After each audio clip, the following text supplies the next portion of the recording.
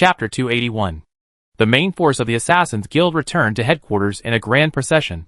Because these combatants had arrived on a forced march without any transportation, even if they wanted to travel, they would first have to go to the nearest city, Shichiluwa, to buy a carriage. After a brief discussion, they decided to go to Shichiluwa. There was no special reason. It was simply that the vice president wanted to take a stroll. The vice president, hands on his hips, declared matter-of-factly, "I haven't been out for years. Can't I even have a little fun before going back?" Lin Ning was actually quite curious about the current situation at the Assassin's Guild headquarters. There's no need to worry about headquarters.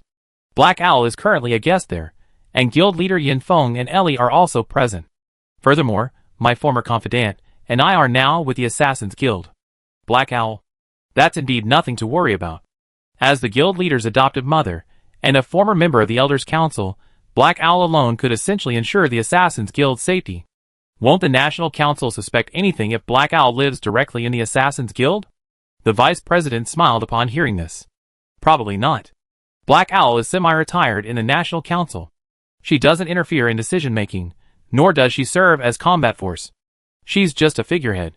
The National Council won't interfere too much with an old lady like that. They're also afraid that Black Owl might storm into the National Council if she's unhappy. Lin Ning was chatting with the vice president when he felt a spatial fluctuation around him. It was Qi. Lin Ning quickly looked around. Mercenaries from the Assassin's Guild were everywhere. If Qi suddenly appeared at this moment, it would definitely cause panic. After all, she had caused trouble at the Assassin's Guild's gate before. Qi seemed eager to talk to Lin Ning, lingering near him. Lin Ning was genuinely afraid she'd suddenly appear, so he quickly left the vice president's side, telling someone he needed to urinate, and ran into a small grove of trees. As soon as he entered the grove, Qi's head popped out with a pop. Lin Ning looked at Qi, speechless. Qi stared at Lin Ning with her hollow eyes for a long time, then said something that added fuel to the fire. "Aren't you going to pee?" "Why should I pee? Didn't you just say you needed to pee?" "I came here because I was afraid you'd suddenly appear and cause panic." "What do you want to say?" Qi nodded quickly. "Yes, I have a question." "Then ask quickly." Qi pulled her head back halfway, and Lin Ning heard the rustling of pages turning. "It's that. Why do my legs go weak when I kiss?" "Huh? And, do all humans like big breasts? Does that have anything to do with love?" "Probably not." Qi started flipping through the pages again. Lin Ning then remembered that she had picked up a little erotic book in Antioch. The title was pretty provocative. What was it again? Oh, it was called Forbidden Love, Crossing Everything Just to Be With You, Part 1. It seemed that Qi, being an outsider, was encountering some questions she couldn't understand while reading this romance novel. "Qi, didn't you initially want to understand love?" "Yes. But I feel that you can't glean these things from novels." She stuck her head out, her eyes wide open. "But I think this is really good." "That's it." Lin Ning suddenly felt that some incredible switch had been flipped in Qi. "You don't even fully understand basic human emotions. This kind of novel is too complicated for you." "No, I already figured it out." "What have you figured out?" Qi tilted her head and thought for a long time, then said confidently, "Between you and that vampire, isn't there love?" Lin Ning's eyebrows furrowed. "I told you wouldn't understand. We don't have love." "That's not right. The book describes it quite well." "Oh right, you're missing some steps." "Steps?" "Yes, the book describes some very important steps." "What steps?" "Like kissing, then finding a secluded place to sleep naked together, then mutually." Lin Ning didn't want to hear her finish and reached out to press Qi's head back down. This guy's head was already a bit odd, but now it's even weirder. Qi was really into it, so naturally, she wasn't going to shut up. She stuck her head out again. "Am I wrong?" "Of course not. Completely wrong. I think you guys can give it a try." "Try my ass?" Lin Ning looked at Qi, suddenly remembering what he had promised her before going to Pingjing. Back then, Qi had helped them, but on one condition. She wanted to speak directly with Ershram. "Didn't you say you wanted to speak with Ershram? When do you plan to do it?" Qi didn't seem particularly concerned about the matter. "No rush. I find him when I'm ready." Lin Ning looked at Qi, suddenly curious. "Do you know anything about the second one?" "I know the general outline, but not the specific details. I don't observe every little thing. When one of your kind dies, don't you feel any regret or anything like that?" She shook her head. "No, his death was somewhat expected. Your emotional patterns are really intriguing." Lin Ning didn't plan to talk to Qi for too long. If he didn't return to the team soon, People would suspect he had a problem with his urinary system. I'm leaving. Just don't show up when there are a lot of people. Is that not okay? Of course not. She seemed thoughtful. Then I have a favor to ask. Lin Ning looked at Chi's head hovering in midair, wondering what kind of trouble she was up to now. What is it? Tell me. She held out another hand, holding the book. I finished this one. Go give me the next one. Go get it yourself if you want to read it. Lin Ning was about to refuse when he saw Chi point to Antai's location. Antai, like a mascot of the Assassin's Guild, was currently surrounded by a group of people flicking his forehead. This had become a very popular challenge within the Assassin's Guild. Because Antai's shell was extremely hard, he didn't feel any pain. Instead, the fingers of those who flicked him ached. Indeed, if she wanted to read the next book, he had to ask Antai, and Antai was always surrounded by people. Fine, I go get you the book, you just stay put. Thank you. Chi said thank you, then vanished in a flash. Lin Ning shook his head and looked at the book in his hand. Forbidden Love, Crossing All Barriers Just to Be With You, Part 1. Out of curiosity, Lin Ning flipped through a few pages. Wow. You wouldn't believe it until you read it. It was incredibly exciting. The content of this book was absolutely mind-blowing, even among humans. The plot completely lived up to the description in the title, Forbidden Love. Forbidden. Everything was forbidden. Lin Ning took the book back to the group, intending to find Antai, but he saw Antai running away in the distance. Antai ran incredibly fast, disappearing in the blink of an eye. He asked the mercenaries beside him, "What's wrong? Did you get angry from being flicked on the head?" The mercenaries quickly waved their hands. No, we all got his consent beforehand, and he seemed to enjoy it. I guess he noticed the other Antais nearby were in trouble, and went to help them. I see. Lin Ning held the book in his hand, thinking he could only wait for Antai to return. Lin Ning was completely unaware that the other mercenaries were staring at the book in his hand. Perhaps because the title seemed so impactful, the mercenaries looked at the book, then at Lin Ning, then back at the book, then back at Lin Ning again, then gave him a knowing look. Lin Ning didn't think much of it.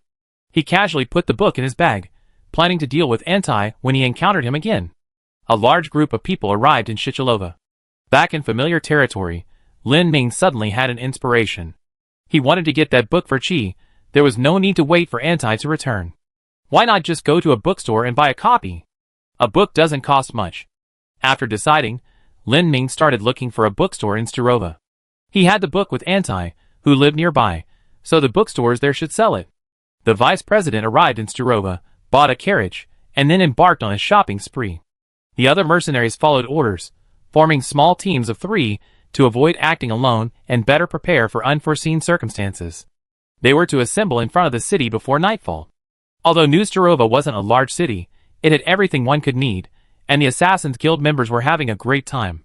Since the rule of forming teams of 3 was set by the vice president, Lin Ning couldn't act alone. He initially wanted to call Caven, but when he looked up, he found Caven in the sky. Lin Ning guessed that Caven had probably been assigned to be a sentry. His keen senses and ability to observe from a high vantage point made him a perfect candidate for sentry duty. So Lin Ning had to find other teammates. He turned his head and saw Mei and Nazi. Are you two with someone? The two shrugged together. No, just the two of us. Okay, let's go together then. We don't really have anything we want to see. Do you have anywhere you want to go? A bookstore. Wow, good idea. Hearing that Lin Ning wanted to go to a bookstore, the two were quite interested.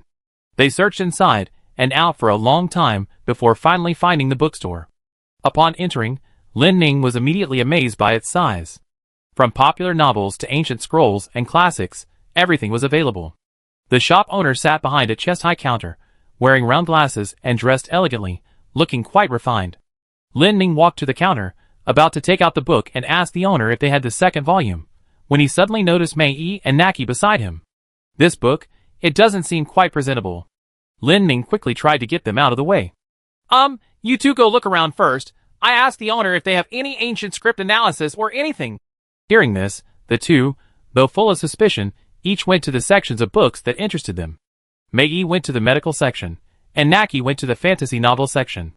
After the two left, Lin Ning took out the book. Owner, this is the second volume. The owner looked at the book, his previous elegant demeanor vanishing instantly, replaced by a beaming smile. Oh, you want this? This is our shop's signature item. Come with me. Lin Ning followed the owner, turning left and right in the bookstore, until they arrived at a quiet corner. The shop owner reached out and turned the head of a bird-shaped sculpture on a nearby shelf, then pushed open a hidden door concealed in the wall. Good heavens! I never expected a bookstore to have a secret room. Please come in, sir. Lin Ming stepped into the secret room and discovered it was surprisingly spacious. Although it was a secret room, it wasn't small. There were several bookshelves taller than a person, and on the shelves. Lin Ming glanced at the bookshelves, his eyes widening. This was the first time he had ever seen so many. In this world. Sir, the entire series of books you requested is here. You can also take your time to choose some others. After you made your selection, simply return to the main hall through the one-way side door. I get back to work now. The shopkeeper finished speaking and walked away. Lin Ming glanced around at the people reading there. Some were acting suspiciously, some had their faces covered, afraid of being recognized, while others were acting like connoisseurs, offering their opinions on the books. Lin Ming originally intended to grab a book and leave, but he couldn't bring himself to leave. He was curious. The content of the book in his hand was already quite sensational. He wanted to know what the other books were like. Swallowing hard, he irrevocably reached out his hand towards the bookshelf. My goodness. Late night anecdotes. I was forced to share a room with the demon god Sea Guy. He and his pillow. 101 techniques you want to know. Autobiography. The years I was kept by the female city lord Lin Ming was completely dumbfounded. As he was staring in disbelief at this outrageous literature, he heard an exclamation. Good heavens! Hearing this voice, Lin Ming realized that Naki had somehow appeared beside him. What are you doing here? Nazi looked at Lin Ming. I followed you in.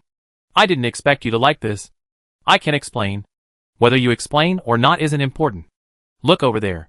Hearing this, Lin Ming followed Nazi's gaze to the bookshelf beside him. Mei was holding a book, the shocking first experience of a noble heiress. Mei was easily embarrassed, and now her entire face was red to her neck. The book in her hand contrasted sharply with the hammer behind her. Mei was from a noble family. Although she was now in the Assassin's Guild, her upbringing had been extremely strict. She never even heard of anything like this, let alone seen it. Nazi, while browsing the bookshelf, said to Lin Ming, she's probably never seen these things before, but she's not young anymore, so we shouldn't worry.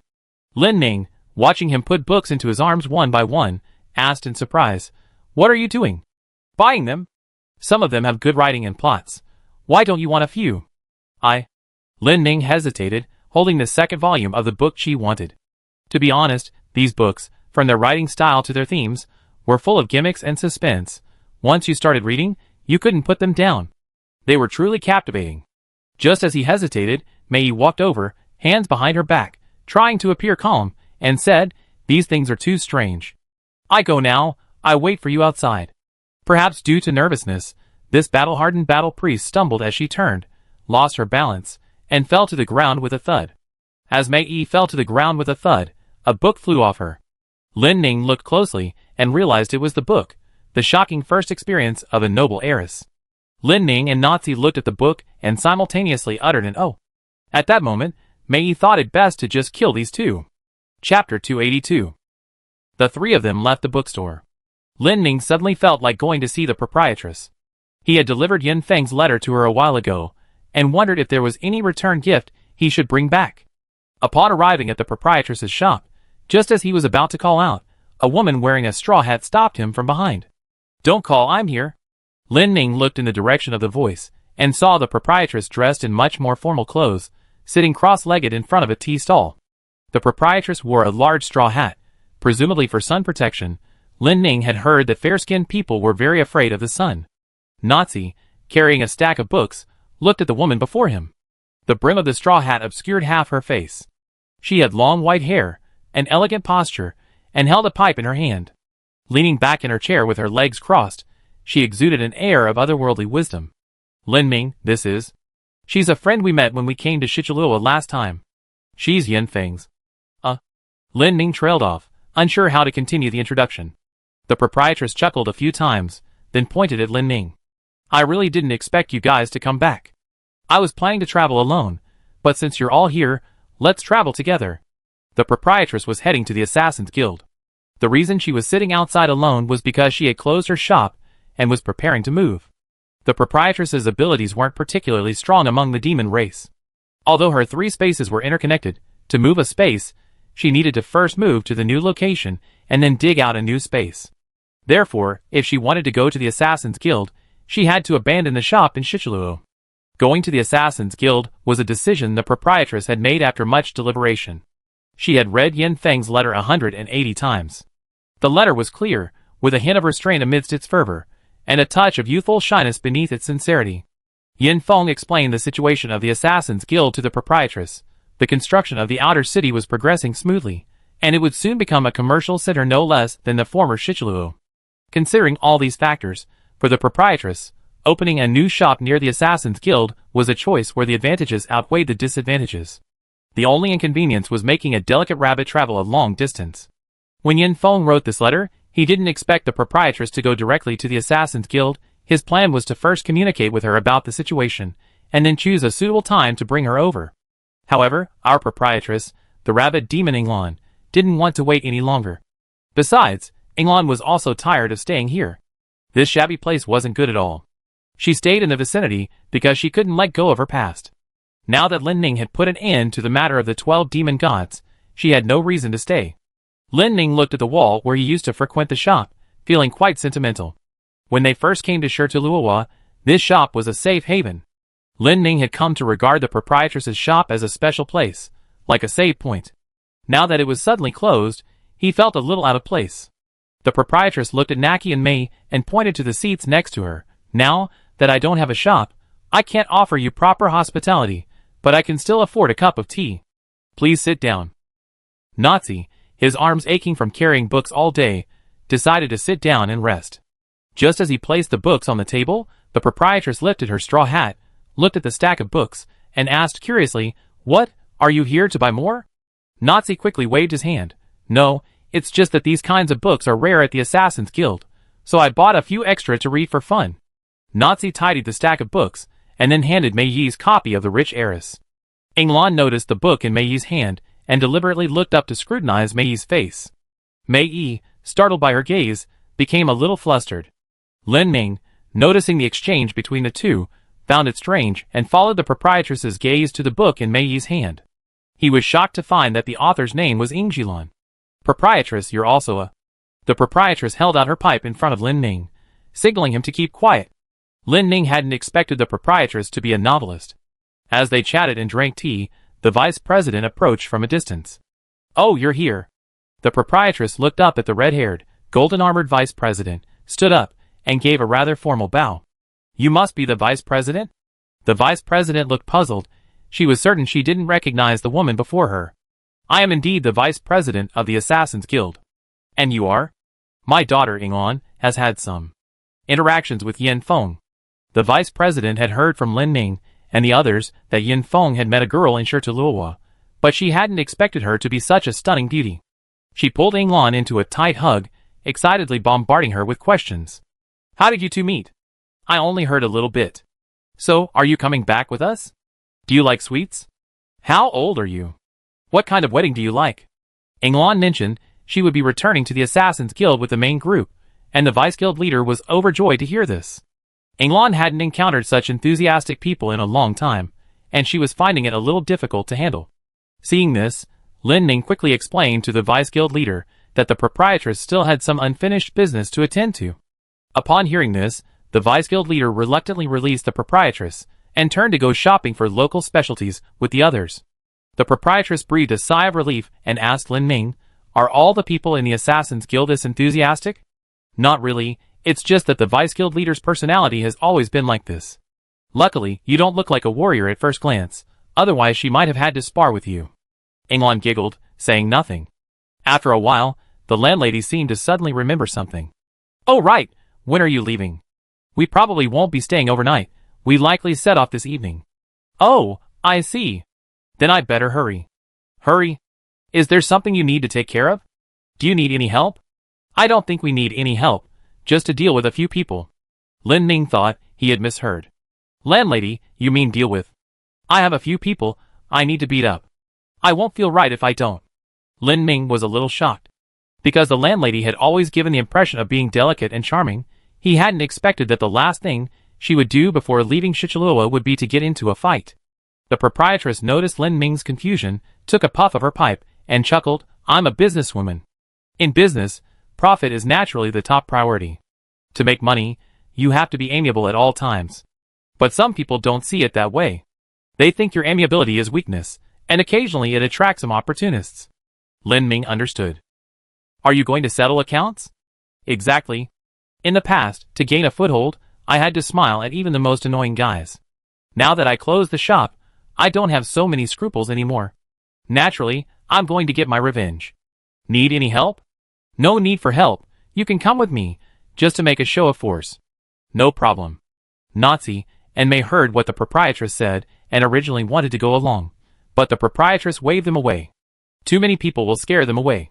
A bunch of rats, no need for such a fuss. Just let Lin Ming follow me alone." Although she said this, the vice president's rule of 3 people traveling together remained in place. After some discussion, Mei Yi and Nazi decided to stay a little further away, while Lin Ming stayed with the proprietress. "Wait a moment, I go change my clothes." The proprietress got up and went into a side room of the tea house, spoke something to the owner, and then closed the door alone. A while later, the proprietress came out, changed. She neatly tied her hair up with a long hairpin, and changed into a smart outfit. She wore a short-sleeved top, fitted at the waist, and thigh-length shorts, also a tight-fitting style.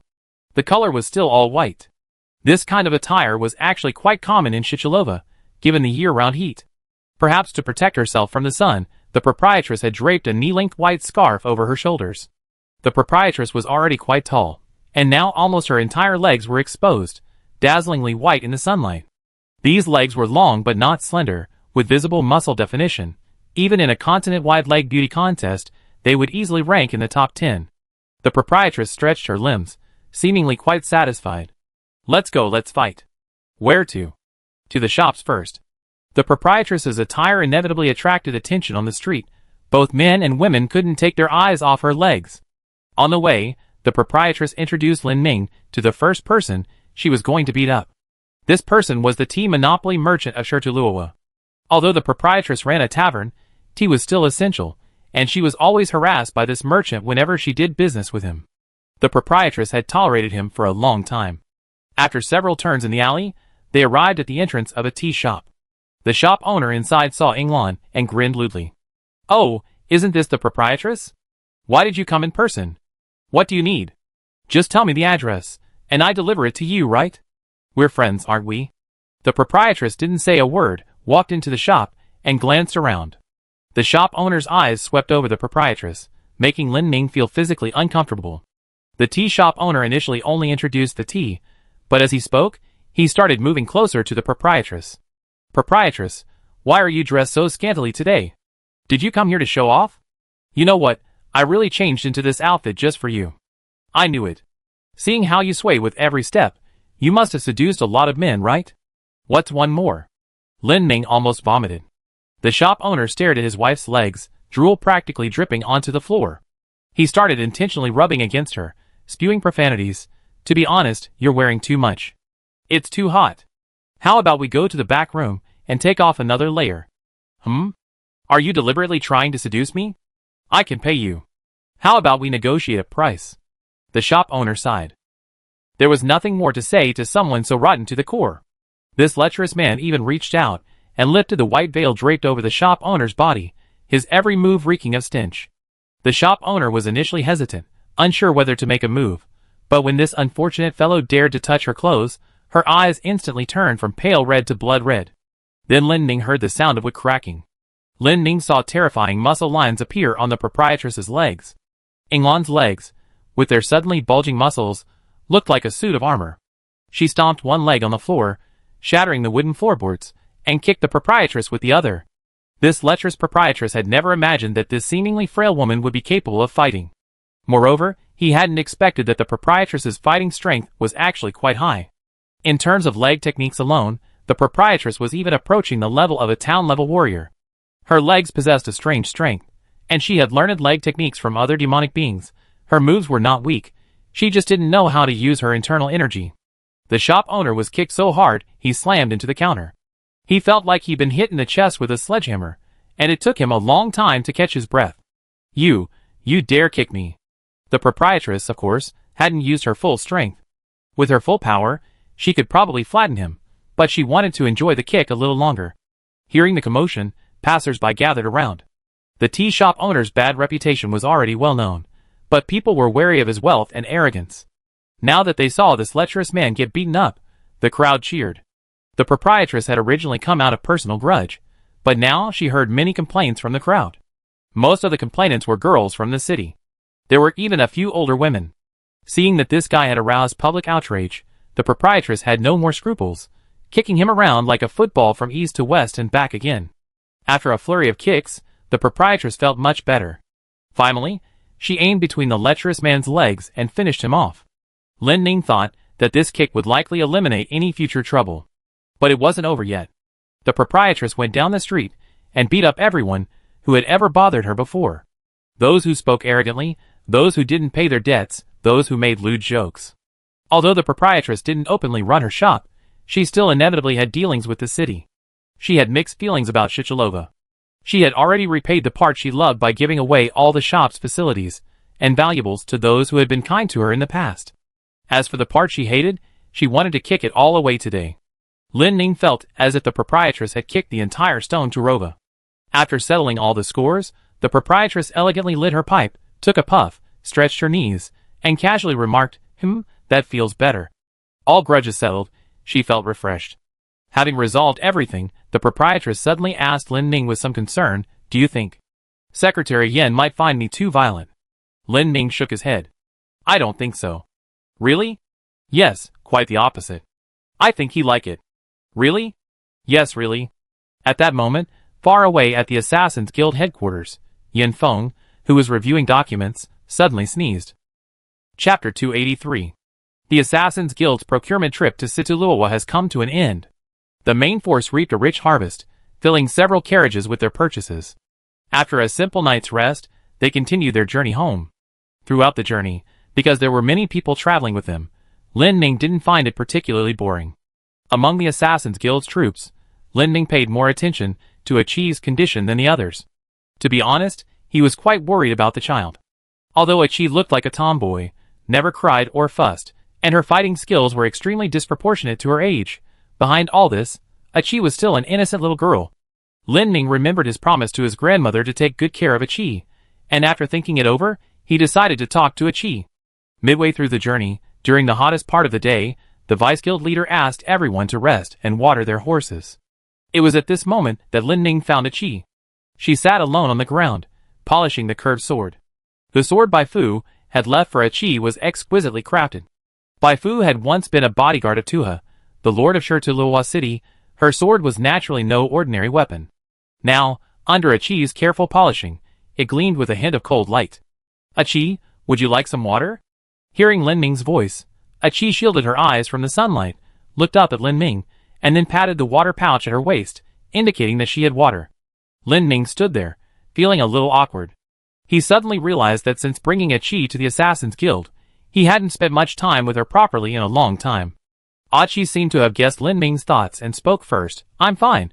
You don't need to worry about me so much. It's just annoying. Uh-huh. Hearing this, Lin Ming felt relieved. Achi was always very straightforward, and these words truly reflected her true feelings. Seeing Achi's frankness, Lin Ming reciprocated honestly, I was indeed worried about you. After all, these things would feel heavy for anyone. Achi sheathed her sword, looking at the patterns on the scabbard. Heavy, it really is heavy. I thought about so many things. I originally thought I would be very sad when I saw my mother's clone, but actually I wasn't. Even when Bai Fu died, I wasn't very sad. Lin Ning didn't say anything, because he knew Achi wasn't finished. Anyone could see that Achi's change in state of mind began with the moment the clone stopped its attack in front of her. That attack. Achi suddenly curled up, burying her head in her knees. That knife suddenly made me realize that my life might be different. A beautiful and powerful mother, a mighty father, they would always protect me, they would never do anything to hurt me, because they are my parents. Although Achi hid her face, she didn't cry, her voice was calm. Lin Ming sighed softly, saw a large rock nearby, and was about to sit down. But the moment his bottom touched the rock, he sprang back up as if electrocuted. Ouch! My bottom's burning hot. Achi laughed heartily. Ha ha ha. Otherwise why do you think I'm sitting on the ground? Ha ha ha. Seeing Achi laugh, Lin Ming also laughed. Achi laughed for a while, then gently shook his head. I'm quite lucky. Lin Ming tentatively found a place where it wouldn't be too hot to sit down. What do you mean? You see, although my parents are both dead, generally speaking, an orphan like me should have a miserable life. But I met Grandma. Lin Ming nodded. Yes, Grandma is very kind. Achi continued, and then I met you all. If I hadn't met you, I might still be herding cattle. Then I met the vice president of the Assassin's Guild. Sometimes I wonder if I'm too lucky. Lin Ming was a little unsure how to answer. Aki didn't expect a response from Lin Ming. She continued, so these past few days I've been thinking that I can't want too much. What I have now is good, so I shouldn't regret what I lost too much. Otherwise, I end up like that second person, envious of everything, wanting everything. It's disgusting. Lin Ming was quite surprised. He had originally intended to comfort Aki, but he suddenly realized that Aki seemed to have changed. When she first joined the Assassin's Guild, she was like a naive young boy. But the Aki now was clearly different. You grown up? Aki subconsciously glanced at her chest. Oh! No, I wasn't talking about physical development. You're still young, don't rush. No, I'm really bothered by it. Those clones. They all have great figures. I don't seem to have inherited any of that. You probably look more like your father. Achi looked displeased at this. She gripped the knife in her right hand, a golden aura swirling around its blade. Then, Achi suddenly released her grip. The knife didn't fall to the ground. Instead, it hovered steadily in midair. Achi grasped the scabbard in midair, removed it, leaving only the gleaming blade suspended in the air. Then she flicked the hilt. Because there was no resistance, while the knife was suspended in the air, Achi's flick caused it to begin spinning. Achi pointed at the knife, and Lin Ming saw it spin faster and faster, even emitting a buzzing sound. As the blade spun, a gust of wind blew against Lin Ming's face. Achi chuckled. How about that? Feeling refreshed? Good heavens. So it was a fan. Lin Ming stared at the flying knife fan, feeling as if the knife might fly towards him at any moment. The more he looked, the colder his back became, though it did cool him down considerably. After a brief chat with He, Lin Ming felt relieved. By the way, did you see where Cat went? He pointed to the back of the group. In the back car, seems to be with Hyson. It seemed that Cat's relationship with Hyson had improved considerably after the battle in Pingjing. After all, they were comrades who had gone through life and death together. Seeing Cat taking the initiative to be friendly with others made Lin Ming quite gratified. He had originally wanted to see how harmoniously Cat and Hyson got along, but as soon as he approached the car where Cat and Hyson were, he heard a commotion coming from inside. Upon opening the car door, Lin Ming saw Hyson and the Cat wrestling over a piece of jerky. Even after seeing Lin Ming, they showed no sign of stopping. Lin Ming glanced at the jerky, thinking it looked quite delicious. Both Hyson and the Cat were sweating profusely from the struggle, growing increasingly impatient and wanting to end the fight immediately.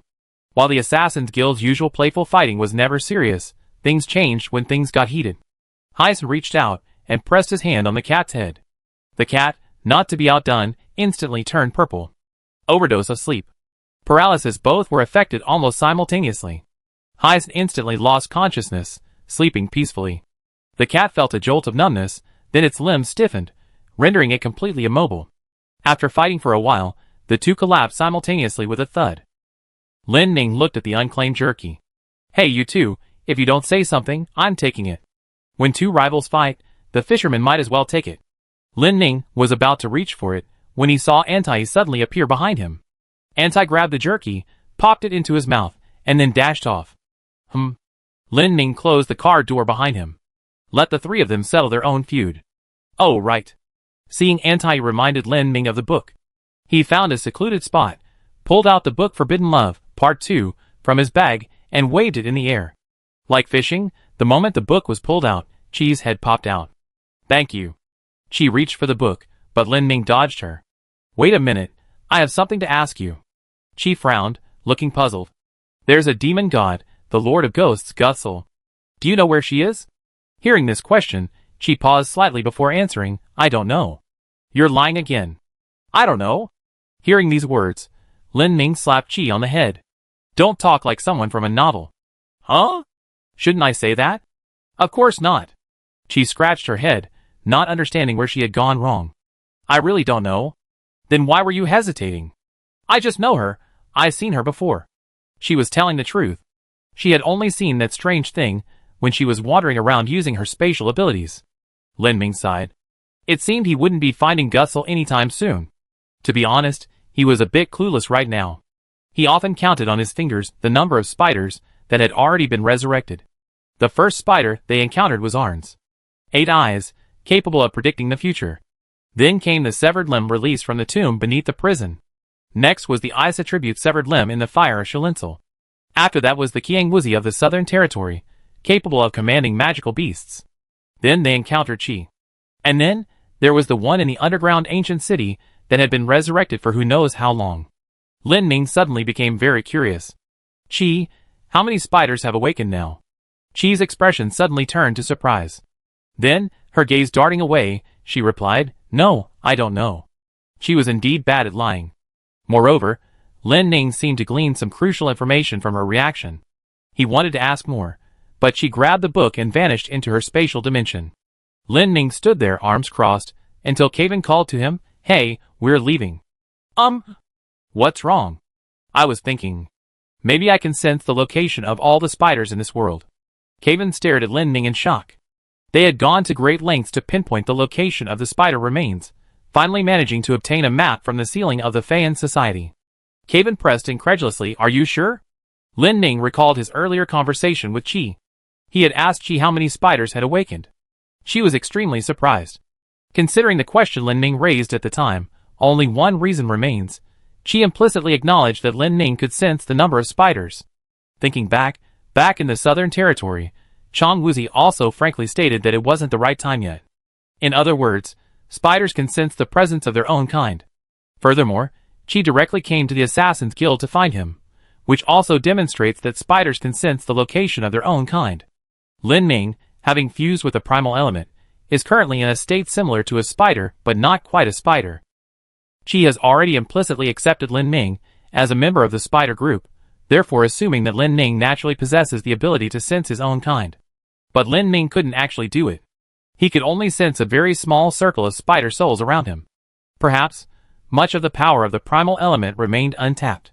With this question in mind, he returned to the vicinity of the Assassin's Guild's main force, arms crossed, head down, following behind for a while, his mind preoccupied with the primal element. As he walked, he suddenly felt something was amiss. He looked up to see if he had fallen behind, but when he did, he froze in place. There was no one in front of him. Lin Ming thought he was dreaming.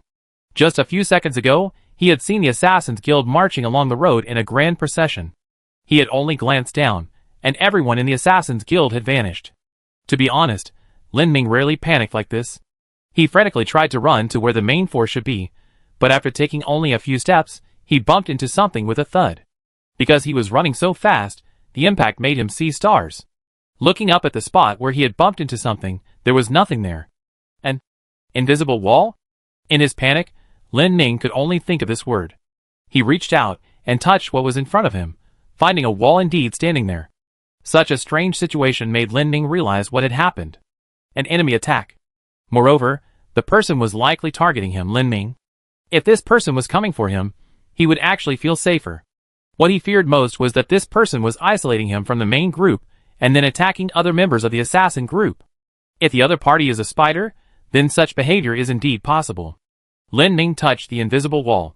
At first glance, it seemed completely transparent, but recalling the scene of the assassin's main force suddenly disappearing before his eyes, he felt that the wall might not be transparent, but rather like a media player, only showing Lin Ming specific scenes. To verify this hypothesis, Lin Ming looked down at the tracks left by the assassin's carriage. He looked down, but found no tracks on the ground. Caven! Lin Ming called out, unsure if the person on the other side of the wall could hear him. After calling out, he listened intently for a while, but there was no sound. It seemed the wall was soundproof. Lin Ming looked around, wanting to confirm the length of the wall. He took a deep breath and exhaled a cloud of brown spores. As the spores spread, he finally understood what kind of space he was in.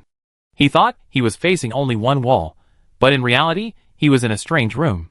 This room was roughly a cube, about 10 meters long, wide, and high, with all 6 sides made up of these strange walls. Lin Ming instinctively tried to spread his mycelium into the ground, but even beneath his feet were walls. His mycelium had absolutely no effect on the walls. He tried using mold, but it also failed to corrode the walls. Damn it! Since his awakening, Lin Ning had been incredibly arrogant, capable of anything, but now, he suddenly found himself completely helpless. Unable to connect with the ground, his mycelium was limited, unable to absorb elements, and he had no elemental crystals on him. He kicked the walls several times with force, but they didn't budge. If the walls didn't react at all, Lin Ning would give up. But the sounds the walls made when impacted made him think that they could be broken through by brute force. However, he lacked brute force. His strength was even inferior to Antai's. He tried to expand his mycelium to its maximum extent, hoping to break through the space, but even using all his current mycelium was futile. Mycelium was simply too soft. Lin Ning panicked. He had never imagined that his abilities would be sealed so tightly. Most importantly, the creator of this room was clearly outside. He couldn't attack the creator to dismantle the room, but without breaking through the room, he wouldn't even know who the creator was. Lin Ning felt extreme anxiety in this seemingly not-so-sealed enclosed space. The second reason for his anxiety: first, he couldn't find a way out. Second, he desperately wanted to know what had happened outside. It's very possible that the outside world is now a sea of blood, and he will be trapped here indefinitely. Chapter 284. Just as Lin Ning was at his wits' end inside the prison, those outside noticed something amiss. At the head of the Assassin's Guild's group were two mercenaries responsible for determining the route. Their task was to use a map and compass, and based on landmarks along the way, confirm the group's direction. The two men were chatting and laughing as they walked along, following the map, when they turned their heads and saw a strangely shaped boulder to their side. Ha ha ha, look at that rock. Doesn't it look like a big fat man doing the splits? Ha ha ha, it really does. The two men found the rock interesting and glanced back at it a few times as they passed by. They initially thought it was just a minor incident during their journey. But in fact, this incident occurred again.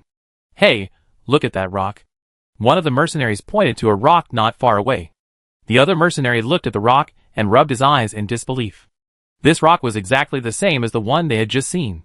He opened the map, took out his compass, and looked up at the sun. Their direction of travel should be correct. His. Could it just be rocks that look similar? The other mercenary, though somewhat uneasy, still felt their route and direction were correct. If the direction was right, then the problem must be with the rocks. Maybe there are some villages nearby, and they like to carve rocks like this. Carved into big, fat figures with splits? Maybe. Their beliefs are more lavish. While the explanation sounds far-fetched, it's quite convincing in the current situation. Some villages, according to their beliefs, carve all the stones in their territory into uniform shapes to assert their sovereignty and faith. However, such villages have almost disappeared. Filled with suspicion, the two men continued leading the group forward. But after a short while, a large, overweight man with splits appeared before them. The two men hesitated and stopped immediately. Look, the big fat man. Yes, the big fat man. The third one. Yes, the third one. Do you remember what the previous two looked like? I remember a little bit. Then look, is this one similar to those two, or exactly the same? These three stones, from shape to details to size, were identical. The two men exchanged a glance, realizing something was definitely wrong, and quickly went to report the situation. They planted their military flag in the ground. Those behind them would know they were temporarily halted upon seeing the flag. The two mercenaries turned back and headed straight for the vice president's carriage. Upon reaching him, they excitedly explained the situation. You mean you saw 3 identical stones in a row? Yes. The vice president, knowing the saying something unusual must be amiss, immediately alighted from the carriage, intending to investigate personally. Take me there. The two mercenaries led the vice president to the spot where the military flag had been planted. They searched around, only to find that the stone was gone. The vice president stood with her arms crossed, watching the two men. The two men gestured wildly, desperately trying to explain that they weren't lying. The vice president didn't believe they were lying. In the midst of a military campaign, lying was a serious crime punishable by death. The vice president pondered for a moment, deciding the matter was relatively easy to resolve. She could simply have Caven fly up and take a look, and he would understand. She followed the troops to the end of the column, and saw Caven circling in place. Caven, what's wrong? Lin Ning is missing. Missing? Yes. The vice president suddenly had a bad feeling. How long has he been missing? I haven't seen him since the last rest. The vice president hesitated for only a few seconds before suddenly turning to the column and shouting, "Stand firm." The previously chatting and laughing column instantly fell silent. The only sound was the wind rustling through the leaves. Caven, Is there any unfamiliar presence nearby? Caven listened intently for a while, finding it strange. I can't sense any strangers, but the airflow around me feels odd. Airflow?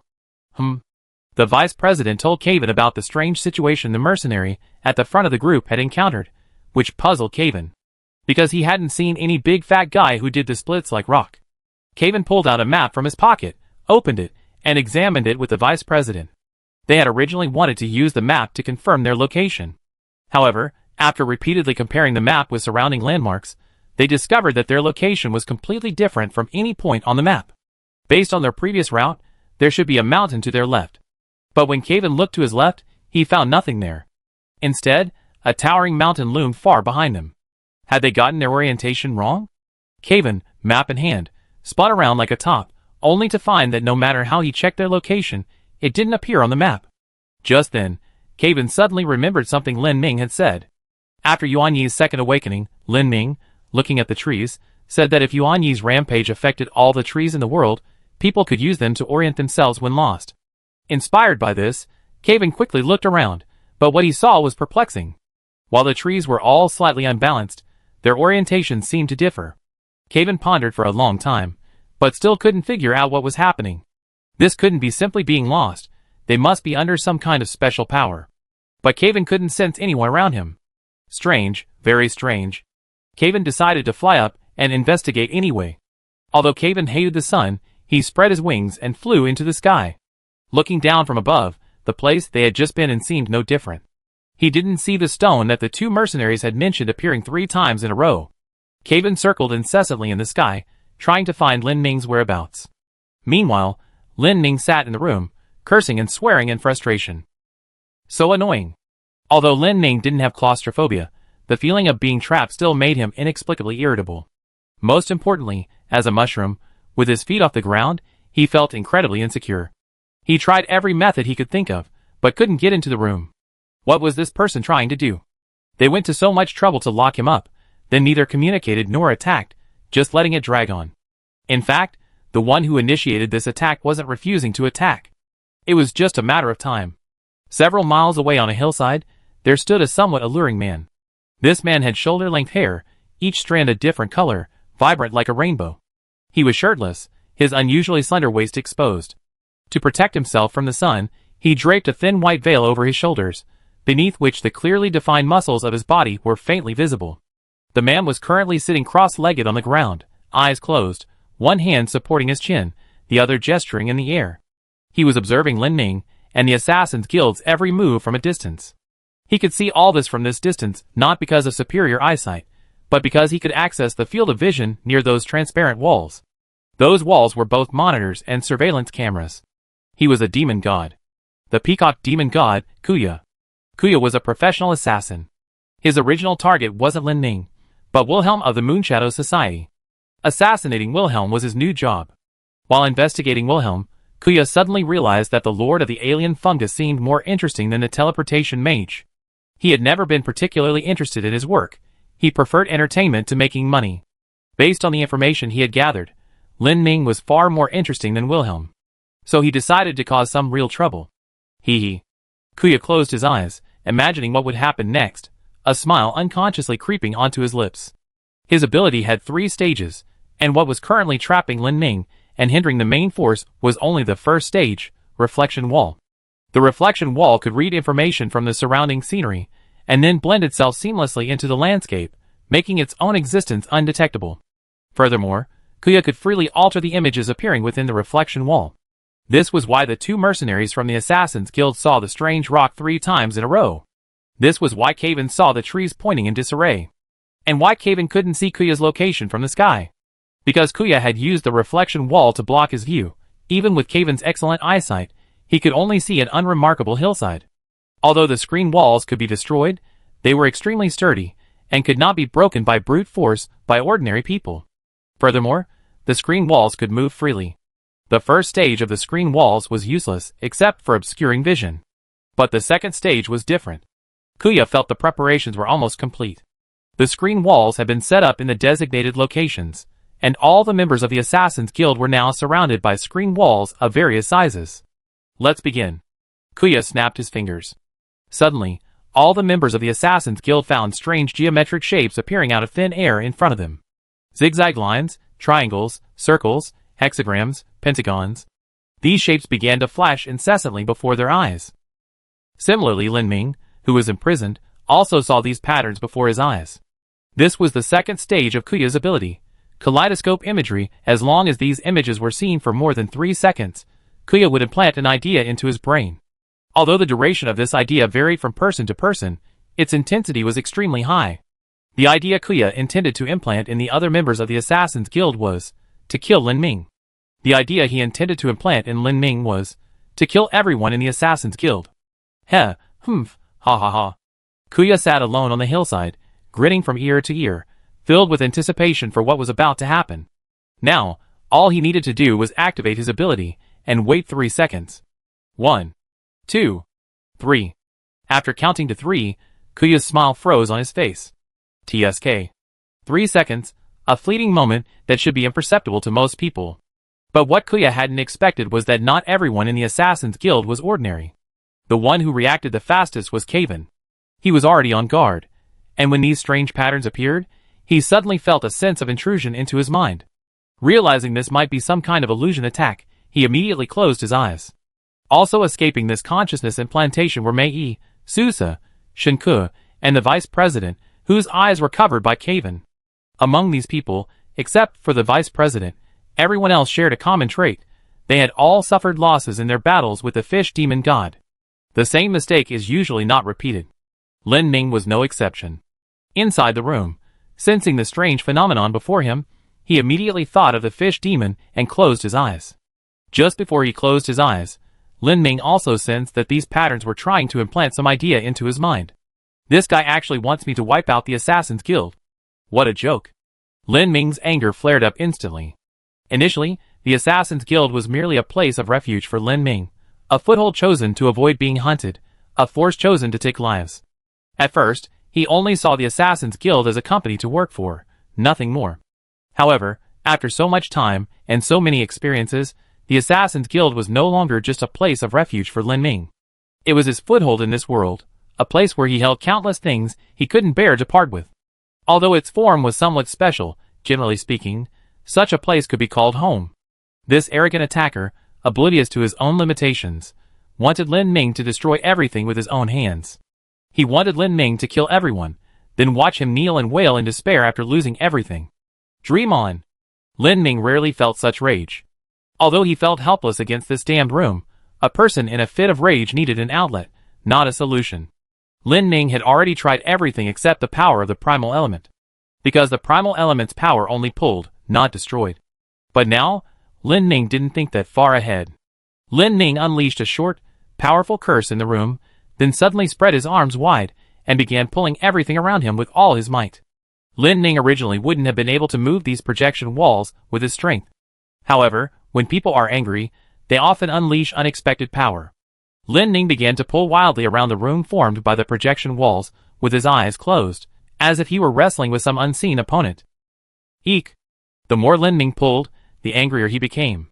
He desperately used his primal element abilities to vent his frustration, while Kuya, in the distance, frowned. He sensed that the projection walls seemed to be trembling.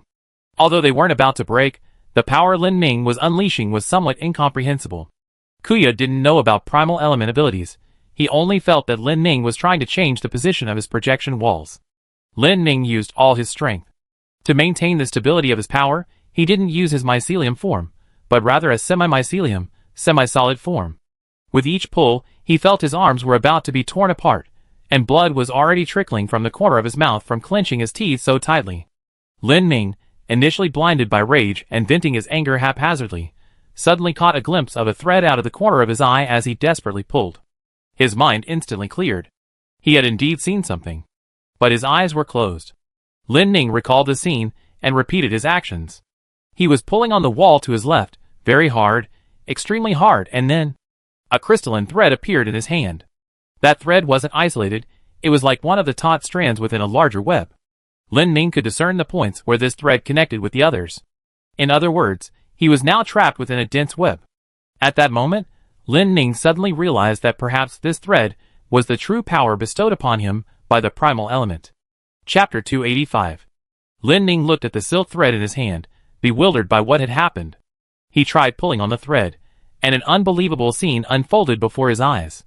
As he pulled, the thread began to create a web of silk, crisscrossing and precisely and evenly cutting through the entire space. I understand. Lin Ning finally realized what the primal element had given him. The ability to pull was merely a superficial manifestation. These silk threads might be the symbol of space in this world. To confirm his idea, Lin Ning used the primal element's power to wave his hand in the air. Where his hand passed, countless silk threads appeared. Lin Ning was shocked by everything around him. At that moment, he had a very strange feeling. He felt as if he had become a fish. A fish swimming within a silk web. Humans, in fact, do not have the ability to directly perceive space. To perceive space, one can only rely on other senses. For example, through light, through air currents. If you completely blindfold a person, plug their ears, and cut off their sense of touch, they would be unable to discern their surroundings. Is it a sphere? A cube? A luxurious room? Or an endless, flat expanse? Perceiving space is an ability humans lack. However, the primordial element that created this space is different. Lin Ning, having fused with the abilities of the primordial element, is different as well. Lin Ning can now accurately perceive his surroundings. The size of the room he is in, his own volume, the thickness of the walls, even the environment beyond the walls, the fine grains of sand on the ground. He knows it all perfectly well. All these things were shrouded in a web of silk. The wind, leaves, sand, insects, every tiny movement of any object caused a change in the web. Lin Ning discovered that the silk in the entire world seemed to be stable. Without external force, the silk wouldn't move on its own. The silk had no consciousness, it merely supported the framework of this space. But there was one exception. That was Lin Ning. He could manipulate these silks at will. His previous pulling ability was simply the crudest way he had unconsciously discovered the world's silk. Because everything was contained within the silk threads, pulling on the threads could change the position of things. Now that he understood the principle behind this ability, Lin Ning felt that he could do much more than just pull. Still with his eyes closed, sensing the silk threads, Lin Ning was completely unaware of the changes happening to his body. The primordial element on his chest was glowing. Normally, the primordial element looked like a black, somewhat shiny stone. Now, however, this stone was radiantly shining. As Lin Ning's fusion with the primordial element deepened, he felt the threads around him beginning to form an orderly pattern. At the center of this arrangement was the primordial element on his chest. At this moment, the primordial element and the world threads completed their connection. Lin Ning felt as if a long blind person had suddenly seen the world, astonished by everything around him. He could see. He could see everything. He could sense every entity that existed in this world. The threads existed within all things. The world before him was as transparent as if it were transparent. Although the precision of his perception of the threads decreased with distance, Lin Ning could still sense that Caven was several dozen meters away. In front of Caven, the Assassin's Guild members were in disarray. To their left was a mountain, not high, but lush with vegetation. Ahead lay a river, its current swift, spanned only by a simple wooden bridge. And, several miles away on a hillside, stood a man. This man was the culprit who had trapped him here. Lin Ning couldn't see any of this. He couldn't sense the colors or sounds of these things, but he could feel their presence in space. Gas, liquids, and solids each had different effects on the threads. Air currents, clouds, and dust were also clearly distinguishable. Lin Ning knew that all of this couldn't be merely perceived. He could also control it. It was time to fight back. Lin Ning tried to pull Caven towards him through the wall in front of him. He initially thought the threads would be blocked by other objects, but in fact, nothing could stop them. When Lin Ning reached out, the primal element on his chest automatically selected threads that directly connected to Caven, based on his will.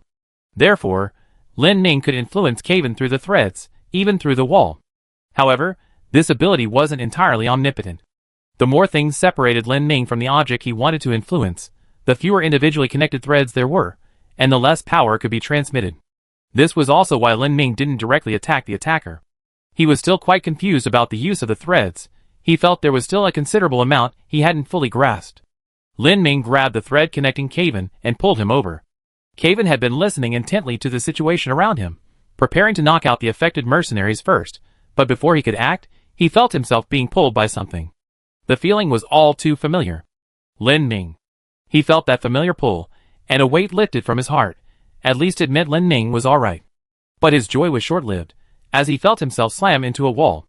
With a thud, Caven was as if sucked onto the wall. He felt like a gecko. Lin Ning then realized that although he had pulled Caven over, they couldn't communicate.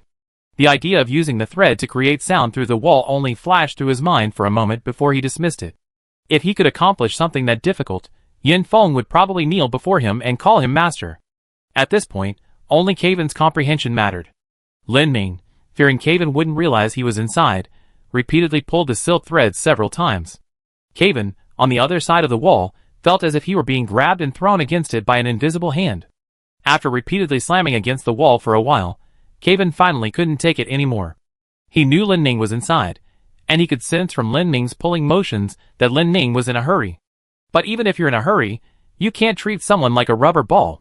Caven directly wrapped his right hand with chi, using the pulling force to stomp his feet against the wall, took a deep breath. The muscles in his right arm bulged, and using the power of his waist and abdomen to drive his shoulder, and then using the power of his shoulder to drive his arm, he delivered a solid punch. Break. With Caven's roar, Lin Ning felt the wall in front of him begin to crack. Caven raised his hand again. Break again. With a crisp cracking sound, the wall that had trapped Lin Ning for quite some time finally shattered. Sensing the wall crumble, Lin Ning finally opened his eyes, and saw Caven standing before him, eyes closed, teeth clenched, fists raised. Because among everyone, only Lin Ning could accurately sense the location of those transparent walls, and therefore only he could evade the brainwashing patterns. Lin Ning quickly assessed the situation, then pulled Caven in front of him, releasing an extremely powerful spore mist before the assassins in the distance could notice. This spore mist had two functions. First, it formed a completely opaque sphere around Lin Ning and Caven, thus shielding them from the walls. Second, it used these spores as a shield. If anyone attacked, he would directly bind them with the spores and mycelium. Caven, open your eyes.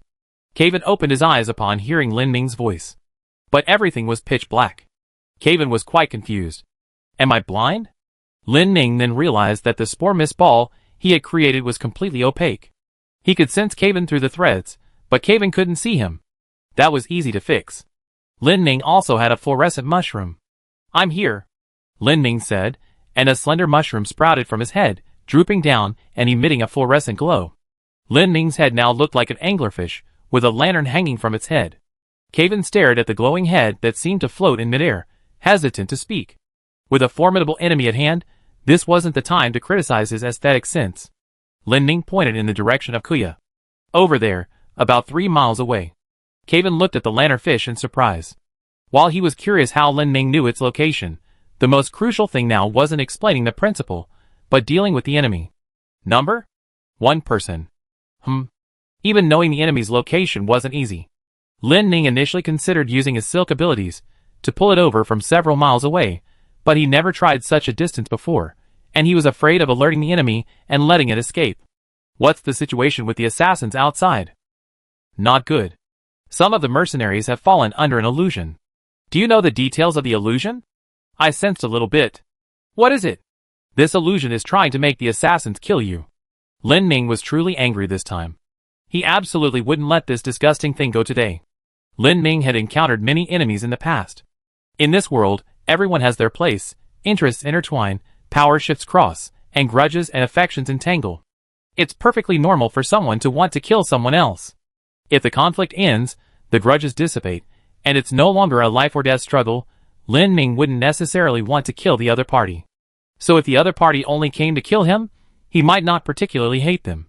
But if you not only come to kill me, but also to disgust me, then you're dead. Caven, can your size get a little bigger? Big? Yes. Am I small? No, it's just that we need to coordinate our tactics. How do we coordinate? Lin Ning whispered all the tactical arrangements in Caven's ear, and Caven nodded after listening. This was probably the best way. Caven assumed a horse stance, began gathering his energy, and started trying his best to change his form. Lin Ning wanted to use Caven as a flying machine. For easier piloting, he needed to be able to sit on Caven's back. Caven's form began to grow inch by inch, his appearance slowly becoming less human and more like a crimson pterosaur. After transforming, Caven looked down at Lin Ning. Big enough? Big enough. Get on. Okay. Lin Ning climbed onto Caven's back, still feeling a surge of excitement. He hadn't expected to experience riding a dragon. Because of the brainwashing messages on the walls, Caven still couldn't open his eyes. Although Kevin could roughly sense his surroundings through sound waves, his perception range was quite limited, only a dozen meters. Therefore Lin Ming, who could sense even the slightest whispers, was needed as the pilot. Meanwhile, in the distance, Kuya was quite puzzled.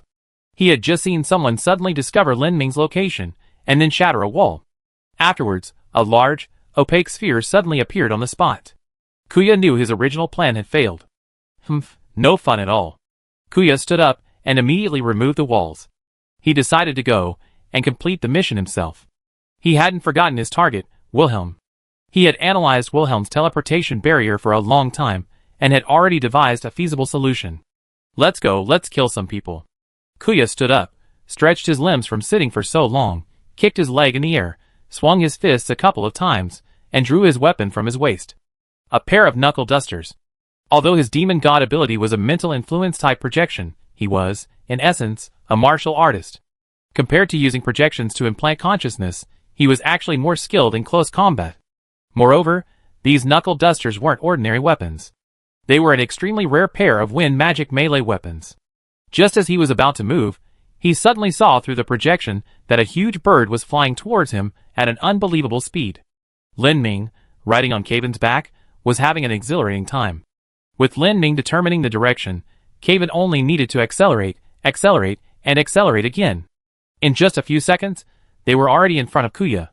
Kuya didn't even understand what was flying towards him. He instinctively held the screen in front of him. Wanhua film no. The screen was useless, because both of the flying creatures, the one flying and the one riding, had their eyes closed. Kuya was a little confused for a moment. They can fly blindly? Lin Ming verbally directed Kevin's flight path until they were close enough that Kevin could see Kuya through sound waves. Kevin summoned a scythe in his hand, intending to swoop down and slice the creature in two. But just as he was about to dive, he sensed the opponent's form suddenly blurring. Kuya was no pushover either. Since the opponent could pinpoint his location without opening his eyes, it was most likely through sound or air currents. He raised his hand and slammed his knuckle dusters together, instantly creating a whirlwind around him. This whirlwind affected Kevin's hearing. This whirlwind was annoying, and it also affected the spores Lin Ming was using for his sneak attack. Kuya looked at the two strange creatures, a smile playing on his lips. He was strong. He believed that as long as the power wasn't beyond mortal comprehension, he, Kuya, wouldn't lose. Kuya looked at Kevin flying in the sky and muttered to himself, things that can fly seem inherently arrogant, always thinking they're safe when they're in the air. But that wasn't the case. Kuya crouched down, raised his right fist, and slammed it into the ground. Upward wind field. This punch created a powerful upward vortex beneath Kuya's feet. He was the peacock demon god. While he didn't know if other bird demon gods were like this, his own weight was actually quite light. As the upward vortex rose, Kuya whooshed into the air, instantly appearing in front of Kevin and Lin Ming. Scared you, haha? Wind force. While airborne, Kuya swung his right fist fiercely towards Kevin. His weight wasn't high, so the force of his punch should have been minimal. However, the power of this punch was astonishing. Because a huge burst of air suddenly shot out from behind Kuya's elbow, propelling his fist towards Kevin. This undisguised punch was naturally noticed by Kevin. He raised his scythe, using the handle to block. The instant fist and scythe collided, a whirlwind exploded from the point of contact. Lin Ming was nearly blown off Kevin by the gust of wind. He could only desperately cling to Kevin's shoulder to keep from falling.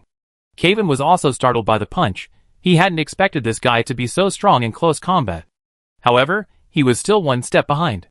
Just as Kuya was about to use the wind to throw a second punch, he suddenly felt as if his right hand was stuck to something. Looking closely, he saw that Kevin's scythe was wrapped in a layer of red energy. His right hand was firmly stuck to this energy, unable to move. Hee got you. Chapter 286. Kevin could hover in the air using his wings, but Kuya couldn't. He could only leap up using the whirlwind. So, after being stuck to Kevin's aura, Kuya simply hung on Kevin's side with one hand. Kuya wasn't particularly panicked about his current situation. Special aura, it's quite fun. His composure in battle stemmed from his countless combat experiences. As an assassin, Kuya's mission success rate was actually very low. He often changed targets mid-mission to do things he found amusing. Like now. Wilhelm was long forgotten. He was completely captivated by the strange duo before him. Kvin knew he had Kuya hooked, and with one hand gripping the scythe, he pulled upward sharply, while the other threw a punch. Kuya felt his body being pulled in front of Kevin, and then an unusually large fist appeared right in front of him. Kevin, now significantly larger than an average person, would be a formidable opponent if his punch landed squarely on Kuya's face. Even if Kuya wasn't killed instantly, he would be knocked unconscious. Kuya's solution to the current crisis was a strategic retreat. While it appeared he was bound, it was unclear who was truly bound. Before Kevin's fist struck, Kuya placed his left hand on his right wrist.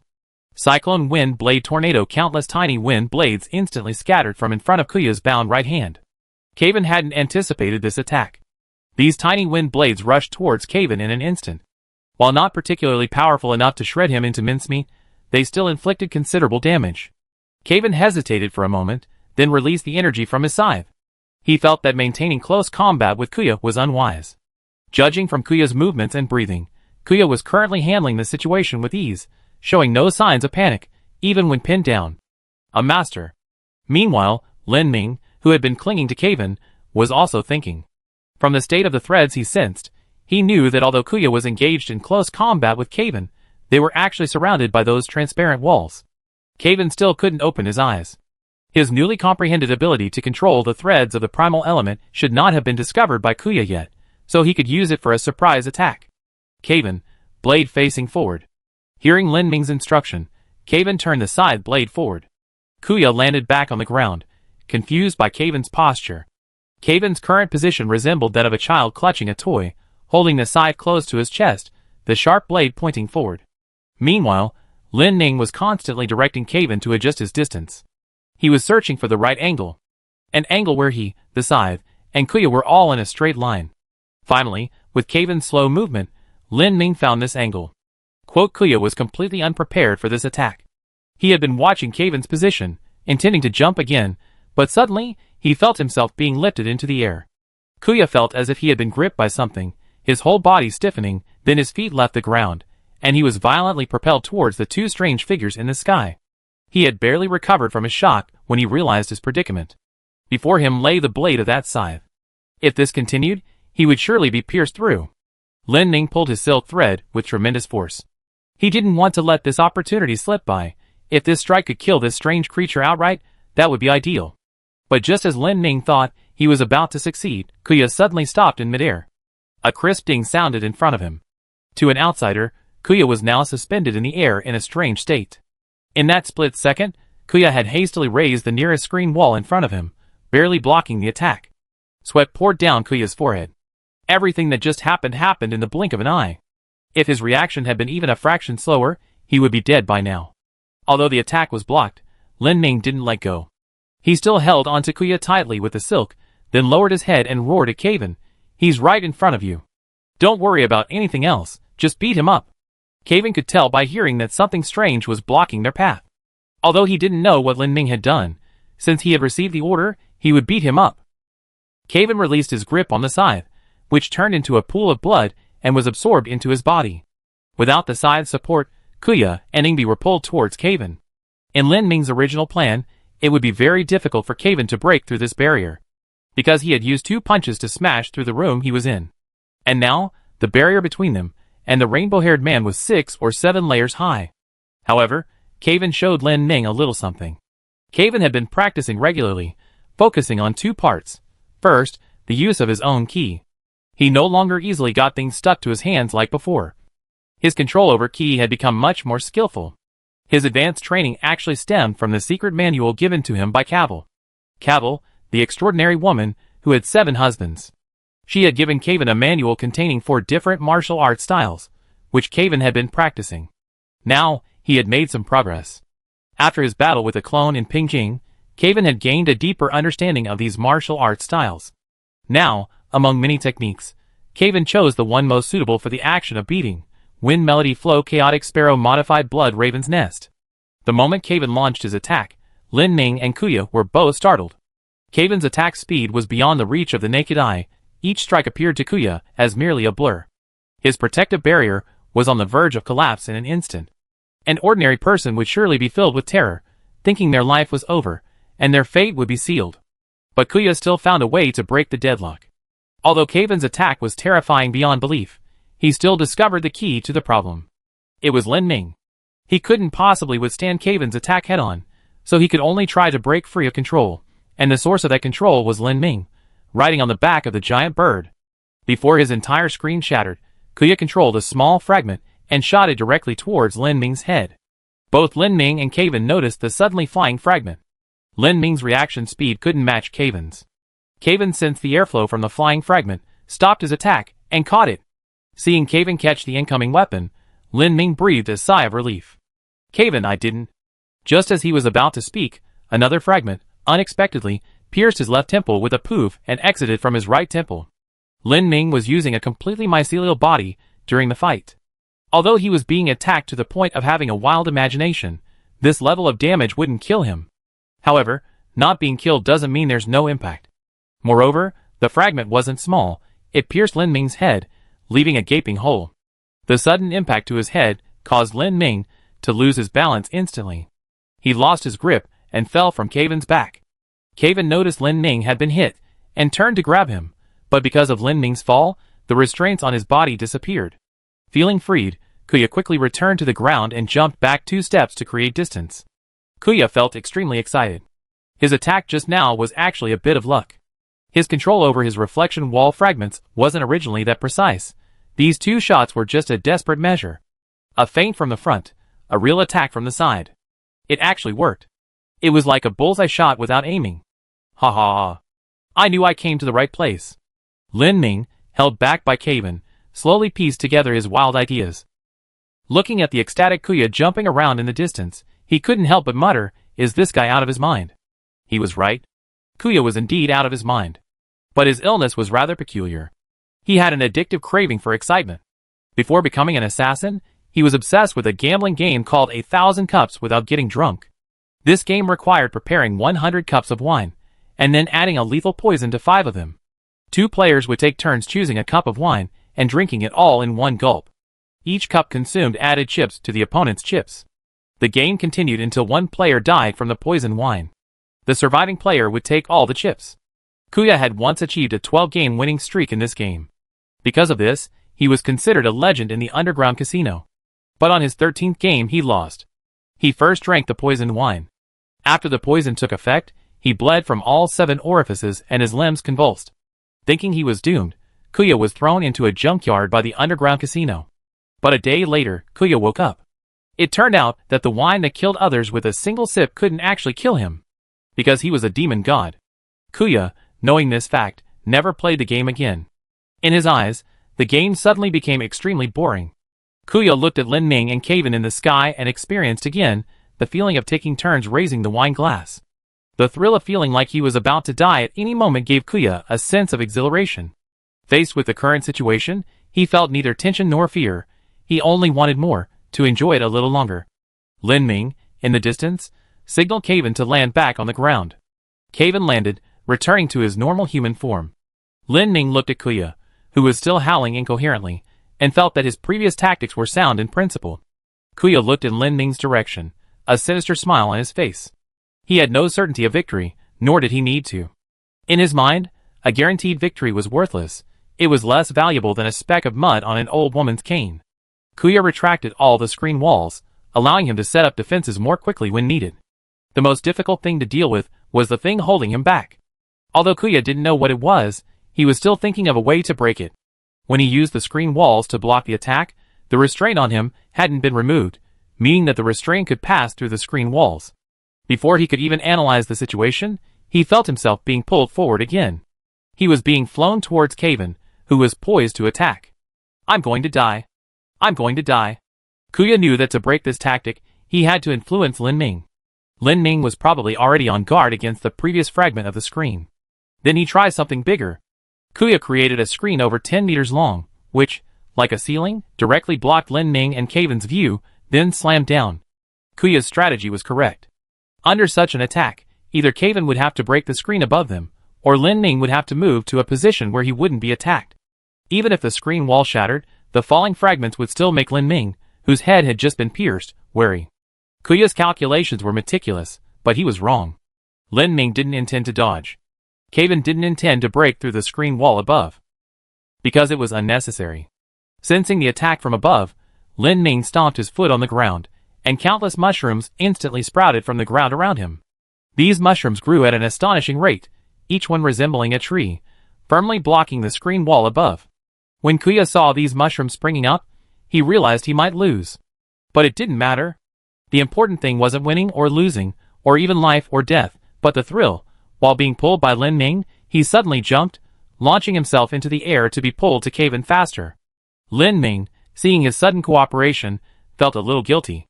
Because this guy's laughter was unsettling, it made you feel like he was up to some dirty trick. In fact, Kuya had no dirty tricks left. He wanted to have a big, high-octane brawl with Kaven. Seeing Kaven getting closer and closer, Kuya conjured whirlwinds around his hands, even using them to propel himself forward. Ha ha ha, I'm ready. Feeling Kuya flying towards him, Kaven suddenly laughed. Lin Ming, on the other hand, was completely bewildered. Hey, don't catch this lunatic's nonsense. He didn't need to restrain Kuya anymore. The guy had simply flown over on his own. Listening to the wind, Kaven realized that if he took the attack head-on, he might be knocked away. But he didn't intend to dodge.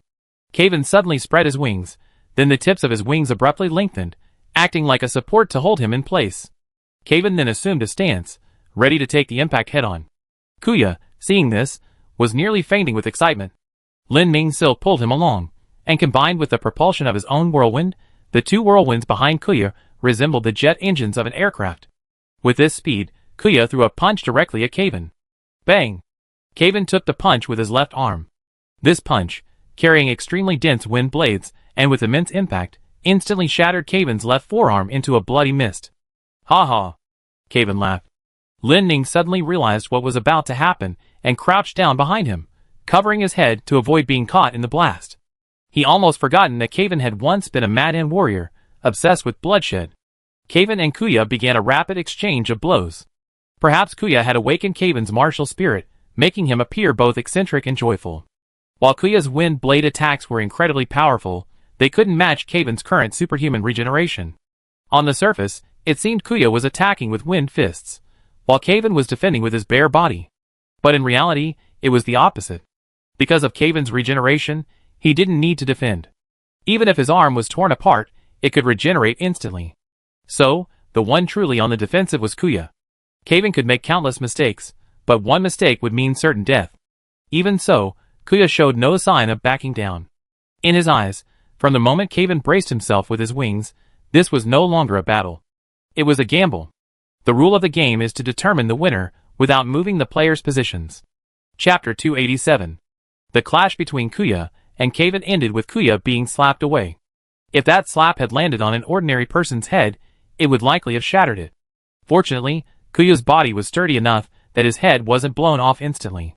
Kaven knew the outcome the moment the slap landed. He was surprised that Kuya hadn't moved an inch throughout the entire exchange. Kaven retracted the wing supports behind him, swaying slightly before Lin Ming dared to stand up.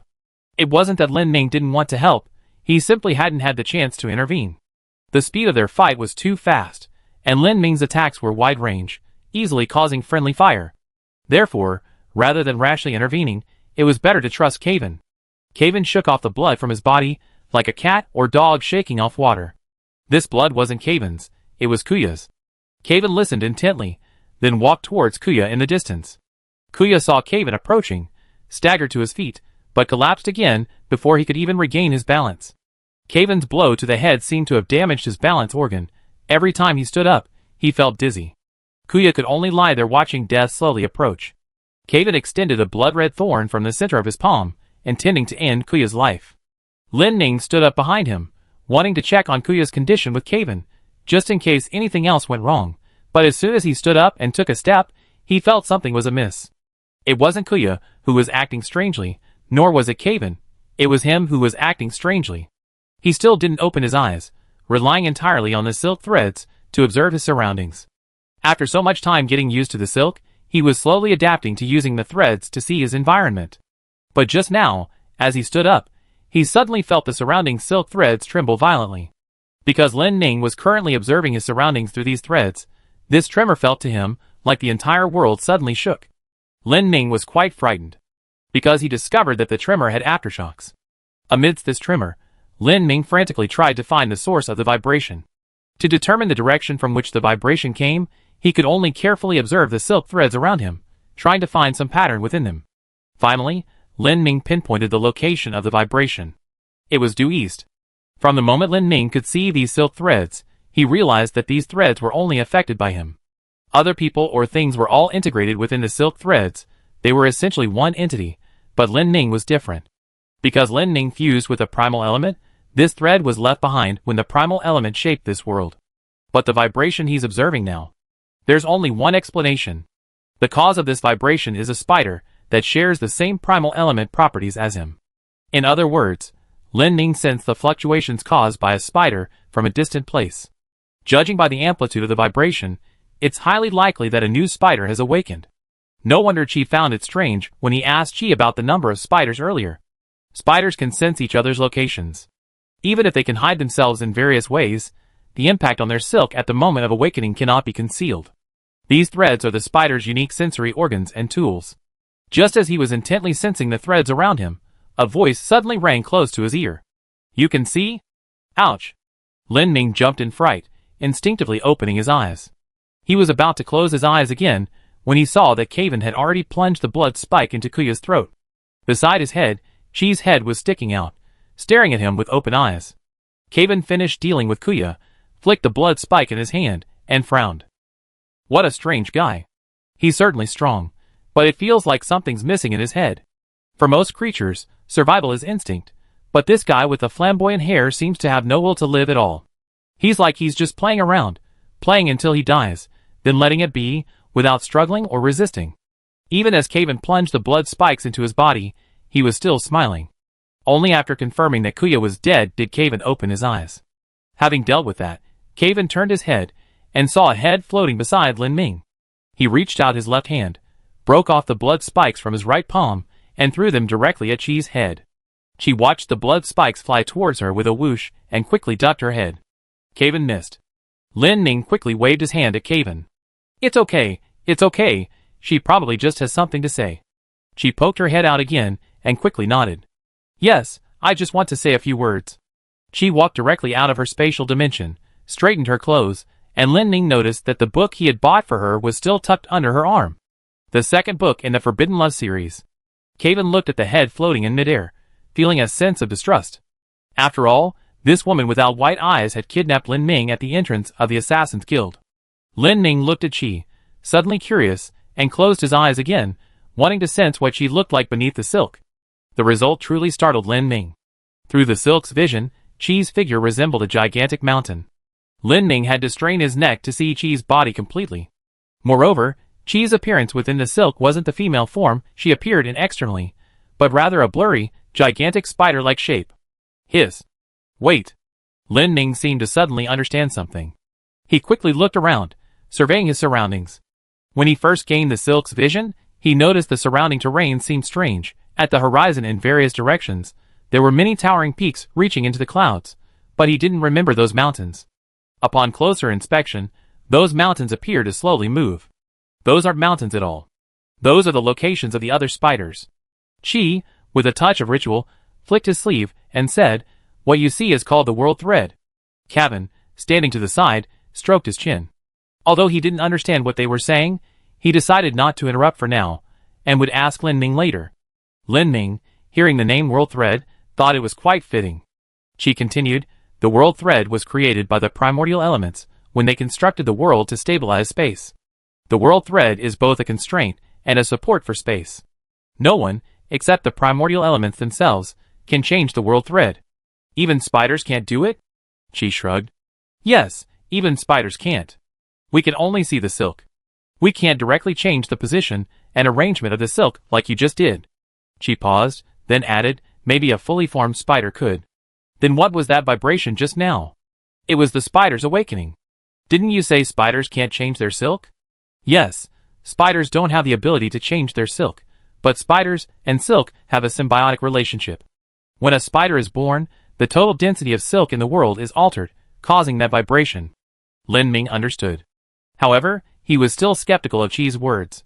She had said that the world silk is the spatial foundation of this world. According to her, the world silk is like the steel reinforcement inside a building. But according to Lin Ming's observations, it's not like that. These silks are far more complex than she described. It was more like another set of underlying rules for this world. She was unaware that Lin Ming could sense far more threads than she could. She was merely a fragment that had differentiated from the original spider. Lin Ming, on the other hand, was a being who had directly fused with the primordial element. She and Lin Ming were fundamentally different. She could never have imagined what kind of being Lin Ming, having sensed the threads of the world, would become. Lin Ming was still looking in astonishment at the location of the other towering spiders in the distance, roughly counting them, including Qi in front of him.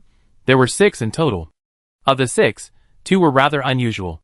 One appeared quite small, nowhere near as towering as the others. Besides this, another was very blurry, almost like a double image.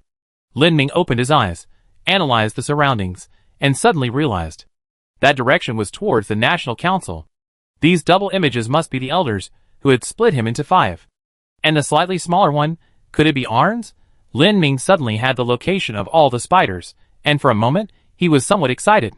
Things that used to require a great deal of investigation were suddenly presented to him. He was still a little unaccustomed to it. But at the same time, Lin Ming's heart sank. 6. The spider's complete resurgence was not far off. Hey! Lin Ming! Caven! The vice-chairman's shout suddenly rang out from afar. Qi, hearing this voice, quickly retreated back into his spatial dimension. Lin Ming and Caven exchanged a glance, then returned to the Assassin's Guild's forces. After Kuya was dealt with, the illusion cast on the rest of the Assassin Guild gradually dissipated. Aside from some exhaustion, they were unharmed. After explaining the events to the Vice-Guild leader, and having the others confirm Kuya's body, it was getting dark, and the main group decided to spend the night there, and leave at dawn. That night, as everyone gradually quieted down, with only a few night watchmen patrolling, Lin Ming approached Caven. Caven heard Lin Ming's voice, and immediately sat up. I knew you'd come. Caven looked at Lin Ming, took the kettle, poured a glass, and handed it to him. Lin Ming took the water, and took a swig. Good heavens. Alcohol? Ah, what else? Do I look like the kind of person who would pour you water? Alcohol it is, perfect. Something wrong? Of course. Is it something important? As important as it can get. Hearing this, Caven also poured himself a glass of alcohol. Tell me about it. Lin Ming closed his eyes briefly, then opened them again, pointing to the northwest.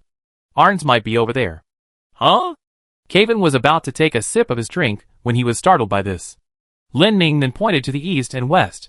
Over there and over there, there's a spider in the west, just awakened, and there's one in the east, probably one we haven't seen before. Then he pointed to the south, the direction of the National Council, and his own surroundings. The Qiangwuzi of the Southern Territory, the Council of Elders of the National Council, and this hole next to me.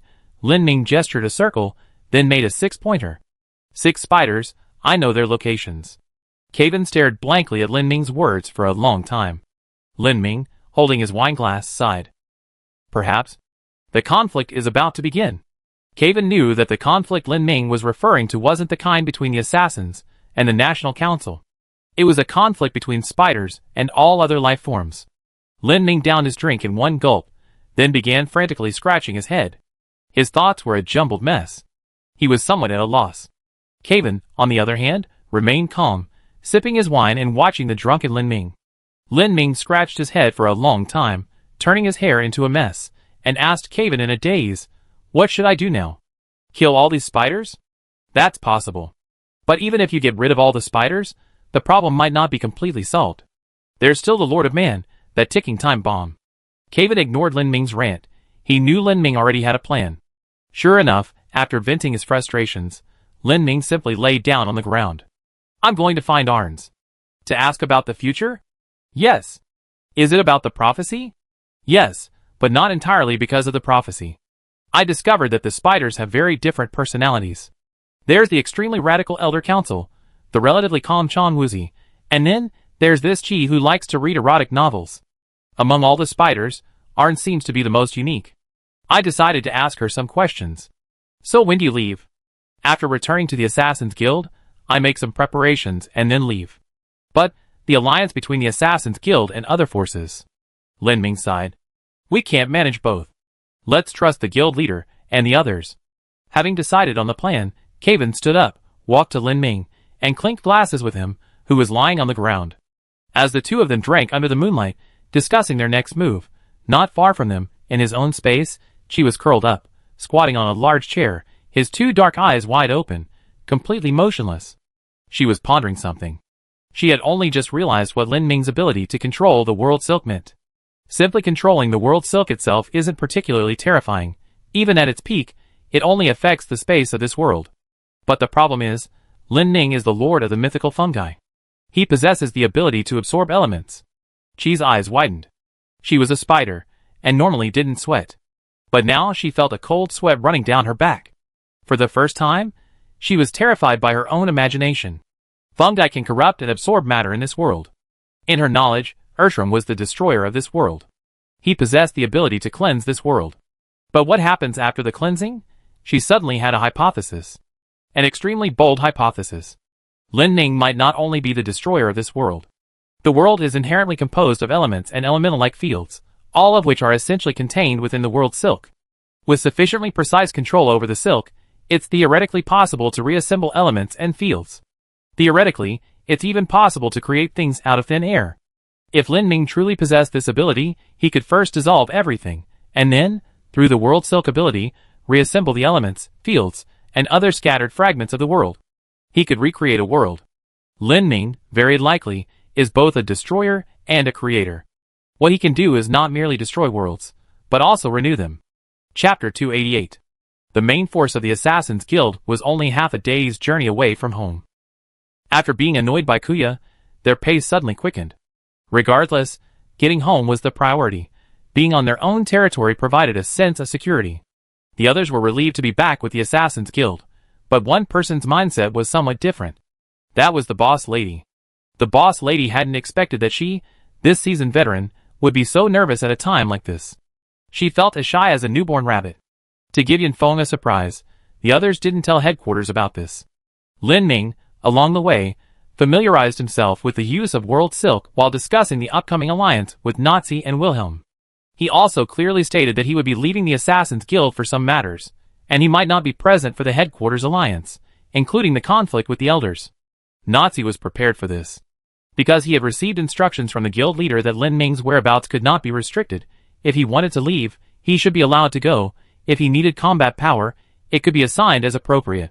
After all, Nachi had guarded the land of the gods for so long, and naturally had some knowledge of the true nature of this world. Therefore, in his subsequent plans, Lin Ming was not a necessary combat force. Lin Ming took the map from Nachi's hand and glanced at it. The alliance partner. Is it still Xiaolincel to be the first priority after all? Yes, originally our relationship with Xiaolincel was just SOSO, but after your interactions with the Xiaolincel King and the Southern Territory, we can be considered tacit allies with Xiaolincel. Most importantly, their recent target is also the National Council. But you shouldn't have any direct conflict with Xiaolincel and the National Council, right? No, but Xiaolincel and the National Council have been at odds for a long time. After returning to headquarters this time, we might go to Xiaolincel to discuss the National Council issue. I see. To be honest, I really like to go. I have a few old friends there. Lin Ming really wanted to go back to Xiaolincel to see how things were going with Ding Ningyan and Weiyang, and to see how Les, that simpleton, was doing with his child. But unfortunately, the place he was going to was far from Xiaolincel. He had to catch up another time. After walking for a while, Lin Ming suddenly noticed many merchants heading towards the Assassin's Guild, just like them. These merchants were all greeting the vice president with practiced ease. Lin Ming asked the vice president curiously, I don't think I've been away from the Assassin's Guild for very long. And there are already so many merchants trading in the outer city? Yes, initially many were through my and the guild leader's connections, as well as some old friends from Black Owl's side. After establishing a foundation with these connections, other merchants gradually started coming and going more frequently. I see. The vice president added, although these connections are very important, the outer city's rapid prosperity is mainly due to the trading market. That's the absolute core. At this point, Lin Ming suddenly became very curious about what the trading market looked like now. They finally saw the familiar headquarters. Unlike before, there were several more roads near the headquarters. These roads weren't specially built. They were simply paths carved out by the passing merchants. Lin Ming looked at the headquarters, happily walking to the front of the line, thinking about how he have a big meal and a good night's sleep when he got home. Just as he was immersed in the joy of going home, a hand suddenly grabbed him. That. Lin Ming turned around and saw the proprietress, who was nervously flustered. He was completely bewildered. This shouldn't be happening. Back in Shitura, the proprietress was the one who proactively took on the beginner level. If you were to categorize by work style, she should definitely be a predatory type.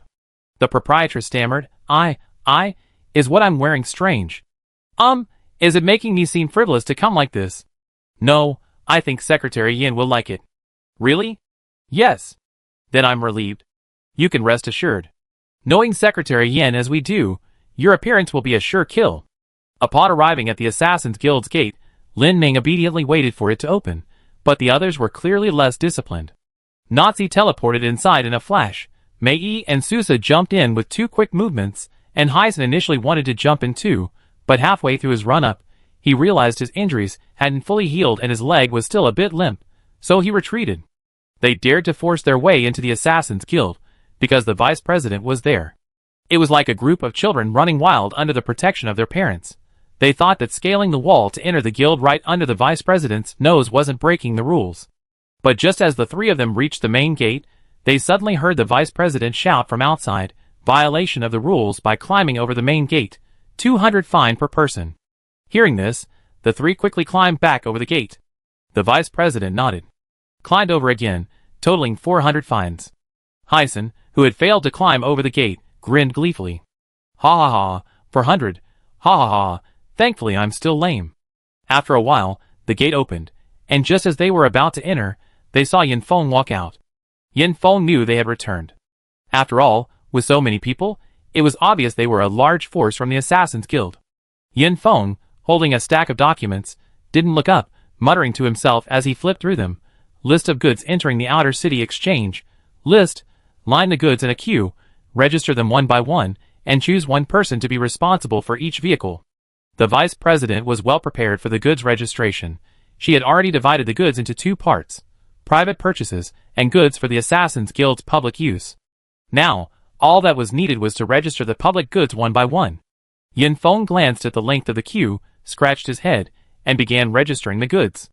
Because the proprietress was on the other side of the queue, Yin Feng didn't see her. Lin Ming shrugged at the proprietress.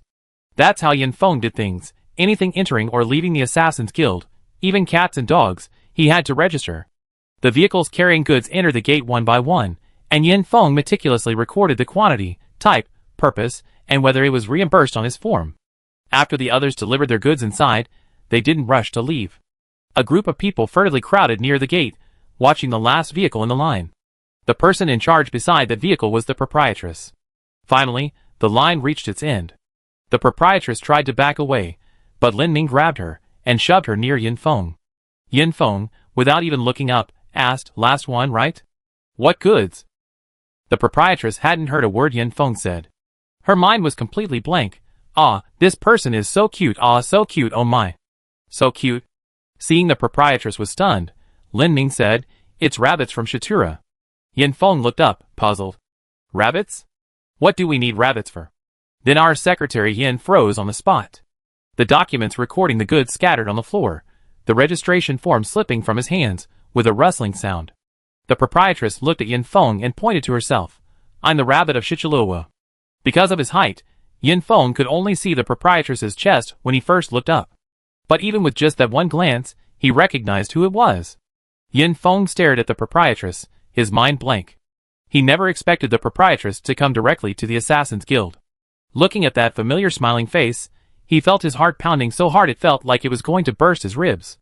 After staring at each other for what felt like an eternity, Yin Feng finally stammered, You come. Seeing Yin Feng's nervousness, the proprietress suddenly felt nervous herself. I'm here. Welcome.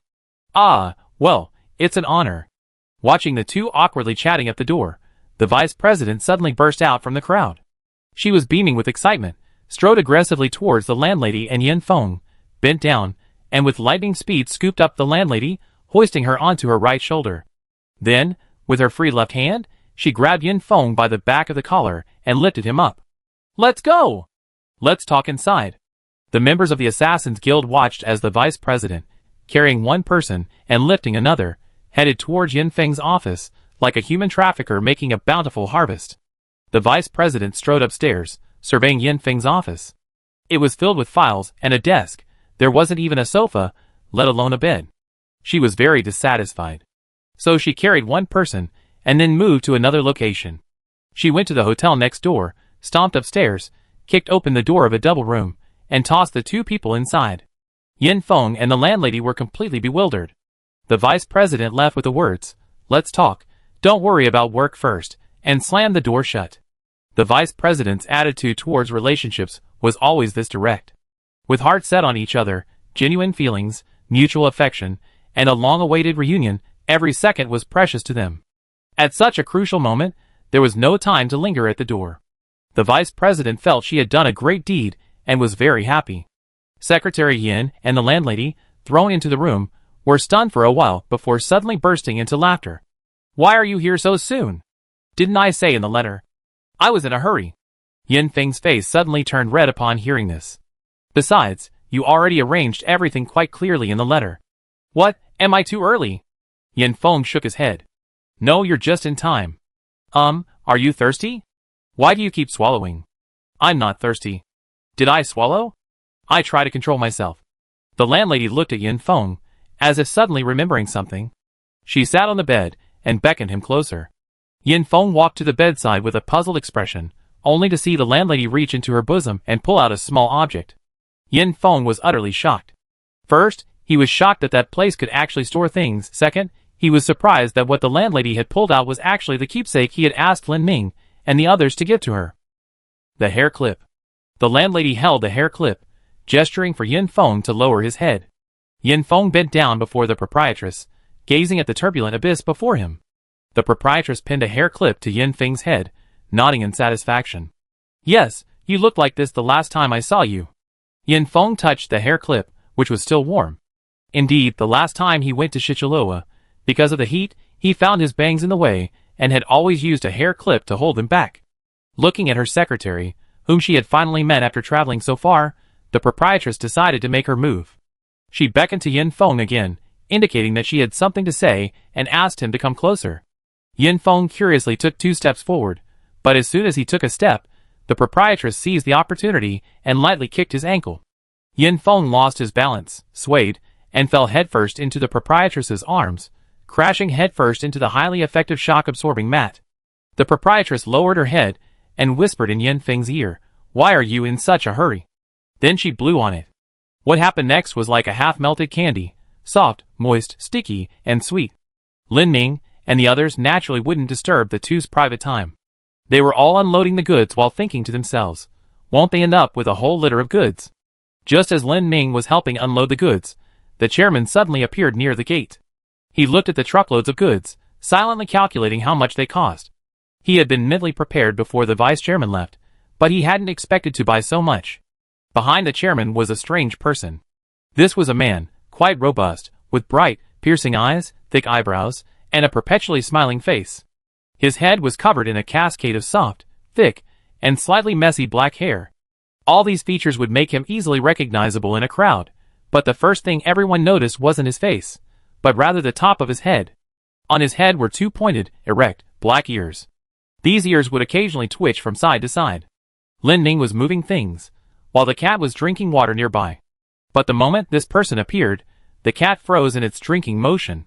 The person also spotted the cat immediately from the crowd. Lin Ming, hearing the black-haired fellow excitedly exclaim, "Hey, isn't this Chiu Dong?" Before he could finish, the cat dropped the water bottle and turned to run. The cat's speed wasn't slow, but this strange black-haired man caught up with it in the blink of an eye. The cat had no choice but to climb the walls and rooftops. Lin Ming was quite curious.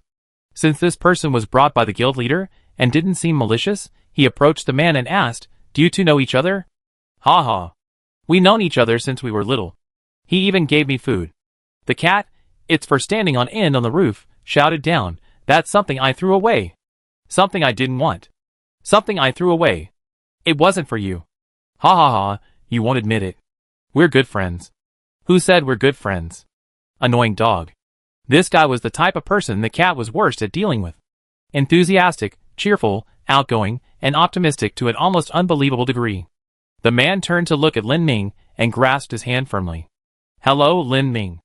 I am Qing Rui, the demon god of dogs." "Qing Rui?" Qing Rui nodded. "How did you know I was Lin Ming?" Qing pointed to his nose. Maybe it's because it's so hot. I smelled mushrooms when you were still 2 miles away from the Assassin's Guild. Chapter 289. Qing was a recent addition to the Assassin's Guild. His current position is the head of security for the Assassin's Guild's Outer City Exchange. Qing wasn't an acquaintance of the guild leader or vice leader, nor did he apply for the position himself. He joined the Assassin's Guild through Black Owl's connections. Qing was once Black Owl's subordinate. Due to the dog demon's exceptional sense of smell and formidable close combat skills, Qing became Black Owl's personal bodyguard when Black Owl was still a member of the Elders' Council. However, Black Owl didn't actually need any bodyguards. She kept Qing by her side simply because the big dog was always smiling and seemed cheerful. Later, Black Owl was expelled from the Elders' Council, and naturally, she no longer needed any bodyguards. Qing, not wanting to remain in the National Council, returned to his birthplace for a while. When Black Owl learned that the Assassin's Guild was building a trading market and was struggling with security, her first thought was of Qing. Qing's abilities allowed him to locate all items in the entire trading market, and this seemingly naive dog was actually incredibly meticulous. After several conversations with Qing, the guild leader confirmed his identity as the head of security at the exchange. Lin Ning looked at the cat still on the roof, curious about how the two knew each other. Qing grinned at the cat and casually said, "He saved my life." Lin Ning wanted him to elaborate, but Qing's expression suddenly turned serious. It was a stark contrast to his previous cheerful demeanor. Work. Work. Yes, there are thieves in the Outer City. Outer City? Lin Ning looked incredulously in the direction of the Outer City. Although the Outer City wasn't far from headquarters, he was still quite surprised that Qing could pinpoint the thief from such a distance. The thief you're talking about. What did he steal? Qing gestured with his hand. This big gold, I remember it was an unearthed artifact. Qing's eyes remained fixed on a specific direction, his familiar smile slowly returning to his face. Lin Ning was utterly puzzled. Someone stole something. Are we going to catch them now? No, this person is useful. The guild leader also walked over at this moment, looking up at the cat. We should get along harmoniously. I won't. The guild leader shook his head, looked at Qing, pointed in the direction of the Outer City, and asked, "How is it? Is it as I imagined?" Qing nodded. Pretty much. A fight should break out soon. Can you win? No problem, we can win.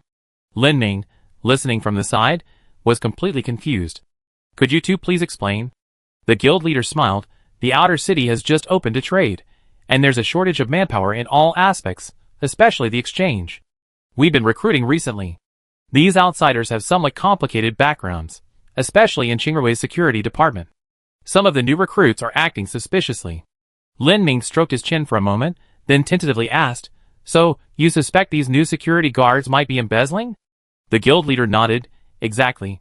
Because you were all away recently, we weren't as strict with the recruitment process, so the people we recruited are a mixed bag. Although Qing and He Xiao are capable of ensuring the Outer City's safety, He Xiao is leaving in a couple of days, and Qing, as the head, is doing everything himself, so he inevitably lacks authority. Qing chimed in, so the guild leader suggested that we might as well let the Outer City descend into chaos. Lin Ning roughly understood what they meant. In other words, we want to see if the exchange can handle such an emergency without Qing's intervention and with internal strife? The guild leader waved his hand. Not entirely. Qing and I, including this cat above, all come from the streets. We understand how power and hierarchy are formed in places where people gather. Rather than management and rigid divisions, they need conflict, events, achievements. The guild leader looked thoughtfully at the Outer City, as if looking at a promising junior. Talented and capable people don't need to wait to be discovered. Just put them in a conflict, and they will naturally step forward. The cat looked down at the three of them, feeling that they were talking about something profound. Although Qing hadn't been with the Assassin's Guild for long, he already had several reliable subordinates. Although his subordinates initially approached him out of curiosity about whether his ears were real, these men, despite constantly calling him boss dog, hadn't accomplished anything truly useful since arriving at the exchange. Every time an unexpected situation arose, Qing handled it all by himself. Therefore, Qing decided to use this incident as a test for them. Seeing their calm and composed demeanor, Lin Ning relaxed and inquired about the exchange's situation. How's the trading volume at the exchange? The guild leader smiled smugly. Currently, the highest daily transaction volume can reach 20,000 gold coins. The exhibition area is now divided into two parts: the outer exhibition area and the inner exhibition area. The outer exhibition area is open to visitors and can also be used for auctions, while the inner exhibition area is only open to specific clients and is not completely open to the public. Wow! Much smoother than I expected. Indeed, the shops in the outer city are still being expanded. According to the current plan, the outer city may eventually be so large that it will surround the headquarters. Lin Ning looked up, imagining the scale of the city connecting the outer city to the headquarters, and felt a bit nostalgic. When he first came to the Assassin's Guild, this was just a small mercenary base. Lin Ning suddenly thought of a question. Since it's already a commercial city, shouldn't we change the name? The guild leader shook his head firmly. The name won't be changed. The Assassin's Guild is called that because in the early days, assassins were a highly stigmatized profession. People always thought assassins did petty thievery, and there was severe bullying within the profession. The Assassin's Guild was established by the first guild leader to vindicate assassins. From that time on, the guild's motto has been not judging by birth, not class. The name itself is very important, so I won't change it. The guild leader paused, then suddenly asked Lin Ning, "You're leaving again?" "Yes, I am leaving." The guild leader sighed and asked again, "Going alone?" "Caven still needs to be taken." "Just the two of you?" "For now, it's just the two of us." "Where are you going?" Lin Ning pointed northwest. "Go that way." The guild leader looked in that direction with a puzzled expression. This was the first time he encountered someone pointing in a direction instead of stating the destination. "When do we leave?" Lin Ning thought for a moment and decided to set the departure date for 3 days later. They needed to rest, not to recuperate, but to plan their next steps and learn about the alliance. These 3 days, though called rest, would actually be very busy. As they were chatting, Qing Rui suddenly laughed. "It's over there, shall we go take a look?" Lin Ning was also curious about the situation in the outer city, and wanted to go with them. He looked up at the cat still on the roof. "Hey! Let's go!" The cat, hearing Lin Ning call it, hesitated for a moment, then jumped down from the roof. Qing Rui smiled broadly at the cat. The guild leader and Lin Ning, with the cat and dog, arrived at the outer city. Upon entering the outer city gate, they saw several people tied together. These men were bruised and battered, clearly having been soundly beaten. Qing Rui crouched down and examined them one by one.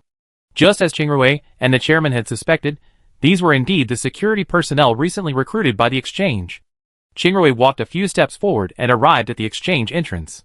Because of the recent conflict, the exchange was temporarily closed to customers. The group entered and saw a short boy sitting inside, bandaging his wounds. Beside the boy stood a sharp iron bar.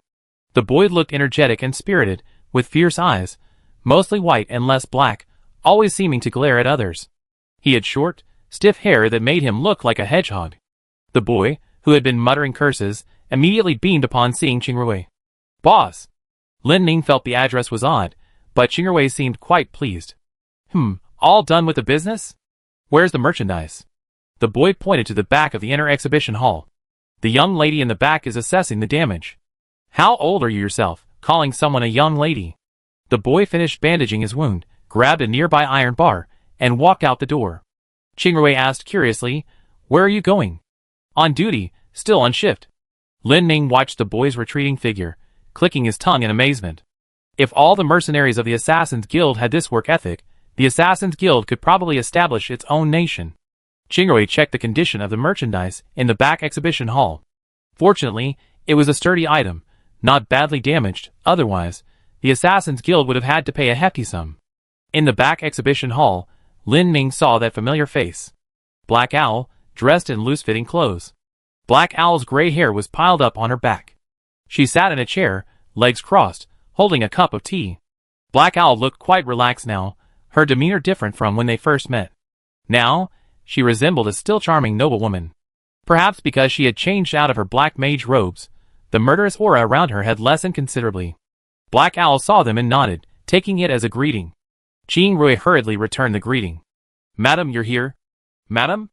Lin Ning had just learned of Qing Rui and Black Owl's relationship. Black Owl nodded to Qing Rui. "I've been here the whole time. It's quiet here, and there are lots of interesting things. Did the commotion earlier disturb you?" Black Owl swirled the teacup in his hand. Qing Rui expertly took the teacup, refilled Black Owl's cup, touched the outside of the cup with the back of his hand to check the temperature, then knelt down to Black Owl's level and handed him the cup. Black Owl took the tea, took a sip, and chuckled. These kinds of conflicts are minor matters. I originally wanted to crush them, but then I thought, young people should handle these things. What's that kid's name again? You mean Xiao Zhou? All right, Xiao Zhou. He looks thin, but I didn't expect him to be such a strong warrior. Indeed, that kid has great talent. Treat him well, Qing Rui. You saved his life. Although you can't expect everyone to remember your kindness, you two have that connection, so it will be much easier to get along with him than with others. You're right. Lin Ming looked at the master and servant, and suddenly understood why Qing Rui seemed so polite. He turned to look at the cat beside him. The cat was staring blankly at a crystal ball.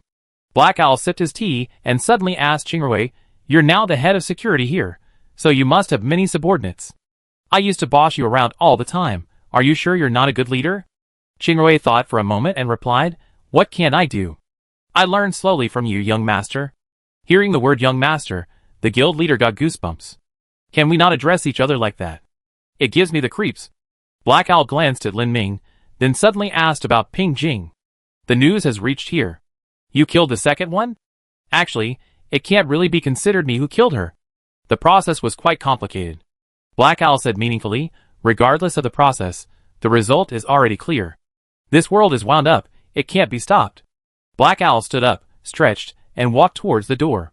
Qing Rui habitually followed behind Black Owl, but after only a few steps, he was chased back by Black Owl. You're the security chief here now, not my bodyguard. Why are you following me? Go back. Qing Rui then realized and returned to Lin Ming and the others, scratching his head awkwardly. It's been over 10 years, I've gotten used to it. The chairman looked around and asked curiously, where's the stolen item? Qing Rui pointed to a nearby cubicle. Lin Ming and the others went into the cubicle and witnessed a truly shocking scene.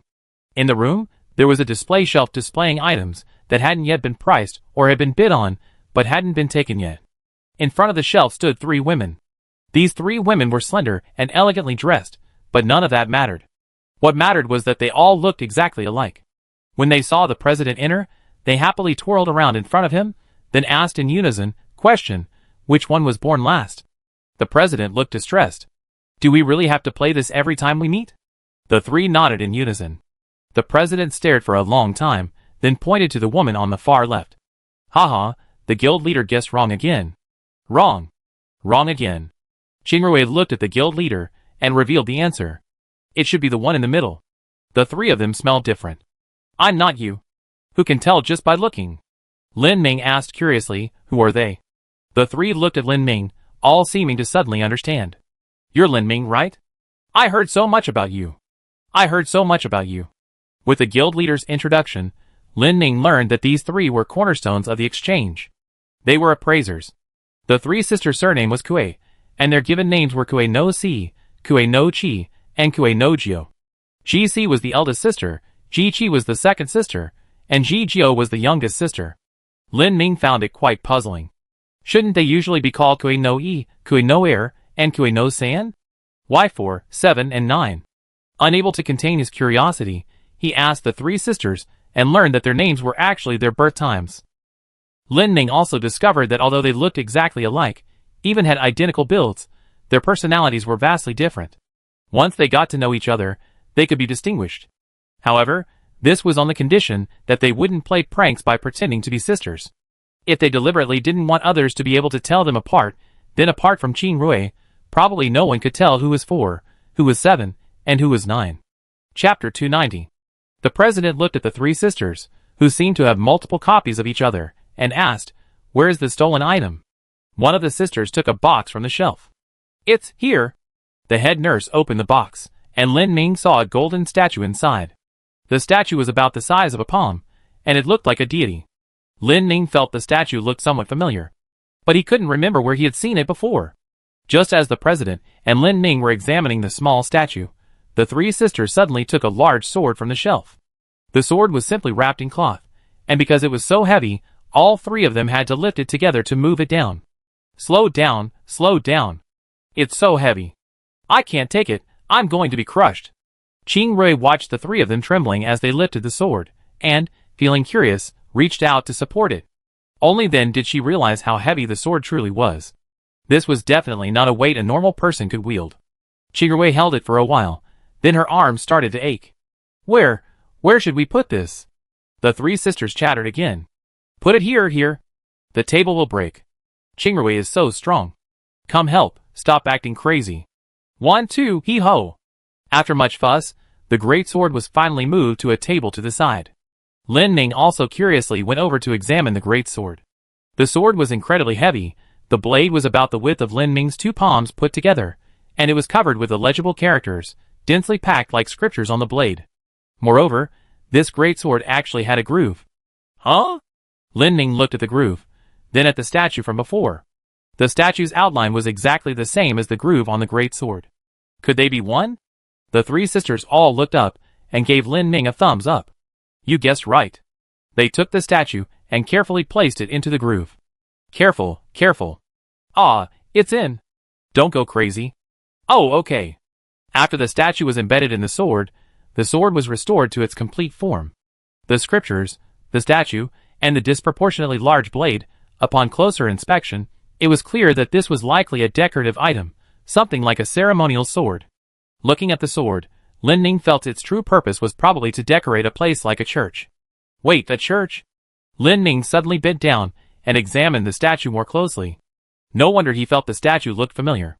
This statue was exactly the same as the one he had seen in the underground ancient city of Red Desert. The inscriptions on the sword were also identical to those in the ancient city. Where did this sword come from? The three sisters shook their heads simultaneously. We don't know. Then who commissioned it to the exchange? It's a confidential commission, so we can't reveal the other party's identity. Lin Ning scratched his head. I'm already in the warehouse. Can't we even say that? No. Lin Ning looked at the three of them helplessly. Although he was a little annoyed, there was nothing he could do. He understood the rules. The chairman had also said that to give the exchange a more authoritative image in the eyes of others, they used a kind of investment system. The true core of the exchange wasn't actually the Assassin's Guild. The Assassin's Guild was merely the landlord. The wealthy merchants and prominent families, who invested huge sums, were the real owners. Therefore, although Lin Ning was now a key figure in the Assassin's Guild, since the clients requested confidentiality, their information couldn't be leaked. This concerned the exchange's future reputation. However, Lin Ning desperately wanted to know who the sword's owner was. Lin Ning's interest in the sword wasn't because it might have been stolen from the underground ancient city. On the contrary, this sword didn't look like an antique at all, it was very well preserved. The blade, scabbard, guard, carvings, every detail on the sword indicated that it had been used continuously. This was why the scriptures on the sword were severely worn. Lin Ning felt a headache coming on. It was the Church of Light again. However, since they were going to find Arns next, investigating the Cult of Light was the right thing to do first. Thinking of this, Lin Ning suddenly chuckled. He suddenly remembered that he and Caven had initially intended to investigate the Cult of Light. After leaving the ancient city, they encountered Wilhelm, then returned to the Assassin's Guild, met Black Owl, and then, due to the primordial element's coma, encountered Qi. They then allied with the Moonshadow Guild, causing a great deal of trouble in Pingjing, and finally returned to the Assassin's Guild. And there, within the Assassin's Guild, they discovered clues about the Cult of Light they had initially wanted to investigate. They run so far, only to find the clue right at their doorstep. But these three sisters wouldn't budge an inch. Lin Ning thought for a long time, observing everyone's expressions and actions in the room, then suddenly reached out and pulled one of the triplets out. The others were completely bewildered, not knowing what Lin Ning wanted. Lin Ning whispered to this person, whose identity was unclear, perhaps the 4th, 7th, or 9th, tell me who brought this sword, and I find a way to get you and Qingrui on a date. Hearing this, one of the triplets looked excited. Really? Really? But just when Lin Ning thought his plan was going smoothly, and he could use Qingrui's charm to get some information, the remaining 2 triplets sneered from behind. 9th, you can't. You get fired. You won't earn any money. If 4th, 7th, and 9th don't have jobs, Mom will be sad. Hearing her 2 older sisters' hellish chant, Kuei Jiu's earlier excitement vanished instantly. She genuinely wanted to touch Qingrui's perky, furry ears, maybe even his pectoral muscles, and perhaps wrap her arms around his waist, put his ear in her mouth, and lick his sharp teeth. But it seemed hopeless. After all, it wasn't easy for the 3 sisters to find such good jobs, rules and regulations had to be followed, and bribery was unacceptable. Seeing the 3 sisters so obedient, the chairman nodded in satisfaction from behind. Since that was the case, Lin Ning only had one option left. If I buy this sword and this statue, could I meet the seller? Hearing this, the three sisters suddenly turned around and began a meeting. They chattered amongst themselves, deciding that they still needed to ask the client who had commissioned the transaction. We still need to ask the seller. I think it's fine. The final delivery should be in person. In other words, if you add a condition, I won't buy it unless the other party shows up. I think the other party will agree. Ah, I see. Because such large transactions don't have a high volume, it's possible to set conditions for the seller separately through the exchange. So how much is the sword and statue? 900,000. Young master? 900,000 gold coins. Lin Ning seemed to be hearing such a large sum for the first time. 900,000. If it were 200,000, Lin Ning could casually say, even selling myself wouldn't be enough to ease the awkwardness. But 900,000. That's too expensive. Lin Ning glanced back at the guild leader. The guild leader shrugged. Otherwise, where do you think our exchange's trading volume comes from?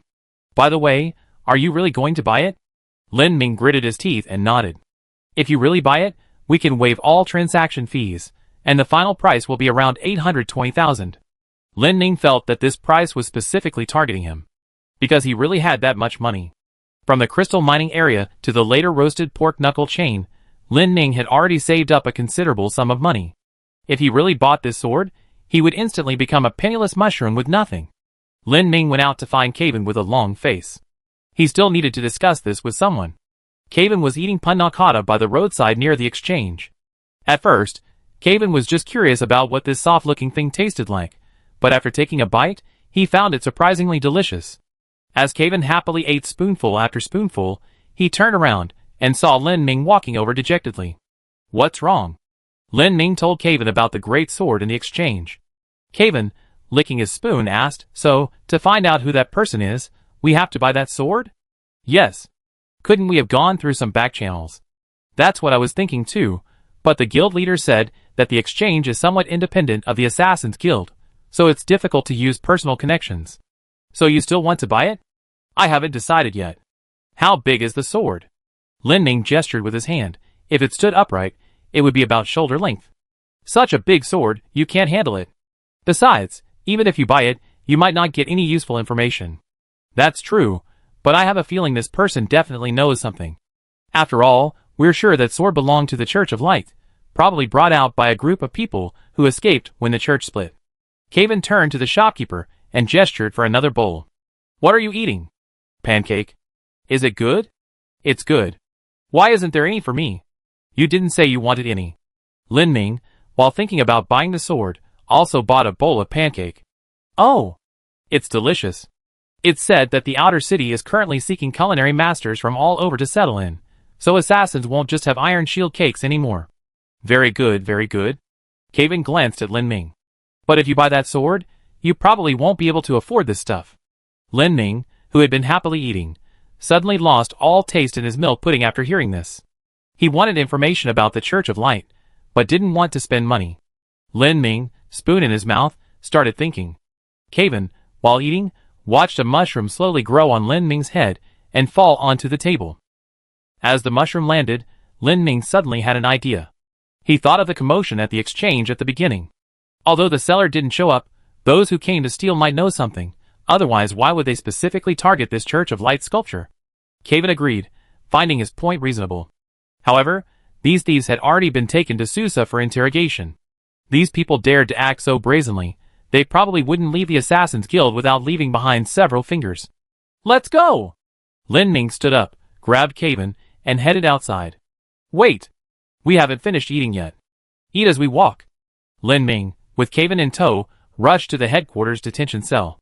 Upon entering, they saw Susa fiddling with his cards. The last time Lin Ning was here was because the assassins had captured Qiu Dong. Now, Qiu Dong was following behind him, looking around fearfully, seemingly still shaken.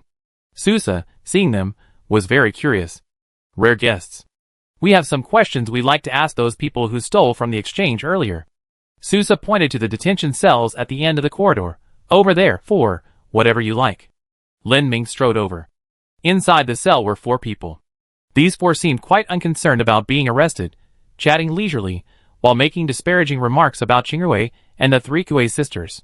He's just a dog, what's so great about him? This failure was all because of that brat. Exactly, it was practically a sure thing. What a pity, those three appraisers behind him are all quite pretty. It's a shame there are only three. What's a pity about three?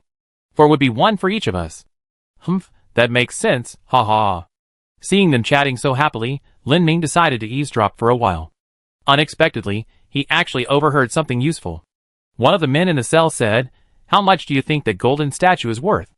"A few 100,000, I guess." "I don't think it's worth it." "Your opinion doesn't matter, as long as they think it's worth it." "Their employer?" "These four thieves, do they have an employer?" The four men continue to spill the beans. Not getting it is bad luck, but getting the deposit isn't bad either. Lin Ming roughly understood what was going on. He walked to the cell door and coughed lightly. The four men inside saw him, their faces full of disdain. "Oh, what's up, young man? We have something to ask you." "Hey, that might disappoint you. We really don't know anything. Whether you know or not isn't up to you to decide," Lin Ming said, stepping aside, and the cat emerged from behind him. The four men saw the cat, and immediately began to tease it with beaming smiles. "Oh my, this little cutie. Come here, uncle." Overdose of sleep before they could finish speaking, they all collapsed one after another. The cat frowned, looked up at Lin Ming, and asked, "Little cutie, you mean me?" "I think so. I'm male." "Well, maybe they were just desperate. Humans are such perverts." Chapter 291 Extra Chapter. Kuei, the youngest of the three Kuei sisters. The three sisters have been with the Assassin's Guild for some time now. They are quite happy to work at the exchange because the guild offers very high salaries. Even if they split their wages equally with their mother, they could live comfortably. The exchange opens at 9 a.m., so the three of them have to get up at 7 a.m. to wash and get ready. Although their job is item appraisal and warehouse management, they occasionally have to meet important clients, so their appearance is also very important. The three sisters are currently sharing a room. The guild leader promised to arrange separate accommodations for them later, but the three of them don't really need separate rooms, since they shared a room since they were in their mother's womb. The Kuei sisters' day begins with combing each other's hair. The three of them get up, wash quickly, and then sit in a circle to comb their hair. 4 combs 7's hair, 7 combs 9's hair, and 9 combs 4's hair. The scene of them combing each other's hair, at first glance, resembled some kind of religious ritual. After finishing their hair, the three began to dress up. The three of them, Aoi, Shirchi, and Kurenai, were actually quite easy to distinguish. However, they deliberately tried to make each other look more alike. Aoi Shirchi had a mole between her eyebrows, which she covered with concealer every day. "Ah, this way you can't see it, As the eldest sister of the Aoi family, the firstborn, her personality was more like that of a younger sister who was always taken care of. She spoke softly, moved cautiously, and always seemed melancholy. "Sister, help. Help me." It was Aoi no Q who spoke. She was struggling to tighten her bra. Q. You don't always have to do this, It's not good for your development." "Huh?" "No, I still don't like them too big. It's better to have them the same size as yours, otherwise men will definitely say, Look, the one with the biggest breasts among the three sisters is Aoi no Q. That's so annoying." Aoi no Si looked at Aoi no Q's large breasts, which seemed about to burst, and felt quite conflicted. While C and Q were still struggling with their large breasts, Chi was already getting ready to go out. Aoi no Chi was the most efficient of the three sisters. She was the quickest to wash and dress, and was currently helping her older and younger sisters put shoe lifts in their shoes. She was the tallest of the three sisters. C and Q were almost the same height, but she was a head taller than her sisters. To avoid making the height difference between the three sisters too obvious, C and Q both wore shoe lifts. "All done. Let's go!" Ha ha. They hadn't been at this position long, so Aoi no Zomi was always excited about her work. After getting everything sorted out, Aoi no Zomi rushed out the door, greeting passers-by incessantly. "Good morning, boss." "Good morning, chairman." "Good morning, dog boss." "Good morning, Mrs. Black Owl."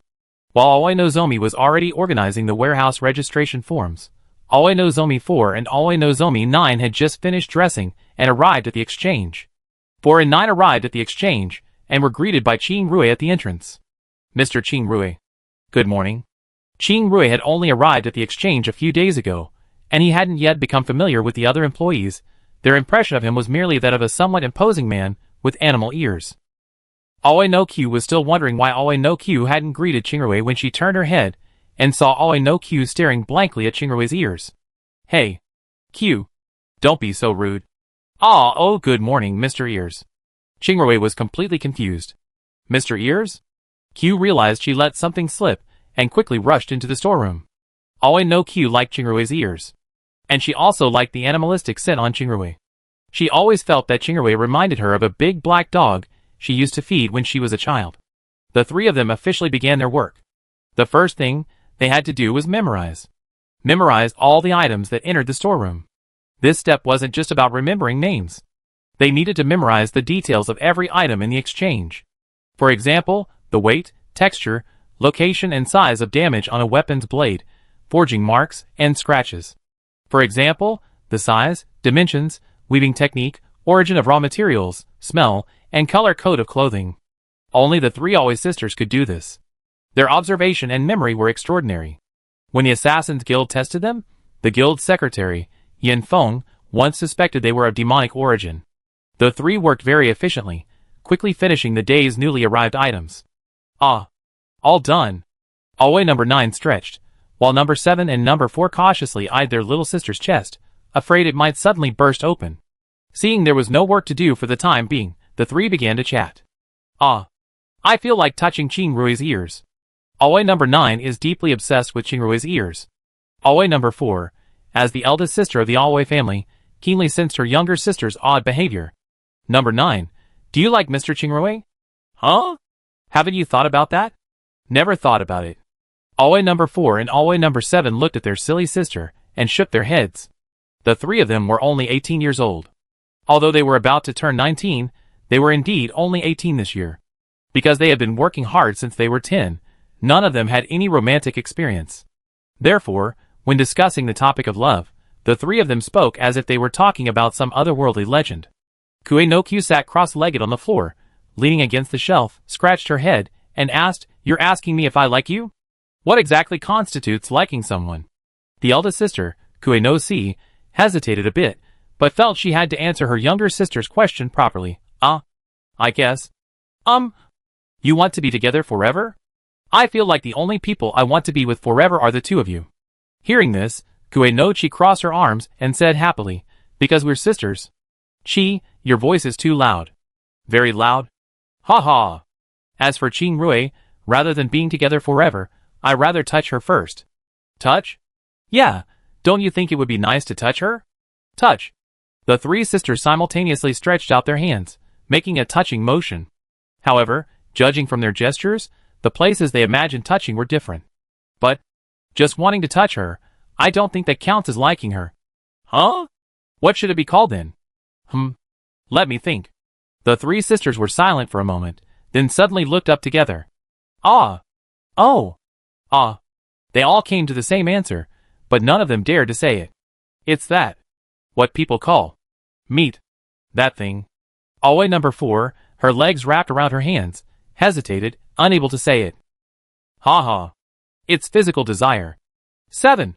That's too loud. Aoi number 9, hearing this, was very puzzled. Physical desire? As a workaholic girl with little experience in the world, this topic seemed a bit beyond number 9's understanding. Aoi number 9 scratched her head again. Then what should we do? Seeing her younger sister's predicament, Aoi number 7, wanting to help her little sister, suddenly stood up, opened the door, and called out, "Mr. Chingrui. My sister wants to have physical." She was pulled back by 4 and number 9, who covered her mouth. This isn't something you can say face to face. Besides, I think our analysis is flawed. 7 finally quieted down after hearing this. What's wrong? Well, it's not just simple physical desire. What you said earlier about being together all the time seems interesting to me, but it feels like something's missing. 7 and 9 fell into deep thought again. The three of them began pacing back and forth in the storeroom, heads bowed. 3 identical-looking people pacing around the room. If an outsider saw this, they would surely suspect they were under some kind of illusion. After some thought, the eldest sister tentatively said, "Could it be that we don't understand each other enough?" Aoi no Shirchi nodded in agreement. That's right. How can you call it liking someone if you don't even know them? So right now I'm just curious about him. Whether I like him or not, I decide after I get to know him better. Shirchi and Shirchi looked at the enlightened Q with relief. Shirchi seemed impatient. Then how do I get to know him? How about I just ask him directly? Shirchi, you're too direct. Besides, Q should be the one to ask him. Hearing this, Aoi Q suddenly became timid. Ask what? Want to chat? Or have some tea? I feel like I'd be too embarrassed. Aoi Q was so nervous about taking the initiative to learn about Qingrui that she stammered. Besides, we're colleagues. We see each other every day. If it gets awkward. Shirchi and Shirchi thought Q's words made a lot of sense. Oh dear, what should I do? Aoi Q sat back down on the floor, her body unconsciously leaning back, her back suddenly bumping against the shelf behind her. The shelf was filled with recycled items, goods that either failed to sell at auction or whose buyers absconded, leaving the Assassin's Guild with no other choice. Most of these items were useless, practically worthless. When Kueiji Jio bumped into the shelf, a delicately carved ball the size of an egg rolled down with a thud and landed squarely on Kueiji Jio's head. Whoa! See, and she rushed over. Xiao Jio, are you hurt? Will you die? Do you have any last words? Second sister, you're being a little too hasty. I just felt a little dizzy and then. Aoi Q felt a little hot, and her nose seemed to smell a very fragrant scent. Achoo! Aoi Q sneezed suddenly, but this sneeze was different from usual. She actually exhaled a puff of smoke. After the smoke finally dissipated, her eldest and second eldest sisters stared at their little sister, dumbfounded. Aoichi stared at Q for a long time, even reaching out to tug at Q's cheek. Who are you? Huh? I'm Q. Q then realized something was wrong and quickly picked up the ball. She recognized the ball. It was a very special magical weapon. Unlike other magical weapons, it had no offensive power. Its only function was to change one's appearance for a certain period of time. Logically, it was a very practical item, but because the price was set too high, the buyer reneged on the bid, and the seller, believing it had already been sold, relentlessly demanded the auction fee back. Later, the guild leader thought the item might be useful, and decided to recall it. The current Aoi no Q looks completely different from her two older sisters, 4 and 7. While 4, 7, and Q aren't exactly stunning beauties, they possess a certain charm. But Q, now hit by the disguised ball, looks quite ordinary. The kind of ordinary that's impossible to spot in a crowd. However, this also fits the original purpose of the ball's invention. Q took the mirror her eldest sister handed her in surprise, and looked at her face. She hadn't looked at herself for long before her face filled with grievance. I look different from my sisters. I'm going to be disliked. For in 7, of course, wouldn't dislike their younger sister, they were thinking about something else entirely. They had memorized all the information about the ball. The disguise could last for about 5 hours. After 5 hours, Xiao Jio would revert to her original appearance. So why not make good use of these 5 hours? After sharing this idea with Xiao Jio, Jio suddenly realized, does that mean I can act crazy anytime, and no one will know who I am? She suddenly became excited, making a touching gesture with her hands. She quickly stopped her. No, don't waste such a good opportunity. Didn't you say you wanted to understand first? Why not take this chance to understand properly? Oh right. Kuei-jio sat up abruptly from the ground, hearing a thud from her chest due to the force of the movement. She turned to look at her two older sisters with pleading eyes. The two older sisters, looking at their little sister's overflowing chest, felt a headache coming on. Although they were born of the same mother, some things are just not so fair. However, given the current situation, perhaps playing along would be better. 7 told 9 to wait there while she went back to get another set of clothes. After changing, 9 was completely unrecognizable as a member of the Kue family. 4 and 7 encouraged 9 for a while, then pointed to Qingrui standing at the door, and slapped her on the bottom. Go on, girl. Nobody knows who you are anyway. Ouch. That hurts. 9 rubbed her bottom, and walked out of the storeroom, pretending to be a customer. She wandered around the exchange, thinking of an excuse to strike up a conversation with Qingrui. Finally, she mustered her courage, and called out to Qingrui. Sir, I'm a little lost. Could you take me to the special auction area? Qingrui was carefully analyzing the scents in the exchange when he turned around and saw Jio. Qingrui recognized Jio immediately. After all, he didn't rely on his eyes to recognize people. Although Jio's appearance was different from usual, and her figure had changed considerably, Qingrui still knew she was the youngest of the 3 Kue sisters, the one who always stared intently at him. What are you doing here? Qingrui wanted to ask, what are you trying to do with your changed appearance? But then he thought, Jio might have her reasons. Black Owl had just told him a few days ago that in a new environment, he shouldn't be too rigid, but rather be more tactful. Tactful. Qingrui muttered for a moment, deciding to play along with Zhio's words. After all, they were colleagues, and Zhio didn't seem to want to be directly exposed. The special auction area? Please come this way. Qingrui led Zhio towards the auction area. Qingrui was filled with questions. But Zhio felt her heart was about to jump out of her chest. To her surprise, pretending to be a complete stranger was actually quite thrilling. Nobody knows me, so does that mean I can do anything? Anything. Just as Zhio was lost in her own train of thought, Qingrui suddenly stopped. He still couldn't understand why Zhio would disguise herself to see him, but he didn't want to expose her directly. Besides going to the auction area, do you have anything else to do? Huh? Ah. Yes. Yes. Zhio forced herself to calm her flustered heart and asked, "Excuse me, have you ever been in a relationship?" Huh? Qingrui thought he had misheard. No. Zhio felt like she was about to break free of her control. She felt she couldn't keep her mouth shut. Suddenly she blurted out, Oh, I haven't dated either. Qingrui was even more confused. Then, what do you like to eat? Well, some lightly seasoned meat. Huh? Steamed? Other cooking methods are fine too. By the way, have you tried the local specialty, those meat skewers? That one that smells really good? I haven't tried that. I treat you. Huh? While Qingrui was hesitating, He Xiao suddenly walked up from behind. Qingrui. Good day, madam. I heard what you said earlier. I watch over her here for a while. Go with this young lady, don't make her feel awkward. Since it was He Xiao, Qingrui had no reason not to obey. So, with a head full of questions, he started strolling around the streets with Zhio. Black Owl, arms crossed, watched the two figures disappear, muttering under his breath, young people these days really know how to have fun. Zhio kept asking Qingrui questions along the way. What's your favorite color? Black. Do your ears tickle when you touch them? A little. Do you work out every day? Yes, because I need to do security work. Muscles give me some intimidation. What kind of girl do you like? A girl? Qingrui looked down at Zhio, whose face was flushed and excited, seemingly guessing something. I like... I don't think I really thought about that. Do you prefer tall or short guys? Tall, I guess. Hair color? Any color is fine with me. What about body type? I don't really have any requirements. The two chatted back and forth, occasionally glancing at the shops along the street, seemingly enjoying themselves. Although Qingrui kept answering questions, he gradually relaxed. He had previously worked for Black Owl as a butler, so he was very attentive to the details of traveling with women. Although he still didn't understand what Zhio wanted, he felt pretty good about it.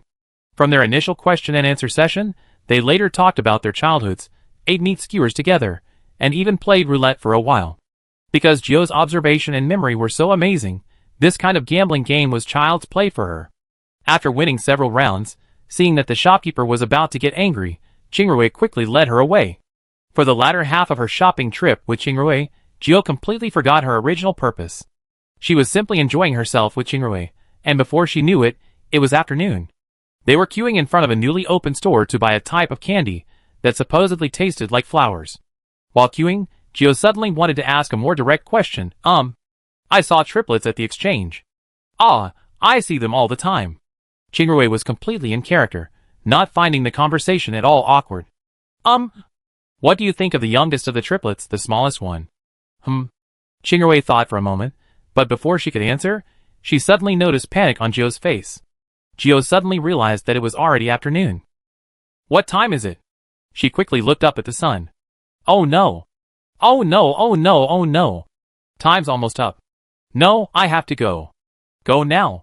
Qingrui looked at the long queue they had finally reached. They could get the candy in a little while.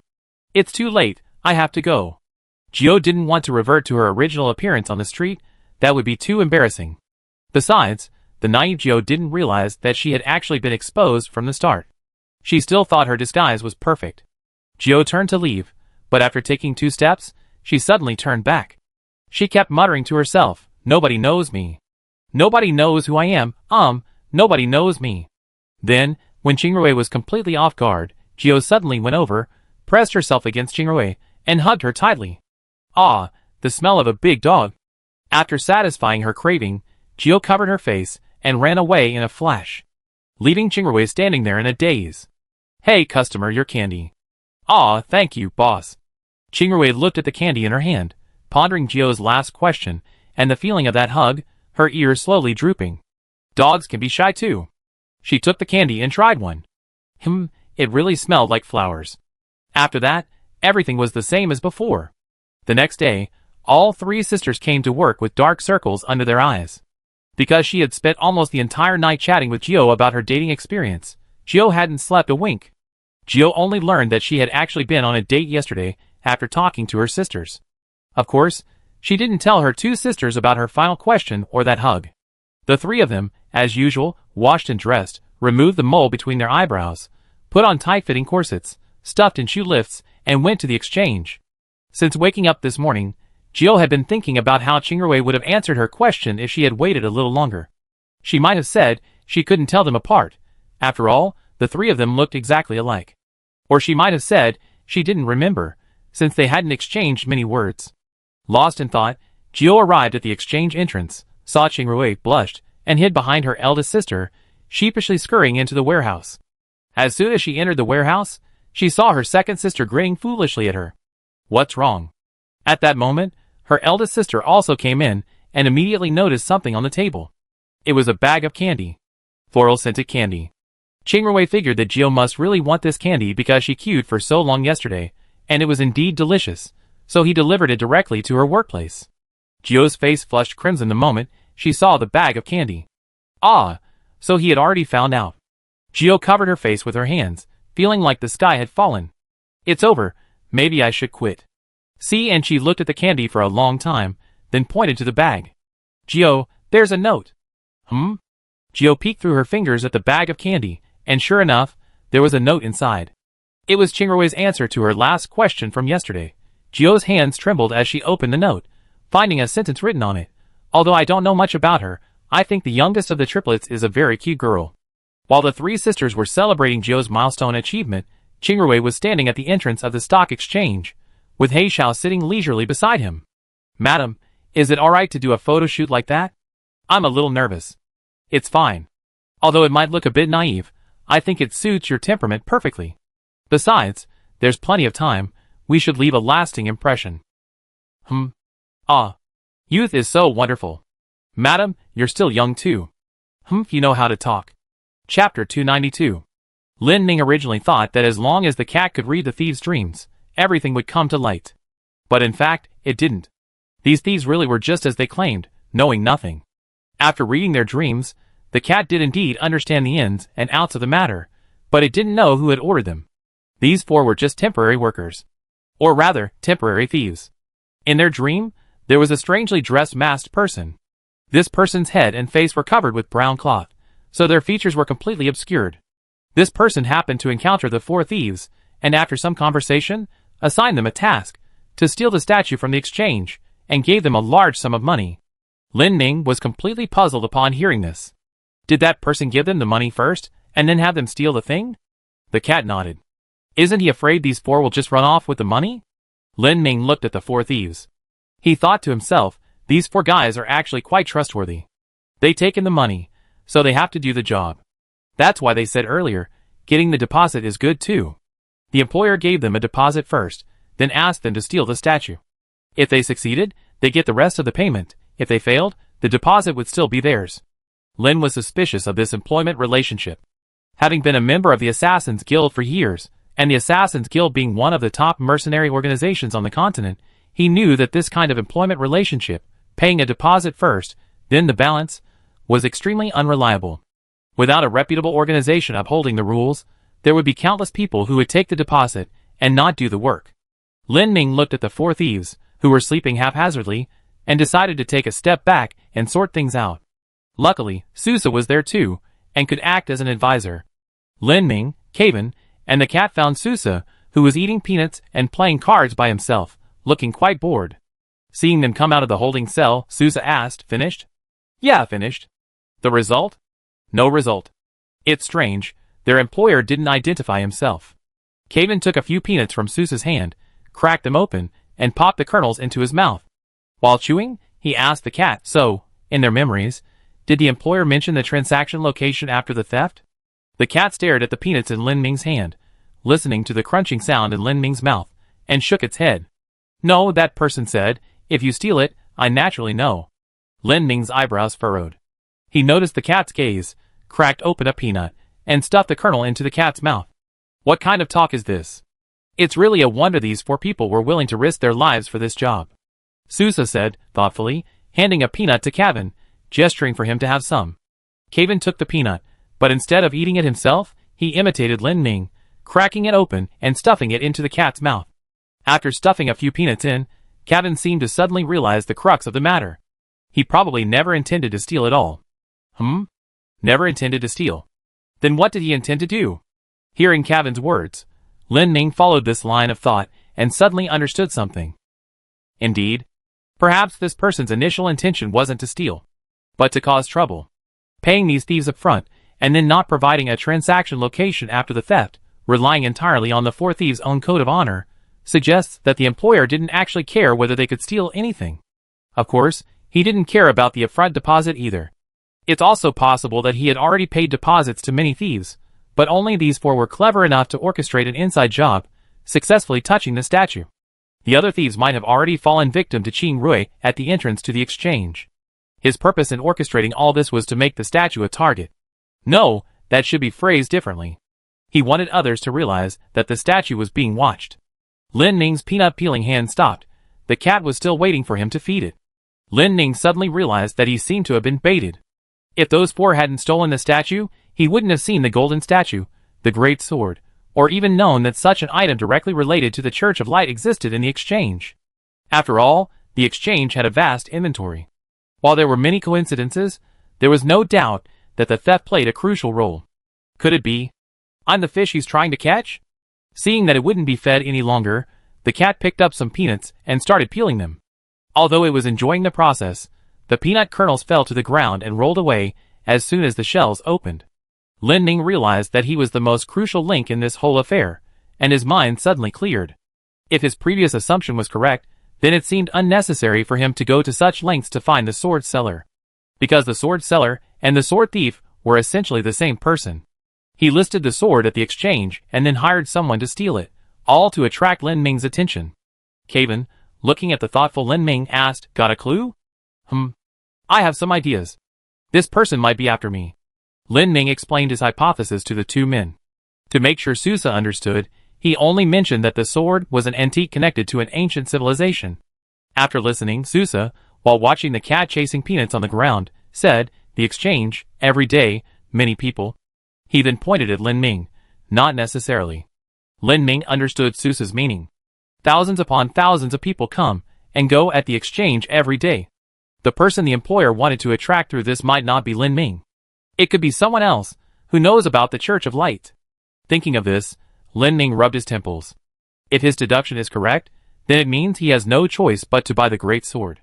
Because the price of 900,000 gold coins is essentially a threshold. This price is tantamount to refusing someone completely unrelated to the matter. Someone who doesn't know the great sword's intrinsic value wouldn't spend such a huge sum on a great sword that can only be used as decoration. Therefore, he has to spend the money. The cat finally caught up with the peanut that had rolled all the way, picked it up, and found it covered in dust. After hesitating for a moment, he simply blew on it and tossed it into his mouth. Delicious and crunchy. Lin Ming was initially hesitant about spending the money, but after analyzing the situation, since the other party had already made such a grand display and clearly stated their intentions with a price tag of 900,000, he gritted his teeth and turned to head towards the exchange. Kevin shook his head. He was already mentally calculating his savings, preparing to help the bankrupt Lin Ming. Upon arriving at the exchange, the 3 Kuei sisters stared at Lin Ming and asked in unison, "Are you sure you want to buy?" "Buy? Wait, let me think about it." Lin Ming was reluctant to spend the money. He had originally planned to kneel down and beg the rich man to return part of his money when he met him. But he knew he couldn't do that. Even mushrooms have dignity. Lin Ming patted his face, gritted his teeth, and signed the guarantee in front of the 3 sisters. Once he signed the guarantee, there was no going back. If he signed the guarantee and then decided not to pay, he would be completely blacklisted by the exchange. Not only would he be unable to participate in trading, but all parties involved in the exchange's development would also designate him as a blacklisted individual. Logically, Lin Ming should have prepared the funds and awaited a response after signing the guarantee. However, immediately after Lin Ming signed, the three Kuei sisters exchanged glances, each pulled out a key, and went to a nearby cabinet. The cabinet had 3 locks. Each sister used her key to unlock one of the locks, and retrieved a letter from inside. "This is?" Lin Ming asked curiously. The eldest sister of the Kuei family explained, "This is the seller's instruction. He said someone would sign a guarantee, and then give him the letter." "Ah, I see." Lin Ming opened the letter, and found only an address and a name, Yuta. So mysterious. This address wasn't in the Assassin's Guild, nor in the outer city, but at a nearby transit post station. Lin Ming, seeing this crucial piece of information he finally obtained, felt no joy whatsoever. Because he was poor. Caven coughed lightly twice from behind. Ahem. Do you still have money for food? I eat wood. You said it yourself. No, Lord Caven, I have no money for food. Alright then. Caven pulled out a bag of gold coins and tossed it to Lin Ming. You're a man with mines, shops, and businesses, you won't be poor forever. Pay me back when you have the money. Thank you. Stop talking nonsense. Lin Ming now had the address, and planned to go see what this Yuta was really up to. After all, he had already spent a considerable amount of money. Caven turned and asked, "Shall we go now?" "Let's go!" "Shall I fly you there?" "Okay." 200 gold coins per kilometer. Are you some kind of unlicensed taxi driver? Lin Ming finally decided to fly himself, something he hadn't done in a long time. Before he and Caven left, they ran into Mei Yi. After telling Mei Yi where they were going, she scratched her head. "Bien, it seems like a mixed bag there. Be careful not to get robbed." Lin Ming patted his chest, full of confidence. "Don't worry, I don't have much money to steal right now." Caven glanced at Lin Ming, noticing that Lin Ming hadn't taken the gold coins he'd given him, but instead deposited them at the outer city's trading post. Depositing money there meant he could withdraw at any time. It seemed Lin Ming was prepared for a period of poverty. The two left the Assassin's Guild and flew side by side into the sky, beginning to determine their direction. As they flew, Lin Ming realized that a transportation network centered on the outer city of the Assassin's Guild was slowly taking shape. Following the roads left by the carriages, they could see a village-like area in the distance. That was the post station. The post station's main function was to replenish water, food, and horse feed for traveling caravans. Although these items were available in the outer city, the prices at the post station were cheaper, so it was more cost-effective for the shrewd merchants to rest and resupply before continuing their journey. If Caven had flown alone, this journey would have been quick. But now, he had to keep stopping to wait for Lin Ming. He initially thought Lin Ming would just fly a little slower, but after a while, he noticed Lin Ming seemed to have shrunk. "Why are you twitching?" "I just drink some water." Caven wanted to take him with him, but the boy insisted on being independent, and they didn't reach the inn until evening. Lin Ming landed, and quickly started drinking water. Caven watched as Lin Ming miraculously transformed from a half-dried mushroom back into a plump, dewy creature. "Let's go see the Yuta." The letter Yuta left them clearly stated his address. Lin Ming and Caven entered the post station, greeted by horse manure on the road. Horse manure was everywhere. Every step left a sticky, gritty feeling underfoot. Being a post station, it also handled the buying and selling of horses. There were more horses than people. Lin Ming watched the horses munching on hay along the roadside and found them rather cute. Passing the long stables, the human quarters were located deeper within the post station. There were only a few 2- or 3-story inns and a few scattered restaurants.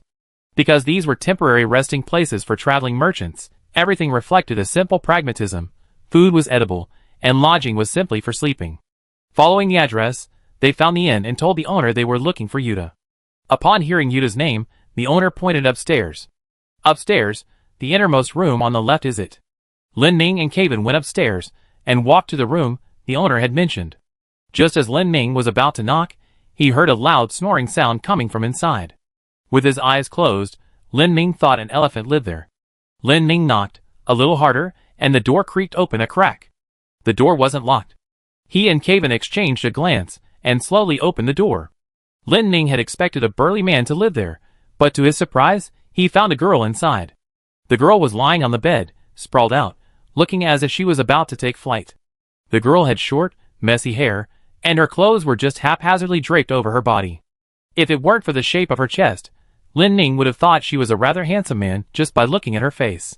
"Hey!" The woman didn't move, rolled over, and went back to sleep. This rollover revealed a rather revealing women's lingerie piece from behind. Looking at the lingerie, Lin Ning was completely bewildered. This lingerie was completely out of proportion to this woman's figure. Lin Ning called her several more times, and finally, seeing no response, he simply slapped her across the face. Huh? What's wrong? Seeing that she was finally awake, Lin Ning breathed a sigh of relief. Nothing, a mosquito landed on your face. I killed it for you. Yuta touched her face, looking at Lin Ning. Do you think I'm stupid? Yuta was about to say something when she saw Lin Ning point to the women's lingerie next to her. Picking up the lingerie, Yuta looked puzzled. Whose wife is this again? Yuta scratched his head, puzzled for a long time, then felt the size of the bra with his hand for a while, before turning to Lin Ning and asking, I lost all day? By the way, who did I sleep with yesterday? You're asking me that? Just then, a graceful woman walked in. Seeing the bra in Yuta's hand, she laughed heartily. Oh dear, you were sleeping on it. I didn't want to wake you, so I didn't take it. The woman took the bra, whispered something in Yuta's ear, and then gave him a quick kiss on the lips. Lin Ning watched the woman leave the room, then looked at Yuta. He roughly guessed that this guy might have some unusual qualities. Chapter 293. Yuta sat up in bed, stretching. She was wearing loose brown pajamas, and judging from her muscular physique, this person was probably quite skilled. Yuta rubbed her eyes, looking sleepy, and tilted her head to lie back down. Hey, wait a minute. Lin Ning quickly stopped her head from hitting the pillow. Yuta looked annoyed. Why? I spent 900,000 gold coins to find this place. I don't want to just come here and see you sleeping. Oh, you bought that sword? Yeah. Wow, you're really rich. Kevin, can I beat him up? Ha ha ha. Hearing that Lin Ning had bought the sword, Yuta immediately perked up and stood up. I thought you guys were here to ask about your wives' whereabouts again. I didn't expect you to be buyers. Yuta ruffled her hair. Her short hair looked fluffy and slightly curly, mostly brown, with two small braids at her temples. Lin Ning scrutinized Yuta. Although he was quite annoyed, he had to admit that this guy was rather good-looking. It was probably Yuta's ambiguous gender identity that gave Lin Ning a completely new aesthetic experience. He didn't know what adjective to use to describe her. Seeing Lin Ning staring at her blankly, Yuta grinned mischievously, her eyes starting to look strange. Lin Ning then realized that his current appearance could easily lead Yuta to misunderstand. He quickly shook his head, reverting to his male appearance. Take a good look first, I'm a man. Yuta looked at Lin Ning's half-shaved head, her expression turning serious in an instant. She said calmly, I recognize you. Yeah, I'm quite famous. Aren't you afraid I use you to buy a bounty? I'm here to talk business. This is my way of showing sincerity, and besides... Lin Ning glanced at Kevin. I don't think my bounty is that easy to get. Yuta chuckled and began changing clothes in front of the two of them. While changing, she said, let's talk somewhere else. I'm afraid the walls might hear us. Lin Ning nodded, watching Yuta take off her pajamas, then wander around the room naked, before dressing herself piece by piece. Her attire was somewhat out of place among the local residents. She looked more like the stable boys they had seen in Stuorva. Because of the heat in Shirtuluwa, the grooms would cover their heads with headscarves, leaving only their eyes exposed, partly for sun protection, and partly to absorb sweat. Yuta, now dressed, had only his eyes showing. What? You have a bounty too? Yuta shrugged. Pretty much, except I'm a bit stronger than you. People who come looking for me usually don't kill me outright. To them, I'm only useful alive. Wow, I'm really envious. Lin Ning's bounty was originally only for capture alive, but after killing his second target in Pingjing, his bounty became both dead and alive. Yuta, now dressed, instinctively reached for something behind his back, but grasped nothing. This subconscious action made Lin Ning suddenly realize that Yuta might have been carrying the great sword all along. Feeling unaccustomed to life without your sword? It's a bit. Why don't you buy the sword back? Yuta looked back at Lin Ning. No. Yuta left the inn, leading Lin Ning and Kevin towards the outskirts of the post station. Lin Ning and Kevin followed her, winding their way through the streets for an unknown amount of time, until they reached a desolate wilderness. Yuta found a rock and sat down. It was starting to get dark. Lin Ning asked curiously, why did we walk so far? I was afraid of being overheard. Is there anything different here? There are no walls here. Lin Ning looked around at the empty surroundings. Indeed, without walls, there was no fear of being overheard. He gave Yuta a thumbs up, good logic. Thank you. Yuta listened for a while, confirming there were no other living beings around, and then said, "Let me introduce myself. I am the swordsman of the Church of Light, Yuta. We need your help now." Lin Ming gestured for Yuta not to continue. He had many questions. Yuta had just mentioned the Church of Light, not the Sect of Light. This meant the Sect of Light actually had its own organization, and wasn't just a loose folk religion. And Yuta said the church needed his help. "You were attacked?" Yuta nodded. That wasn't hard to guess. You could tell from the fact that Yuta had been wearing a veil outside that her situation wasn't good. Who were they? It wasn't the National Council again, was it? No, not at all. Although the National Council is troublesome, they weren't the instigators this time. The ones who came to cause us trouble this time are the nobles of the Eastern Kingdom, the Sea family. Wow, a rare surname. The Sea family is incredibly wealthy. They used to be in the jewelry and jade business, but for some reason, they recently become obsessed with studying ancient history and discovered the existence of the Church of Light. At first, they only made tentative contact with church members, but then it escalated to capturing and imprisoning them. What's their purpose? Yuta shook her head. It's strange. The Church of Light has been targeted before, but the reason was the special abilities of a very few of us. But this time, the Sea family doesn't seem to care about our abilities. They seem to want some kind of technology. Lin Ming sighed. So you want to call for reinforcements to help the Church of Light overcome its difficulties, but due to the sect's secrecy, you can't make a big show of it. So you came up with an idea, to use the church's ceremonial greatsword to attract outsiders connected to the church to help, and you even set a threshold of 900,000 gold coins to keep out those half-baked individuals who just want to cause trouble, is that right? Yuta was stunned by what he said. Yes, that's how it is. You're just taking a gamble. Aren't you afraid of attracting people with ulterior motives like the Sea family? I'm already desperate. I have no other choice. That's true, but you're just telling the truth like that. Aren't you afraid I might be a spy on them too? Yuta was stunned for a long time after hearing this, then reached out and untied the brown scarf covering her head. It was already dark, and although the light was dim, Lin Ming could still see that Yuta's hands were trembling. Yuta revealed her face, looked at Lin Ming, stood up from the rock, and took 2 steps forward.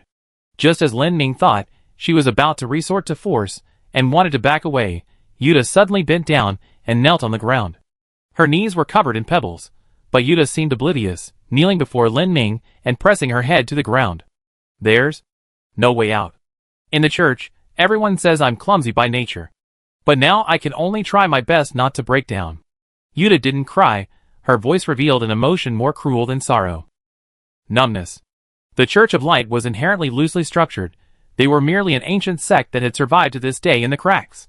But now, almost all the senior members had been captured and tortured to death by the Sea family. Most terrifyingly, even at this point, the sect didn't even know what the Sea family wanted. Yuta, originally just an ordinary swordsman in the church, was the only one who escaped during the Sea family's last raid on the church. The cult member who helped her escape was an elderly woman. The old woman's last words to her were, "Throw away the sword, take this money, and have nothing more to do with the sect, Yuta. Our child, live on." From then on, Yuta began her life as a wanderer. She tried to survive like a drowning dog. She buried the great sword in the ground, then indulged in alcoholism, debauchery, extravagance, and gluttony. But no amount of indulgence could alleviate the pain and struggle within her. She was unwilling to accept her fate, but she was just a young ceremonial officer, an orphan raised by the church. She had no connections, no strength to fight against 100 men. All she had were some gold coins still stained with the blood of her cult members. And then, there was this sword. She hadn't been without thoughts of revenge, or of rescuing people. But she knew perfectly well that doing so would be suicide. She would be tortured beyond recognition, like the other members, then thrown out to the dogs. She didn't want to die that way. If she truly didn't want to live, she'd rather end it all. Wandering aimlessly, she arrived at the outer city of the Assassin's Guild and saw the trading post. A desperate plan surfaced in her mind. She dug the great sword from the ground, and with her last glimmer of hope, hung it at the trading post. Then, to attract attention, she hired thieves to steal it and create a stir. For her own safety, she stayed at the inn, because it was close to the trading post, and she could use it to screen for anyone connected to the Sea family entering the outer city. Yuta had already decided that if the Sea family discovered the great sword, she would choose to party with the ladies and then die at the inn. In her left pocket lay a single drop of lethal poison, the very poison she had used to kill herself. Then, she encountered Lin Ming. Lin Ming, a demonic being who had once confronted the National Council head-on and gained the upper hand, a being who knew of the sect's existence, the lord of the alien fungi. Lin Ming was the first hope Yuta had seen since she began her wanderings. Looking at Yuta kneeling before him, trembling, Lin Ming crouched down. There are a few things I need to explain to you. Yuta didn't raise her head, she listened quietly, prostrate on the ground. First, I do indeed have some connection with the Church of Light. If the sect truly perishes under the Sea family, it will be difficult for me to accept, but I have my own selfish reasons. Lin Ming paused, then continued, first, I need to know the entire history of the Church of Light, and everything the Church currently possesses. Listen carefully, everything. You say you're the sword bearer, the master of ceremonies, you should know the history of the Church by heart, right? Yuta still didn't look up.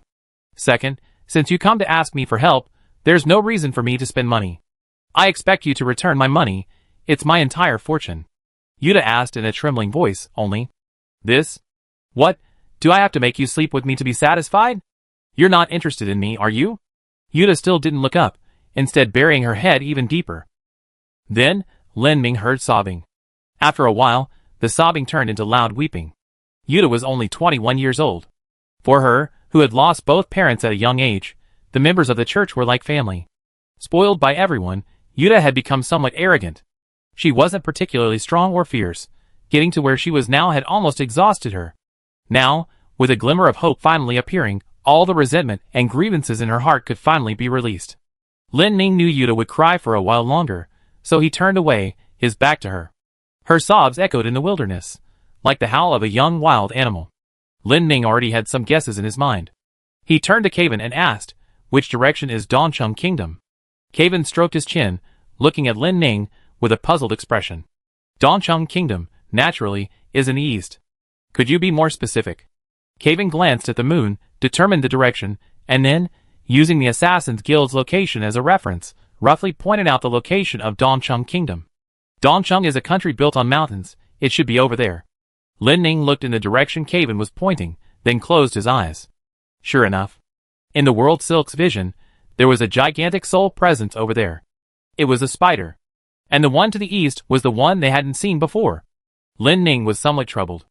Now the plan is messed up again. They originally intended to find Arns. Lin Ming searched for Arns' location in the World Silk's vision, only to discover that Arns was also approaching the location of Dongcheng Kingdom. I see. What a coincidence. Although Yuta found Lin Ming by selling the sword, some members of the Church of Light knew of the crisis without being notified.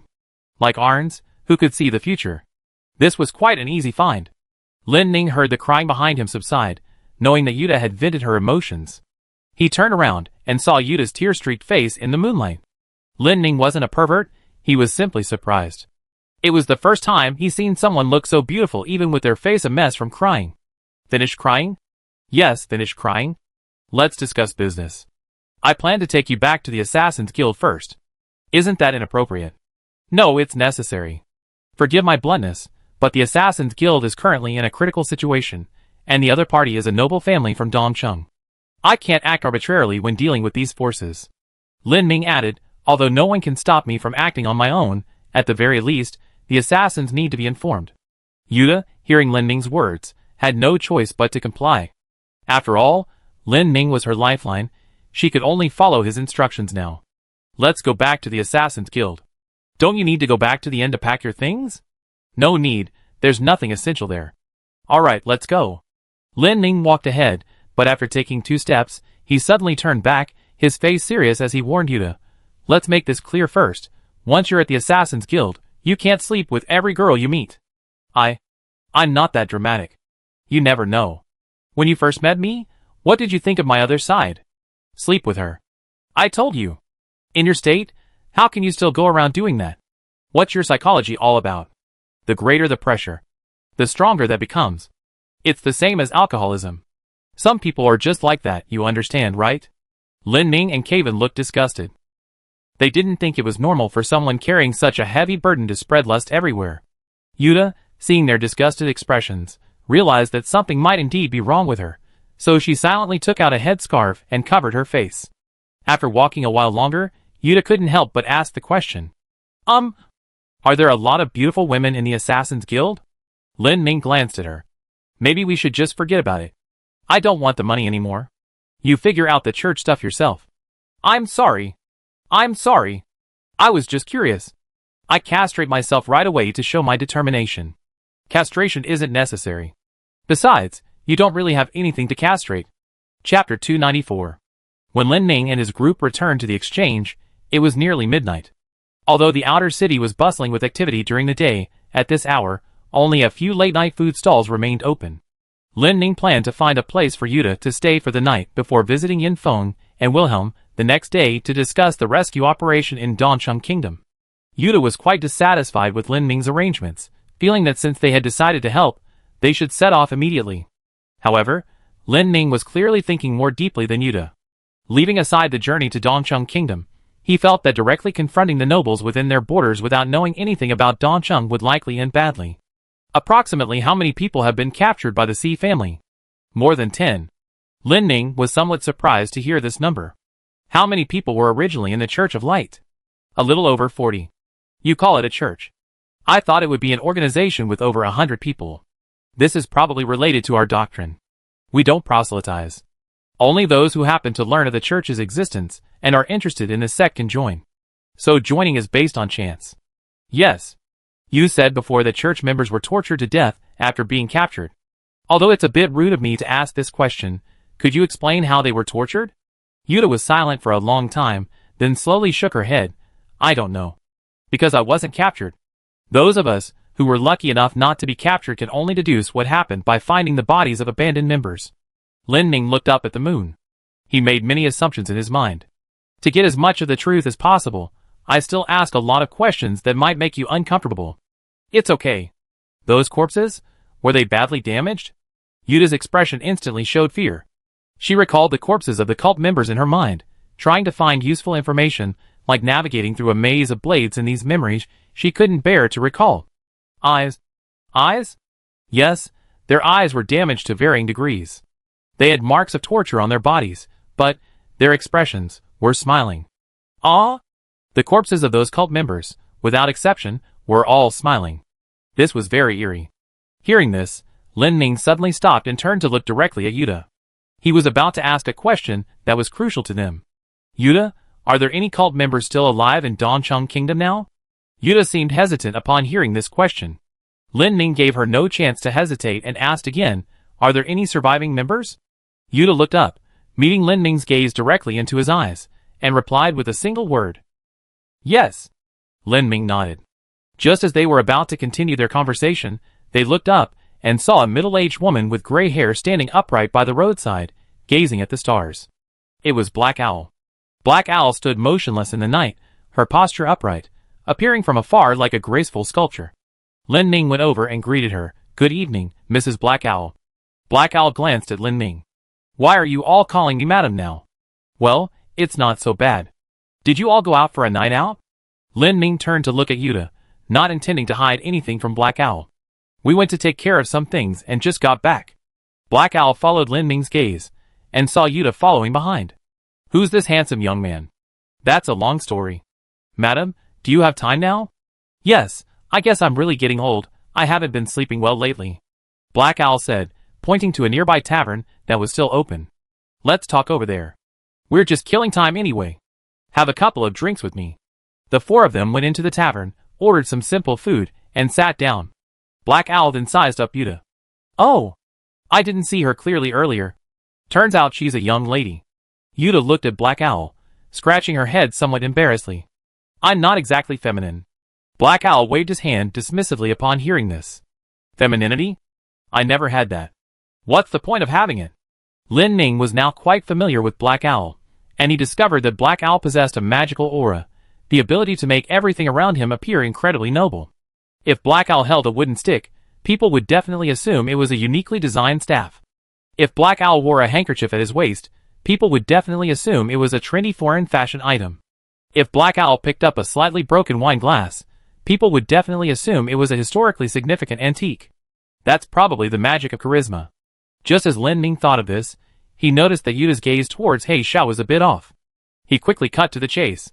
Madam, we're going to Dongcheng Kingdom. Dongcheng? What for? We're going to that godforsaken place? We're being asked to rescue someone. He Xiao hesitated for a moment, then reached for the wine jug, poured some wine, brought it to his lips, hesitated, and put it back on the table. The Xi family? Lin Ming and Yuta were both startled. How did you guess that? Dongcheng is actually a sparsely populated place. There's hardly any news for years. I just thought back, and the only unusual thing about Dongcheng recently is the Xi family.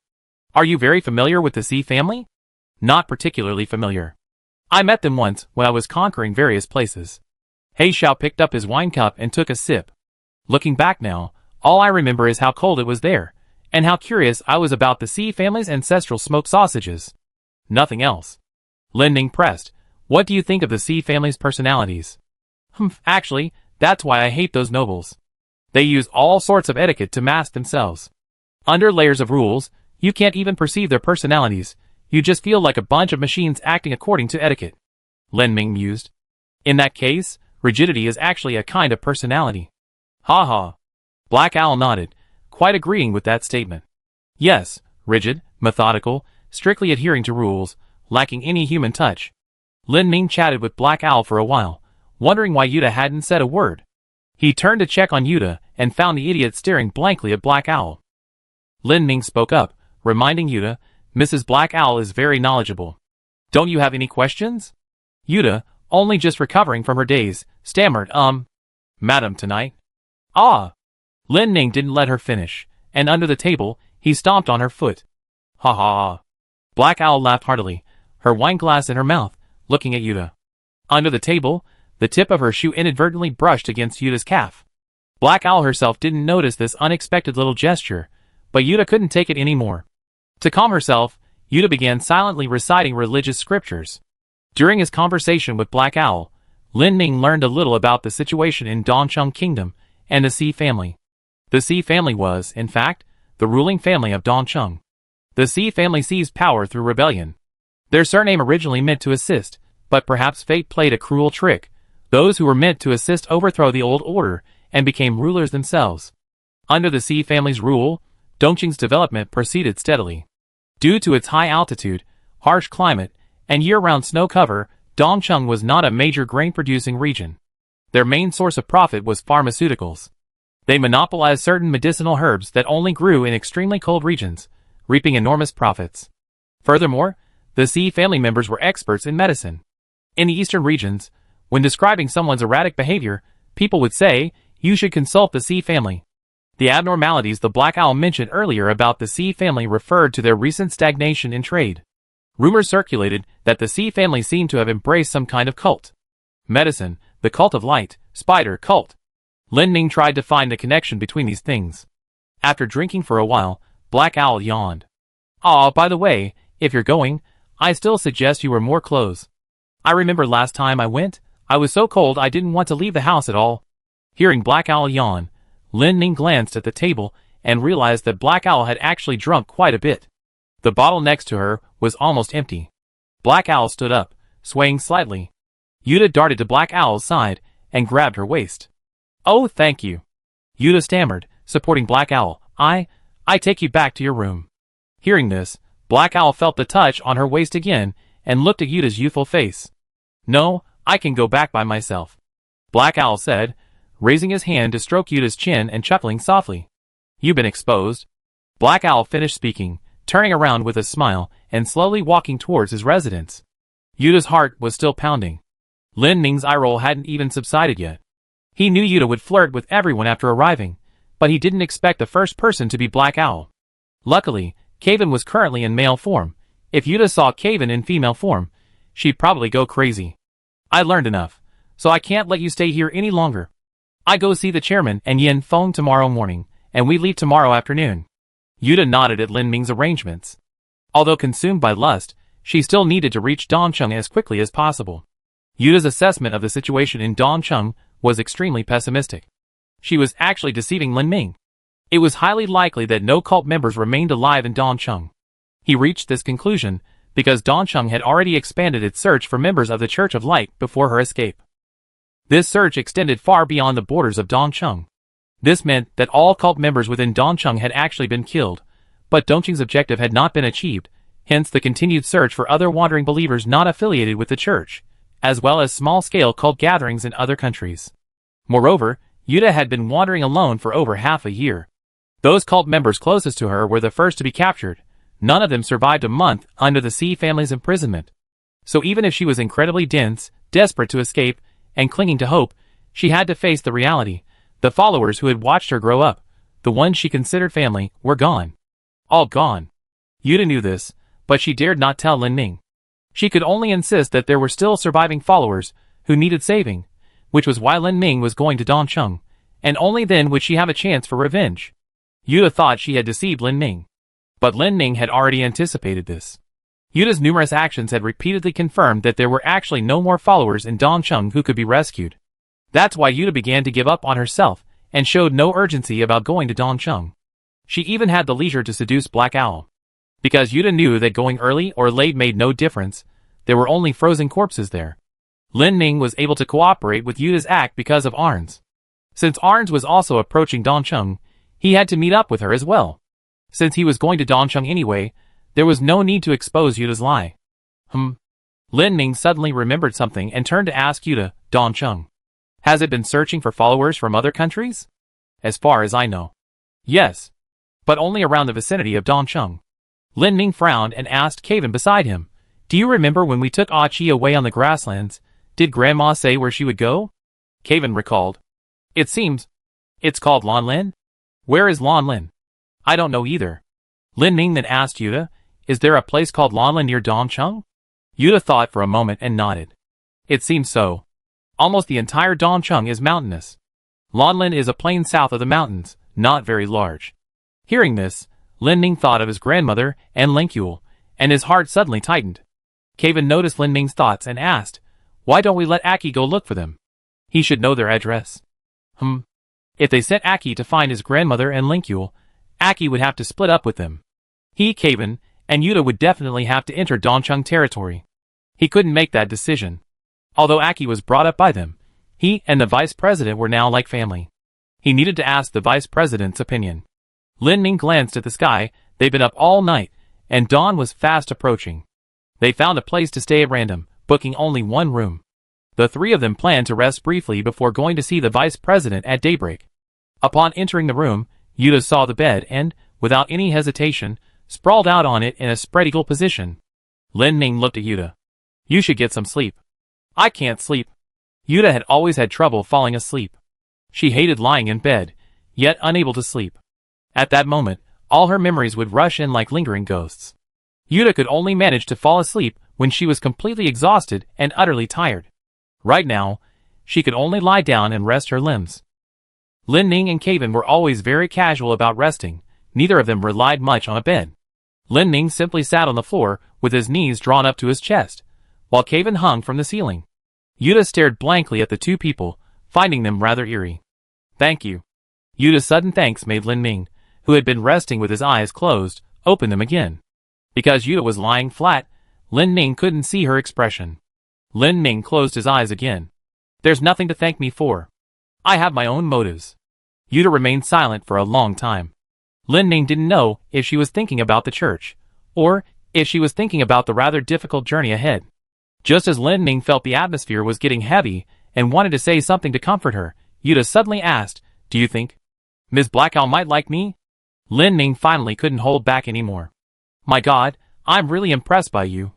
Are you some kind of walking embodiment of desire? Hee hee my foot. Chapter 295. Dawn broke. Lin Ming watched the scenery outside the window gradually brighten, knowing it was time to set off. From this moment on, there might be no more opportunities for leisurely rest. Kaven climbed down from the roof beam and looked at Yuta. Yuta hadn't fallen asleep either. She'd been lost in thought. Seeing Lin Ming and Kaven preparing to leave, she sat up. Lin Ming, seeing Yuta deep in thought, asked Yuta, is there anything you need to prepare before you leave? Yuta thought for a moment. She'd been living a life of hardship for some time, and if possible, she wanted to change her clothes. And she wanted to retrieve her sword.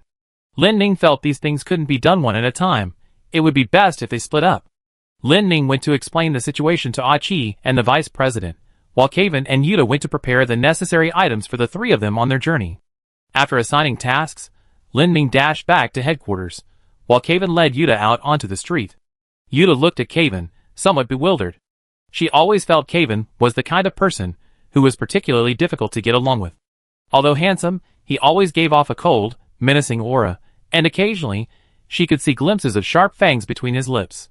Kaven stood on the street, turning back to carefully examine Yuta from head to toe, and then from toe to head again, making Yuta feel awkward. Is there something wrong with me? Aw, no, I was just wondering if you could wear my clothes. The skirt might fit, but the top probably won't, the size isn't right. Kaven finished speaking, and turned to walk away on his own. Yuta was filled with questions. His clothes? A skirt? She looked at Kaven, who was more than a head taller than her, with a distinctly masculine waist, hips, and legs. You wear skirts? Yuta couldn't help but voice her doubts. Yes, Kaven answered crisply. Yuta felt her worldview crumble. When you wear skirts, does Lin Ming know? Yes, he said. Hearing this, Yuta didn't dare utter a sound. In that instant, she imagined countless extremely explicit scenarios. Kaven, on the other hand, continued walking casually, confirming Dongqing's situation with Yuta. By the way, Black Owl said Dongqing is very cold, so we need winter clothes, right? Ah, yes. We need to prepare the thickest winter clothes possible, because most of Dongqing is snow-capped mountains, so snow boots are a must too.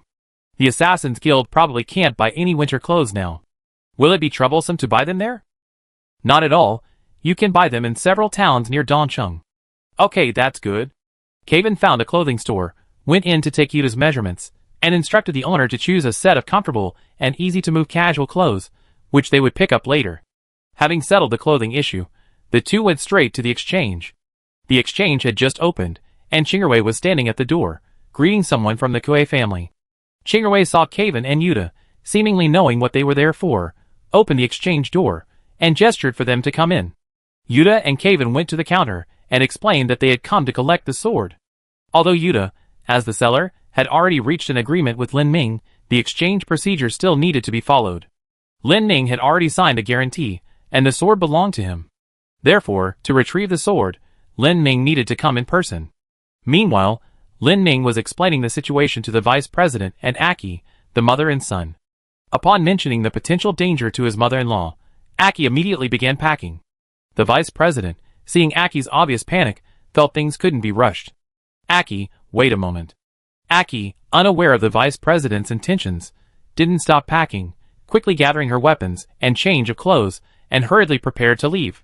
The vice president asked Lin Ming, "You said you were going to Dongqing, and Aki's mother-in-law is in Lanlin, so you can't travel together, right?" That's right. This was actually the main reason Lin Ming had come to the vice president. They were short-handed. In any case, they needed someone to accompany Aki. The vice president had just returned from Pingjing and might soon face alliance negotiations, so she couldn't leave. Of the other candidates, after careful consideration, the vice president found only Mei Yi and Shinka capable of protecting and caring for Achi closely.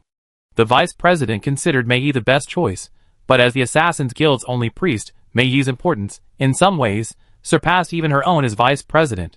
Personally, she would certainly prefer Mei Yi to be with Achi, but as vice president, having Mei Yi leave the Assassin's Guild for the foreseeable future would be an almost foolish decision. After careful consideration, the vice president decided to send Shinka. Achi and Shinka were actually quite close.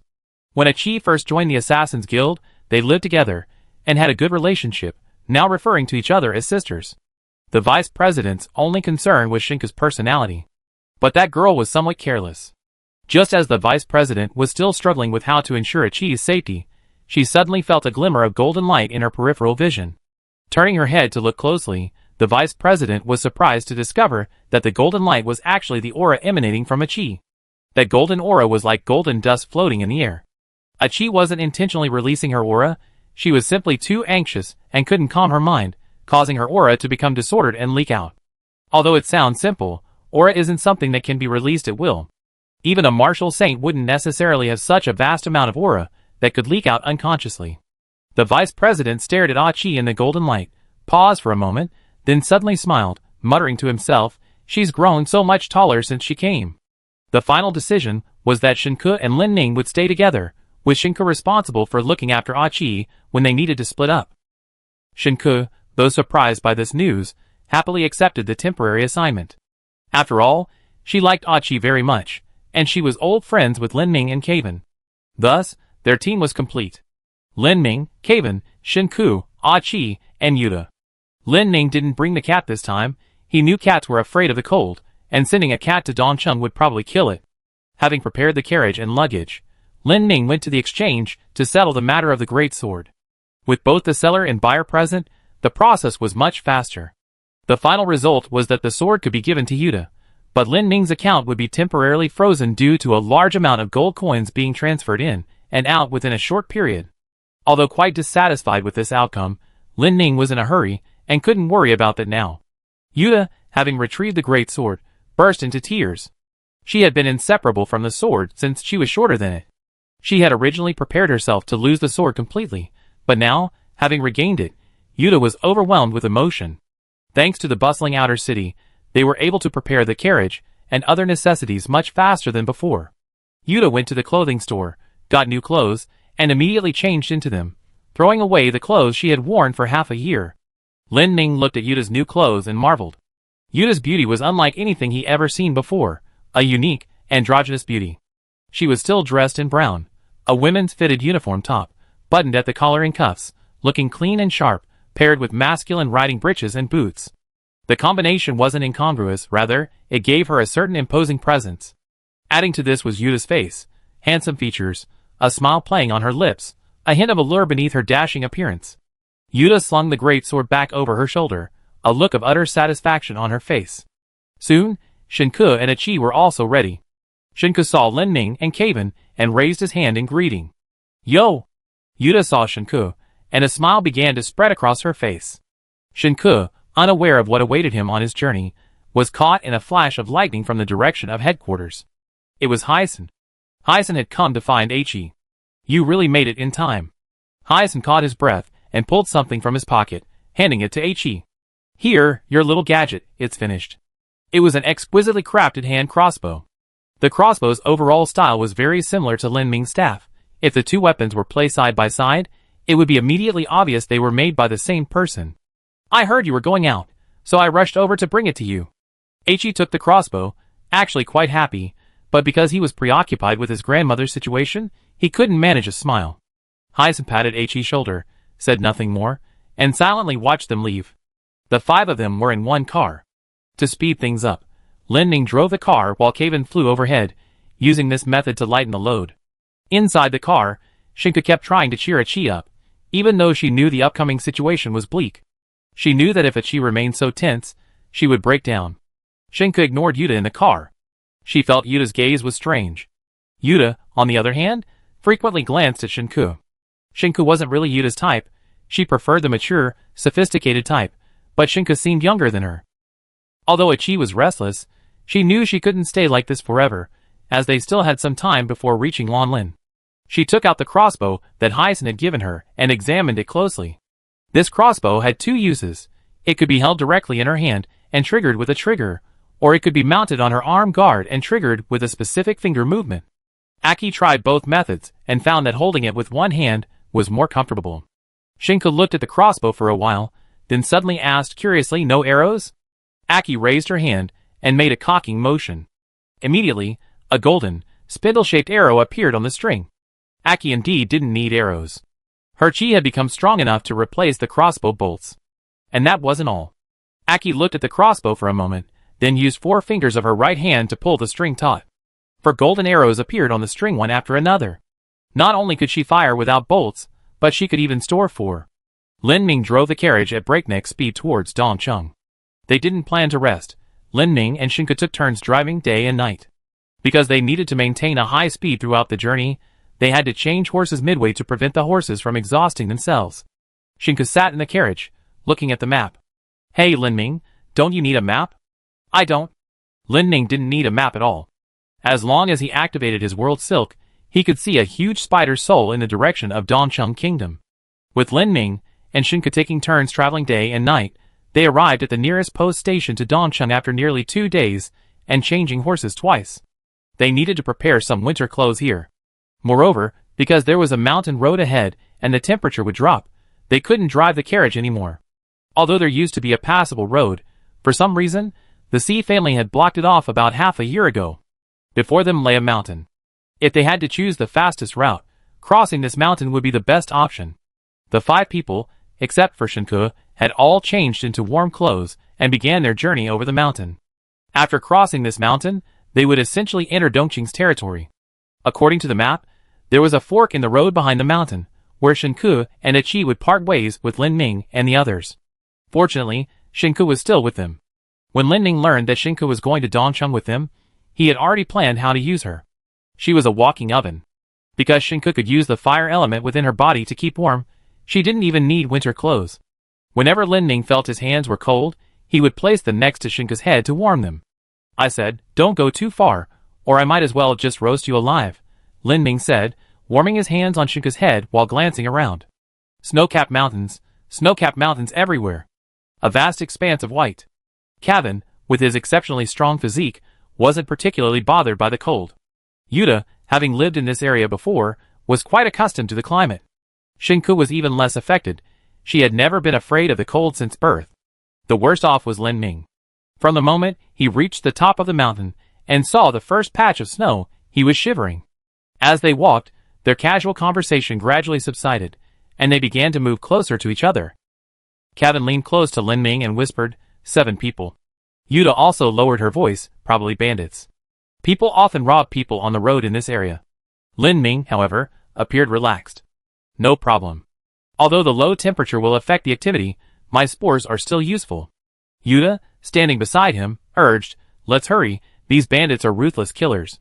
Before Yuta could finish speaking, several people suddenly stood up from the surrounding snow. They were all dressed in white, hidden in the snow, making them difficult to spot without close observation. Yuta panicked upon seeing them suddenly appear.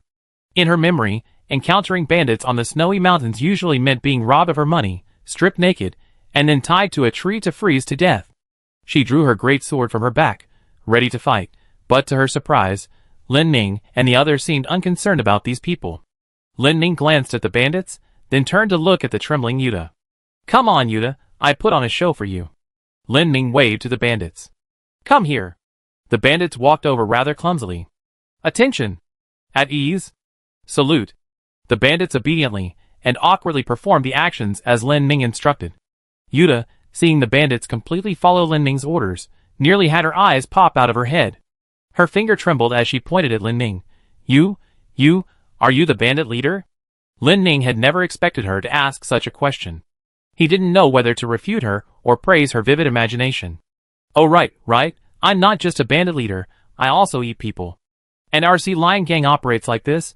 Do you know why I brought this woman who can get hot? I use her to roast you, slice you up piece by piece, and eat you layer by layer." "You're lying." Lin Ming pointed at Kevin again. "I'm not lying. Did you see the sharp teeth in this guy's mouth? He's a man-eating monster. Didn't you smell blood on him?" Lin Ming's fabricated words sounded perfectly reasonable to Yuta. "I'm going to be sliced up and eaten." Yuta held up her great sword, trembling uncontrollably. Shinku looked at her pitiful appearance and sighed. "Don't scare her, look, this child is about to wet herself." Chapter 296. Lin Ming wanted to continue acting, but Shinku stopped him. "Stop playing around. This kid doesn't seem like the type to handle this kind of joke." Seeing that Yuta was almost crying, Lin Ming had to stop his playful act and turn to look at the bandits. He looked at the bandits and asked, "Who's your boss?" The bandits, having heard Lin Ming's earlier threats to Yuta, thought he was still acting. One of them, a sudden inspiration, looked at Lin Ming with admiration and answered, You're the boss." Yuta started trembling again upon hearing this. Lin Ming walked over and gave the bandit a good whack on the head. "I'm done acting. I asked who your real boss is." The bandits all shut their mouths, not uttering a word. Lin Ming sensed something amiss in their silence. He circled the bandits, carefully observing them, and noticed something strange about their attire. Their outer clothing was tattered, a camouflage layer for concealment in the snow. Underneath their camouflage were high-quality uniforms. "You're not bandits. What faction do you belong to?" Lin Ming himself felt the question was redundant. In this area, only the Sea family held sway. These people were most likely from the Sea family. Their ambush on the snowy mountain was likely to intercept passing cult members. Lin Ming turned to look at Yuta. Yuta, still recovering from the shock, looked up and saw Lin Ming staring intently at her, somewhat puzzled. Why are you looking at me?" "I'm not looking at you, I'm looking at that sword." These people had likely targeted them because they saw the sword. Lin Ning didn't intend to let them go so easily. He used his mycelium to force the men to kneel on the ground. As they knelt, the large movements revealed their equipment at their waists. Lin Ning frowned when he saw it and deliberately shielded them from Yuta's view. Each of them had a pair of handcuffs around their waist. Lin Ning had seen these handcuffs before in the prison at Marin Cave. He remembered Xiao Yi explaining them to them. These handcuffs were called fish cages, not only restraints, but also instruments of torture. The handcuffs are named this because their construction resembles a fishing trap used in the countryside. The part of the handcuff that covers the wrist is larger than usual, but inside, there's a ring of long, thin, sharp, and resilient teeth. To force a person's hand into the trap, you have to pry open those teeth. Once the wrist is through the handcuff, the teeth will press tightly against the arm according to their resilience. If you try to pull your hand out, the teeth will dig directly into the flesh. The more you struggle, the deeper they pierce. Some of these handcuffs don't even have keys. Once they're on, it practically renders the hands useless. Upon seeing these handcuffs, Lin Ning already understood the C family's attitude towards the Church of Light, and guessed what those captured members of the Church of Light had gone through. Lin Ning gave Shinku a look, signaling her to take Yuta away first. Although Shinku didn't know what Lin Ning wanted, she obeyed and forcibly pulled Yuta away. Kevin, however, didn't leave. Noticing Lin Ning's strange expression, he stood guard. After Yuta had walked far enough away that she couldn't see or hear anything coming from this direction, Lin Ning's face instantly darkened. His biggest connection with the Church of Light was actually his mother and Arns. Leaving Arns aside, although he hadn't spent much time with his mother, she had been kind to him. If his mother had really been tortured to death by these people, Lin Ning couldn't guarantee he could remain rational. What Lin Ning needed to do now was interrogate her.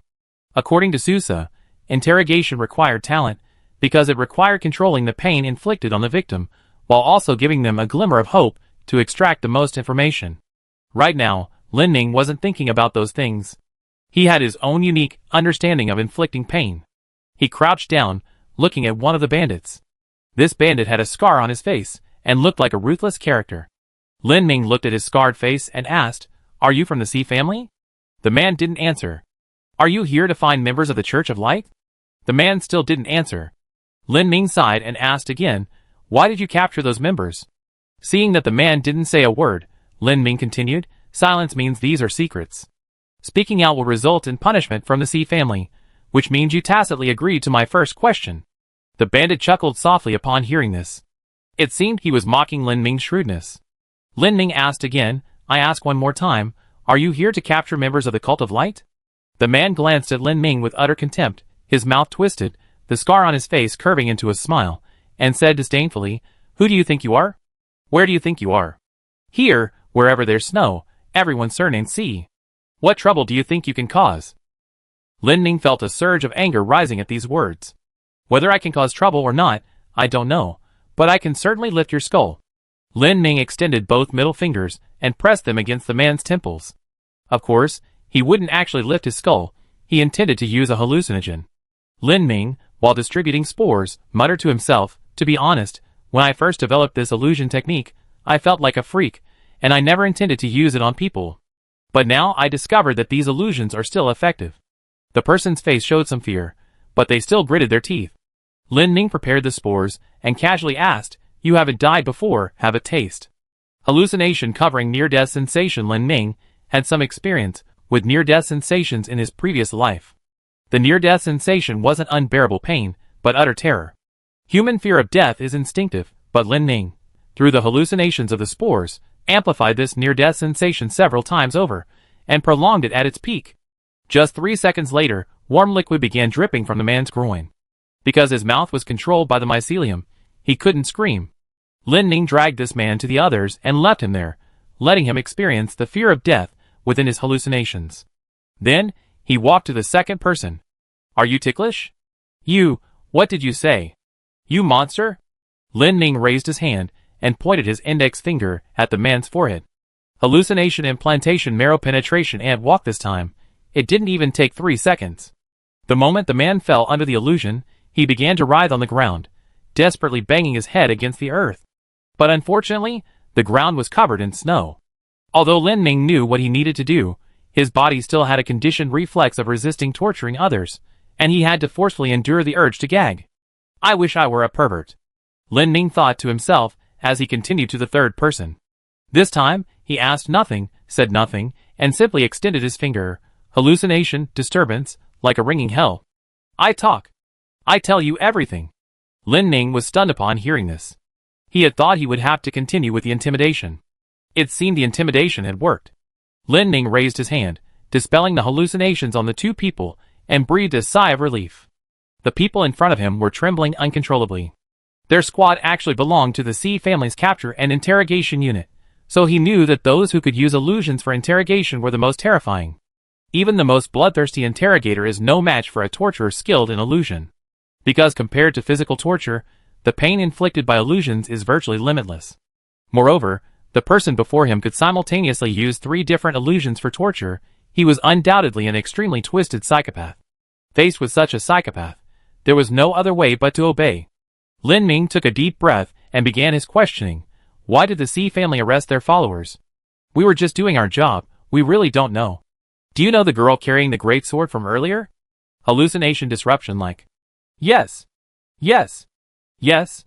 This was beyond Lin Ming's expectations. Some of the captured cult members mentioned that one of their sword wielders hadn't been captured, so we've been searching for him, but haven't found him. It seemed Yuta's escape had been somewhat effective. If she hadn't left Dongcheng immediately, she might have been captured long ago. Let me ask you again, does your search area include Lanlin? Lanlin, the search there shouldn't have started yet.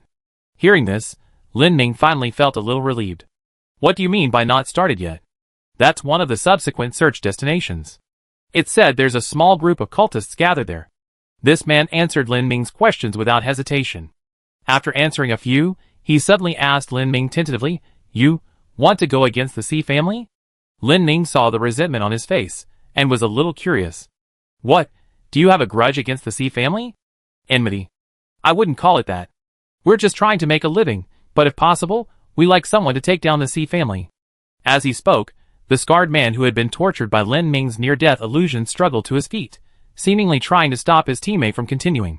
The man in front of Lin Ming sensed his teammate's intention after the torture and shouted, What can you do? You said what you should and shouldn't have. You die when you get back, maybe even worse than those heretics. Don't you know Si Qing? Si Qing? Who's Si Qing? The third son of the C family, the manager of the interrogation department, haha, a complete madman. The man tilted his head, gesturing for Lin Ming to look at his waist. See this fish basket?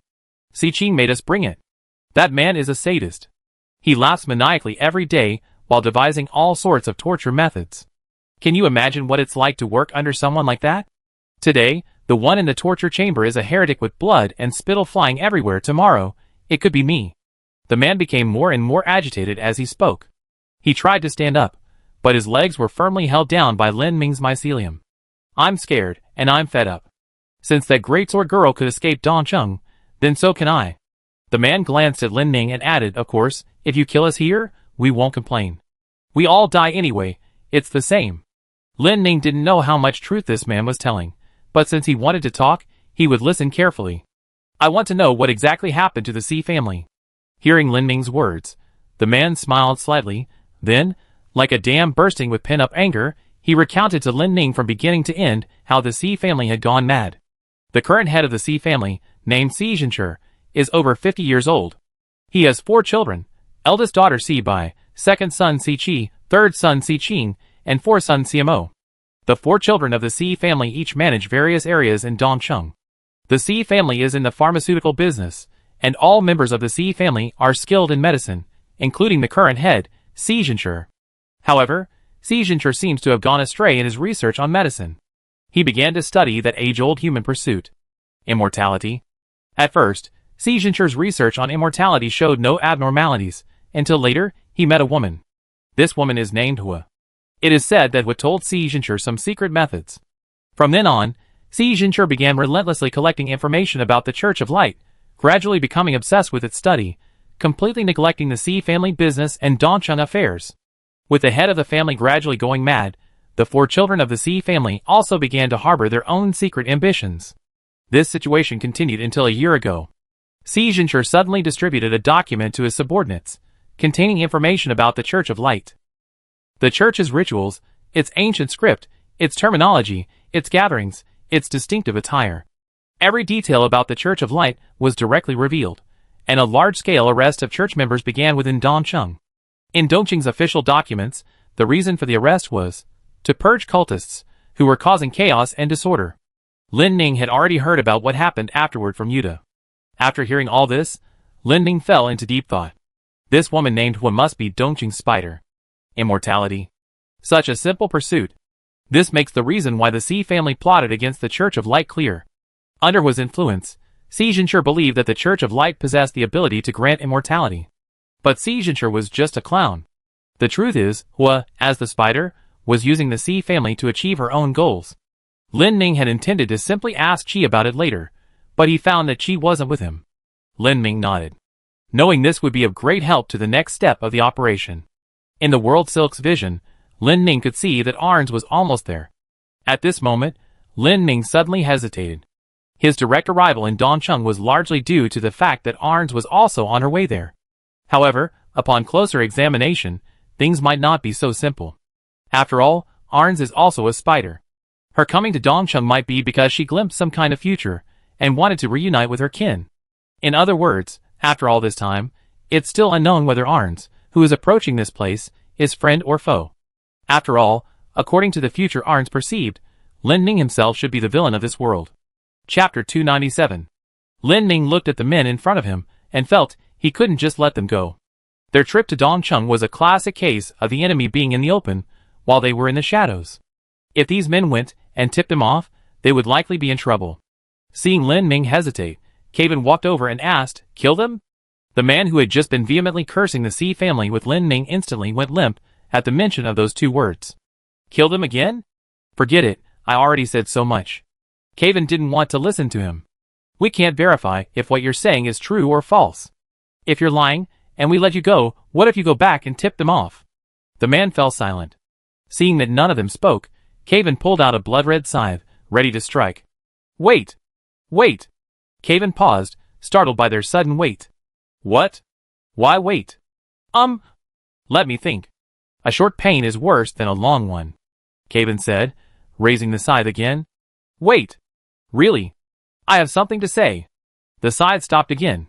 "What do you have to say?" Well, Dongcheng's ham and smoked meat are really delicious." "Oh, that's it." "No, there's something more important."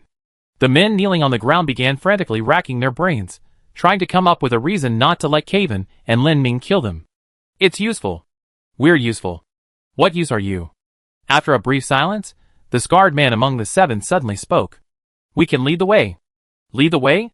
"Yes." The other 6 men looked terrified as Scarface said this. Before Lin Ning could speak, they started arguing amongst themselves. "Lead the way? To their deaths? What else can we do? What good are we besides leading the way across the snow mountain? What happens after we lead outsiders across the snow mountain? We can run west from here and still escape Dongcheng. But once we're across the snow mountain, if they really start fighting, we won't even have time to escape." "Shut up. Do you think we still have a chance to survive? It's just a matter of choosing where we die." "Damn it. I'm not going. I'd rather have this big scythe kill me. If Si Qin catches me, I won't even have a chance to bite my tongue and commit suicide. What a useless piece of trash." "Say that again." "Trash. Garbage. They always run away when it comes to serious matters. If I don't bite you to death, I change my surname to yours today." Lin Ning's head was buzzing from listening to their argument. "Stop arguing." With Lin Ning's sharp shout, the group finally quieted down. He pointed to the scarred man who had offered to lead the way. "Isn't that just an ordinary snow mountain ahead?" The scarred man didn't answer immediately, but looked at his teammates, finding none of them uttering a sound. After all, with the scythe hanging over their heads, they wanted to live a little longer. A month ago, it was just an ordinary snow mountain, but now, it's a forbidden zone. A forbidden zone? Yes, because the main road to Dongcheng has been blocked by the Si family. The only way to get through is to cross the snow mountain, but now, the only route is almost entirely riddled with traps. Only the Si family's troops remember the locations of the traps. Outsiders can't get through. Hearing this, Lin Ning suddenly became curious. Traps? The kind used to catch wild animals? Of course not. The Si family is skilled in medicine, and naturally, they are also skilled in poisons. Those traps, in themselves, aren't very powerful, but all of them are poisonous. Hiss. So everyone who wants to go to Dongcheng is going to die on the mountain? No, actually, the poison isn't fatal, but without the sea family's antidote, most people wouldn't survive more than 2 days. Hell, I understand. Lin Ning immediately understood. I suppose that antidote must be quite expensive. Scarface nodded. Yes. It's amazing that your country hasn't collapsed despite all this. Scarface looked at the snow beneath him and muttered to himself, Dongcheng wasn't like this before. Lin Ning looked at Scarface and suddenly remembered something important. How far are those traps you mentioned from here? About 2 or 3 miles away. Lin Ning breathed a sigh of relief. He was worried that Shinku and the others had walked too fast and entered the trap zone. Lin Ning looked at Caven, and Caven looked at Lin Ning as well. Both were considering their options. Poison was something they still needed to be wary of. Lin Ning felt that if what these people said was true, then they definitely needed a guide. After making up his mind, he nodded slightly to Caven. Caven understood Lin Ning's meaning, but he didn't intend to let the 7 of them go. He pondered for a moment, then turned to the others and said, leading the way, seems like one person would be enough. The men panicked immediately upon hearing this. Caven's words made perfect sense. He could easily kill 6 and leave only 1 to guide them. Lin Ning, hearing Caven's words, suddenly felt a surge of curiosity. He wanted to know the customs and traditions of Dongcheng. As the saying goes, in the coldest places, the most ruthless people are born. Lin Ning wanted to test this on these 7 men. Lin Ning approached the scarred man. Come on, tell me, who do you want to keep? The scarred man sighed, glanced at the other 6, then lowered his head to think for a moment before gesturing towards the youngest man beside him. Keep him, he knows the way best. Hearing this, Lin Ning looked at the others. Although their faces were filled with fear, they all hesitated, ultimately remaining silent and tacitly agreeing with the scarred man's choice. On the other hand, the man chosen to stay looked utterly incredulous. Just 2 hours ago, he had been bullied by 6 people. Those 6, led by Scarface, had been mocking and harassing this newcomer every day. He never dreamed that these 6 would give him this chance to live. Scarface gave this newcomer a simple reason. This newcomer still had a way back. He hadn't seen the mutilated human bones in Si Qing's dungeon, nor the eyeballs lying in the corner. He was still innocent, not yet trapped by the Si family's schemes. He still had a chance to live a good life. Lin Ning squatted down, staring at Scarface, and asked, What's your name? Lai Kai. Don't you have an older brother named Lai Fu? No, Lai Fu is my younger brother. Then you're their captain? Scarface, seeing no point in hiding it now, nodded. Yes, I'm the captain. Quite the captain's demeanor. Heh! I had my share of battle merits back in the day. If I hadn't encountered monsters like you, I could have held my own for a few rounds. Lin Ning stood up, hands on his hips, looking at the 6 men, suddenly curious about Dongcheng. He had initially thought Dongcheng was full of ruthless and cunning individuals, but now it seemed that wasn't the case. Lin Ning decided to give them one last challenge. He said to the 7 men before him, Now I count to 3. Those of you who want to live, break free from my grasp and take 1 step forward. The first one to break free will lead the way, and the rest will be killed. 3, 2, 1.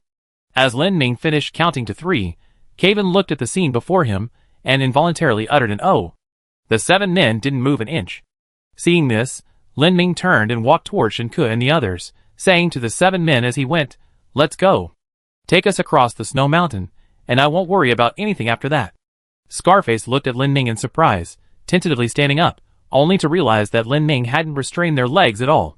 Realizing he'd been tricked, Scarface slapped his forehead and chuckled dryly. The other 6 men exchanged bewildered glances. Don't you have a wife? Don't you want her anymore? Don't you have an old mother? Don't you want your own mother? You're so rude. I should have just saved my own life. Who cares about you guys? Exactly. Disgusting, Tui. Lin Ning found the 7 people behind him annoyingly chattering, and simply sealed their mouths with mycelium. Their actions were incredibly righteous, yet their mouths were so gossipy. Realizing they were powerless against Lin Ning, the 7 obediently lined up and followed him forward. They hadn't gone far when they saw Shinku and Wuda.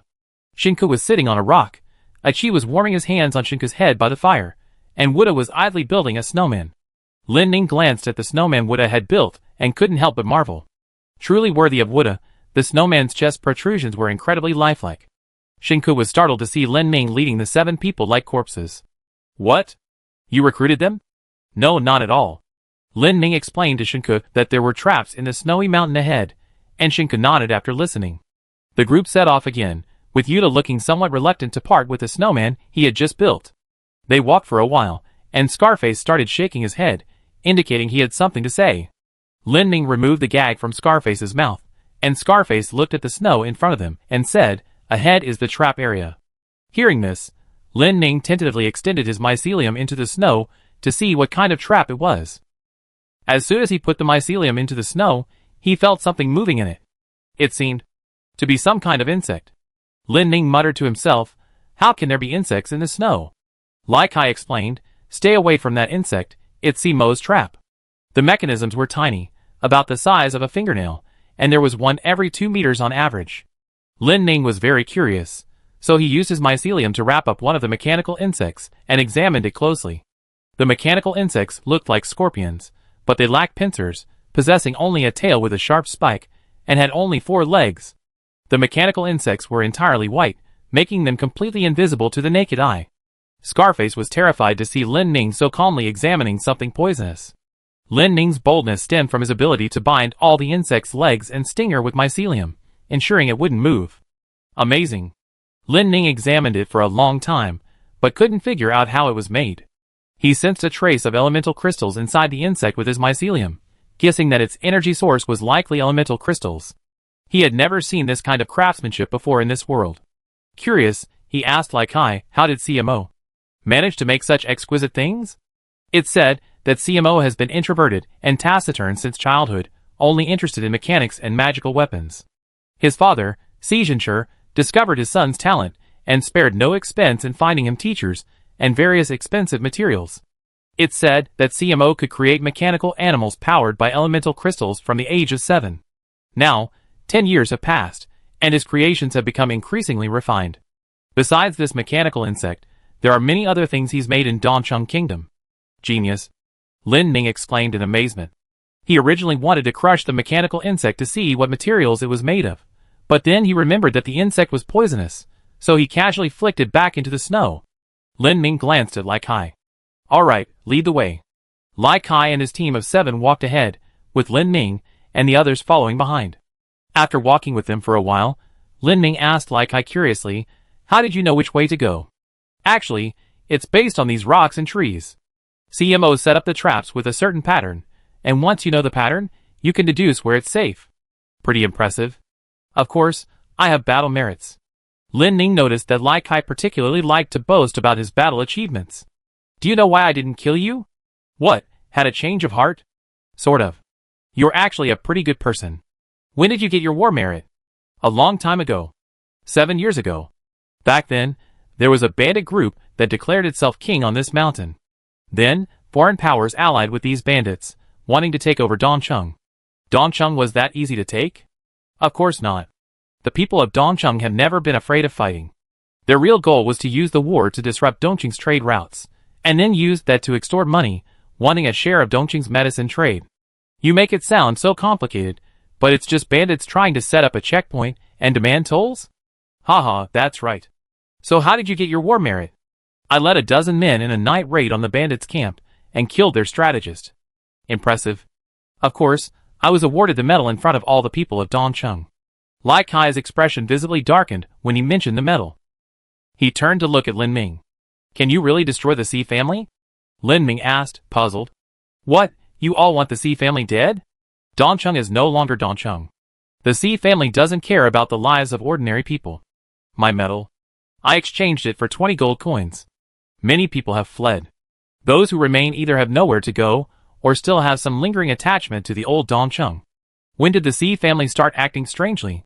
"After that witch came, of course." "What?" "Yes, after that woman came, first Seijinshur went mad, and then a significant portion of the Xi family members started acting strangely." "Have you seen Hua?" "I saw her once." "How do you feel?" Alluring." "Is she beautiful?" "No, it's not just about being beautiful. There's a rumor about that woman." "Tell me about it."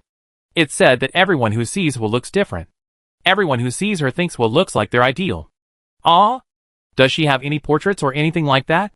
"Yes, someone drew a portrait of Hua and discovered this problem. Everyone who sees the portrait can recognize it as Hua, but everyone feels that the details of this hua are completely different from what they remember. Chapter 298. After passing through the trap zone, Lin Ming finally saw the outline of Dongcheng Kingdom in the distance. If he had seen this scene unprepared, he might have thought he was hallucinating. Atop a massive snow-capped mountain, a city stood majestically. The mountain was as if sliced in two by a knife.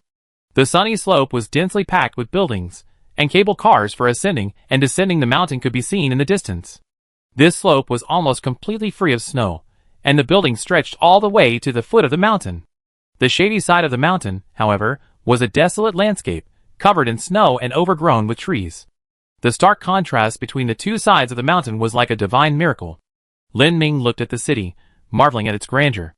Lai Kai pointed to the mountain and said, "The so-called Dongcheng Kingdom is centered around that main city, plus the villages at the foot of the mountain. The sunny side of that mountain is the Xi family's territory. Keep walking forward from here, and you see the walls and city gates at the foot of the mountain." Lin Ming looked at the distant Dongcheng Kingdom, unable to imagine how such a magnificent city could have been built. Lai Kai looked at his hometown before him and frowned. Dongcheng was originally a hospitable place. If you hadn't come here at this juncture, you probably would have had a lot of fun. Lin Ming smiled awkwardly, hoping the city wouldn't become like Shirtuluwa and Pingjing. Alright, the guide's job is done. Lai Kai put his hands on his hips, looking at Lin Ming, seemingly hesitant about something. Can you defeat the Xi family? To be honest, our purpose actually has little to do with the Xi family. If you expect us to save Dongcheng, you're dreaming. Lai Kai, hearing this, seemed somewhat dejected. After a moment's thought, he pulled a piece of paper from his pocket and handed it to Lin Ming. Take this. What's this? A love letter? No, this is a structural diagram of the interior of Dongcheng Mountain. Ah? Lin Ming opened the paper in surprise, discovering it was an extremely complex structural diagram. The diagram clearly showed the internal structure of the mountain where Dongcheng was located. Because the entire city was built against the mountain, the Dongcheng people had also modified the mountain's interior. Within the mountain, there was a hidden world. Besides the surface buildings, the mountain's interior had two other parts. One part was the water and sewage pipe system, and the other part was an underground processing plant. With the Dongcheng people's daily processing of the mountain, its structure was no longer simply rock. Its interior was filled with a metal framework. Lin Ming looked at the structural diagram in front of him, staring at Lai Kai in astonishment. Why are you giving me this? Lai Kai sighed. This is a secret of Dongcheng. To outsiders, only the part of Dongcheng that's exposed on the hillside is visible. The underground structure has always been kept secret. Furthermore, the Xi family's key facilities are all inside the mountain. With this, your chances of winning will probably be much better. Lin Ming, after hearing this, carefully put away the structural diagram and then asked curiously, Why do you trust me? You said you wouldn't kill you at first, and now you think we can overthrow the Xi family. How are you so sure we're capable of doing this? Lai Kai shrugged. Just consider us fools resonating with each other. What the hell is this fool's resonance thing? Lai Kai chuckled for a while, then said nothing more. Lin Ming used his mycelium to probe the nearby snow again, finding that there were indeed no more of those mechanical insects. It seemed Lai Kai hadn't lied to them, or had any malicious intentions. You guys can go. Lai Kai's 7-man team exchanged glances for a moment, deciding that escaping with their lives was ultimately a good thing, and turned to leave. Lai Kai seemed a little reluctant to leave, turning back every few steps. Lin Ming took out a map and glanced at it, deciding that Shenke and Achi should probably split up with them here. South of here is Lanlin. Shenke, you and Aki can just follow the mountains. It should take less than a day. Shenke nodded, then looked at Yuta and asked curiously, Are you still carrying that sword? Won't we be recognized? Yuta naturally knew this, but she had an extraordinary attachment to the sword and wanted to carry it for as long as possible. Then I just have to bury it here. Yuta held the sword, her face full of reluctance, and started digging a hole in the snow, sobbing. Lin Ming saw how distressed she was, and held out his hand to Yuta, saying, Give me the sword, let me try it. Try what? Yuta handed the sword to Lin Ming with some doubt. As soon as the sword was in Lin Ming's hand, it suddenly sank downwards. How do you carry such a heavy sword around everywhere? I carried this sword since I was a child, so I don't feel how heavy it is. Lin Ming struggled to hold the sword and began to distribute mycelium on the blade. His mycelium, like a swarm of extremely fine insects, gradually covered the sword's blade, as if encasing it in a shell. After a while, the sword's surface was completely coated with mycelium, and Lin Ming even used it to create the shape of a scabbard. In this way, the sword looked no different from an ordinary great sword. Lin Ming returned the finished sword to Yuta, who looked at it and started whining again. Too ugly. Ugly? Lin Ming scratched his head. I think it's quite beautiful. Although it didn't quite suit Yuta's aesthetic sense, at least the sword wouldn't expose their identity. Alright, let's all go. If you find Granny, just wait where you are. We head to Blue Forest after we dealt with things here. Shinka nodded and led Achi south. As Shinka left, Lin Ming began to feel the surroundings slowly growing colder. Their living little furnace was gone. Lin Ming and Yuta started shivering again. To keep warm, they could only hurry on their way. On their way to Dongcheng, Lin Ming reminded Yuta, "Do you remember what I asked of you when I agreed to help you?" "I remember. You wanted all the knowledge and information about the church." "Yes, that's good." Kaven, watching Lin Ming shiver uncontrollably, asked curiously, "Would it be better if you switched to ice element?" Lin Ming shook his head. "No, I can't control my appearance in single element form. That Snow Princess look is too flashy." Yuta's eyes lit up. "The Snow Kingdom Princess? What, want to see her?" "Yes. 500 gold coins per viewing." "You swindler." Thank you. After trekking through the snow for a while, Lin Ming and the other two finally arrived at the mountain where Dongcheng was located. However, they were on the shady side. The temperature on the shady side of this mountain was extremely low. Yuta was almost frozen stiff. Although she was from the vicinity of Dongcheng, even a resident of the snow mountain wouldn't want her outside for so long. She felt the cold seep into her spine, and her legs were starting to go numb. And what was worse, it was almost dark. Snow mountain, night, gale, snow. Yuta had already begun to formulate her will in her mind. I said, Why did we come here? The city gate is on the other side." Lin Ming continued walking calmly, occasionally glancing around. "Wait here for someone." "Wait for someone?" "No. Impossible. The shady side of the East City. Even dogs don't come." Lin Ming looked at the darkening sky, then checked Arn's location through the World Silk's vision, nodded, and found a cave that wasn't too deep. Spend the night here? Yuta felt she wouldn't survive the night, because this cave offered no shelter from the wind. Seeing she was about to give up, Lin Ming bound her with mycelium, threw her into the cave, and then pressed his hands to the ground. Elementalization Ice Prism Fundal Umbrella. Before Yuta could react, she found herself encased in a massive, hemispherical ice shell. Looking closer, she realized it wasn't an ice shell at all, but a tilted mushroom. The semicircular ice structure cap, like a roof, covered the cave, making it look like a domed hut built into the mountainside. Lin Ming seemed quite satisfied with his masterpiece, still using mycelium to patch up any leaks. The wind and snow outside blew against the ice shell, making a soft tapping sound. Inside the sheltered spot, Yuta felt her body slowly warming up. Along with the increased body temperature, a sense of security also rose, because she realized Lin Ming was very strong. And unbelievably strong. After completing the igloo, Lin Ming admired his masterpiece, nodding repeatedly. Kaven came over, looked at the igloo, and then at Lin Ming. "The only flaw." "Huh? What's the flaw? Tell me." "You didn't leave a door." Yuta, inside the igloo, watched as Lin Ming used an ice pick to chip a hole in the ice shell, then the two of them started crawling inside. "Why didn't you just make it bigger?" "If it's bigger, won't it let in the wind?" "You go first." Wait, I'm stuck, give me a push." "Don't kick, you kick my face." "Why don't you turn into mycelium, and you get in?" "Right." Yuta curled up in the cave, watching the two clowns bickering. After struggling for a while, they finally crawled in. Lin Ming looked up at his creation, quite satisfied. "You know, it's actually quite warm." Kaven cleared a clean area, broke off some branches, and started a fire. As the fire burned brighter, the surroundings gradually warmed up. Yuta took off her shoes and held her feet up to the fire, feeling her body slowly warming. Curious, she asked Lin Ming, "Who are we waiting for here?" "We're waiting for a strange person. Come to think of it, she's one of your followers." "Oh!" Yuta played with her toes, looking at Lin Ming curiously. "Since she's a follower, why did she come to Dongcheng at this time? She's not an ordinary person. By the way, your feet are practically in the fire, aren't they hot?" "No, they're not hot. My feet were numb from the cold, and I only just regained feeling. Would you like something to eat? Since we're staying overnight." "Let's eat something." Lin Ming handed Yuta the dry rations he had brought and took out some mushrooms for her to grill. Watching Yuta wolf down her food, Lin Ming called Kaven aside. Arns is almost here. How much longer? She's walking a bit slowly. She should arrive around midnight. And then?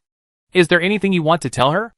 Lin Ning glanced back at Yuta, who was now eating grilled mushrooms with a smile, warming her feet like a little girl. Whether Arns is friend or foe is still unknown, so I plan to go talk to her myself first. You alone? Why? Because I have some important things I want to ask her, but I don't want Yuta to hear. Kaven nodded. He could roughly guess what Lin Ning wanted to talk to Arns about. Lin Ning continued to instruct Kaven, you stay here and watch Yuta. We need to prepare for the worst. If that spider from Dongcheng goes too far, Yuta might be the last member of the Cult of Light. Kaven glanced back at Yuta, who was staring blankly at the flames, and after some hesitation, nodded. Okay, then hurry back. Okay. Lin Ning nodded in agreement, then crawled out of the cave again and headed towards Arns. Lin Ning was filled with trepidation. He didn't know what kind of future he would get from Arns this time. He had his own selfish reasons for going to see Arns. If his future was truly so cruel, he didn't want Kaven to know any more. Inside the cave, Yuta saw Lin Ming leave again and asked curiously, where did he go? To see someone. Does he have acquaintances in Dongcheng? Not acquaintances in Dongcheng. Oh. Speaking of which, you two are really close. Really? Yes, we're practically inseparable. Kaven tilted his head and thought about it. It seemed so, and he didn't see anything wrong with it. Is that strange? Strange, not really, I'm just a little envious. Yuta felt she finally gotten to know Kaven a bit better, and Lin Ming just happened to be away. She really wanted to hear some gossip. What do you think of Lin Ming? Kaven didn't understand why Yuta was asking this question. He's smart one minute and stupid the next, but most of the time he's reliable, just often soft-hearted. Oh! So what does he mean to you? Yuta finally asked this crucial question, looking at Kaven with excitement. But our Kaven clearly didn't grasp the central idea of Yuta's question. In his mind, he began to ponder the significance of Lin Ming's existence to him on another level. I feel he can illuminate things I can't normally see. Yuta hadn't expected Kaven to give such a thought-provoking answer. Things I can't see? Yes, everyone's eyes have limitations. We always think the world is as we see it. I used to be like that too, but after being with that mushroom, I feel the world has become richer, there are more interesting things, and more solutions to problems. I see. I thought you two were a couple. A couple? Yes, a couple. I know that word. I read its definition in a book. We're not a couple. If I had to say, we're just partners. Hearing Kaven say this, Yuta's lips curled into a slight smile. I see, it feels more romantic than a romantic relationship. Really? I think so. You're being weird. I won't listen to you. What's weird about my brain? I feel weird about everything. Yuta seemed to know what Kaven was talking about. While Kaven and Yuta were warming themselves by the fire in the igloo, Lin Ning was walking forward against the wind, stepping through snowdrifts. After walking for a while, Lin Ning started to get annoyed. He had originally wanted to talk to Arns alone outside, but the wind was too strong, not a suitable environment for conversation. Lin Ning felt like he was going to freeze into a mushroom, so he didn't care about the etiquette of a long-awaited reunion. He observed Arns' direction. She was now quite close to him. He could sense her figure approaching within the world silk. Lin Ning steadied himself, then reached out and grabbed the world silk from Arns' direction, pulling her sharply towards him. Come here! Arns, who had been struggling through the snow, suddenly felt her feet leave the ground. She thought she was hallucinating from the cold. After leaving the ground, she was propelled forward with a whoosh. Looking closely, she realized it was someone she didn't recognize. Judging by the figure, it was a man with white hair, quite handsome, but with a ferocious expression. Lin Ning had come to Dongcheng in disguise, completely disregarding the possibility that Arns might not recognize him. Gritting from the cold, Lin Ning pulled Arns into his arms. Arns looked bewildered. She had rarely been held before.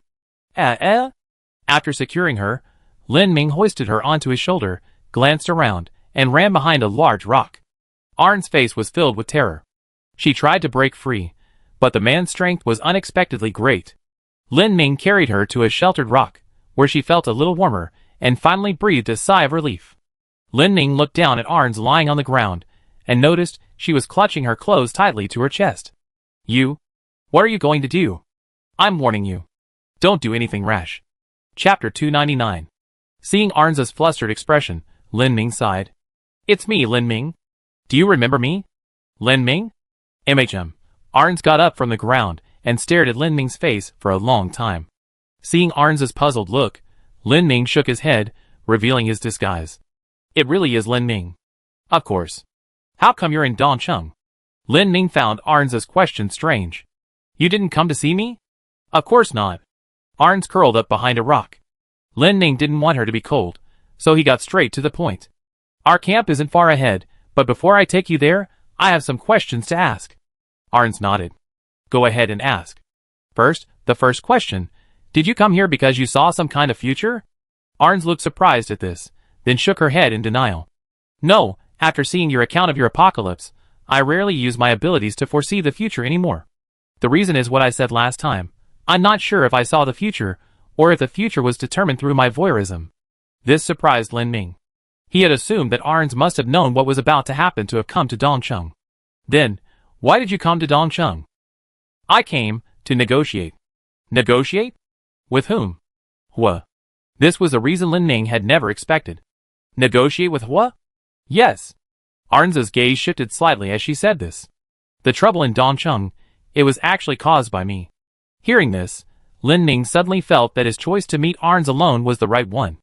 If Yuta heard this, she would probably explode.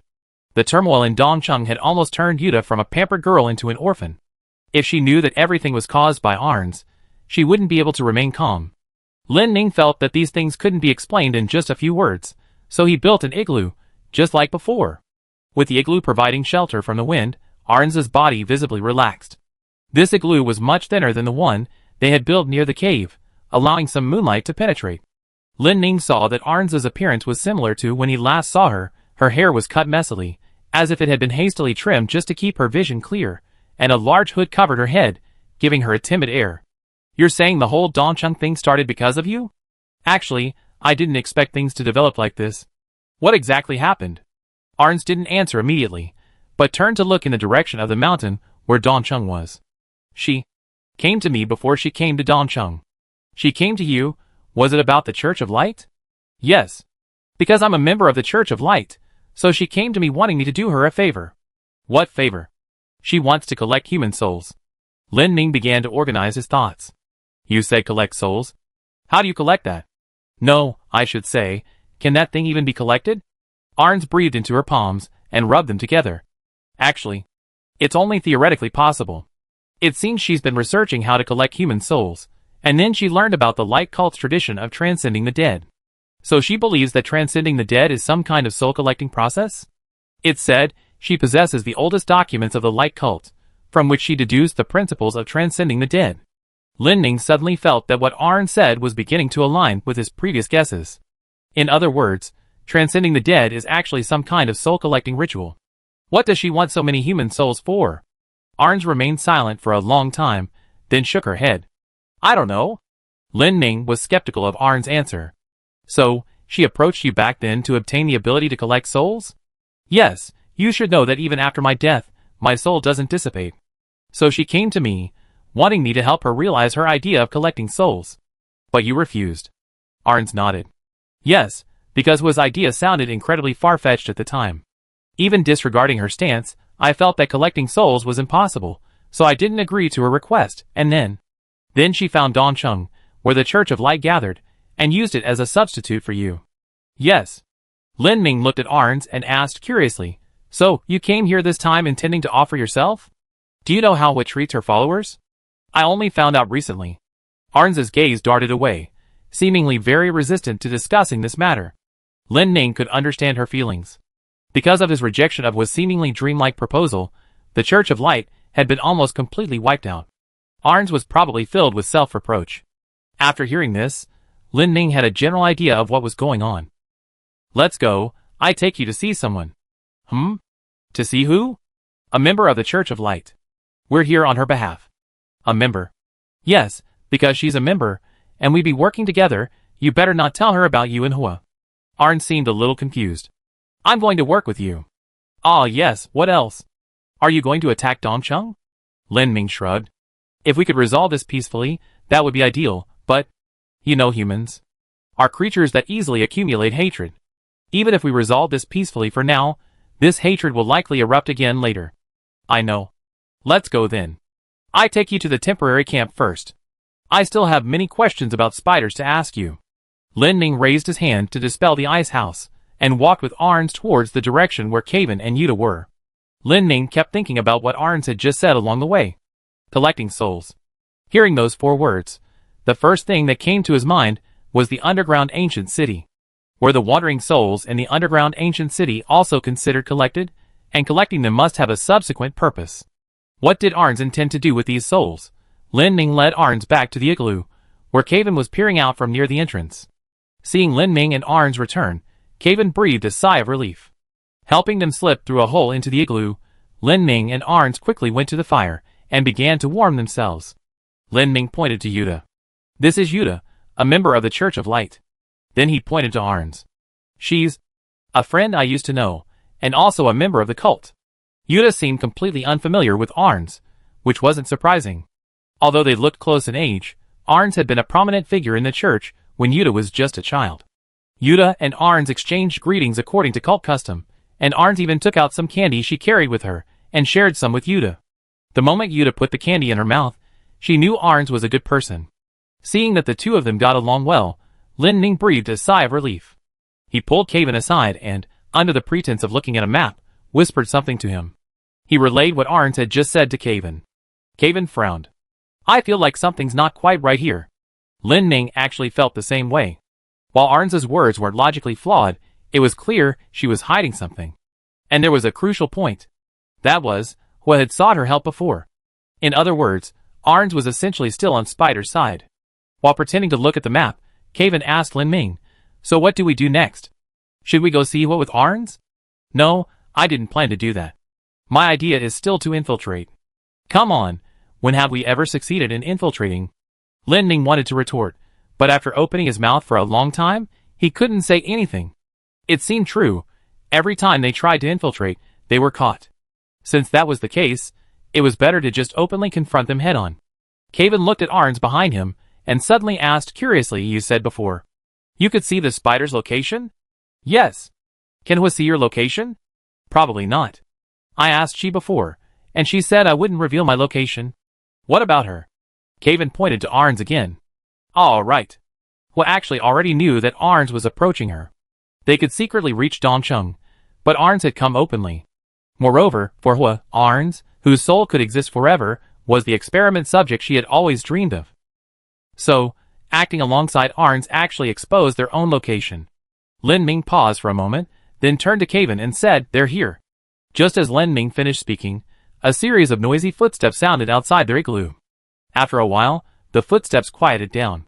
Lin Ming walked to the entrance of the igloo and curiously looked outside. Outside, a large group of soldiers stood.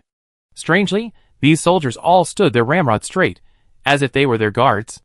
Lin Ming poked his head out from a hole. Is there something you need?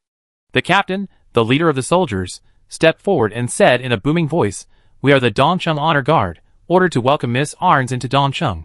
Madam has instructed us to be mindful of etiquette, so we cannot disturb your rest. Of all the soldiers, only this one was wearing a fluffy fur coat, suggesting he held a high rank. Arns curiously approached. Here to pick me up? The Honor Guard captain immediately saluted. Yes, sir.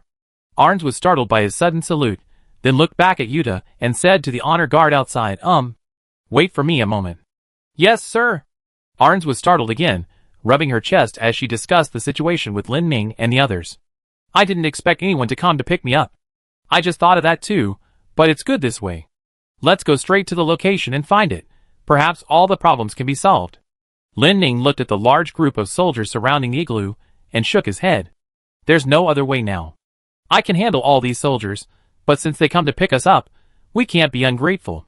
He got up to put out the fire, told Yuta to get dressed, and prepared to enter the city. The group left the igloo, and Arn said to the captain, these are my entourage. We need to travel together. The Honor Guard captain nodded, took a fur coat similar in style from someone beside him, and draped it over Arns' shoulders. Lin Ming, seeing Arns with the fur coat, assumed he would have one too, and waited expectantly for a while, only to find that the soldiers were only being so attentive to Arns. So we really are just entourage. Kevin, seeing his sullen expression, laughed, isn't it pretty good? We're benefiting from their kindness.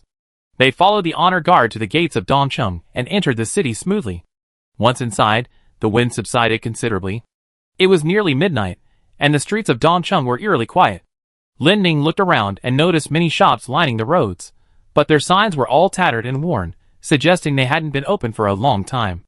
Lin Ning had initially assumed that Dongcheng, a country built directly on a hillside, would have difficult roads, but to his surprise, Dongcheng had elevators. This was the first time he had ever seen such advanced technology in a world where transportation was primarily by horse. As they ventured deeper into the city, Lin Ning discovered that Dongcheng's level of advancement was simply unbelievable.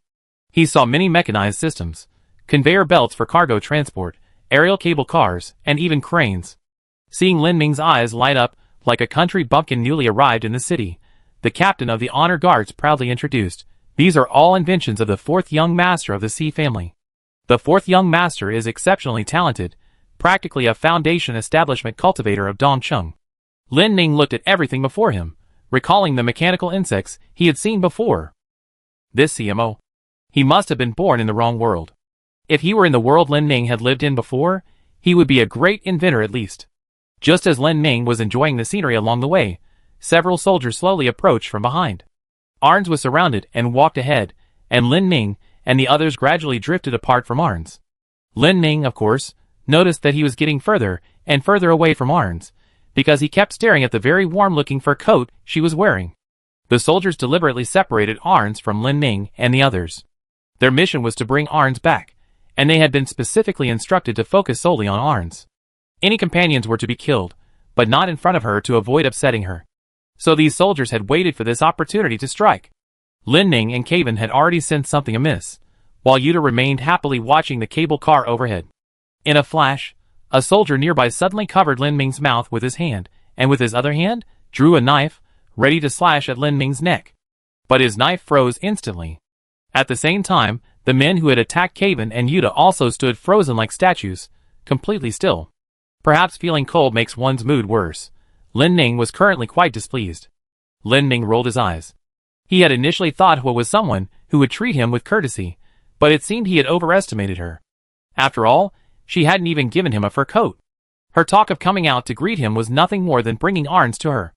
Arns believed she had caused the turmoil in Dongcheng and came here with remorse and a desire to make amends. But in Hua's eyes, Arns was nothing more than a tool she had delivered herself to. And they weren't even tools. They didn't even have a fur coat. Lin Ning simply waved his hand, and all the soldiers, except for the captain, froze as if a pause button had been pressed. Lin Ning, however, walked forward among these motionless soldiers as if nothing had happened, reaching the back of the honor guard captain. The honor guard captain, hearing a rustling sound behind him, assumed his men had taken care of the three lackeys and turned around with satisfaction, only to see Lin Ming's sour face and soldiers posing in various motionless positions. We're playing red light, green light. What, you want to play too? No. Then let's continue. Take us to see your lady. By the way, your clothes look nice, quite warm. This? Warm? What kind of fur is it? Fox. I'm so envious. The captain of honor, seeing Lin Ming's resentful gaze, silently took off his coat and draped it over Lin Ming's shoulders.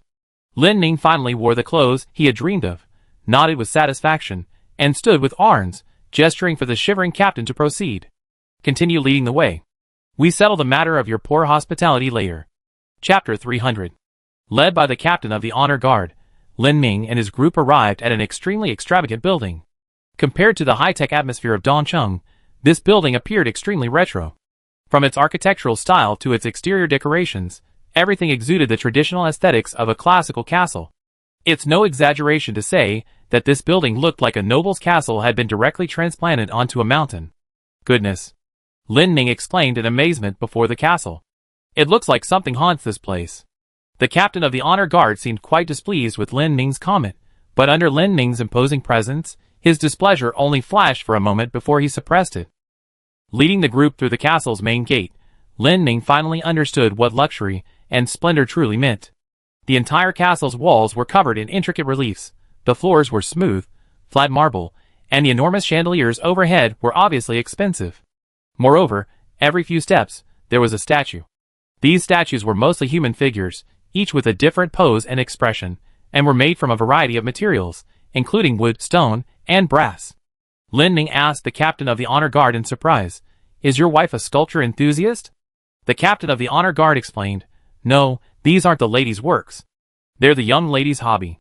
She's loved art since childhood, especially sculpture, but because she has so many pieces, the exhibition hall can't hold them all, so they're stored in the castle. After winding through the castle, they arrived at a door. The captain of the honor guard stepped forward and knocked. Madam, the person has arrived. It's our distinguished guest and her entourage. The captain of the honor guard, knowing he hadn't completed his mission perfectly, could only report the current situation to Hua first. Lin Ming, who had been standing with his hands on his hips, waiting for Hua inside to reprimand the captain of the honor guard for his incompetence, and then he would retort, was surprised to hear an extremely gentle voice from inside the door. It's all right, you have your difficulties. You worked hard. Go and rest. Leave the rest to the guards. Remember to collect your night shift allowance. Hearing this, the captain of the honor guard bowed respectfully to the door, glanced at Lin Ming with a resentful look, and turned away. The guards on either side of the door opened it for them. As soon as the door opened, Lin Ming smelled a delightful fragrance. Dongqing's climate is cold. Such a natural fragrance is rarely found. Lin Ming and Arns led the way, followed by Kaven and Yuta. Upon entering, they were met with an unexpected scene. Inside was a huge room, so large that their footsteps echoed. Yet, despite its size, the room was completely empty. It was utterly bare, except for a bed in the center. Who was reclining on the bed, covered by a creamy white silk sheet. Even though the sheet was plain, it paled in comparison to Hua's complexion. Hua's skin was like smooth, translucent porcelain. Lin Ming's brows furrowed slowly. Hua always gave him a sense of unreality. Hua was beautiful. This was the first thought that popped into Lin Ming's head when he saw Hua. He wasn't some shameless lecher, but the beauty of Hua before him was beyond his wildest expectations. Gentlemen, you come from afar. I apologize for any shortcomings in our hospitality. Hua's voice was soft and sweet, though it was just a simple sentence. Every word sounded like a coquettish plea. Although Hua now appeared to be a rare beauty, Lin Ming, having done his homework, knew it was an illusion. The Hua he saw was actually Hua's own appearance, a mixture of his own imagination and reality. Perhaps the real Hua was shockingly ugly. Hua propped herself up on the bed. She wore very little clothing to cover herself. Most of her attire consisted of decorative ribbons, making her look like a dancer preparing for a grand performance. Hua's hair was long, reaching past her waist, almost touching the ground when she stood up. She stood barefoot on the floor, and as soon as she did, several maids surrounded her, adjusting her clothes.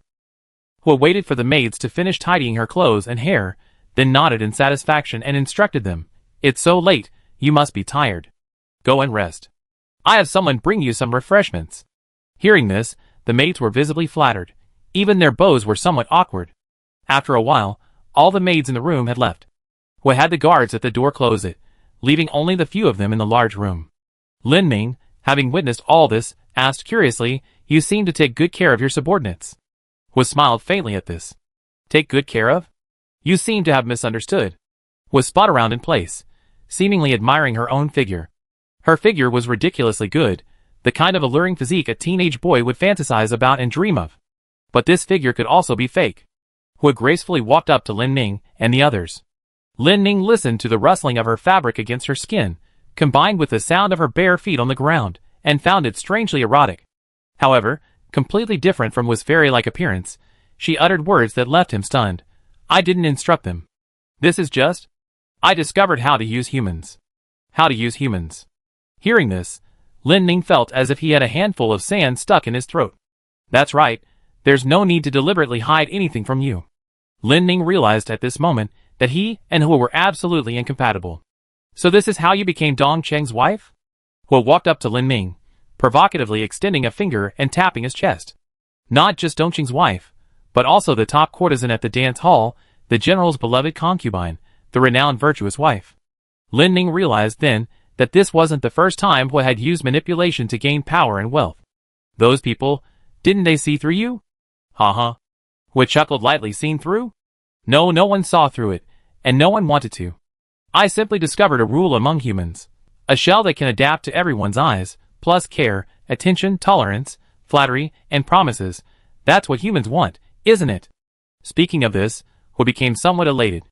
"I merely found the key to unlock this wind-up toy of humanity, nothing more." At this point, Hua's previous elegance vanished, replaced by a manic tone. Servants, commoners, nobles, warriors, kings, everyone is the same. Servants crave care and understanding, commoners crave a false sense of superiority, and the nobles crave genuine affection. Add to that all that, and then, with beauty as bait, guess what will happen? Lin Ning, of course, knew what would happen. Hua opened her arms, seemingly embracing the air before her, and exclaimed with a smile, "They swarm in, everything swarms in." Just when Lin Ning thought Hua was about to go mad, she suddenly calmed down, her face expressionless. "You must be Lin Ning. I can sense that aura." The aura Hua referred to was likely the primal element. "I was prepared for Arns's arrival. And what brings you uninvited guests here?"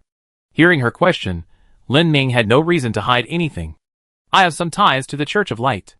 Now, almost all of its members have been massacred by Dong Chung. Naturally, I can't stand idly by."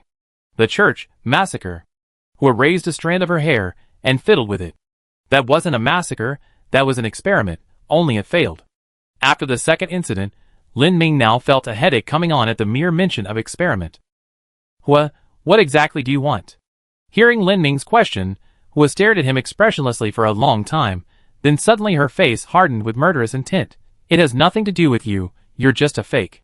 Lin Ning sensed something was off about Hua's aura, and instinctively took a step back.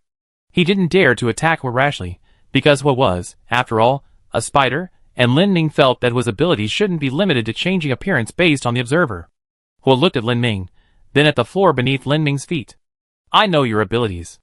I can't kill you, but perhaps the city can." Hua stretched out his foot, lightly tracing the stone floor with his toes.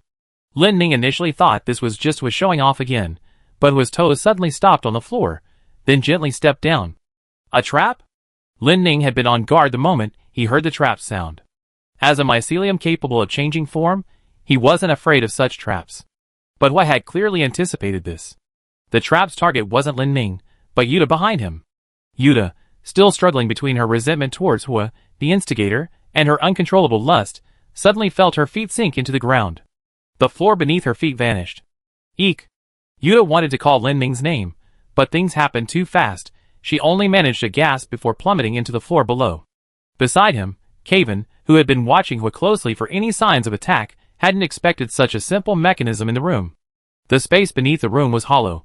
They already knew this from the East City's structural plans, but the plans didn't depict the structure below, only listing the words Heat Energy Conversion Center. Seeing Yuta fall in, Kaven jumped in after her. "Kaven!" Lin Ning rushed to the entrance of the trap. He could only see that it was pitch black inside, with occasional flashes of dark red light, like fire. Besides that, waves of heat billowed from the entrance. "Aren't you going down?" Hua asked Lin Ning with a smile. Lin Ning knew Hua was doing this on purpose. He and Kaven weren't afraid of this kind of trap, but Yuta was different. She couldn't transform or fly. "If I go down, wouldn't that be fulfilling your wish?" "I won't." Hua looked at the entrance and added casually, "You can't fly down there, you know." "You?"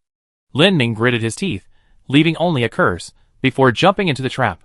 As soon as he jumped in, the floorboard slammed shut with a bang, and beneath them, a very thick metal plate also closed with a bang. With the metal plate blocking their way, Lin Ning and the others had no chance of returning the way they came. Hua looked at the ground with satisfaction, then looked up at Arns in front of him, and patted his bed. "Come here, let's catch up." Lin Ning, who had fallen into the hole, was surrounded by darkness and felt an unbearable heat. He realized after landing that Hua was right. This space was filled with chaotic, scorching air currents, making stable flight impossible. As soon as Lin Ning landed, he tried to extend his mycelium back into his room, but just as his mycelium extended, a large iron plate suddenly blocked the hole they had fallen through. Fortunately, the metal plate allowed Lin Ning's mycelium to temporarily adhere to it, suspending him in midair. However, this wasn't a long-term solution. Lin Ning clearly felt his mycelium drying out rapidly, unable to support his weight. He could only desperately extend his mycelium outwards until it touched the wall, finally stabilizing his body in midair. Through the extension of his mycelium, he also sensed the vastness of this underground space. His mycelium had already extended to a length of tens of meters before touching the wall. Lin Ning realized these walls were all metal plates, and he immediately felt overwhelmed. Without connecting to the soil, he had no nutrients, and under this intense heat, he wouldn't last long. "Kaven!" Lin Ning called out, but his voice was scattered by the chaotic airflow, and didn't carry far. Lin Ning was now extremely anxious because he clearly felt that the heat here was enough to kill a person. Although his mycelium would slowly ripen, it wouldn't be unable to withstand the heat for long, but Yuta was human, she needed to breathe. In this scorching heat, Yuta probably wouldn't last more than 5 minutes. While he might not die immediately, such high temperatures would cause irreparable damage to his respiratory system and skin, making recovery difficult even if he survived temporarily. At the center of this underground space was a huge metal sphere, faintly emitting a dark red glow. The underground was dark, but darkness wasn't a problem for Lin Ning. He used the vision of his world silk to sense the underground space, and immediately located Kaven's position. Kaven was on the side wall of this space. Lin Ning wasn't even sure if it was Kaven, because the Kaven hanging on the side wall wasn't humanoid. It was a shape resembling a natural crystal. Lin Ning initially wanted to use the world silk to pull Kaven over, but then he thought that Kaven's choice of that location and form must have a reason. So, relying on the support of the mycelium, he moved within the space and arrived near Kaven. As he approached Kaven, Lin Ning suddenly heard the sound of water. He illuminated the space with his own fluorescent light and discovered that Kaven's current form resembled a red, transparent coffin. The unconscious Yuta was encased within this coffin. Upon closer inspection, 2 pipes could be seen connecting the coffin to the wall, and liquid blood was flowing inside. With each breath Yuta took, bubbles would rise from the coffin. This was the method Kaven had devised in a very short time to save Yuta's life. Chapter 301. The air Yuta inhaled had been cooled by Kaven's blood. This was the best way Kaven could think of to keep Yuta alive in such high temperatures. He was doing everything he could to cool Yuta down. It was a stroke of luck amidst misfortune. After jumping down, Kaven barely managed to catch Yuta, but because of the chaotic airflow, he couldn't fly. He could only cling to the wall with the current. Fortunately, the metal plate that had been on the wall had just fallen off, revealing the stone mountainside. Although the stone wall was also quite hot from the heat of the metal ball, since it was stone, it could be carved. Kaven carried Yuta on his back, initially intending to dig a hole with his blood spike, but after a couple of tries, he realized it was unlikely. He had to change his approach and began to pour his blood deep into the cracks in the stone wall. This was an inspiration he drew from Lin Ning's techniques. He let his blood seep into the rock face, spreading it through the crevices and penetrating as deep as possible into the mountain. Finally, after exploring to a certain depth, he felt the cold touch of the mountain itself. Seeing that Yuta had already fainted from the heat, Kaven knew that digging a tunnel to escape was unrealistic, so he had to devise a clever plan. He enveloped Yuta in his blood and then explored the rock face, discovering a pipeline. Kaven began circulating his blood through this pipeline, using the mountain's heat to cool it, and then using the blood to cool Yuta. At the same time, he created an air chamber for Yuta's mouth and nose, filling it with cooled air. In this extremely short time, Kaven constructed a makeshift life support device. By the time Lin Ning found him, he had stabilized Yuta's vital signs using this device. Seeing the pipes extending from Kaven's coffin and connecting to the stone wall, Lin Ning understood what Kaven was doing. However, he had no time to praise Kaven's ingenious water cooling design, as he was also nearing his limit. Fortunately, Kaven had discovered the stone wall. With the stone wall came soil, and with soil came Lin Ning's territory. At this crucial moment, Lin Ning abandoned his human form. He transformed into a clump of mycelium, attaching himself to the stone wall, wrapping his valuables inside, and using this form, began to expand his mycelium along the cracks. His mycelium, which had shrunk to a small clump due to the intense heat, began to rapidly repair itself upon contact with the soil. Because the room's temperature was high enough, and the soil behind the stone wall wasn't hard frozen ground, Lin Ning's small amount of mycelium could penetrate it directly. Once the amount of mycelium stabilized, there was only one thing left to do: dig. Dig it out from here. Lin Ning had basically memorized the mountain's structure. Behind the rock wall, there shouldn't be any other space. Although a thick layer of mountain separated them, he could dig through it and return to the outside. Having made up his mind, Lin Ning began frantically digging into the wall next to Kaven. First, he used mycelium to seep into the rock crevices. Then, by absorbing nutrients, the mycelium expanded, widening the crevices. He then used his staff as a drill to chisel into the rock. Lin Ning dug the wall incredibly fast. He dealt with the hard rocks he encountered while simultaneously moving the excavated rubble and soil. In no time, Lin Ning had completely penetrated the rock wall. It's estimated that even Hua hadn't anticipated that Lin Ning and Kaven would protect Yuta in this way, and even break through the sweltering room. Lin Ning initially thought it was just a thick mountain ahead, and was focused on digging through quickly.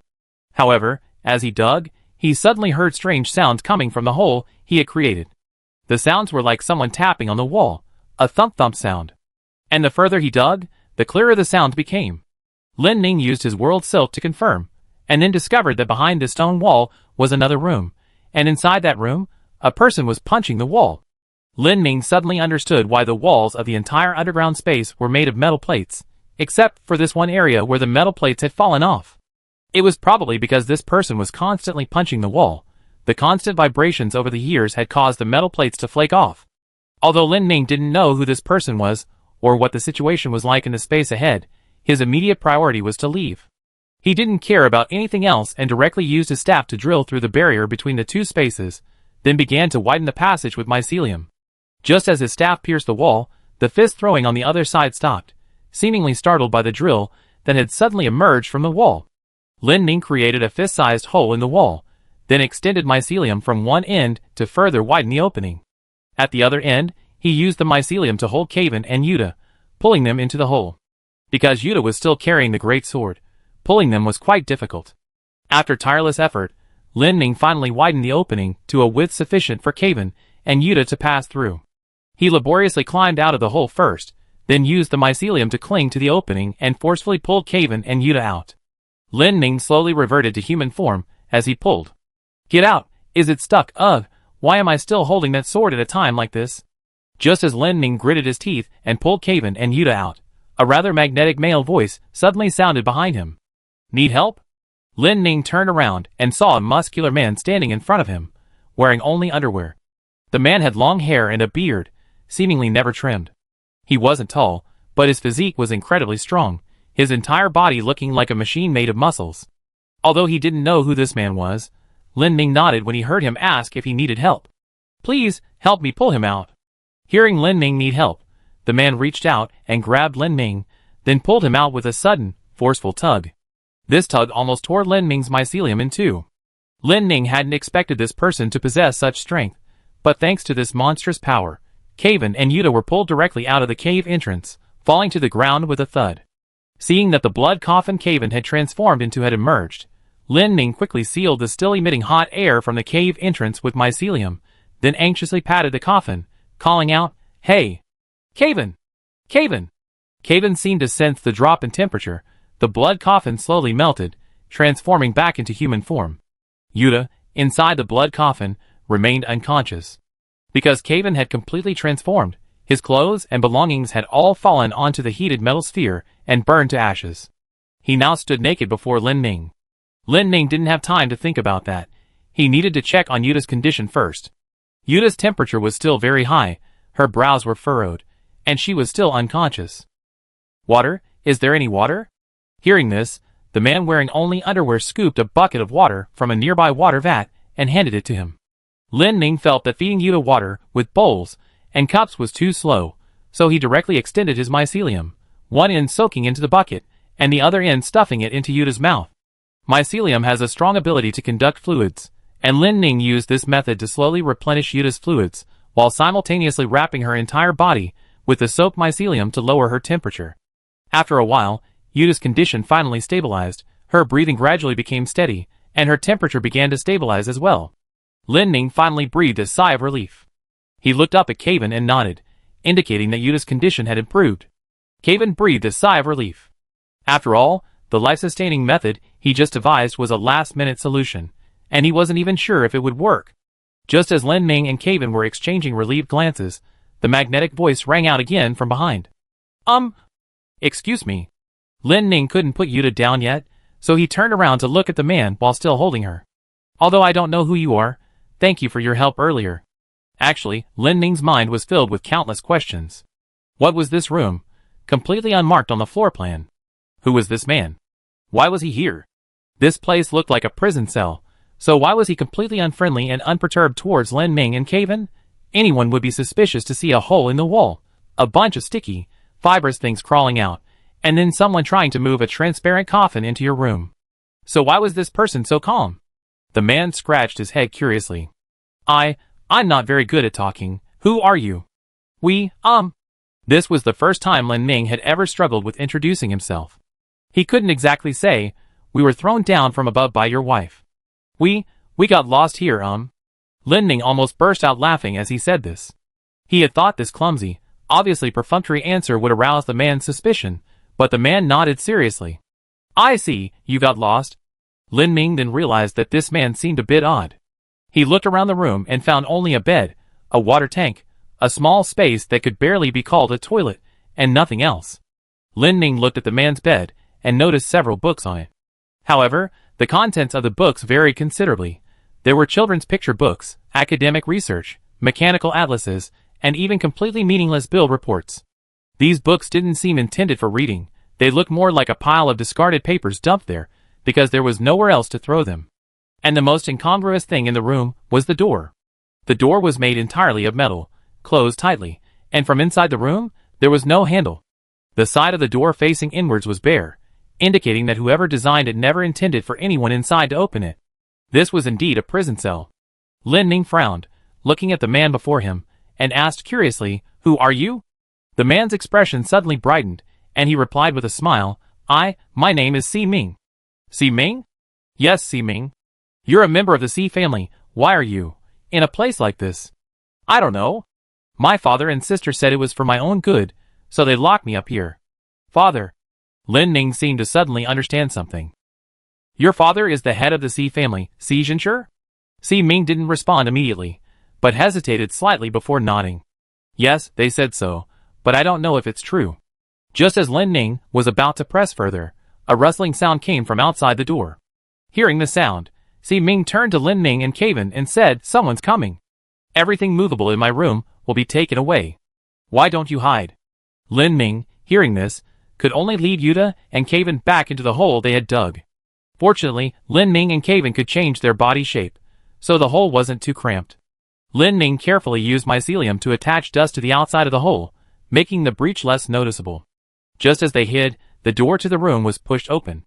Lin Ning used his world silk to sense the situation, and found that a woman had entered.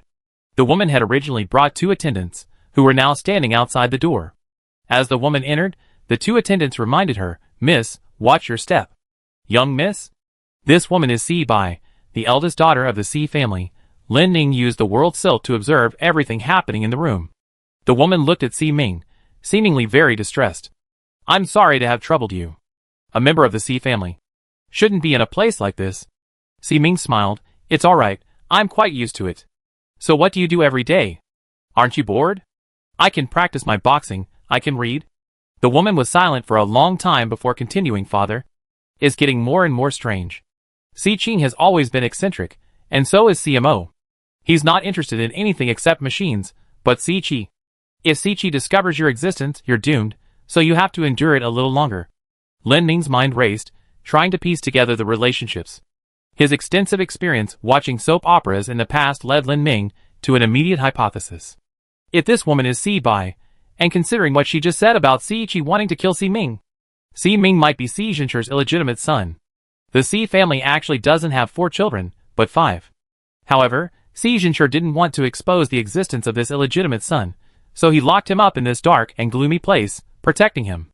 The reason for this was likely the most common family problem among nobles: the struggle for succession. Now that Dongcheng was in turmoil, and Si Zhenshi was being manipulated, Si Qi, as the eldest son, should rightfully inherit the throne, but it's very likely that Si Zhenshi didn't want to pass the inheritance to Si Qi. From Si Bai's description earlier, it can be inferred that Si Qi's behavior was likely cruel and tyrannical. Just as Lin Ning was imagining the plot, Si Bai added, "Si Qi is the kind of person who would try to kill his own father. Father must have had his reasons for letting you return to the Si family. But now father is no longer in control of important matters."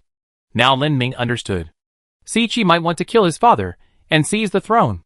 And Si Zhenshi might know this too. This father and son were likely on the verge of a violent confrontation, which is why Si Zhenshi recalled his illegitimate son, Si Ming, intending that if he were forced to kill his eldest son, the future succession would fall into Si Ming's hands. But things are unpredictable. Just as the power struggle within the Si family reached its climax, Hua arrived in Dongcheng. Hua offered Si Zhenshi a unique solution: immortality. As long as he remained in power forever, there would be no need to consider the issue of succession. Everything would then be resolved. Chapter 302. After Si Bai left, Lin Ning and the others climbed out of the hole in the wall with a heavy thud as the door slammed shut. Si-Ming watched as two strange shapes rolled out of the hole, one red and one brown, before transforming into human form. Amazing, are you demon gods? Yeah, it's pretty obvious, isn't it? I haven't seen many demon gods. Are all demon gods like you? Lin Ning glanced at Caven and shook his head at Si-Ming. No, even among demon gods, we're probably a special category. Oh, I see. Lin Ning looked at Si-Ming curiously, who was now beaming with excitement, like a primary school student who had just made a friend. Lin Ning checked on Yuta's condition again, and after confirming he was alright, sat down on the ground and asked Si-Ming curiously, "Why aren't you afraid of us?" "Why should I be afraid? You guys are quite interesting, and you can't beat me anyway."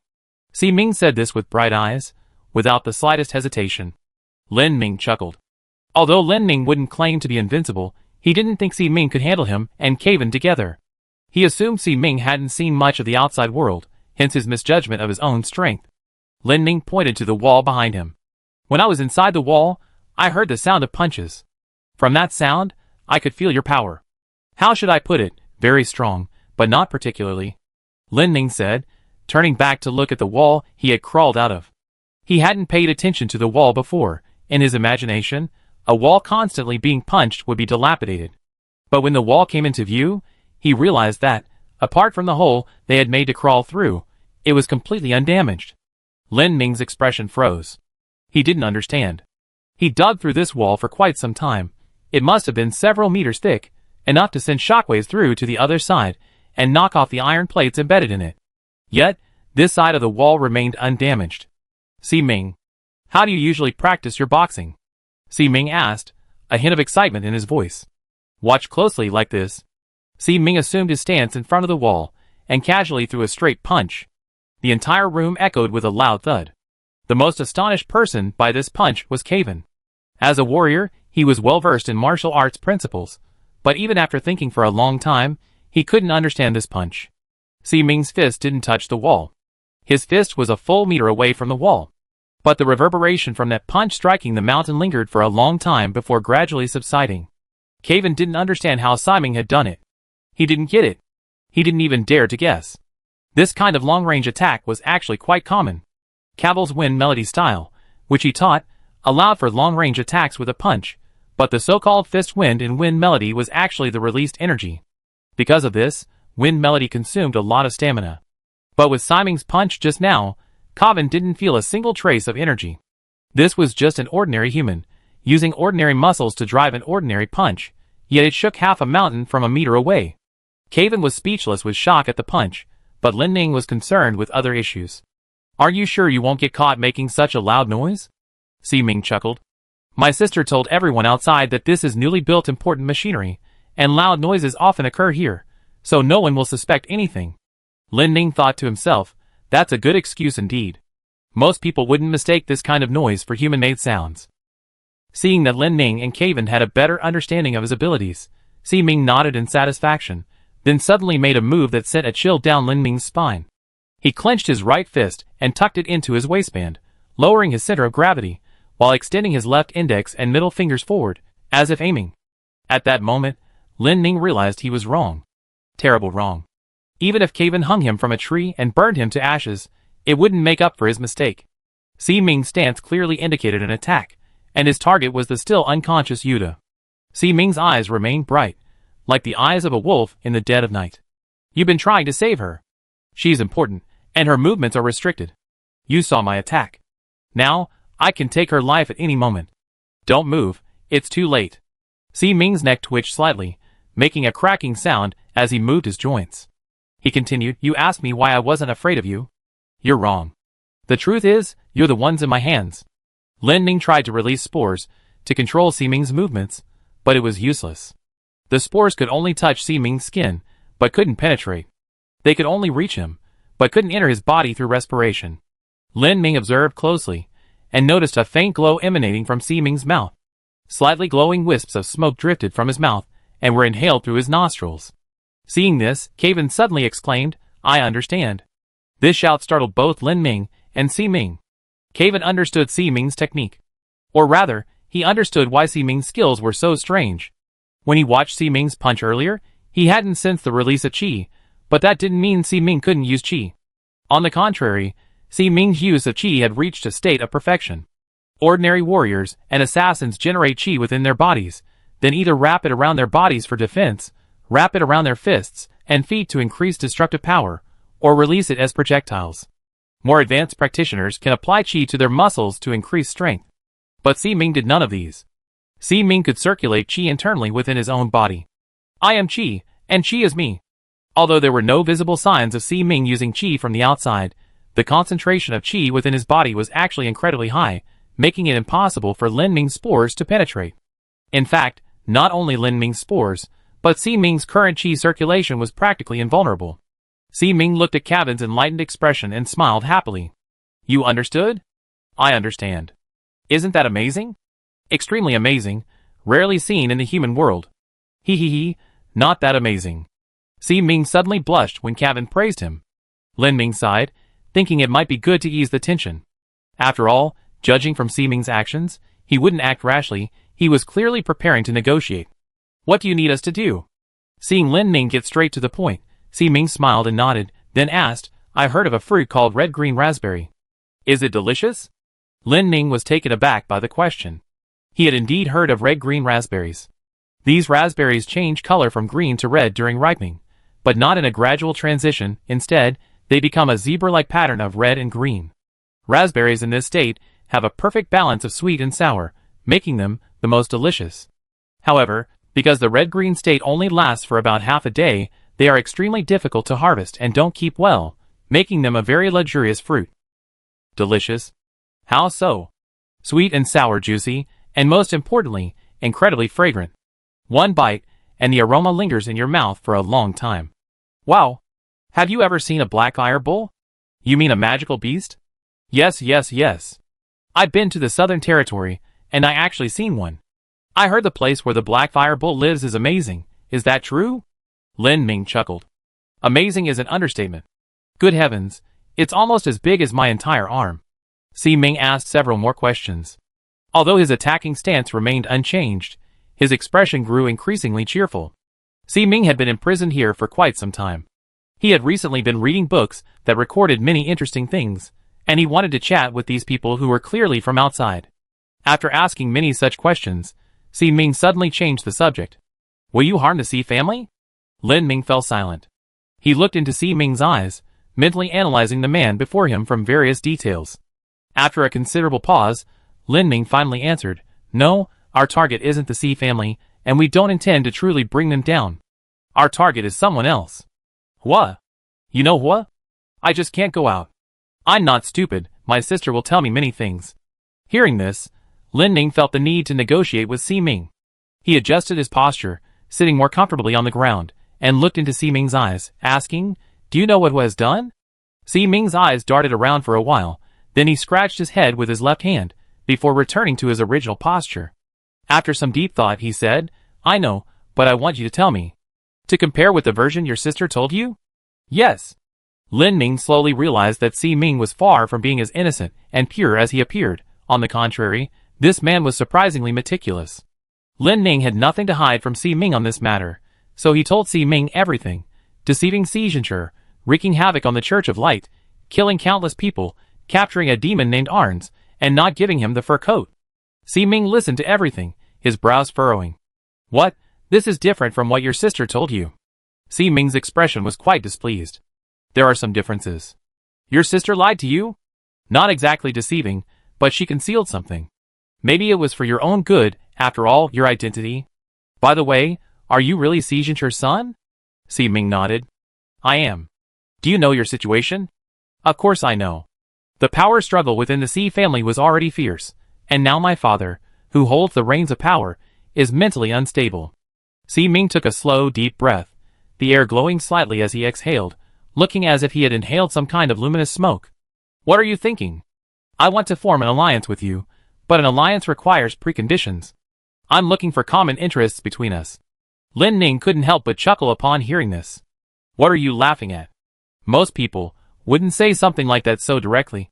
It's alright, I don't think it has any impact. Since Si Ming had already said that, Lin Ming followed his train of thought, There are common interests, we do. Our main goal is to stop Hua from leaving your father, which should be a good thing for the Si family, right? Lin Ning thought Si Ming would agree with him, but Si Ming simply uttered two words, not necessarily. Lin Ning looked at Si Ming with interest. He suddenly realized that he actually quite liked this strange guy. This man's every move, every word, revealed a kind of recklessness, but he wasn't stupid. He was straightforward, but not naive. You don't want your father to return to normal? That's not it. It's mainly that even if my father recovers, the Si family won't be better off. The conflict between Si Qi and my father is still there, and I'm in danger. Lin Ning seemed to have guessed Si Ming's thoughts. You want to take advantage of the current situation? Si Ming smiled slightly.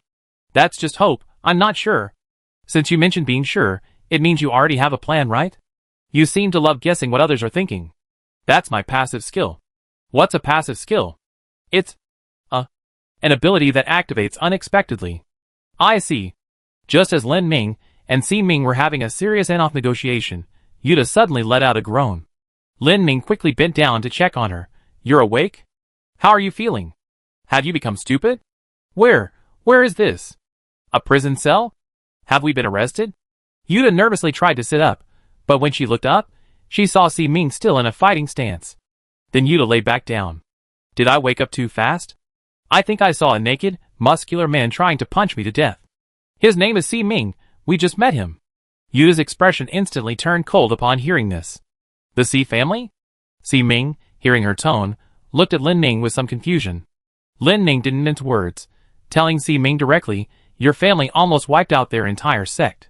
Si Ming's mouth gaped open, unable to close for a long time. Knowing the other party's identity, Si Ming lowered his stance. Seeing that Si Ming wasn't going to attack, Lin Ming asked, would you mind telling me your plan? Si Ming looked at Lin Ming and laughed. Didn't you already guess? Well, I guessed about 70-80%. 70 to 80% is good. For the details, you have to adapt to the situation. Listening to the two men's conversation, Kevin sensed they were playing a riddle. Si Ming's suggestion of utilizing the current situation was actually quite simple. The two most threatening forces were Hua and Si Qi. In other words, if he could make Hua and Si Qi enemies, Si Ming could reap the benefits. It was that simple. Whether Hua or Si Qi destroyed the other, it wouldn't be a bad thing for Si Ming. This would also be good for you, since you don't want to go against the entire Dongcheng, do you? That was indeed true. If he could truly make Hua and Si Qi enemies, it would also be good for Lin Ming. Rashly challenging Hua to a duel could easily result in him being surrounded and attacked by the entire Dongcheng. Thinking of this, Lin Ning suddenly became curious. Si Qi, why is he able to go against his own father? Shouldn't Si Zhenshi be the supreme commander? Si Ming pulled a knife from the corner of the room and began shaving. While shaving, he explained, as far as I know, Si Qi's reputation was built up slowly. He started as just a rich young master, but later, he was sent to war many times, accumulating military merits and gaining the trust of the soldiers. In each battle, most of the soldiers began to follow Si Qi, and the military power that should have belonged to Si Zhenshi gradually became nominal. That made sense. Secretly seizing military power. No wonder Si Zhenshi wanted to eliminate his son. Lin Ning looked at Si Ming, who was still tidying his appearance, and knew that a bloody storm was about to begin in Dongcheng. Chapter 303. Si Ming shaved his beard and tied his hair up, looking much more refreshed. While Si Ming was tidying himself up, Lin Ning kept a close eye on Yuta's condition. How are you? Anything else bothering you? A little dizzy. Yuta stood up, shook her head, and gripped the hilt of her great sword. Curious, she asked Lin Ming, how did I get here? I only remember falling to the ground, then it was very hot, and then I have no memory of it. Lin Ming pointed at Kevin. You should thank him. If it weren't for his quick thinking, you'd be dried meat by now. Yuta blinked, turned to look at Kevin, and formally tried to bow, but as soon as she bent halfway, she felt weak all over, lost her footing, and headbutted Kevin in the stomach. Lin Ming nodded. How can I repay a debt of gratitude? Only with a headbutt. Yuta panicked, but her current strength didn't allow her to make any large movements. Seeing Yuta's condition, Si Ming walked over and beckoned her closer. What are you doing? I'm usually very reserved, you know. Si Ming smiled, glancing at Lin Ming and Kevin, seemingly seeking their permission. Lin Ming asked curiously, what do you want to do? Si Ming reached out and gently placed his hand on Yuta's shoulder. Healing. Si Ming finished speaking and closed his eyes. Suddenly, Yuta felt her body become light. A dozen seconds later, Yuta felt as light as a feather, even able to do a few somersaults on the spot. Lin Ming and Kevin watched in astonishment, while Si Ming himself seemed unfazed. He walked to the door, knocked, and listened intently. I told my sister not to have guards outside. I don't know if she listened. Lin Ming waved his hand. It's alright, I'm good at dealing with guards, Si Ming nodded. Then I opened the door. Lin Ming gestured for them to proceed, and then Si Ming demonstrated how to open an iron door with his bare hands. Si Ming first placed his hands on the doorframe, then used his legs to push off the ground, using the momentum to shove the doorframe forcefully. This push deformed the doorframe, creating a gap large enough for a hand to fit through.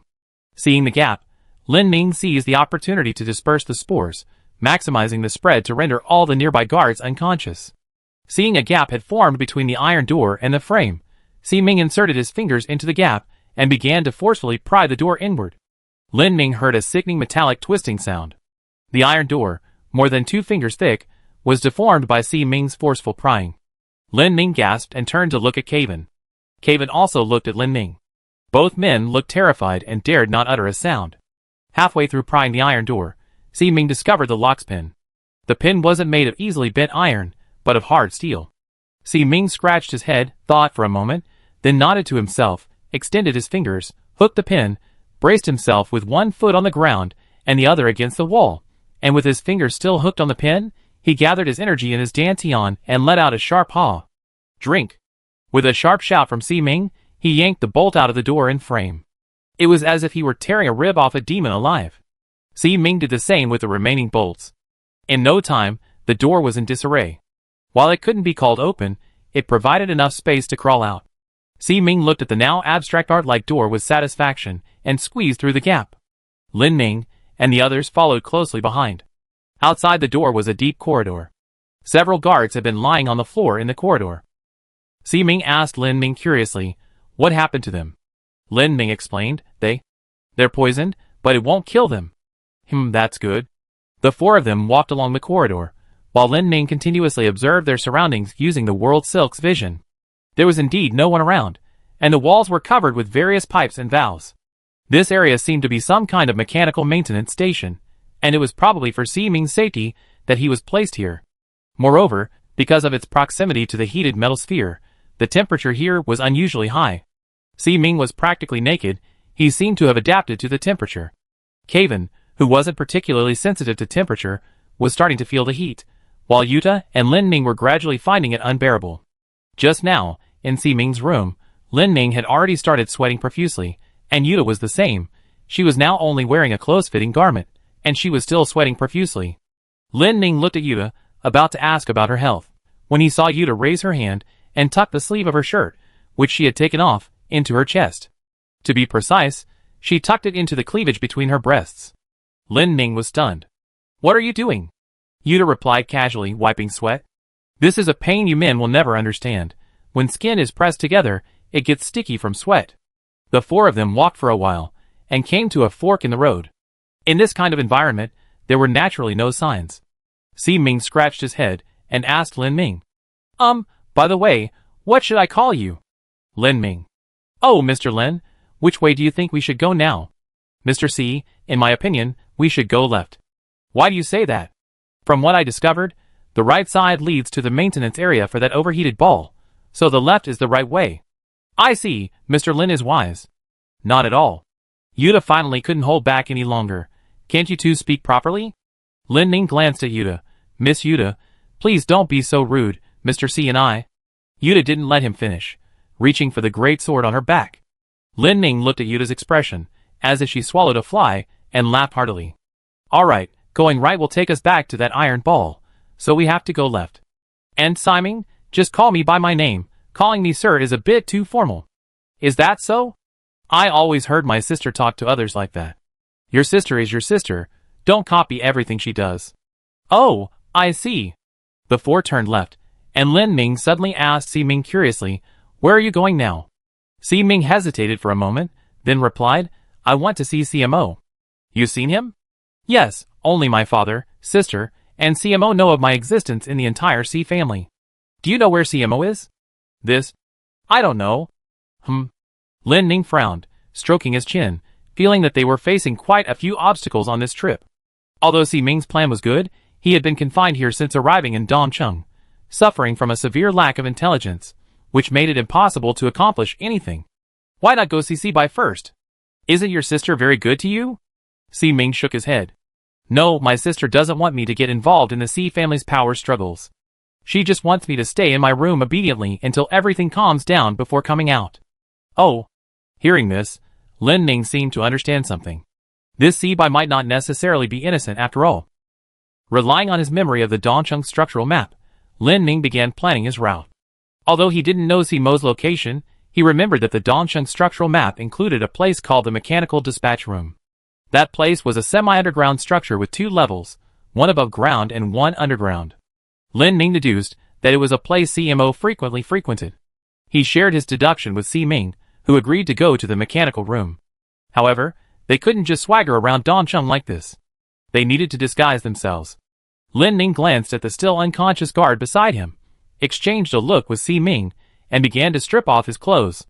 Lin Ning and Si Ming were of average build, so they found 2 guards of similar build and dressed them in their clothes. However, Yuta and Kevin couldn't find anyone of the same size after searching for a long time. Yuta was too small, while Kevin was too tall. Lin Ning looked at Kevin.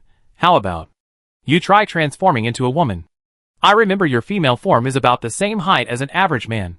Kevin frowned, seemingly resistant. Lin Ning continued to coax him. Many people want to see your female form. Who wants to see? Those who pressed one. Seeing that he couldn't find suitable clothes, Kevin had no choice but to agree to Lin Ning's suggestion. He transformed into a red blood sphere on the spot, and after a short while, a girl with anger between her brows emerged from the sphere. Kevin looked displeased, tore off a guard's clothes, and put them on. Lin Ning, on the other hand, was quite happy. He inwardly admired her. Ah, it's that grumpy face, it's been so long. A pale face, reddened eyes, and 2 small, sharp teeth peeking out. Ah, Kevin. Compared to her slightly thinner shoulders when she was male, her waist and abdomen were perfectly toned, allowing for agile movement, and her thighs were quite firm. Ah! Kevin! Kevin didn't intend to take off her clothes in front of these people. She simply put on her guard's uniform over them, and as Lin Ning had said, it fit perfectly. Now, Kevin was a beautiful woman disguised as a man. Lin Ning and Si Ming marveled at Kevin's transformation, but what they didn't expect was that Kevin's change from male to female would be a devastating blow to another member of the group. Yuta was dumbfounded. She stared at Kevin like a statue, motionless, as if romantic background music were slowly playing in her ears. Her current dream was to kick Lin Ning and Si Ming away, then place a bed on the spot. The sheets had to be fine gauze, and the bed should ideally have flower petals. Actually, flower petals weren't necessary. Or even a bed would be fine. Anything was fine. Yuta silently swallowed, her face flushed, barely daring to breathe. Lin Ning noticed Yuta's expression and asked curiously, "What's wrong? Are you suddenly craving something?" "Ah? No, I'm fine, haha. Look, I can fit into this short guy's clothes." Yuta quickly changed the subject. She didn't want to reveal her infatuation with Kevin. Although it didn't really matter whether she revealed it or not, she stubbornly wanted to save face. The 4 of them changed into guard uniforms, and began heading towards the machine room. "Hey Kevin, isn't this back to stealth again?" "Ha! That's why it's so annoying, I'd rather just barge in." Kevin was still annoyed. Lin Ning, however, felt a surge of excitement. After walking for a while, Lin Ning noticed something odd about Yuta's breathing behind him. "What's wrong? Are you feeling unwell again?" "No, no." Yuta stared at Kevin's snow-white nape, his mind filled with 2 words. He wanted to lick it. "Hey, you seem to have a nosebleed." "Aw? It's nothing, I just picked at it myself, I picked too hard." Lin Ning roughly guessed what was wrong with Yuta, but he didn't have time to care. Although the 4 of them were disguised, Lin Ning was still spreading spores along the way, ready to be discovered at any moment. Leaving the maintenance area, the 4 of them walked up a long flight of stairs towards the ground level. Based on Lin Ning's memory of the structural diagrams, it was closer to the machine room via the ground level. They arrived at the door leading to the ground. Si Ming walked in first and pushed open the door. With a creak, a gust of cold wind carrying snowflakes rushed in. Si Ming immediately slammed the door shut. Lin Ning asked curiously, "What's wrong? Is something the matter?" Si Ming uttered a single word, "cold." "No way, You can tear iron doors apart with your bare hands, and you're afraid of the cold? I've been in the room for too long. I forgot that Dongcheng is perpetually frozen. Lin Ming flung open the door and kicked Si-Ming out. Si-Ming could only circulate his internal energy to keep warm. Kevin raised her hand to adjust the length of her hat. She had adjusted her hair length when she transformed into a woman, so that it could be tucked into the hat. Even in the snow, Yuta wasn't cold at all. She was actually quite hot. Her whole body was hot. If you asked where she was hottest, it would be her heart, yearning for Kevin's fair face. Lin Ming looked around. It wasn't dawn yet, and there weren't many people on the streets. They better rush to the machine room as quickly as possible to avoid any unexpected trouble.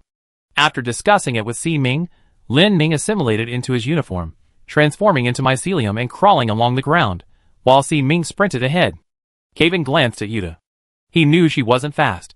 By the time she reached the machine room, it would be enough for the three of them to make 3 round trips.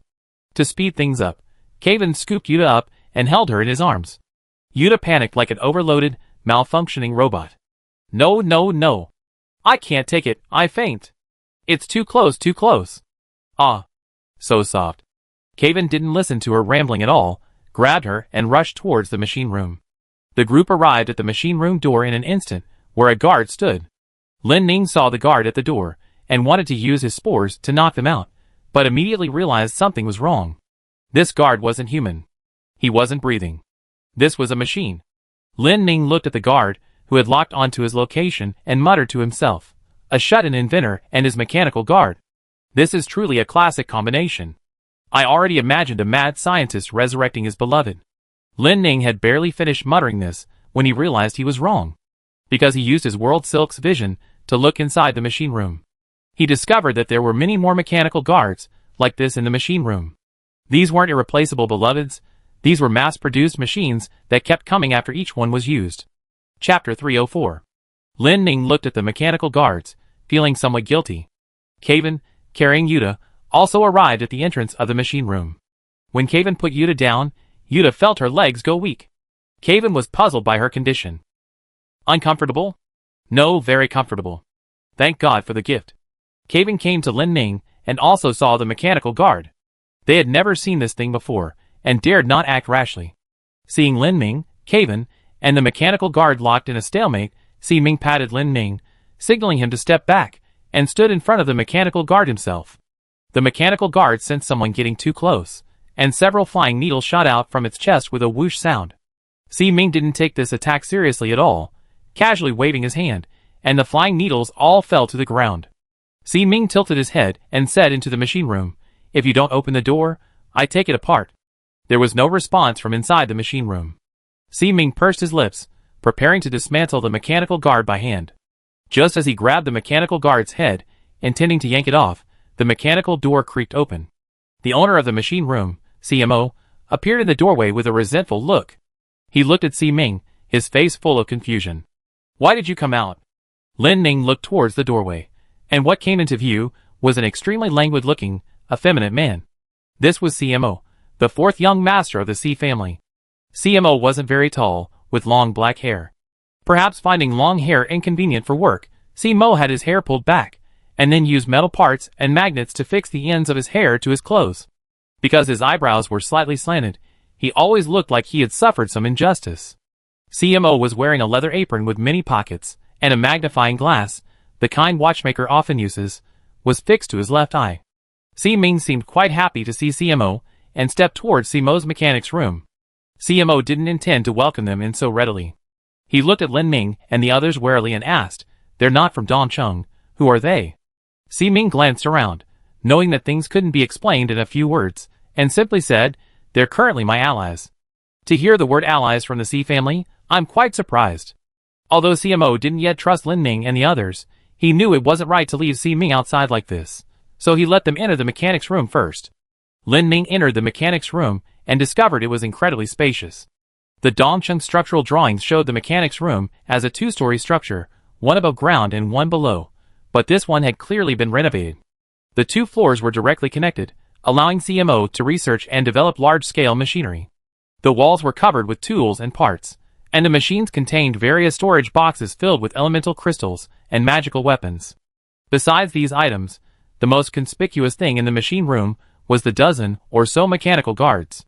Looking at the dumbfounded Lin Ming, CMO specifically instructed, "You guys, don't touch anything here. This is for your own good." Lin Ming and Kevin, upon hearing this, both turned and reminded Yuta again, "Did you hear me? Don't touch anything." Yuta was completely uninterested in the machinery. She was still savoring the princess carry she had just received. CMO pulled up his chair and sat down, reaching for the teacup beside him. Lin Ming then noticed that CMO's left hand only had 3 fingers.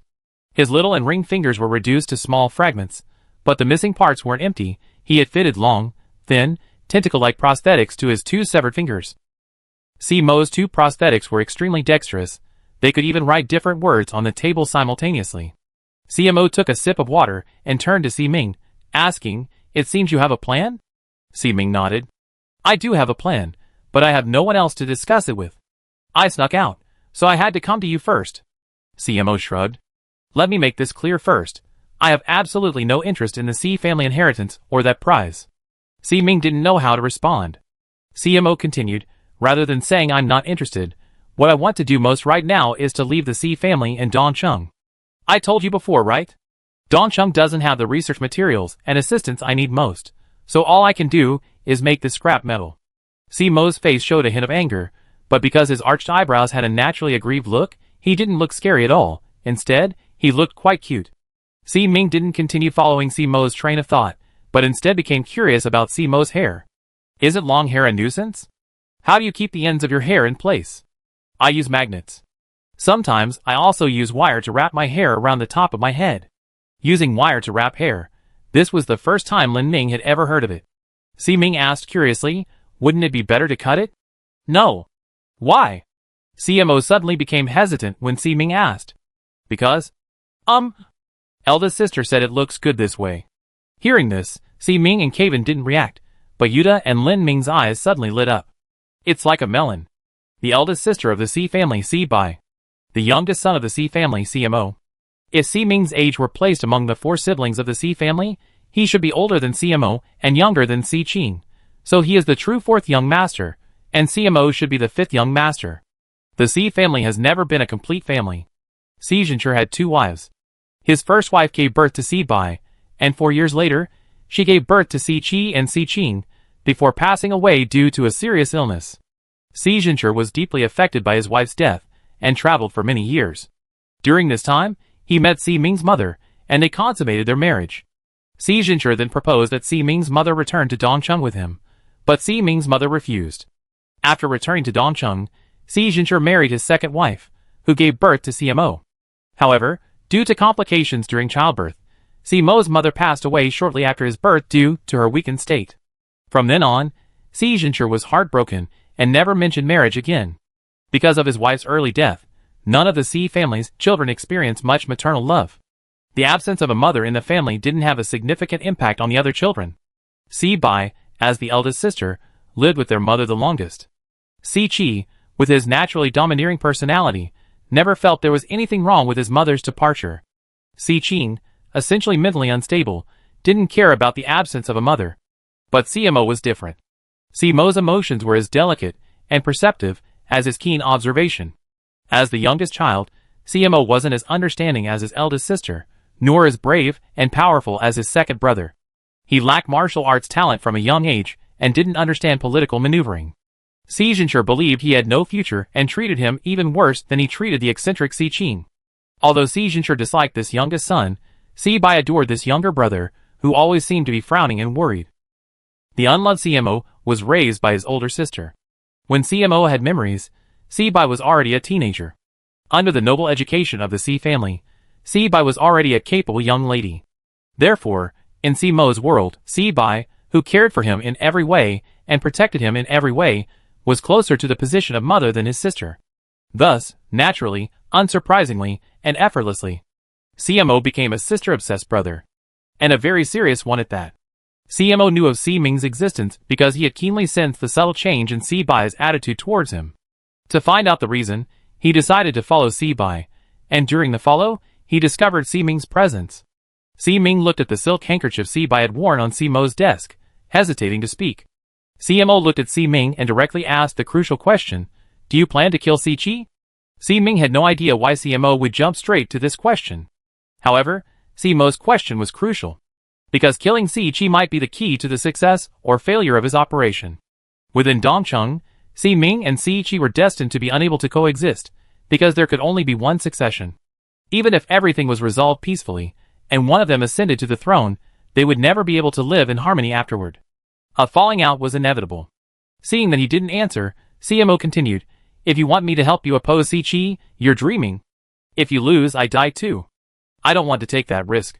I didn't want you to oppose Si Chi." CMO put his hands behind his head, his two prosthetic limbs on his left hand swaying back and forth like tentacles. "Oh! Then why did you come to me? I want you to help me get rid of Hua." Upon hearing Hua's name, CMO's two prosthetic limbs, which had been swaying wildly, immediately froze.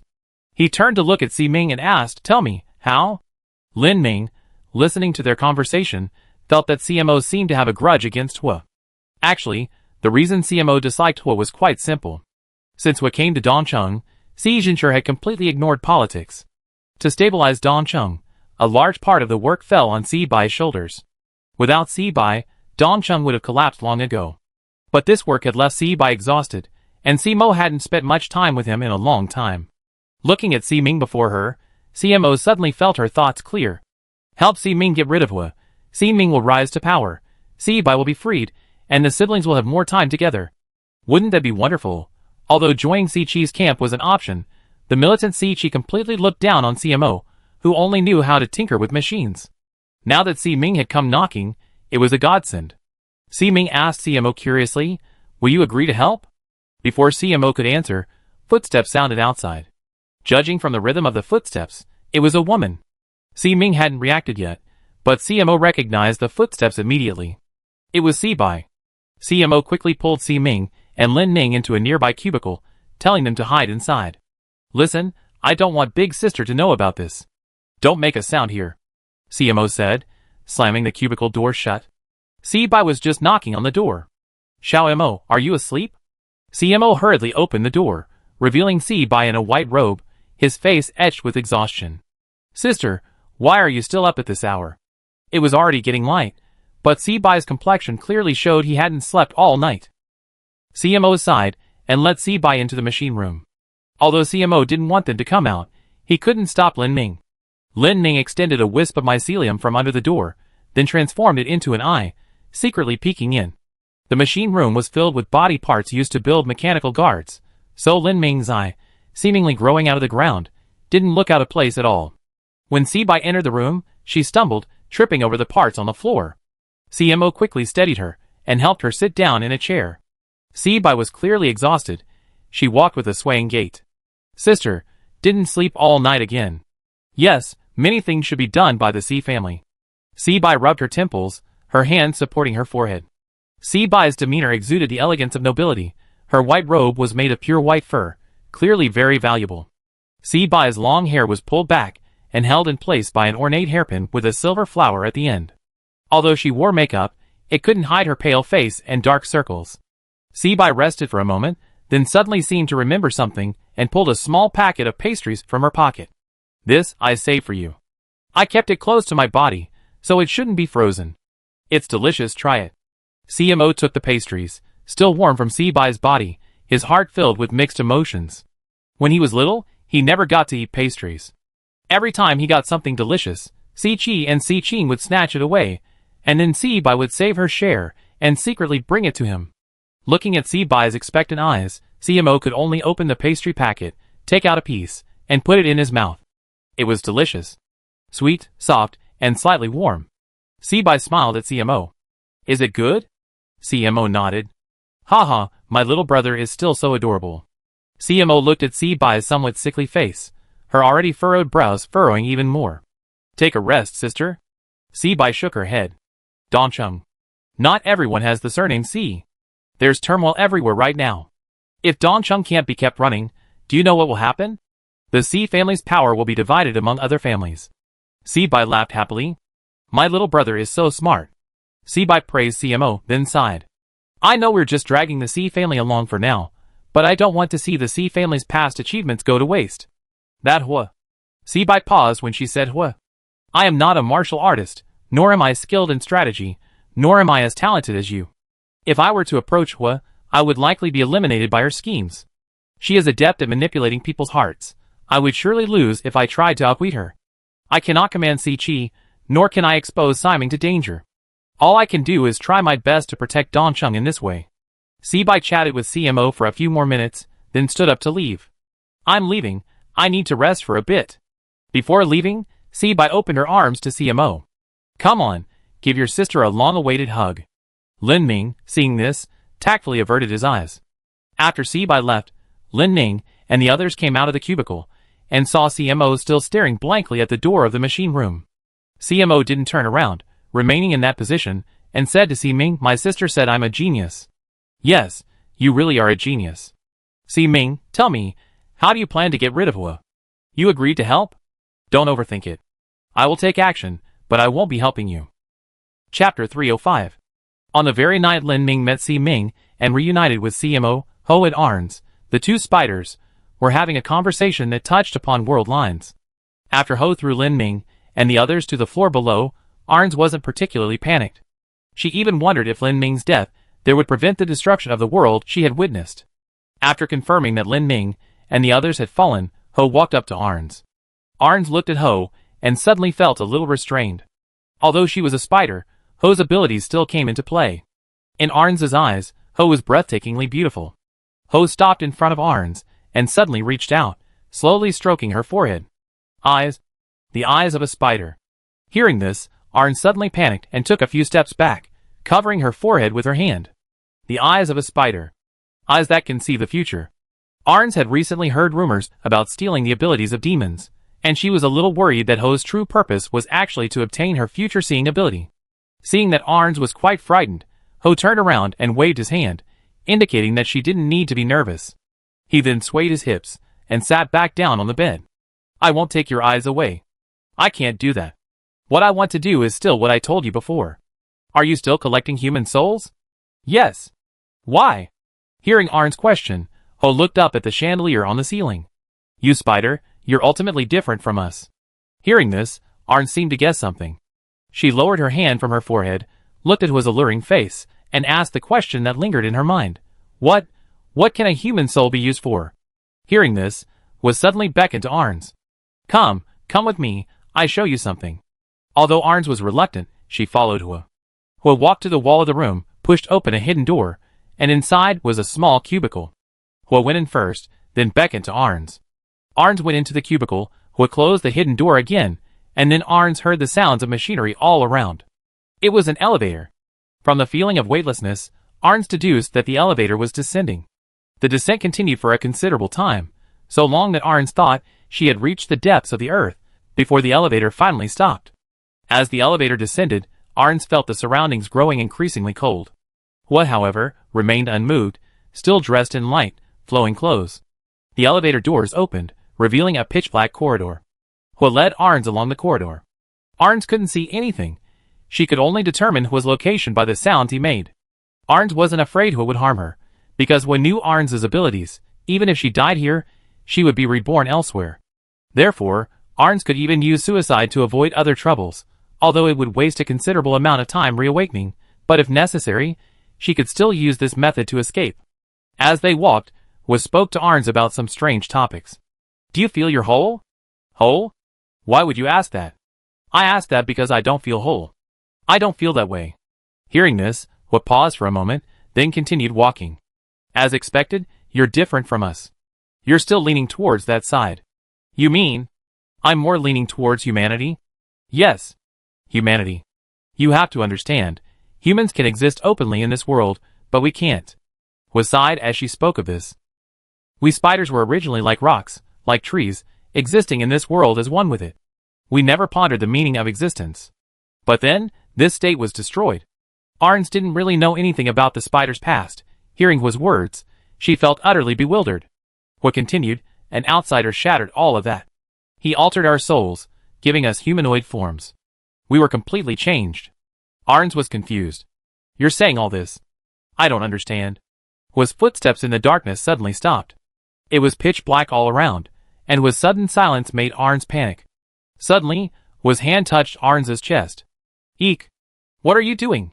Which showed no sign of stopping, her body, like a supple python, pressed against Arns's, slowly writhing. Ho's hand never left Arns's chest as she groped in the darkness, muttering to herself. We're lonely. What loneliness? Arns felt her senses becoming strange.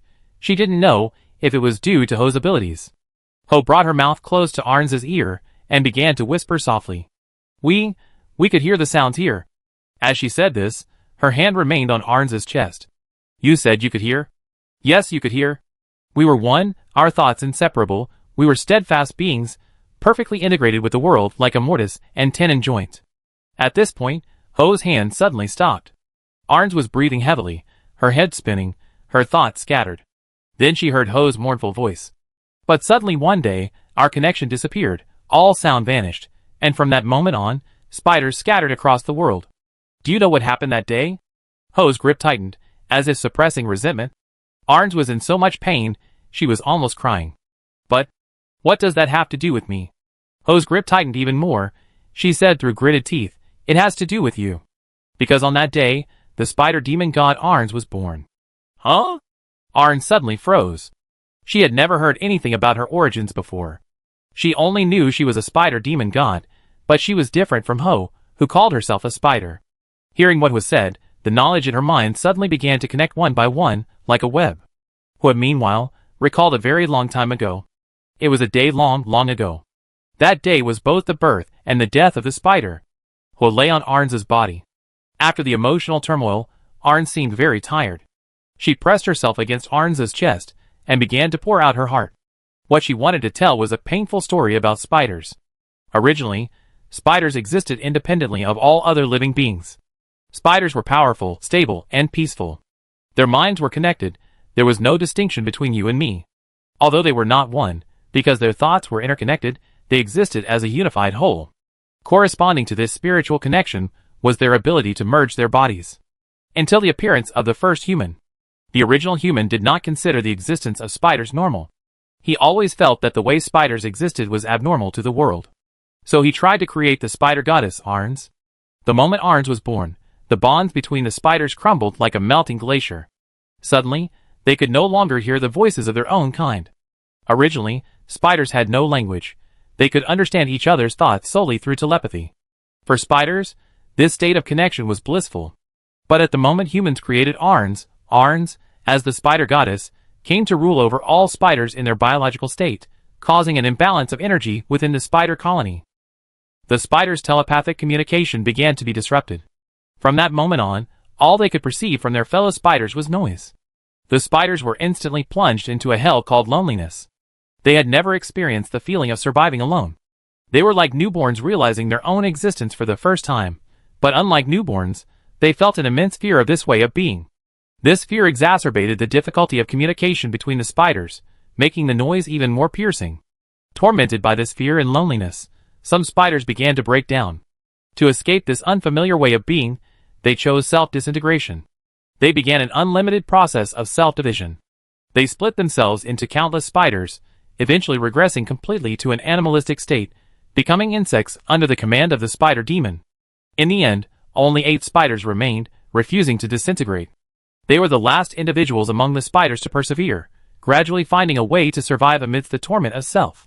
They began to try to use language, to ponder the meaning of I, and although the final conclusion was still one of despair, the 8 of them survived. But the problem remained unsolved. Hearing this, Arns tentatively asked the problem. Is it those noises? Ho's body was very limp. Arns could feel the rise and fall of his skin. For some reason, Arns felt that Ho was very vulnerable when he spoke. Ho sighed softly. Yes, the noises. The 8 spiders are tormented by the noises day and night. And with me, there is him, and with him comes a demon within their hearts, something spiders have never experienced before. Arns asked curiously, what is it? The reply was cold, a barrier.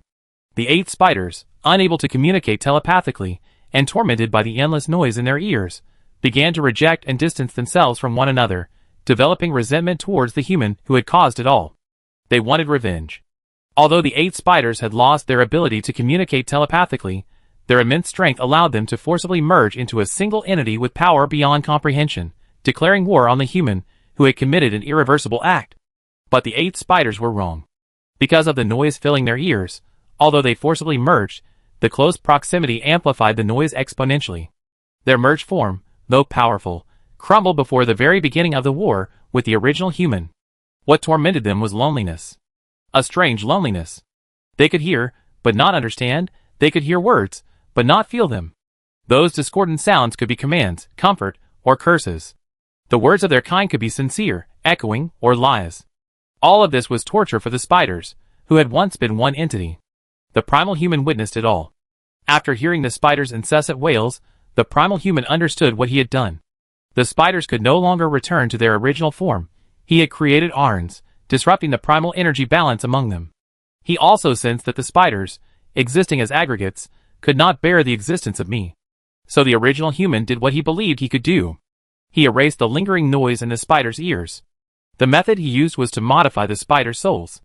To make these 8 spiders accept their existence, the distant human, using methods for creating demon gods, weakened the original parts of the spiders, making them closer to demon gods. However, because the spider demon god already had Arns, these 8 spiders became unique beings, neither biological, nor human, nor demon gods. The noise disappeared. The 8 spiders also completely lost the ability to merge. They possessed humanoid bodies, and some human thought patterns. However, the human soul, and the spider's original soul would ultimately clash. The spiders were finally no longer tormented by the endless noise, and the loneliness was no longer as unbearable as a needle prick, but they still struggled to accept their own existence. After the 8 spiders were transformed into humans, they attempted to survive in this way, but soon, one of the 8 spiders suddenly chose to self-destruct. The spider didn't disintegrate into its completely fragmented animal form. Instead, it regressed to a state of inability to perceive self. It relinquished its abilities, itself, and its kind, beginning to wander the world aimlessly like a lost soul. Upon hearing this, Arns reached out to help Hua up, but her hand touched a soft patch of flesh on Hua's chest, and she quickly withdrew it. Hua felt Arns' hand and said softly, "I stop here for now. We talk about the rest later. Then could you get off me first?" After Arns said this, Hua didn't move. Instead, he hugged Arns tightly in the darkness, uttering a strange question. "You want pleasure?" Chapter 306. Although Arns was a spider demon goddess, and had reincarnated several times, she had never been in love. She had never experienced being touched, kissed, or having someone breathe on her ear. Fortunately, the corridor was pitch black, so she didn't need to manage her expressions. She just needed to refrain from making any animal-like noises. Although she was prepared to be at their mercy, Ho didn't actually intend to do anything to her. She only entangled Arns for a while, before letting her go. Then she resumed her calm tone. Arns breathed a sigh of relief when she saw Ho's emotions had calmed down. She thought she was destined to be a mess today. Ho had indeed lost control of her emotions just now. Because even among the 7 spiders, she was one of those who were extremely sensitive to pain. "Come on, didn't you want to ask me what I do with collecting human souls? I show you." Ho continued forward in the darkness, and Arns followed timidly behind.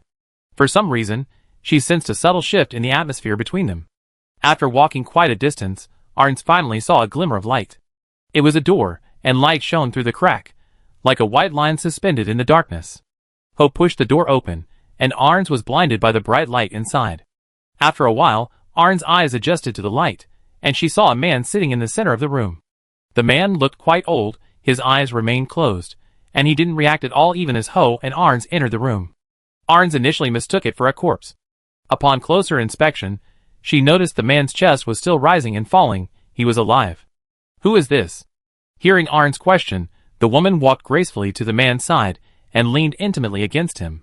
"He is the head of the Sea family, the leader of Dongcheng Kingdom, Sea Zhenshi. What happened to him?" Arns looked at Sea Zhenshi in disbelief, feeling utterly astonished. Sea Zhenshi's condition was neither dead, nor asleep, nor did he appear unconscious. He seemed to have been resting with his eyes closed, and most importantly, he didn't look weak. His body was still muscular, and although his face bore the marks of age, he still exuded an aura of imposing authority. Sea Zhenshi had a long beard that hung down to his chest like the whiskers of a calligraphy brush. He had a high nose bridge, prominent cheekbones, and a somewhat thin, but not gaunt face. Several scars marred his features, one of which severed his left eyebrow. He wore only a thin black robe over his undergarments. Sea Zhenshi remained motionless, like a statue. Hua stayed close to Sea Zhenshi, seemingly deeply infatuated with him. He's fine, just receiving treatment. Treatment? Yes, treatment. Does he have some kind of illness? He looks so healthy. Hua affectionately stroked Si Jinchu's head and smiled gently. He was ill, and very ill. In fact, he should have died half a year ago. Hua walked to a nearby cabinet and began to examine the items inside. Arn smelled a strange odor as soon as she entered the room. Seeing the cabinet, she realized the source of the smell. This cabinet was a medicine cabinet. An entire wall was filled with various herbs. Arn was completely bewildered. Unlike Lin Ming, who had done extensive research before coming to Dongcheng, Arn knew very little about the Si family before arriving. Hua prepared the herbs for a while, then brought over a pot of steaming medicinal soup from a side room. Arn watched as Hua poured the soup into a ceramic basin, then used a towel soaked in the soup to wipe Si Jinchu's body. The soup didn't smell unpleasant, unlike the foul odor of other medicines Arn had encountered before. The medicine Hua brought had a pleasant fragrance. Hua's technique in wiping Si Jinchu's body was very skillful. Watching Hua's actions, Arn suddenly had a strange feeling. She thought Hua and Si Jinchu were like a loving couple who had spent half their lives together. While wiping the unresponsive Si Jinchu's body, Hua told Arn about Si Jinchu. Si Jinchu suffered from a terminal illness. The Si family was a family of physicians. Although Si Jinchu had practiced martial arts since childhood, he was also proficient in medicine. Therefore, when he discovered his health problems, he knew his days were numbered and began preparing for his death. As the current head of the Si family, his greatest concern was naturally for the family. The Si family held power in Dongcheng. If he died, there would inevitably be a successor, but none of the Si family's children currently possessed the ability to take over the family business. Although Si Bai is meticulous and efficient, she excels at handling official business but lacks decisiveness. She is easily swayed by others' opinions. She is a good deputy, but not a good leader. Si Chi has a distinguished military record, but is narrow-minded and lacks long-term vision.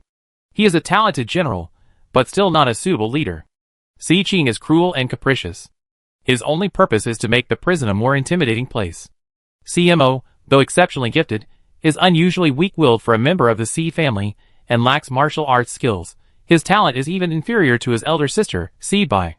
Knowing that the Si family will descend into chaos after his death, Si Jinchu, despite his frail body, struggles to find a way out for the family's future. Just then, Hua appears. At first, I just wanted to accomplish my own things, Hua says, continuously wiping Si Jinchu's skin with medicinal soup. Under her touch, Si Jinchu's skin turned slightly red. And I didn't lie to him. The human soul, if properly utilized, does indeed have the potential to grant immortality. You mean, a possibility? Yes, a possibility. The Si family has been physicians for generations. Their medical practice includes a portion of witchcraft. It was only after I came here that I discovered inspiration for the use of the soul in their ancestral medical texts. The Si family's ancestral medical texts believe that the human body and soul are interdependent, that is, physical ailments can be cured through the soul. He turned to look at Arns. Isn't that amazing? You know, humanity only recently discovered the existence of the soul through various studies, but the Si family's medical texts, written in ancient script, already clearly define many aspects of the soul. At this point, Hua suddenly stopped wiping Si Jinchu's body and said something that shocked Arns. I think the Si family's medical books are very likely instructions on the use of souls left behind by the original humans. Arns was stunned speechless. You mean, the original humans left behind this knowledge? Yes. Hua finished wiping Si Jinchu's body, dressed him, and wiped his hands clean. Arns looked at Hua's actions with some doubt. She had originally thought that Hua came to Dongcheng merely as a parasite, usurping the Si family's position. She was only using the Si family. But now, she suddenly felt that Hua seemed to have feelings for Si Jinchu. You? Like him? Arns didn't know if Si Jinchu could hear the outside world in his current state. She cautiously pointed at Si Jinchu and asked Hua if he had developed feelings for this human man. Hua, however, had no intention of hiding anything. Yes, I like him. Hua's initial thought was simply to use Si Jinchu to achieve her own goals. However, after meeting Si Jinchu, she suddenly found this dying man very charming. What Hua liked was actually Si Jinchu's composure in the face of everything. Hua still remembered Si Jinchu's reaction when they first discussed immortality. At that time, when Hua explained to Si Jinchu that she might be able to achieve human immortality using the Si family's medical books, Si Jinchu didn't show any joy, nor did he ask Hua to heal him. Instead, he calmly said, immortality is meaningless to humanity. To be honest, Hua panicked when he heard Si Zhencher's words. No, immortality, how could it be meaningless? Human desires will always exist. Wars will continue, power struggles will continue. If humanity were immortal, the world would only become more boring. But immortality allows you to be the leader here forever. Ha ha ha. Si Zhencher's laughter was slightly hoarse due to his weakened state, but even so, it was still full of power.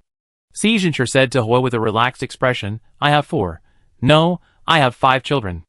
They each have their flaws, but they are all different from me. Some are gentler than me, some are more violent. I feel that their birth is far more meaningful than my own existence. This, Si Zhencher continued, and I have no fear of death. The reason I'm still clinging to life with medication is because I want to see the end of this drama. This drama? The end? Yes, you probably don't watch plays often. Not often. Look. Most plays are divided into many acts. Each act has a beginning, suspense, a process, and an ending. I like plays with unexpected endings the most. And now, Dong Chung and the Si family seem to be approaching the end of one of their acts. I'd be very curious if I don't see the ending. Curious? Yes, I'm curious about which of my children will become the final leader, who will win the power struggle, who will lose, whether they will choose to kill me, or a bunch of cowards waiting for my departure. You're only curious about these things. Nothing more? Yes, that's all. Si Zhencher said, then suddenly looked up, staring intently at Hua, his gaze like that of a wolf king. He suddenly had an idea. Perhaps he needed to give his children a test. Like placing various items in front of their babies for them to freely choose from on their 1-month birthday, Si Zhencher now planned to throw a pebble into the lake of Dongcheng. This pebble would be named Hua. Si Zhencher approved most of Hua's proposals, including the purge of the light cult, the research on souls, and the use of the Si family's medical books. Hua was utterly bewildered. Since gaining self-awareness, she had never encountered such an abnormal human. She asked curiously, if I interfere and seize power from the Si family. Si Zhencher dismissed her words with disdain. He looked at Hua as if she were a daydreaming little girl, and said casually, if my children can't even defeat you, then the Si family might as well be wiped out. Hua was incredulous. She repeatedly emphasized, I will kill many people. Si Zhencher looked relaxed. Even if you wiped out the entire Dongcheng, you wouldn't kill as many as I have. Finally, Si Zhencher and Hua reached an agreement. Hua could act under Si Zhencher's influence as his wife, and Si Zhencher had only 2 demands of Hua. First, Hua could not directly harm his own children. Second, he would use Hua's supposed immortality to live until the day everything ended. He wanted to witness the final outcome. After that, Hua kept his promise and, after making some progress in his understanding of medical books and the soul, successfully stabilized Si Zhencher's physical condition. However, this stability was only temporary. Under Hua's treatment, Si Zhencher would fall into a deep sleep and only wake up for a few minutes each day. After finishing his explanation, Ho turned to Arns with a rather proud expression. Although I don't know what the relationship between human couples is like, I really like him. Arns was completely bewildered. She was utterly dumbfounded. She didn't understand. She didn't understand Ho, or Si Zhencher. Why would someone disregard the lives of an entire cult and willingly plunge their nation into chaos? And why would anyone like such a madman so much? Arns began to wonder if something was wrong with her own mind, hence her current confusion. Because Ho had been completely composed while recounting everything. As if these things were naturally how they should be. After introducing Si Zhencher to Arns, Ho led her into a side room. As soon as Arns entered, she discovered that the space was actually enormous. This was, in fact, the main room.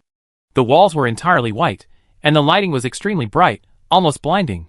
As soon as Arn entered, she looked up and saw what was in front of her, then covered her mouth and ran out the door again. After listening to Hua's heartfelt story, she had assumed this was just a treatment room. But she was wrong. Arn felt nauseous, although she covered her mouth, vomit still welled up, spraying from between her fingers onto the floor. She wanted to escape, but her legs were too weak to move. The will to survive drove her to crawl towards the door. Immense fear had completely clouded her judgment. She was now like a stumbling, fleeing animal. Hua didn't chase after her, because she knew Arn couldn't escape. Hua looked up at the instrument in front of her, checking its operation. Before her was a person. No, it should be said that this thing had once been a person. But now, it was just a living instrument with exposed internal organs, bones, and blood vessels submerged in red blood. Chapter 307. Hua checked the readings on the instrument in front of him, seemingly quite satisfied. Outside, Arns was frantically trying to open the door, but it was completely locked.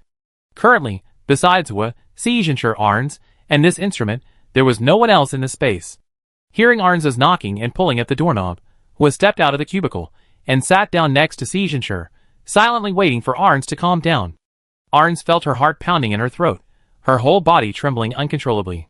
Her legs were so weak she couldn't stand upright, and she was even on the verge of incontinence. The reason for her terror was actually quite simple. She realized that the thing she had just seen was still alive. Even with its internal organs exposed, its blood vessels spread out like plant branches, and its bones arranged like an assembled toy, that thing was still alive. Because of her ability to resurrect, death was actually Arns's trump card. As long as she could die, she could escape. But now, Ho had shown her a situation she could never overcome, the inability to die. Due to the intense emotional turmoil, Arns quickly became exhausted, her legs giving way as she collapsed to the ground, staring at Ho before her. Seeing that she had finally calmed down, Ho slowly spoke. "All right, is there anything you want to ask?" Arns didn't speak, only looking in horror into the cubicle. Ho picked up a notebook from the table, flipping through it as he explained to Arns, "That's actually just a testing device." Arns could hardly believe her ears. "You mean testing? A device?" "Yes, the treatment method I developed here, if applied directly to the human body, wouldn't allow for accurate observation of its effects. To more directly understand what's happening inside the patient's body, I created this device." As he spoke, he gestured on his own body. After treatment, reactions like increased heart rate and elevated body temperature can be directly observed, but that's still a very small part. What about increased blood flow? Changes in organs? Changes in bone texture? Blood vessel proliferation? Internal organ adhesions? Whether there's a parasitic organism inside? These can't be observed from the outside, which is why this observation device is needed. Hearing this, Arns finally understood the device's actual purpose. Hua was right. In terms of its function, it could only be called an experimental device. Hua would first run his treatment method on this experimental device to confirm its internal principles before making improvements and adjustments, and only then would it be truly applied. Arn felt a chill run down her spine as she listened to Ho calmly explain the purpose of that thing. Ho continued rambling on. "Logically speaking, human researchers should have wanted something like this for a long time, something that would allow them to directly see everything happening inside the human body, but no one has ever tried it, or their attempts have been unsuccessful." Arn didn't respond, she was still dry heaving. Ho seemed puzzled by her reaction. "Why are you so scared? You're not human, are you?" Arns forced herself to calm down and replied, "It probably has nothing to do with whether I'm human or not." Arns's mind was a complete mess. Besides disgust and fear, she also felt curiosity. She desperately wanted to know how that thing inside had survived. It didn't make sense. No species could survive in that way. Was seemed to sense Arns's thoughts, slamming his notebook shut and pointing at her. "As a member of the Church of Light, have you heard that there are actually 5 secret rituals within the sect?" "Secret rituals?" "Yes, secret rituals. The Church of Light." "No, to be precise, it should be the 5 rituals about the soul passed down by the Daoming Song Soul sect of the perfect human mutual transformation." Hearing Hua's words, Arns's expression gradually became serious. She hadn't expected Hua's knowledge to have reached this level. Did you find the record of the secret command ritual?" Ho looked at Arns and nodded. "That's right, I found it." Arns stood up, leaning against the wall. She never dreamed that Ho could do this. The secret command ritual. Even among members of the Church of Light, very few knew of its existence. Even if they heard about it by chance, they would dismiss it as idle gossip. And the name Ho just mentioned was one that hadn't been mentioned for thousands of years. The Church of Light's original name, the Way of the Perfected Ones. The secret command ritual was an ability possessed by a select few members of the Church of Light. Some of these 5 rituals require inheritance, while others gradually manifest as faith deepens. However, now, almost all the secret rituals have been lost, leaving only the superficial deliverance ritual still in use. Seeing Arns's shocked expression, was suddenly asked curiously, "Why would the sect seal away these rituals? These should belong to humanity, shouldn't they?" Arn shook her head firmly. "No, humans are simply unable to control this ability. That's why successive generations of sect leaders have completely sealed away the rituals." Hua held up the fingers of his right hand, counting them one by one, the 5 secret rituals, welcoming the light, begging for the sun, restraint, melting, and deliverance. Hearing Hua accurately recite the names of the rituals, Arns knew that what was said was true. Hua began recounting the secret rituals with remarkable familiarity. The welcoming the light ritual, which allows new souls to split from the original body, the begging for the sun ritual, which grants supernatural abilities upon reaching a certain level of faith, the locking ritual, which extracts and temporarily seals the soul, the melting ritual, which merges multiple souls into one, and the transcending ritual, which guides the soul out of the body and back to the soul pool. Hua's expression was extremely excited, but many questions remain unclear. Why can only cult members perform these rituals? What exactly is the soul pool? Is it a giant locking mechanism created by someone? And where do the supernatural abilities gained from begging for the sun come from? Looking at the excited Hua, Arn suddenly understood why Hua was so busy capturing cult members. Because Hua himself couldn't activate the secret rituals, only cult members could perform them. Furthermore, according to Arns, the current members of the cult only possess the skills of deliverance and, on certain specific occasions, the extremely rare occurrence of the begging for the sun. The appearance of the begging for the sun is often accompanied by extreme emotions among the followers: fear, despair, anger. Under such extreme emotions, the begging for the sun may appear, like a divine gift, bestowing upon these followers powerful supernatural abilities. This may also be the reason for the cult's cruel treatment of its members. In a peaceful state, they lack the ability to initiate rituals. Only by subjecting them to mental torture, pushing them into an extreme state, can the ritual proceed smoothly. Now, everything becomes clear. Arns had another question. Where did you find the records of the secret rituals? Hua leaned heavily into Si Zhenshur's arms, saying lightly, the Taoist Mingda soul cult of perfect humans may have experienced a split. A split? Of course, this is all speculation.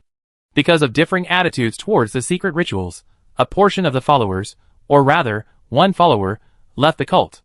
He knew the importance of the rituals, but didn't want them to be passed down as sectarian rituals, so he transformed them into healing witchcraft techniques. Arns understood Hua's meaning. You mean? The Si family. That's right. The Si family's ancestors may have been a branch of the cult, but over the long years, the traces of the cult have faded, and they can no longer even decipher the oldest ancestral texts. Hua looked at Arns and smiled slightly. Arn was now extremely disheveled. Her clothes were stained with vomit, she was a mess, her hair was disheveled, and she had even lost a shoe. Hua, leaning against Si Zhenshur, explained, I didn't mean to harm you. No, I shouldn't say that. I should say I don't want to use you anymore. I found a better way, and everything is going smoothly. Knowing that Hua wouldn't harm her, Arn relaxed slightly, but she still didn't understand what Hua meant. You said? It's going smoothly. Yes, it's going smoothly. You don't really think I would go to such lengths to grant humanity immortality, do you? Of course I don't think so. Hua was clearly not someone who enjoyed being engrossed in research, nor was she a collector of knowledge. She must have had her purpose in doing all this. So, what exactly do you want?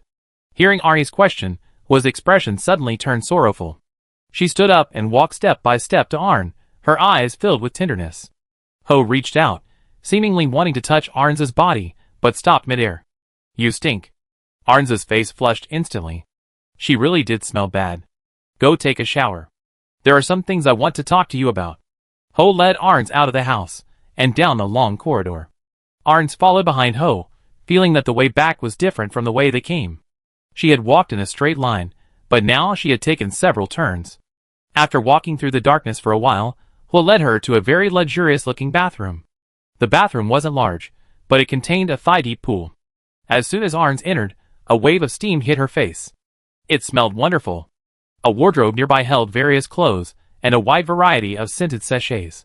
Beside the pool, a pipe extended from the wall, constantly gushing warm water. It seemed this bathroom used some kind of mechanical cooling system. This is my own bathroom, Hua said, pointing to the pool. The water temperature was always just right. Although it wasn't a hot spring, it was still very convenient. After explaining to Arns, Hua sat down on a stone bench and stared intently at her. Arns suddenly felt a little flustered. I want to bathe here. Yes, you want to bathe here. You don't want to stay smelly like this forever, do you? That was indeed true. But being watched while showering was a first for her. Aren't you going out? No, I need to watch you. You might do something unnecessary. Seeing that Hua had no intention of leaving, Arns could only silently encourage herself by saying, Hua is a girl too, before starting to undress. Although Arns was extremely nervous, her body reacted appropriately to the long-awaited hot bath. It felt wonderful. Almost unreal. She was completely clean, but she didn't want to stop. She just wanted to enjoy the feeling of the water washing over her a little longer. As the water washed over her body, Arns tried to organize her thoughts. Throughout, Hua hadn't shown her any malice. Initially, Hua wanted her help collecting souls, and after she refused, Hua didn't do anything to harm her, not even a hint of threat or impatience. This time in Dongcheng, Hua's treatment of her could be described as extremely gentle. Hua seemed to be trying hard to let Arns know everything she had done. Even so, Arns couldn't change the image of Hua in her mind. Hua was still a demon without a heart of kindness. It's just that this demon always seemed to give her a break. Just as Arns was organizing her thoughts, she suddenly heard the sound of clothes rustling behind her, where Hua was. Was Hua taking off his clothes? Arns was about to turn around to check when she felt a warm, soft touch on her back. What are you doing? Hua didn't speak. She simply pressed her body against Arns's back, then wrapped her arms around Arns's body, remaining motionless as the water flowed over their bodies. Arns's heart was pounding. She had completely forgotten to gather this information while trying to organize her thoughts. Hua didn't seem to intend to harm her, but that didn't mean she could escape unscathed from Hua's grasp. Hua might take something very important from her. At that moment, a thought inexplicably flashed through Arns's mind. How come she's so big? Hua was much taller than Arns. She had to bend down slightly to hug her. He seemed to be thoroughly enjoying Arns's breathing. Arns saw he raised his right hand, and curious about what he was going to do, she looked up to see him reach for a bar of soap from the wardrobe. Arns was too flustered to speak. What do you want to do? He asked casually. Use soap, it smells nice. He pressed his body against Arns, lathering the soap with both hands, then wrapped his arms around her. His left hand on her neck, his right on her lower abdomen. Then his hands began to roam freely. Throughout the process, he pressed his body tightly against Arns, as if trying to merge their bodies into one. Arns realized for the first time that taking a bath could be such a challenging thing. While bathing with Arns, he whispered his purpose in her ear. I'm so lonely. To prevent her body from trembling uncontrollably, Arn gritted her teeth and replied, I know, you said it before. No, you know, but you don't understand. I sigh. Why do you say I don't understand? Because the reason I'm lonely is the incompleteness of my soul, and that's a kind of pain. An incomplete soul, pain. Arn seemed to understand something. Suddenly, Hua pulled Arnie's body around, turning her to face him, and then hugged her tightly, beginning to lather her back with soap. Just before Hua hugged her, Arn saw Hua's expression through the steamy bathroom. Sadness. The expression on Hua's face was sadness. Hua pressed Arnie's head against his chest and whispered, Forgive me for what I'm about to do. Humans would call this behavior licentious, but it's the only way I found to alleviate my pain. Chapter 308. Arns didn't know whether she should resist. She wasn't even sure if she had the ability to resist. Arns, her thoughts in disarray, even began to examine herself. As a spider demon god, her combat power was negligible. After sealing her ability to foresee the future, her true form was just an ordinary young girl. Arns could sense that Hua seemed to be considering something. Her action seemed restrained. Could it be? Considering my feelings? She and Hua shared the name Spider, but judging from the current situation, she was more like prey entangled in a spider's web. Hua led Arns into a nearby pool. Hua's skin was a few shades lighter than Arns's. In the water, she resembled a shapely white fish.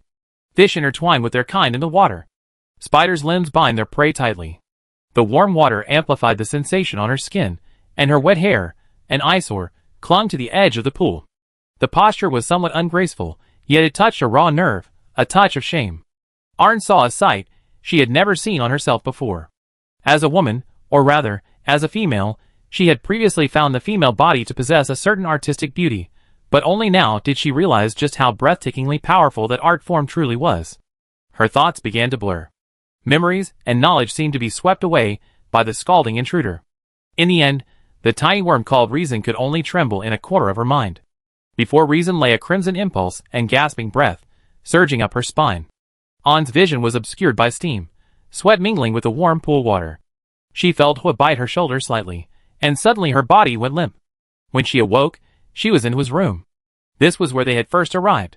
She could still make out the floorboards Lin Ming and the others had fallen onto. Ah! Ah! An sat bolt upright, finding herself lying on Hua's bed. The covering was light and soft. She couldn't immediately tell what material it was. I was just in the bathroom? She frantically searched for Hua, turning her head to see Hua sitting above her, legs crossed, chin resting on her hand, looking at her. You fainted. Ah. I brought you back. Hua had changed her clothes. Although she still looked light and airy, this time she was dressed in red, resembling an exotic dancer. Arns, recalling what had happened in the bathroom, tentatively asked, Are you? Calm down. Hua replied non-committally, probably. Hua got up and walked to Arns, grabbing the blanket covering her and pulling it off. Arns then realized that although she had been brought here from the bathroom, and was wearing what appeared to be underwear on her upper body, her lower body was still naked. No. At least put some clothes on me. Arns was about to ask Hua for clothes when was simply squeezed onto the bed and laid down beside her. Arns had a whole bunch of complaints to make, but Hua's action suddenly silenced her. Oh right, she had fainted in the bathroom, so Hua hadn't finished what he wanted to do. Could it be? There's a second half, but to Arns' surprise, Hua didn't climb on top of her and continue groping her. Instead, Hua quietly laid down beside her and even pulled the blanket over her. The two of them now looked like close girlfriends having a late-night chat. Arns sighed. I really don't understand you. Hua heard this and tried to get closer to Arns, but whenever she did, Arns would pull away. The two were like two magnets drawn to each other. Arns wondered if it was just her imagination, but Hua seemed to be trying hard to get along with her. After lying down for a while, Hua suddenly asked, Do you understand humans? Humans? I wouldn't say I understand, but I live in human society, so I'm sure I understand them better than you do. Then, tell me about humans. That's a bit too broad a topic. Humans are very complex. Then tell me what happiness is. That's not a small topic either. But it's a little easier than explaining humans. Can I touch you? Can you hold back? I think so. Then hold back. Okay. Although Hua agreed, Arns still felt a hand sneakily climbing up her thigh. Arns thought for a moment and explained, the happiness that humans talk about is actually very simple. A hungry person gets to eat what they want. A person who loves beauty wears beautiful clothes. A creator gets recognition. A child gets praise. A lonely person. Arn had intended to say that lonely people find partners. But she clearly felt that when she mentioned lonely people, Hua's hand, which had been roaming over her thigh, suddenly stopped. For Hua, this seemed like an inappropriate topic. Hua was silent for a moment, then began to grope again. How can lonely people find happiness? They need to find a partner. Partner. Hua muttered the word partner, leaning closer to Arn. Arn tried to dodge, but Hua hooked her leg around her lower body. Arn sighed. She couldn't escape. There was no way to escape. Hua asked, puzzled, What's the definition of a partner? Probably a loving companion? Loving. What does that feel like? It's probably about having special attention for each other, comforting and caring for each other, and remaining loyal. Loyal? Hua seemed confused. Yes, loyalty. Are lovers in a master-servant relationship? That shouldn't be the case. Then why is loyalty required? Well, it's just... Oh no. I'm stumped. Hua seems very interested in Arns' explanation, muttering repeatedly loyalty. Comfort. Care. I really don't understand.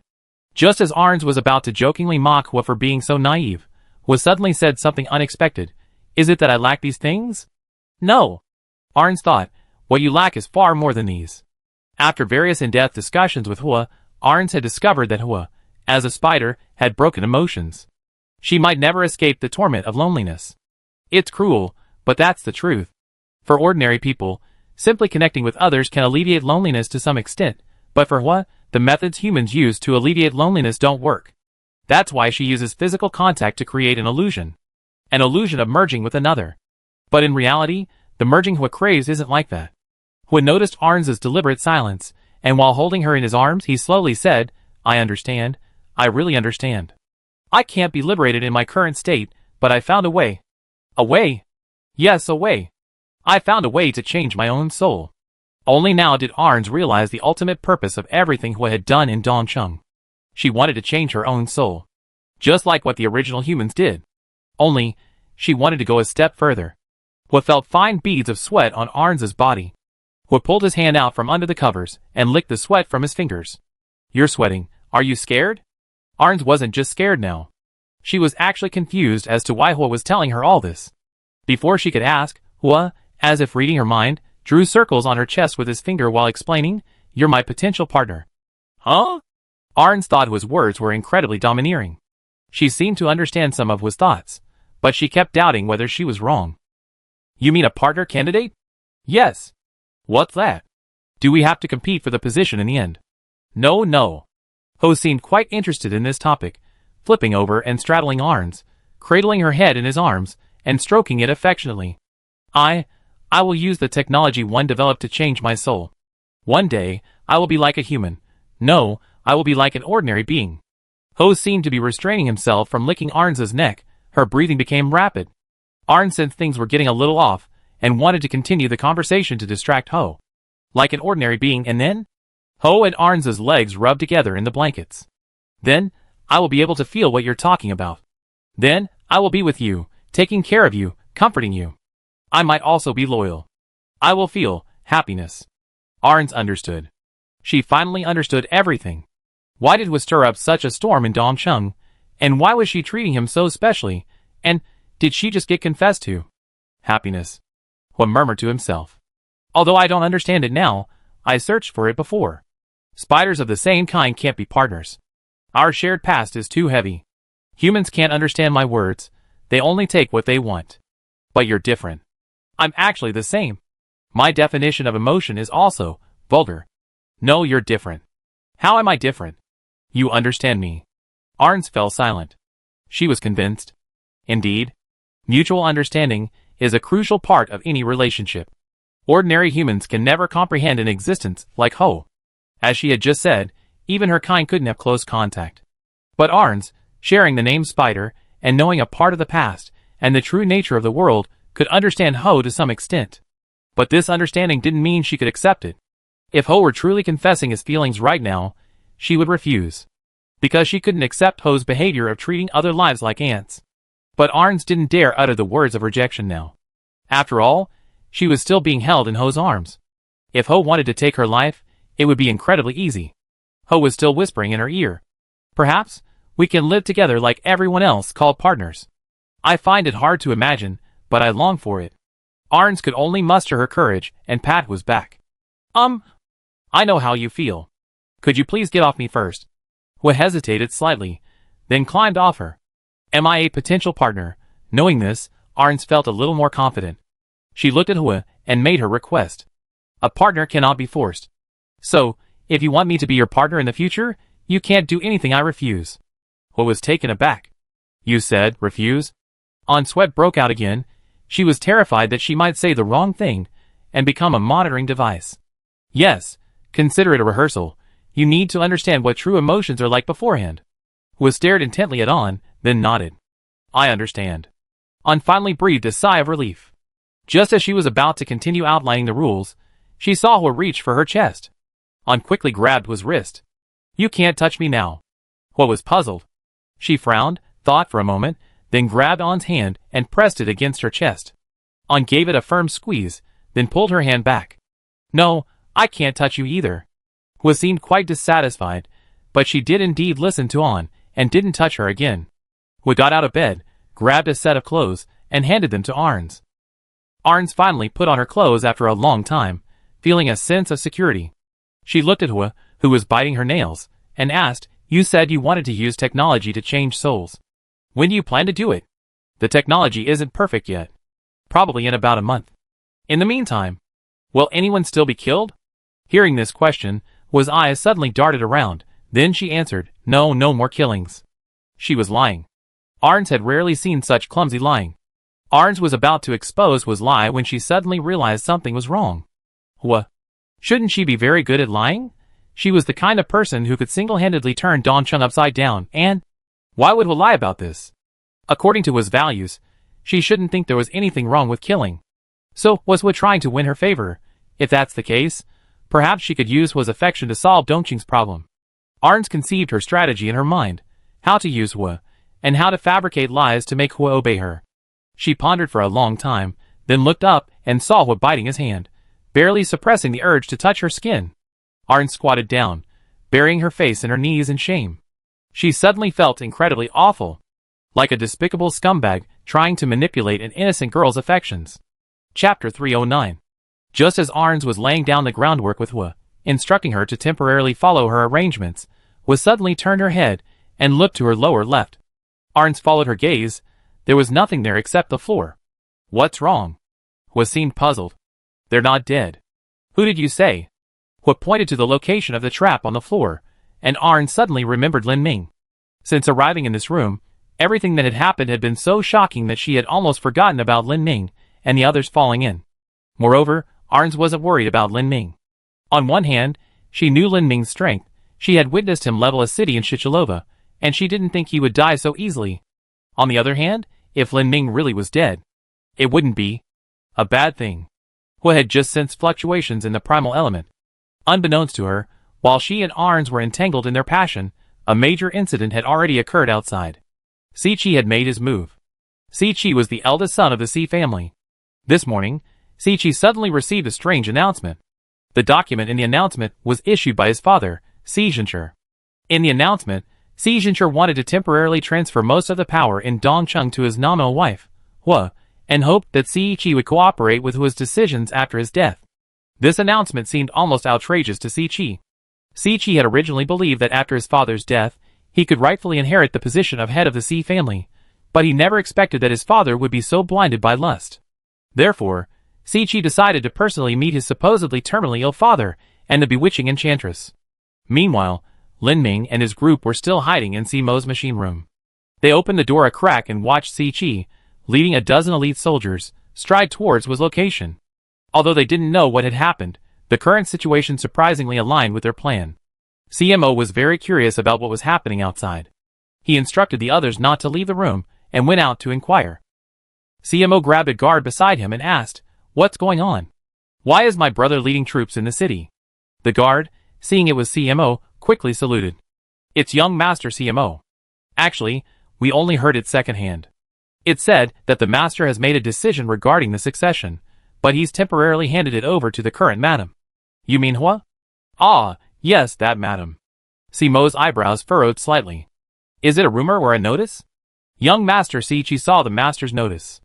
The power of a clan, even temporarily entrusted to someone else, inevitably carries the risk of power slipping away. Even if father is senile, he wouldn't be that stupid. Young Master, I don't know the specifics, and I dare not say more. Please forgive me. CMO was usually gentle, and had a good relationship with the guards and servants, which was why this guard dared to speak so much to him. But even though CMO was approachable, as an ordinary guard, he still dared not presume to discuss politics in front of his young master. CMO returned to the machine room, and told Lin Ming, and the others what had happened. Lin Ming was completely bewildered and looked at Si Ming. "You did it?" Si Ming was equally confused and looked at CMO. "You did it?" CMO clicked his tongue impatiently. "I just found out too. How could it be me?" Lin Ming scratched his head. "Nobody did it. So this kind of news, which sounds absurd to an outsider like me, was it your master's decision?" CMO shook his head. "No, based on my understanding of my father, if he could make such a decision, it means he's no longer mentally sound. Si Chi is going to see Hua now, probably to confirm this with his own eyes. If father is no longer capable of thinking, then this entrustment is invalid." "You mean, the notice Si Chi saw might have been fabricated by Hua?" "That's possible." Si Ming listened to CMO and Lin Ming's continuous analysis, feeling that something was missing. "Ah!" Si Ming suddenly cried out, startling Lin Ming and CMO. He knew he overlooked something. He overlooked himself. His escape from the secret chamber was, in fact, known to others. Besides Hua, another person could fabricate the news that the Si family's power had been temporarily handed over to Hua. Si Bai. In fact, Si Bai discovered Si Ming's escape from the dark prison very quickly. After visiting Si Ming, she felt uneasy, so after returning to her residence, she went back to the dark prison where Si Ming was. Then she found the guard lying on the ground, and the iron door bent like a dried-out tortilla. Upon seeing the door, Si Bai immediately understood what had happened.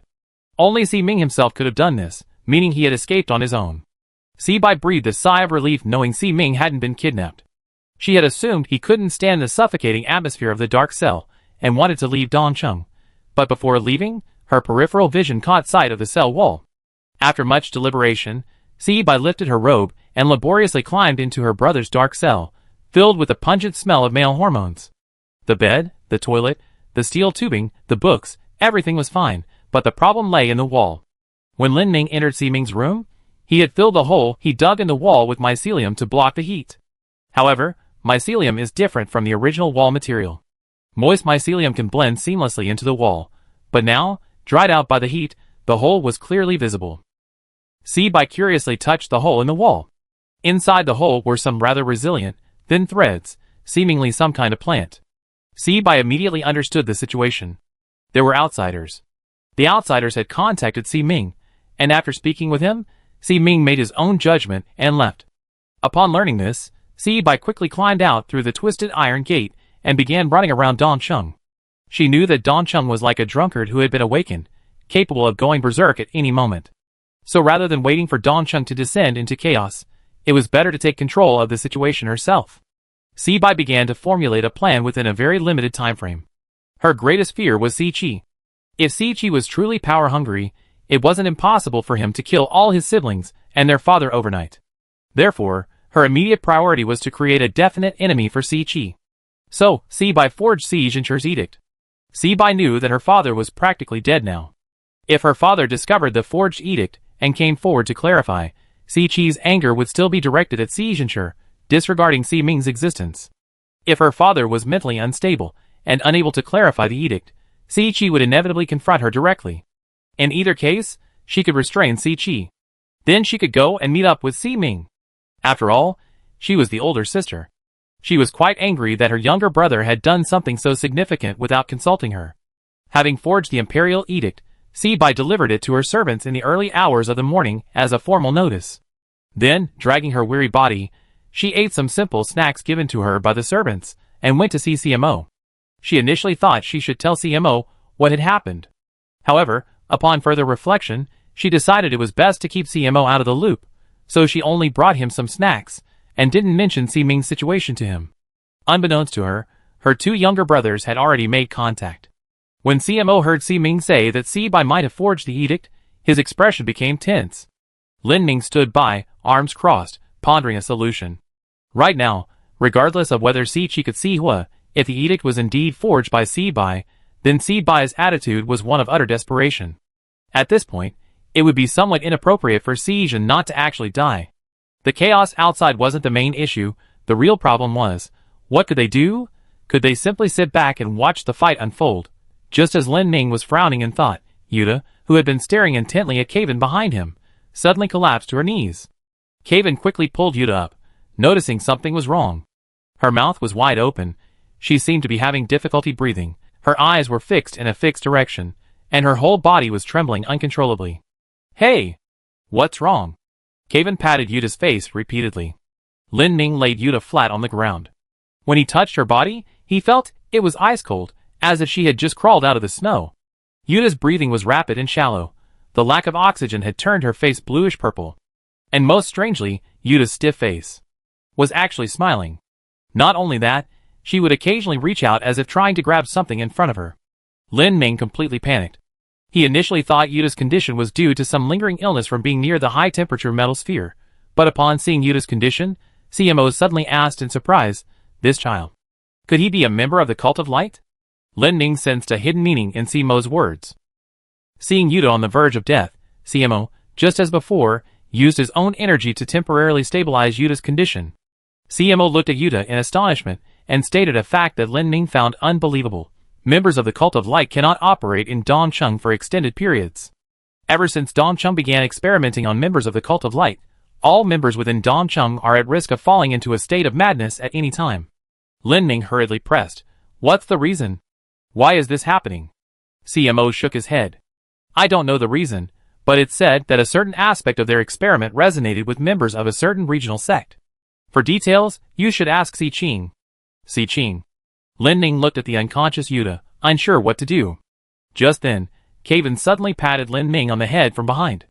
If this girl dies here, you regret it. Lin Ming didn't reply, but Si Ming spoke up. With me here, I can temporarily stabilize her condition, but not for long. If you want to go ahead, and check on Si Qing's situation while you're at it. Lin Ming asked, puzzled, check on Si Qing's situation? Yes, although Si Qing is completely uninterested in the outside world, he is, after all, a member of the Si family. To avoid him interfering at a crucial moment, it's better to find out his intentions first. Lin Ming nodded. Okay, I understand. So where is Si Qing? CMO pointed to the west side of the city. The westernmost part, halfway up the mountain. There's an iron gate inside, and behind it are a bunch of traps. Si Qing's cell is behind those traps. Under Si Ming's golden aura, Yuta gradually quieted down, but remained icy cold. Lin Ning knew there was no time to lose. He glanced outside. Si Qi had already led his men to meet them, and there was hardly anyone outside. To ensure Lin Ning and the others could reach the west side of the city smoothly, CMO put on his coat and went out to lead the way. Although Lin Ning and Kaven were dressed as guards, there was still a risk of being discovered. As the fourth young master of the Si family, with CMO leading the way, most people wouldn't dare to stop him. Leading Lin Ning and Kaven to the west side of the city, CMO pointed to an iron gate halfway up the mountain. Lin Ning looked in the direction he pointed and saw the gate. If CMO hadn't led the way, Lin Ning would have thought the gate was a storeroom. The iron gate looked very heavy, and there were no guards around it. CMO explained, originally, Si Qing did have guards, but because Si Qing's personality was too unpredictable, all the guards and attendants ran away. He installed many traps and mechanisms near his cell for security. To get in, you need instructions on how to trigger these mechanisms. Lin Ning held out his hand to CMO. CMO was very puzzled. What are you doing? The mechanism manual. Didn't you say there were mechanisms? There are mechanisms, but not all of Dongqing's mechanisms were made by me alone. I don't have a manual for them. I thought you handled all of Dongqing's machinery yourself. No, although Si Qing is eccentric and lacks empathy, in terms of intelligence and research, he's definitely superior to me. Almost all the research on the Church of Light came from him. But it's strange though, Si Qing doesn't listen to anyone else, except for Hua, whom he obeys completely. Lin Ming smiled. Of course, after all, Hua isn't an ordinary person. In Hua's eyes, Si Qing, who might lack emotion, but is more ruthless, is actually the easiest to manipulate. Lin Ning and Kaven exchanged a glance. Kaven asked CMO, are the traps in Si Qing's cell very dense? Very dense. Are they all very powerful? Yes, very powerful. How exactly? CMO tilted his head and thought for a moment, then replied, without instructions on the traps, basically, what goes in is a person, and what comes out is filling. Chapter 310. CMO led Lin Ning and Kaven to the cell door. Lin Ning took 2 steps forward, then looked back at CMO. Aren't you coming in with us? CMO shook his head vigorously. No, I haven't lived enough yet. Hearing CMO say this, Lin Ning suddenly felt a little guilty. CMO watched Lin Ning and Kaven reach the cell door, saw the door open automatically, the two went inside, and then the cell slammed shut. CMO stood there for a moment, then shook his head, then nodded, and turned back to his machine room. Inside the machine room, Si Ming was intently stabilizing Yuta's condition. Seeing CMO enter, Si Ming asked, did they go in? They just went in. Si Qing. You know, I hope those two come back alive. Don't worry, their abilities are very special, they won't die so easily. That's truly a stroke of luck. CMO noticed fine beads of sweat on Si Ming's forehead. Is treating her very physically demanding? Of course. And in her current condition, only my chi-based methods can stabilize her. It's strange, it's as if her life is struggling within her own body. Si Qing is researching matters concerning the sect, supposedly related to the soul. It's probably related to this. The soul. CMO looked at Si Ming, asking curiously, do you want to inherit the Si family patriarch position? Si Ming was silent for a moment, then replied, yes. Why? Actually, there's no particular reason, I just want to try what my father did. That's it? Yeah, that's it. CMO burst into laughter upon hearing this. If my eldest sister heard you say that, she'd be furious, jumping up and down, and yelling, what do you take the Si family business for? Si Ming sighed. That certainly sounds like something my eldest sister would say. What do you think of those two outsiders? Si Ming knew CMO was referring to Lin Ning and Kaven. They're both quite good looking. I'm not talking about their looks. Their figures are good too. Have you gone mad from being in the dungeon? I'm asking about their inner qualities. Si Ming remained silent for a long time, as if pondering his words. I think they're two very trustworthy people. Are you sure? Yes, I'm sure. Meanwhile, the trustworthy Lin Ning and Kaven were experiencing a thrilling boy-girl chase. Actually, when they first entered the dungeon, the traps were quite ordinary. As soon as they entered, torches on both walls lit up automatically, revealing a straight passageway ahead. Kaven shuffled his foot on the floor, finding it to be solid blue bricks. From the moment Lin Ning entered, he smelled a distinctly familiar stench of blood. Because Kaven often carried this smell, he was no longer averse to it. In fact, it made him feel somewhat at ease. Lin Ning took a deep breath, mentally preparing himself. Alright, let's go! Before Lin Ming could finish speaking, he had just taken a step when he heard a thud, and a barbed sword pierced his forehead, the tip protruding from the back of his head. Lin Ming curled his lip. Is this some kind of show of force? He had initially thought that after the arrow pierced his head, that would be the end of it, but looking up at the ceiling along the arrow's tail, he discovered that the arrow was still attached to an iron chain. Caven, standing to the side, noticed the chain even earlier than Lin Ming, and also saw the barbs on the arrow. Caven extended a blood-red blade, brandished it at Lin Ming's head for a moment, and then decisively chopped down on Lin Ming's neck. As soon as Caven severed Lin Ming's head, the arrow was immediately dragged by the chain into a hidden slot in the ceiling. A series of noisy sounds came from the slot, followed by a small mound of mushroom falling down with a plop. The corridor returned to silence. Lin Ming, now headless, stood with his hands on his hips, looking like a demon. Lin Ming was furious. He gestured with his hands in the air, seemingly cursing, but because he had no head, no sound came out. Caven watched as another head slowly grew from Lin Ming's neck and thought his actions were somewhat unnecessary. Since this head wouldn't last long anyway, it was better not to grow it at all. Lin Ming had completely disregarded this little trap, still confidently patting his chest. I'm not afraid of this little problem. It won't hurt me in the slightest. Lin Ming took another step forward, and this time he triggered another trap. He heard a click beside him, turned his head, and saw a round hole. Another hidden arrow? I'm not afraid of this. He barely finished speaking when a high-pressure flame, like the muzzle of a welding torch, suddenly shot out of the opening. A pungent, acrid smell immediately filled the air. Lin Ming's head was gone again. He quickly returned to Caven's side, continuing to gesture and examine the mechanism. Caven patiently waited for his head to reappear, looking at him like he was a simpleton. Didn't you say you weren't afraid? Lin Ming looked at the flamethrower, still shaken. Afraid? I'm not afraid. Just a little cowardly. Then what do we do? Lin Ming considered for a moment, deciding to try using the World Silk. He observed the tunnel mechanism within the World Silk's vision. His original plan was that if he could see the mechanism structure, he could figure out where to trigger it, and then choose a safe path. But when he saw the tunnel structure, his heart sank. The mechanism structure was completely beyond his comprehension. Almost every brick here is a trigger point for a trap, and these traps are interconnected, making it impossible to tell which brick corresponds to which trap. Furthermore, the density of flamethrowers in the tunnel is unusually high, completely thwarting Lin Ming's plan to transform into mycelium and swarm through. Caven looked at Lin Ming and suddenly chuckled. Caven in his male form almost never laughs. Caven in her female form, however, has a very clear and crisp laugh.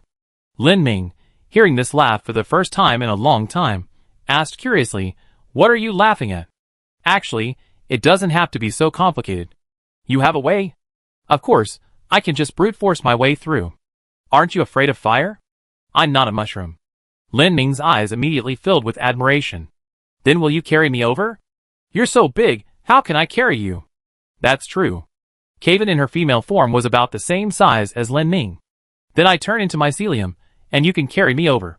No. Why? Disgusted. How can you say such heartless things with such a pretty face? Anyway, I don't want to hug a sticky, soft, slippery thing. Sticky, soft, slippery. Oh, and wet too. Ugh. Mycelium is sticky, soft, and slippery, so it's my fault. Don't throw a tantrum. You're the one throwing a tantrum. Lin Ming coaxed and pleaded for a while, but Caven still strongly resisted hugging a clump of mycelium. And hugging a mushroom was out of the question too. So Lin Ming had to think of other ways for this ant. Then there's only one way. Caven was delighted to see that Lin Ming seemed to have finally figured it out. Lin Ming stood still, first handing over his staff to Caven for safekeeping, then began to condense his mycelium. He didn't want to lose too much mycelium due to his size, so he compressed the density of the mycelium as much as possible to reduce his volume. In this way, Lin Ming slowly grew from about the same height as Caven, to Caven's shoulder height, then to Caven's waist, and finally stabilized at a size slightly above Caven's knees. Because he became so small, Lin Ming's voice became much softer. Is this okay now? By the way, were your legs really this long? Caven crouched down, his eyes shining as he looked at the miniature Lin Ming before him. Lin Ming suddenly realized Caven's little trick. Did you want to see this from the start? Caven didn't deny it, but scooped Lin Ming up and spun him around twice. Oh, so cute. It's just a proportional reduction. What's so cute about that? Small is cute. Why does that sound so familiar? Can it get any smaller? Well, not impossible. Lin Ming compressed the mycelium to its limit, until it was the size of a rag doll he could hug. Caven looked satisfied. Lin Ming, held in Caven's arms, felt a strange mix of emotions. Time to get down to business. Caven nodded, cradling the miniature Lin Ming in his arms, like a doll. Lin Ming, nestled in Caven's arms, felt a little insecure, afraid he might fall. He desperately wanted to grab onto something, but after searching for a while, he realized nowhere felt right, so he turned around and clung to Caven's arm. Lin Ming was thankful there were no outsiders present. Otherwise, if someone saw this, it would be incredibly embarrassing. Caven looked at the long corridor before him and began to circulate his chi. Red chi coiled around his body for fire protection, his wings spread, and he reinforced their surface with blood crystals to shield himself from incoming arrows. Simultaneously, he held Lin Ming in one arm, freeing the other to deal with any unexpected situations. After preparing everything, Caven dashed off with a whoosh. He ran ahead, arrows chasing behind. Various arrows, blades, flames, and even poison gas flew in a spectacular display, like fireworks at a grand festival. Lin Ming was constantly bombarded with the mechanical clatter of mechanisms starting up, the clanging of weapons striking Caven's wings, and the hissing of flames hitting Caven's air armor. Lin Ming noticed that Caven was starting to frown. "Hey Caven, are you alright?" "It's not a big deal, we're almost there." They had already passed 2/3 of the way through the tunnel, and could see the exit. Caven's wings, which she used to shield herself from the arrows, were starting to break, but this wasn't a big deal for her. She could repair them once they reached the exit. Just when Caven thought she was about to overcome the obstacle, a terrifying rumbling sound suddenly filled her ears. What is that? Caven wanted to accelerate further and fly straight out of there, but when she looked up, she saw a huge circular saw, 4 or 5 meters in diameter, spinning wildly as it fell from the ceiling. Caven saw the circular saw and tried to dodge, but suddenly felt her feet sink. Looking down, she realized that the ground beneath her feet was no longer bluestone, but some kind of tar-like slime. Unable to dodge in time, Caven was struck head-on by the massive circular saw. She could only stop, shielding Lin Ming, and then held her free hand in front of her, using her forearm for defense. Caven's aura wasn't particularly adept at defense. Compared to the golden aura of other warriors, her red aura was very soft. To block such a heavy attack, she could only rely on her blood crystal shield. Caven's blood crystal was actually much harder than before. Initially, her blood shield was easily shattered, but now its strength was enough to withstand Mei Yi's spiked hammer.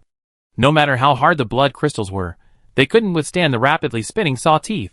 Shattered blood crystals began to splatter incessantly from Caven's forearm. And because the sprint had stopped, the mechanisms that had been triggered earlier started firing arrows from behind again. Caven gritted her teeth, completely unaware that Lin Ming in front of her was almost flattened due to her unconscious exertion. Lin Ming had been squeezed into the shape of Caven's chest. Knowing that Caven couldn't continue like this, she could only transform into a clump of mycelium and crawl down Caven's body. Caven noticed that Lin Ming had turned into mycelium and immediately looked disgusted. "Ugh, don't turn back. You're all sticky. Don't touch my neck. Don't crawl into my clothes. Don't crawl around. Don't get all wet." Lin Ming was quite impressed with her. She could still talk so much at a time like this. He wondered what it would be like if the male version of Caven were this talkative. Lin Ming climbed down from Caven's body. He looked at the enormous circular saw in front of him. Now that Lin Ming was down, Caven could free her other hand. Even with both hands, she could barely block the saw, demonstrating its immense power. Lin Ming got out of Caven's soft, warm embrace for 2 reasons. First, to free Caven's hand, and second, because he noticed the sticky substance on the ground, which seemed to be an extract of some kind of plant. Since it was plant-based, it could decompose. Lin Ming stepped into the sticky substance. Sure enough, the adhesive was all natural. In an instant, Lin Ming absorbed the dark, sticky substance, turning it into a pile of dried-up residue. Seeing her legs free, Caven quickly dodged to the side. The circular saw whistled past her, carving a long trench in the floor. The exit was right in front of them. Lin Ming, still the size of a rag doll, stood with his hands on his hips, looking at the chaotic, labyrinthine corridor behind him with disdain. Humph, nothing special. Before he could finish his smugness, Caven lifted him up. Yes, nothing special, all thanks to you. Caven wiped the blood from her face, repaired her wings and arms, and then brought Lin Ming in front of her. "I'm asking you, why did you burrow into my clothes when you turned into mycelium?" "Did I burrow in?" "You did." That's because your buttons weren't fastened properly. Kaven looked down, indeed. Several buttons on her chest were undone. She looked at Lin Ming in surprise. When did you unbutton it? I told you, I didn't unbutton it. The buttons came undone, and when I passed by, I brushed against your chest. I didn't mean to crawl inside your clothes. Really? Of course. By the way, why do you suddenly hate mycelium so much? I remember you weren't this averse to it before. It's not that I hate it. It's just that the feel is weird. Feeling? Yeah, a foreign object feeling, and it's itchy. That kind of feeling makes my body act weird. Weird? Lin Ming was completely confused. Yeah, my body becomes slightly unresponsive. A foreign object feeling, itchy, and weirdly unresponsive. Ah. Lin Ming seemed to have guessed something. In that instant, a whole bunch of inappropriate fantasies popped into his head like popcorn. He even imagined some very strange plays. Chapter 311. The two broke through the trap zone and arrived at the prison area. This place resembled a prison. Lin Ming and Kaven walked forward, examining the cells on both sides. The cells contained many corpses. These corpses didn't appear to have been placed here recently. Some had weathered into skeletons, scattered haphazardly on the floor like withered branches. Lin Ming was mentally prepared for the large number of corpses, so he wasn't particularly surprised to see the entire cell complex resembling a corpse exhibition. What truly disgusted him were the various torture instruments on the walls. They were bizarre and extremely cruel. Even stranger, various strange symbols were drawn on the cell floors and walls. These symbols somewhat resembled ancient script, but weren't exactly the same. They seemed to be redesigned patterns based on ancient script. Relying on his limited knowledge of ancient script, Lin Ming deduced that these patterns roughly represented words like summon, exchange, and command. The writing and symbols, along with the cells and corpses, made this place look like a secret base of some cult. Lin Ming and his companion walked for a long time without seeing a single living person. After passing through this cell block and turning a corner in the corridor, a strong stench of blood suddenly assaulted their senses. In the previous cell block, the smell Lin Ming had detected was slightly rotten, but here it was a direct stench of fresh blood. This should be... this. Lin Ming and Kaven simultaneously slowed their pace. They heard a commotion coming from the area ahead, as if someone was fiddling with some kind of machinery. The two men crept forward, winding through the corridors, until they finally spotted the source of the commotion. It was a massive machine. The machine resembled a triangle, with 3 chambers at its vertices. The 3 chambers were connected by a dense network of pipes. At the very center of the enormous triangle was a tank filled with a red liquid, which appeared to be circulating with the liquid in the other chambers. When Lin Ming first saw the device, he was initially impressed by the craftsmanship and design of the massive triangle. The device's power source was unknown, seemingly operating on a self-circulating basis. Supports extended from the 3 chambers, securing them to the walls of the room. From a distance, it resembled a mysterious and artistically significant sculpture. But this was only from a distance. When Lin Ming focused his gaze on the details of the device, all his previous aesthetic appreciation vanished, replaced by a churning stomach and a chilling feeling. The 3 compartments were filled with a blood-red liquid, in which some kind of human tissue was submerged. Moreover, the human tissue submerged in the 3 compartments was different. It was as if the human body had been completely broken down, sorted, and then stuffed into this machine. In front of this device, a man was constantly flipping through documents. Even from his back, one could tell that this man was somewhat mentally unstable. He wore a white lab coat covered in blood mist, and was barefoot.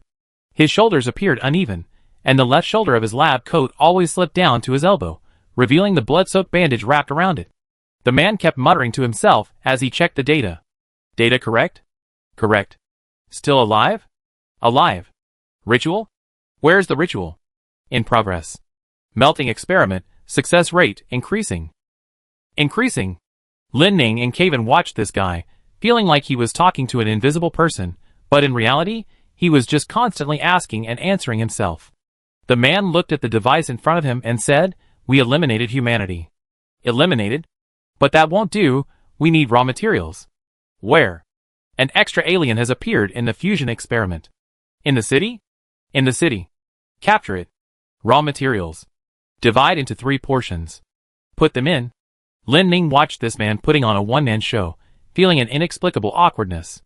His words could be interpreted as a schizophrenic talking to an unseen, imaginary figure, but if you said he was just asking and answering himself, it wouldn't be a problem. After a while, The man muttered something and walked away, opening a door to the side. Judging from his footsteps, he slowly walked away into the distance. This man was undoubtedly Si Qing. Lin Ning and Caven exchanged a glance and tiptoed towards the strange device. They weren't actually interested in the device above their heads, which was filled with human tissue. They wanted to see the data. Lin Ning reached the pile of data and had only casually glanced at 2 pages when he felt his brain being assaulted. The research direction of this data was completely different from all current research in the world. It wasn't medicine, magic, demonic powers, elements, or even primordial elements. It had nothing to do with spiders. It was humanity itself. Words like soul, faith, and ritual appeared frequently in the research materials. Lin Ning kept flipping through these materials. Honestly, he was quite engrossed. Because the research methods were ingenious. Although the process was crudely and boldly designed, the research direction and the solutions to problems encountered were all ingenious, giving one the feeling of this actually works. Lin Ning looked up at the device in front of him, which resembled a cult sculpture, and was about to express his feelings to Caven when he suddenly heard a voice in his ear. "Can you understand it?" Lin Ning was so startled that he jumped back a considerable distance. He calmed himself down and looked for Caven, only to find that Caven had frantically climbed onto the ceiling. Si Qing looked at the 2 people in front of him, then at the documents being flipped through. He can understand it? Yes, he can. Rare indeed. Rare indeed. Caven, perched on the ceiling, was visibly surprised. She hadn't even noticed when Si Qing had arrived. If Si Qing had wanted to ambush them, he and Lin Ning would probably have already been caught off guard. Lin Ning was also still unsettled. How could the Si family members all be so outrageous? Si Qing was holding a thick stack of documents. Si Qing sat down on the floor, seemingly completely unconcerned about Lin Ning and Caven's presence. He spread the documents out one by one on the floor in front of him, looking at the papers as if deep in thought. Almost there. She wants completion, but what is complete? It's the appearance of a human, right? Is a human complete? No, but close. I think she's closer to complete. Her? Lin Ning was completely confused. Did this her refer to Hua? Si Qing looked at the data, completely ignoring Lin Ning and Caven. Lin Ning tentatively asked, "What is this device used for?" Hearing Lin Ning's question, Si Qing suddenly raised her head and looked at him expressionlessly. Si Qing remained motionless, like a wax figure. Lin Ning, not knowing what was happening, also remained motionless. The 2 stared at each other for a while before Si Qing muttered to himself, I'm asking you. I'm asking you. I don't want to say. Neither do I. Anyway, nobody understands. Yeah, nobody understands. Lin Ning was getting annoyed. How do you know I don't understand if you don't tell me? Hearing Lin Ning's words, Si Qing raised his head again, remaining motionless. Lin Ning felt that Si Qing was like a robot with a delayed information processing ability. After another long while, Si Qing finally said, "It's a ritual implement. A cult ritual generator. A human replacement. It works very well. Do you understand?" Lin Ning really didn't understand. He glanced at Caven, mustered his courage, walked up to Si Qing, sat down on the ground, and began to look at the documents with Si Qing. As they looked, sweat began to bead on Lin Ning's forehead. He understood.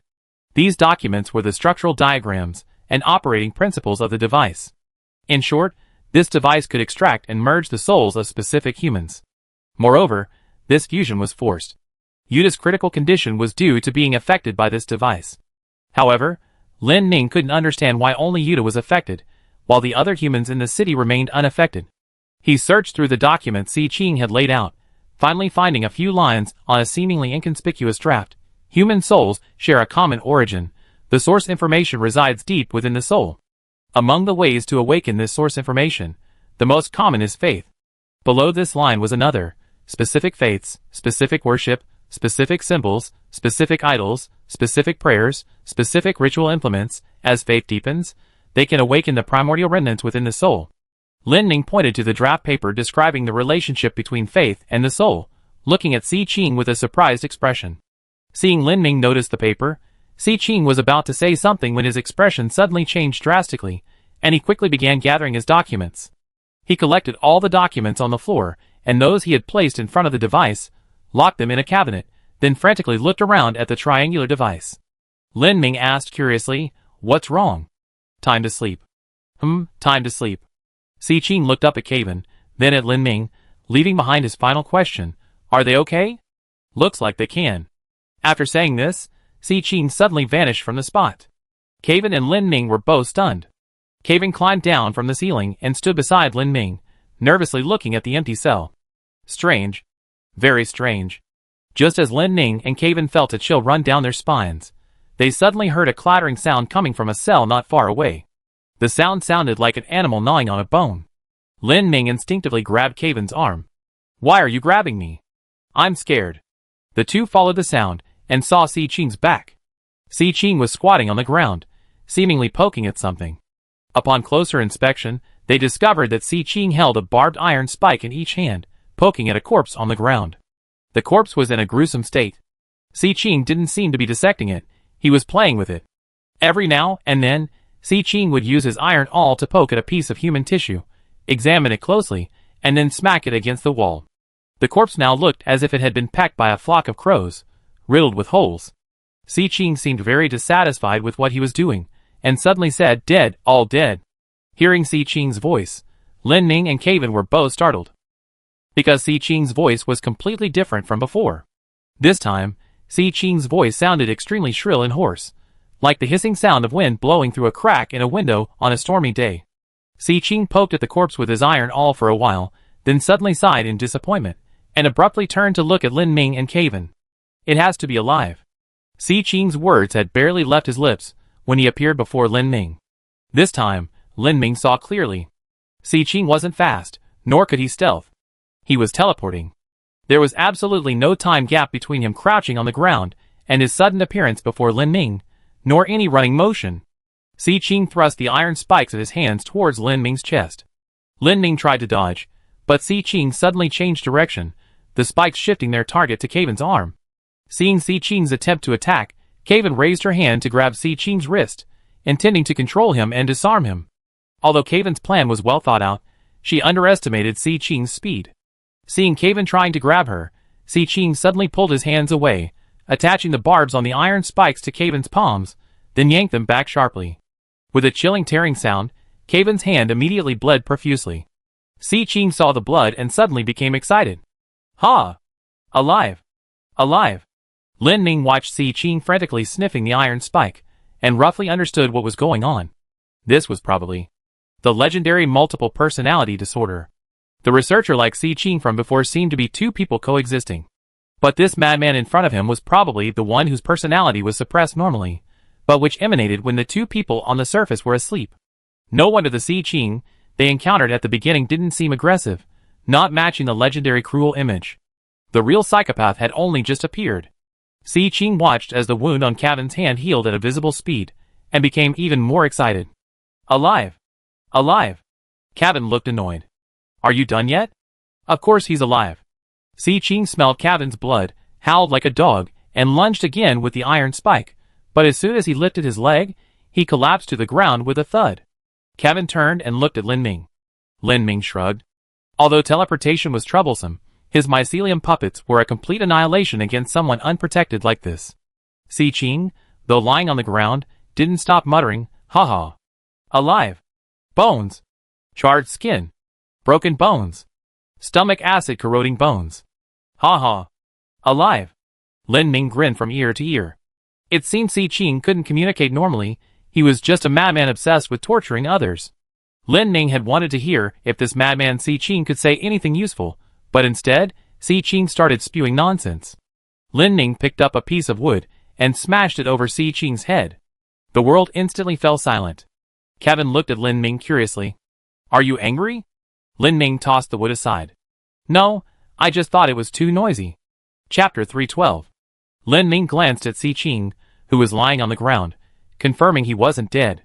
If he had accidentally killed the third young master of the Si family with a single blow, things would be disastrous. Kevin squatted on the ground, poking Si Qing with a blood thorn in his hand. Seeing Si Qing didn't move, he looked up at Lin Ming with a blank expression. You knocked him unconscious, and then what? Then, Lin Ming didn't know what to do next. Oh right. Lin Ming remembered that before Si Qing switched personalities, he had locked the documents in a cabinet. He searched Si Qing's body for a while, finally finding the key in the inside pocket of his white coat. Reaching the cabinet, Lin Ming was about to unlock it when he suddenly stopped warily. He needed to check if the cabinet had any hidden mechanisms.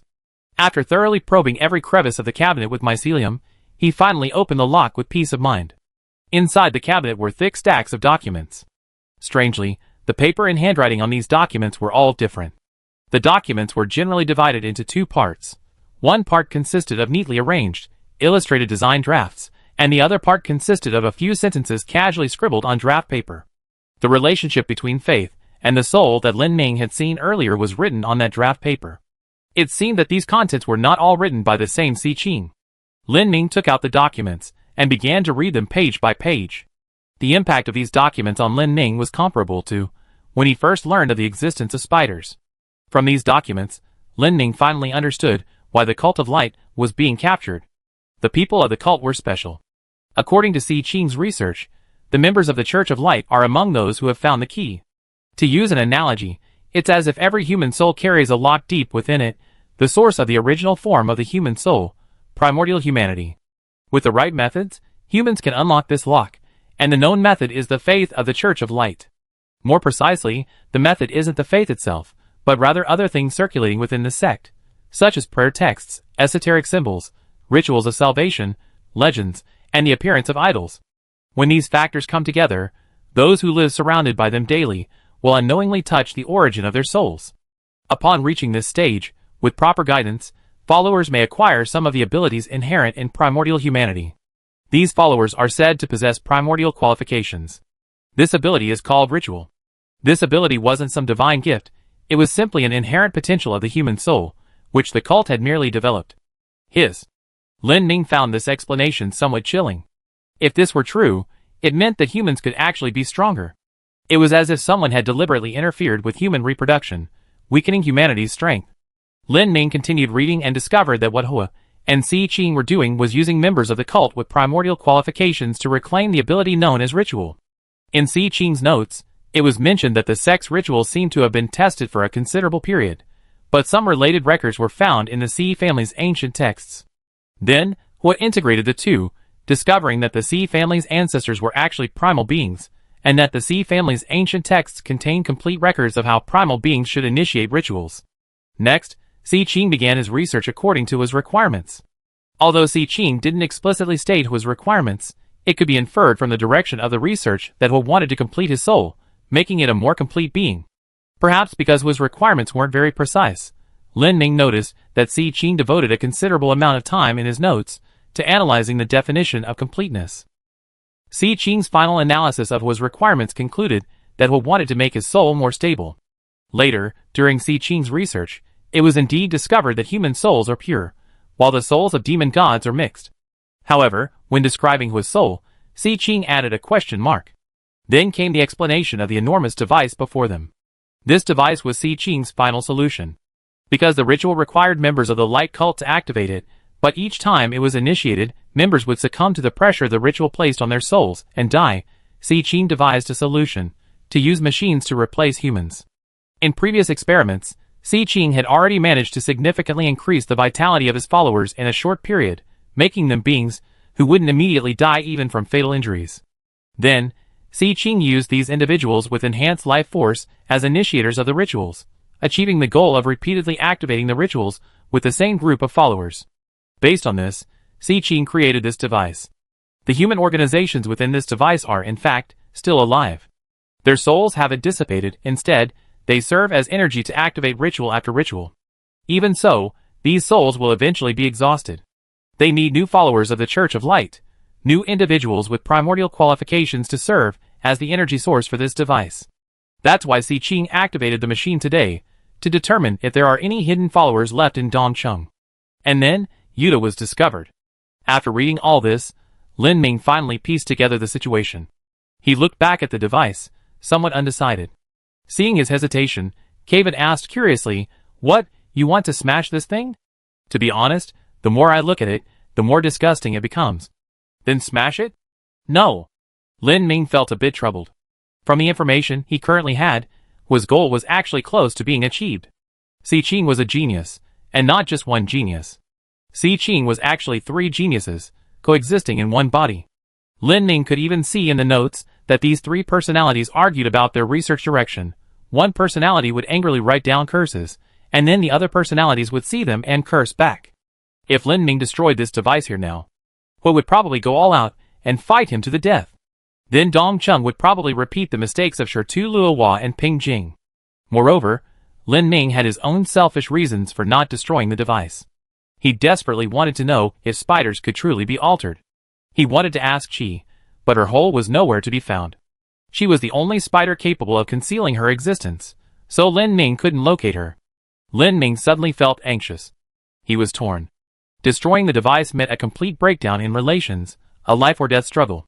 Keeping the device, Lin Ming felt, was a desecration of the lives of these followers, and as long as the device existed, Yuta could no longer remain in the city. Just as Lin Ming was still hesitating, Si Qing suddenly woke up. Si Qing's first words upon waking were, "My head hurts so much." Her second was, "Really, mine hurts too." Seeing that it was the two of them who woke up first, not that pervert, Lin Ming breathed a slight sigh of relief. Si Qing, lying on the ground, looked at Lin Ming and asked with considerable confusion, "Why does my head hurt?" Lin Ming replied without changing his expression, "You fell and hit your head." Si Qing was silent for a moment. "I was lying on my stomach. Why does the back of my head hurt?" Lin Ming remained stubborn. "You just rolled over. You probably just like sleeping on your stomach." Lin Ming released the mycelium. He now had some questions for the two Si Qings. "You know your research. Is it finished?" Si Qing looked up at the device and nodded. "Finished? So that means we no longer need cult members?" Si Qing looked at the instruments on the device and shook his head. "Not necessarily." "What do you mean by not necessarily?" "It might weaken, then it won't function properly, but with luck, it might still work." Lin Ming rubbed his temples. "Then you..." Lin Ming was about to ask further, when he suddenly felt a tremor beneath his feet. An earthquake. Lin Ming gripped the ground with his mycelium to steady himself, feeling the intense tremor. The tremor didn't seem to be stopping anytime soon. Just as Lin Ming was afraid the place would collapse, and was about to retreat, he suddenly heard a voice calling him from the corridor where they had come from. "Lin Ming. Are you there?" Judging from the voice, it was Si Ming. Lin Ming quickly ran over, and saw Si Ming carrying Yuta on his back, calling his name while clearing away the hidden arrows shooting from the wall. "Si Ming?" Lin Ming was completely confused. Si Ming saw Lin Ming and shouted directly, "The situation has changed. You better leave first, there's a fight outside." "Huh? A fight? Who's fighting whom?" "They're all fighting." "Be more specific." Si Bai and CMO are on one side, Si Qi on the other, and Hua on the other, 3 sides in total. Things are completely different from what I imagined. "Ah. That's right, different." Lin Ming had had considerable contact with the Si family members, and his conclusion was that the Si family members weren't exactly normal.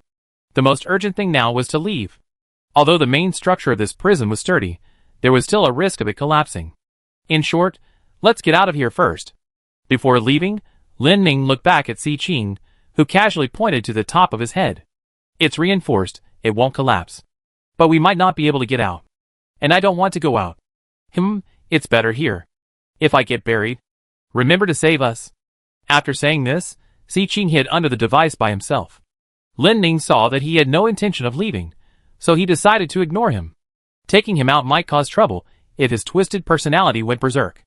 Lin Ming and Kaven rushed out with Si Ming. Lin Ming glanced at Yuta on Si Ming's back. "How is she?" "Stable, out of danger." "You didn't go to deal with the Si family's affairs because you had to look after Yuta?" "Of course, I promised you I watch over her, and I can't break my promise." "You bastard."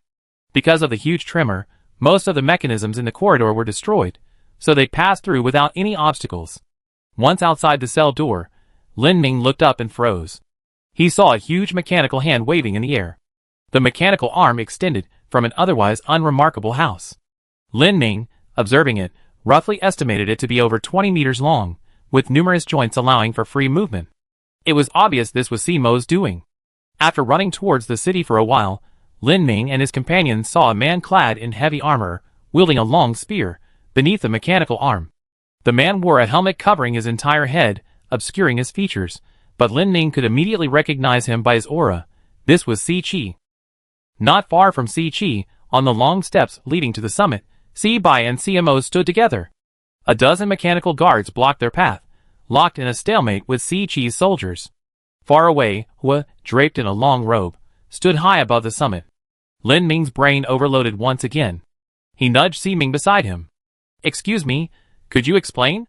Si Ming's expression was unusually conflicted. Si Bai, eldest sister, discovered Si Chi's treason. What? Goodness. It's unexpected, yet also logical. Lin Ming shielded his eyes from the sunlight and carefully looked behind Hua. To his surprise, he found a chair behind Hua. Sitting in the chair was an old man. That was Si Zhenshi. Si Zhenshi, just as he had wished, sat atop this mountain in Dongcheng, watching the final act of the Si family's drama. His life was nearing its end. Realizing that the Si family's affairs might be coming to a conclusion today, Hua woke Si Zhenshi and brought him here. Si Zhenshi was overjoyed. This patriarch, nearing the end of his life, looked at his children drawing their swords before him and smiled happily, just as I expected. But Si Zhenshi looked at Si Ming and Lin Ming and Kevin beside him. But the details are slightly different. Not bad. Si Bai had long suspected Si Chi of treason. The reason was simple. Si Chi's arrogance was unusually high. If Si Chi only had military power as his trump card, he wouldn't have been so unscrupulous after Si Zhenshi went into seclusion. Si Chi's ostentatious display clearly indicated that he had other backing. But this was merely Si Bai's deduction. She had never personally verified it. Until today. Si Bai forged Si Zhenshi's oral decree, luring Si Chi away from his military headquarters, and then she herself went to the camp to begin her investigation. Using the connection Si Bai had infiltrated within the military camp, she easily learned of Si Chi's treason. Moreover, Si Chi seemed to have no intention of hiding any longer. He planned to stage a coup soon, directly colluding with the enemy from within to seize true control of Dongcheng. Si Bai was furious upon learning this. She couldn't tolerate the Dongcheng, painstakingly built by the Si family, being destroyed in this way.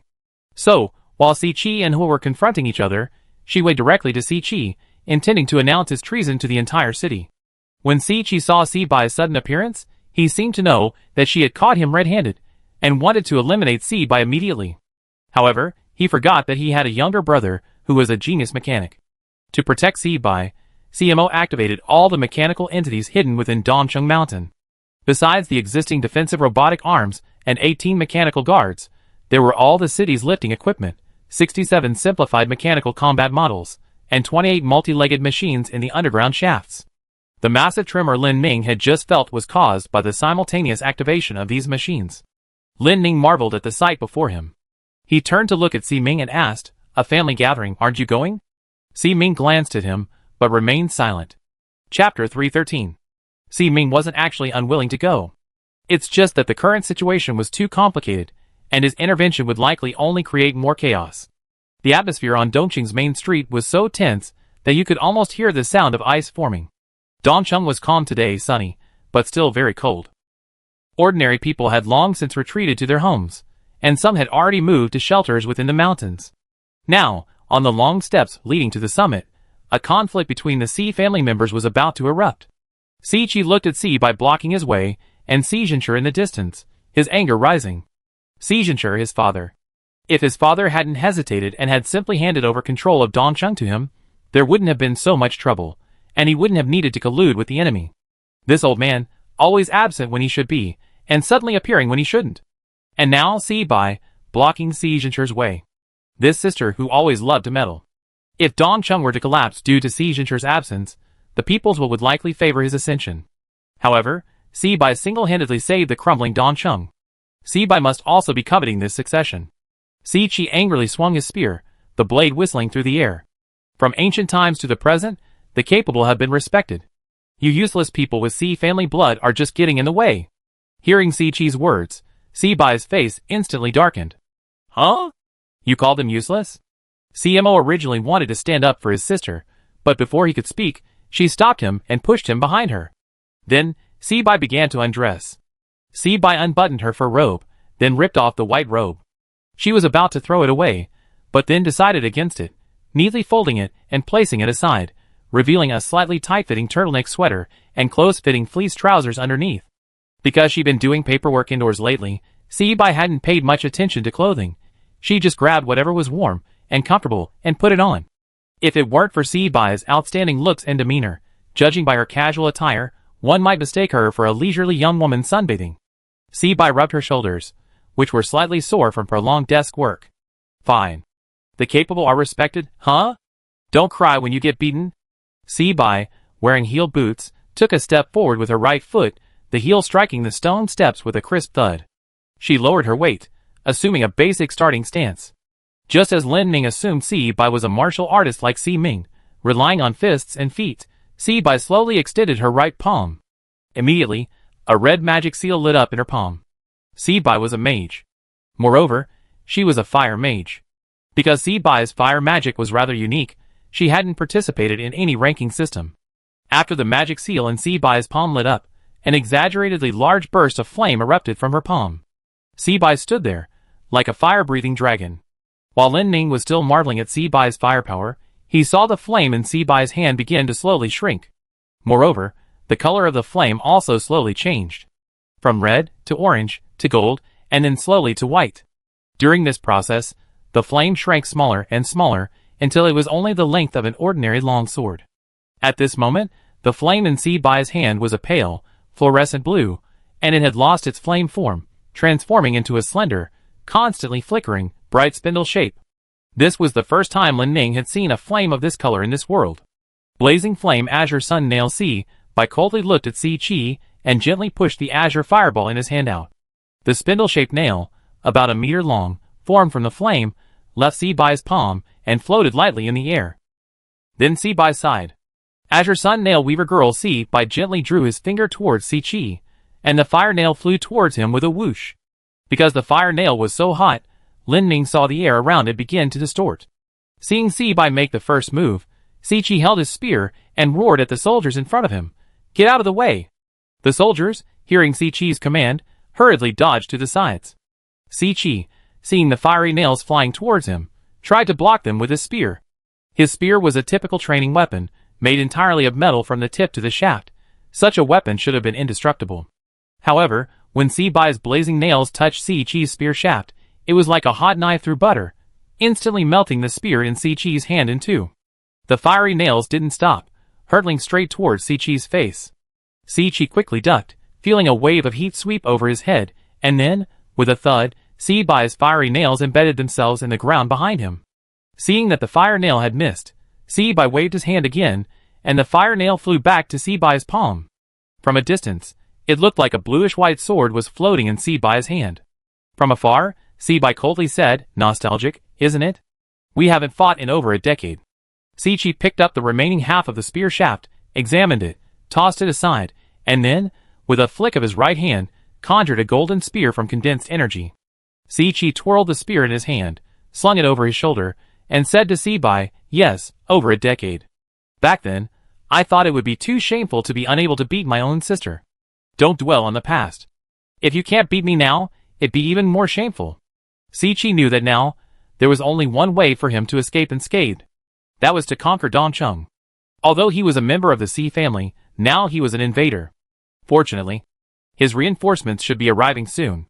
Si-chi knew this conflict was inevitable, so he hardened his heart, and decided to defeat his sister here first. Si-chi thought for a moment. Facing Si-bai's fire magic, this heavy armor was still quite inconvenient. After all, the armor was made of metal, and one wrong move, and he'd be roasted alive. He removed his helmet, and took a step forward. His armor seemed to fall apart instantly, peeling off his body in a flash. Lin Ning had never seen such a graceful armor removal before. Actually, it was Si-chi's aura that removed the armor. His aura condensed into blades around his body, severing the armor's clasps. Only then did Lin Ning get a clear look at Si-chi. Si-chi looked almost like the opposite of CMO. Si-chi's face was sharply defined, with a high nose bridge. While he could be considered handsome, his two vertically slanted eyebrows always gave him an angry look. This face exuded an aura of utter indifference. After removing his armor, Si-chi brandished a spear he had conjured with his chi, then suddenly charged towards Si-bai. Si-bai simply swung the fire nail in front of him. Seeing Si-bai's hand move, Si-chi quickly jumped back. If the fire nail were an ordinary weapon, Si-chi wouldn't be afraid, but every time Si-bai's fire nail moved, his heart pounded. If he were touched by that thing, he probably wouldn't even have time to ignite or burn before being reduced to ashes. To ensure he wasn't cremated prematurely, Si-chi had to be even more cautious. Si-bai, on the other hand, wasn't under as much psychological pressure. Having not used magic for a long time, the ability to use it freely actually excited her, even though her opponent was her own brother. Suddenly, Sichi flashed to Sibai's side, thrusting his spear towards Sibai's thigh. Sibai frowned, wondering if Sichi was attacking his leg because he thought his high-heeled boots made movement difficult. Thinking this, Sibai swung the fire nail in his hand towards Sichi. If Sichi continued his attack, he would inevitably hit the nail. Sichi's attack was, of course, not so simple. His spear appeared to be aimed at the lower body, but just as the tip was about to touch Sibai, his hand suddenly twisted, the entire spear turning horizontally, the shaft bending into a C-shaped arc. Sichi swiftly adjusted his grip on the spear. The spear had originally aimed at the lower body, now aimed at Sibai's chest. Sibai was startled, holding the fire nail horizontally in front of her chest to block, but Sichi's intention was precisely to make her move the nail. Sichi thought that Sibai only had one fire nail, and as long as he created an opening in her defense, he could kill her instantly. However, he underestimated his sister. Sibai didn't intend to give him much time for tactical maneuvering. After holding the fire nail horizontally in front of her chest, she found the step-by-step approach cumbersome, and simply jumped back, leaving the fire nail behind. Sibai retreated a considerable distance in a few strides. The fire nail remained suspended in place, flashing a bluish-white light, like a blazing spatial rift. Seeing Sibai jump away, Sichi suddenly understood something. He wanted to give chase, but at that moment, the fire nail suddenly began to disintegrate in midair, splitting from one into three. The three fire nails, like three intelligent beings flying in the air, began to pursue Sichi under Sibai's command. Sichi frantically dodged the three bolts of fire. After one fire spike split into three, its speed increased dramatically, and his agility allowed him only a barely adequate evasion. Sichi's movements were restricted by the fire spikes, and he vaguely sensed that these fire spikes, which had been relentlessly pursuing him, seemed to be driving him towards a relatively open area in the city. Could it be? Sichi was driven into the city square. He saw Sibai in the distance seem to nod, then snap his fingers. Blazing flame spike released converging flame burst with Sibai's snap. The three fire spikes, that had split off, suddenly traced three arcs in the air before simultaneously striking a single point. Immediately afterward, accompanied by a boom. With a loud bang, a dazzling fireball exploded in the Dongcheng city square. Sichi was right. When Sibai started herding him towards an open area, he already suspected these annoying things might explode. Sibai's reason for detonating the fireball only after chasing him to the square was simple. The steps they had just stood on were an important landmark in Dongcheng, and being made of stone, they would be difficult to repair if destroyed. Even if repaired, they wouldn't look good. When the smoke cleared, Sichi was indeed still standing there steadily. As a general in Dongcheng's army, he wasn't so fragile as to be instantly killed by his clerical sister. But unlike before, Sichi now wore a layer of golden aura armor. His aura armor was half melted from the explosion, looking like melted rubber. However, it was clear that Sichi himself hadn't suffered much damage. Sibai sighed. She still didn't like fighting. If only he practiced more, focusing on techniques other than the blazing nails. Just as Sibai was about to continue the pursuit and exhaust Sichi's stamina, CMO suddenly ran over, pointing in terror at the city walls. CMO had seen the panicked city guards during the conflict between Sibai and Sichi. After learning the situation, he discovered a strange force rapidly approaching Dongcheng. According to the scouts, this force appeared to be from an enemy nation. The enemy Sichi was allied with. Perhaps when Sichi received the forged edict from Sibai, he had already ordered these enemy forces to attack Dongcheng. Sichi never intended to negotiate properly from the start. Sibai listened to CMO's account of the situation outside, while frowning and glaring fiercely at Sichi. She was extremely anxious. Most of the soldiers in Dongcheng were Sichi's forces. The number of men she could command was truly limited. Even with CMO present, they weren't guaranteed to be able to defend Dongcheng during this turmoil.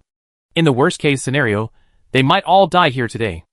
Ming also heard the sounds of troops in the distance. He and Lin Minka quietly slipped onto the city wall and looked out, only to see a dark mass of people approaching. Lin Ming clicked his tongue. This is bad. Ming glanced at the approaching army outside, then at Sichi, who was already gloating inside the city, and then fixed his gaze on Lin Ming. I remember. You said you were a mercenary organization? All right. The kind that does things for money? That varies from person to person. For me, I'm quite reserved when taking on jobs. Then, Ming pointed to the approaching forces outside. How much would it cost to take care of all of this? Lin Ming looked into the distance. Well, you probably can't afford that. Then, How about halfway? This is the first time I encountered someone haggling like this. Then name your price. Lin Ning thought for a moment and gave a price he could accept. I want 500,000 gold coins plus 100 fur coats. Si Ming looked up at the sky, pondered for a moment, and then nodded. Deal. Agreed so quickly. Did I ask for too little? By the way, do you even have that much money? Si Ming chuckled. Of course I do. With that, he gently placed Yuta on the ground and vanished in a flash. By the time Lin Ming found Si Ming, his fist was already punching Si Chi in the face. It seemed Si Ming meant he handled the household chores, while Lin Ning would deal with the intruders. Alright. Lin Ning carried Yuta on his back and, with Kaven, arrived outside the city. He placed Yuta on the ground, finding her a sunny spot to keep her warm. Lin Ning thought to himself, she'd been unconscious for most of this trip to Dongcheng. It was quite pitiful. Yuta looked much better now, but he wondered when she'd wake up. Lin Ning stretched and glanced at Kaven beside him. 500,000, that's a lot. Get to work. Kaven didn't move, instead asking, how much are you giving me? Huh? This seemed to be the first time Kaven had proactively asked him for money. What, are you starting to hide some money? After buying the sword last time, I felt like I needed to save some money for a rainy day.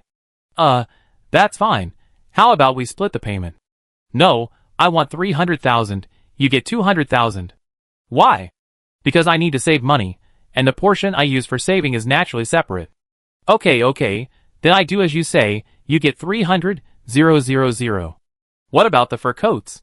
Lin Ning looked at Kaven, who was unusually calculating, and found it kind of cute. Just leave me one fur coat, the rest are yours. Wow, boss is generous. Of course. Chapter 314. After handing over the enemies outside to Lin Ning and Kaven, Si Ming went straight to Si Chi and punched him in the face. Si Chi didn't even see what this thing that suddenly flew at him was. Si Ming didn't intend to greet his older brother either. He understood the situation perfectly well. If he could kill Si Chi, half the problem would be solved. Si Chi was completely unprepared for Si Ming's sudden attack and was immediately pinned to the ground and hammered. Wait, who are you? Si Ming ignored him and kicked Si Chi between the legs. Si Chi quickly bent down and tried to block with his arms, but he hadn't expected Si Ming's strength. The kick sent him flying into the air. Luckily, he blocked it. Si Chi thought guiltily. If that kick had landed squarely between his legs, he'd probably be the second sister of the Si family now. Just as Si Ming was about to continue his attack, the guards suddenly surrounded him. Si Chi's orders to the guards were not to interfere when he was fighting Si Bai, but now a stranger was beating him up, so there was no reason to ignore it. Seeing Si Ming being protected by the guards, Si Chi remained calm. He strolled leisurely towards the guards, and the guard closest to him, seeing this obviously ridiculously strong man, panicked and swung his sword at Si Ming's head. Si Ming didn't dodge. Instead, he reached out and grabbed the sword, pulling it away with his bare hands. Then, holding the hilt in one hand and the tip in the other, his forearm muscles bulging, he exerted a slight force, and with a crisp clang, the steel sword broke in two. Seeing Si Ming approaching Si Chi step by step, Si Bai suddenly called out, Si Ming! Si Ming turned around in confusion. He saw his sister slowly shaking her head at him. Si Bai didn't want to see Si Ming and Si Chi fight each other. Although she knew it was inevitable, she would still instinctively try to stop it. She knew in her heart that Si Chi couldn't defeat Si Ming. Si Chi could only be called a strongman, but Si Ming was a monster. Although Si Ming was an illegitimate child, he was actually the one among the Si family children whose physical abilities most resembled Si Zhenshi. The ability to contain inner energy was originally Si Zhenshi's technique. With this ability, Si Zhenshi could roam freely in enemy territory, but none of the 4 children in the Si family inherited his technique. Later, when Si Zhenshi saw his illegitimate son, who had already come of age, he realized how cruel fate had been.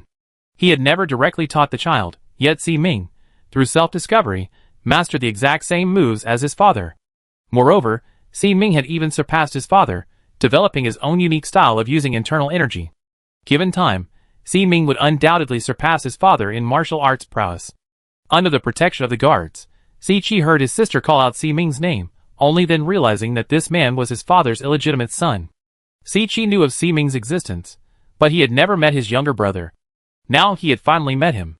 Just as the 2 brothers, Si Ming and Si Chi, stared at each other in bewilderment, a heart-wrenching scream suddenly rang out outside the city gates of Dongcheng.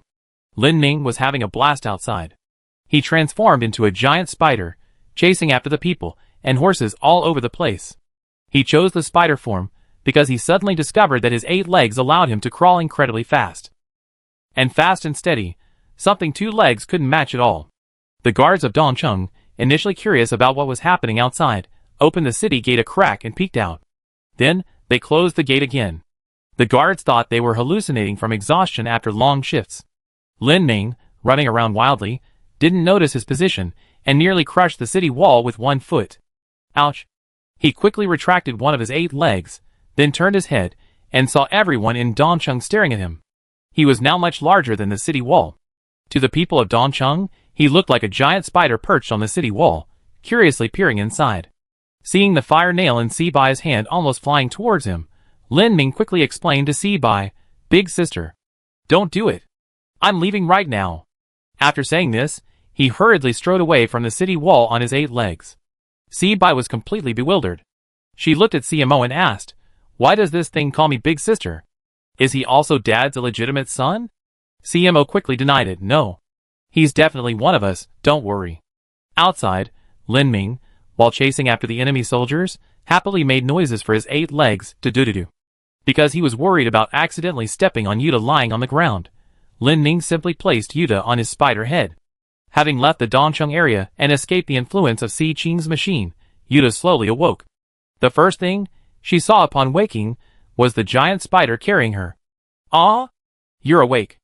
Yuta slumped back down. "Actually, I didn't really want to wake up."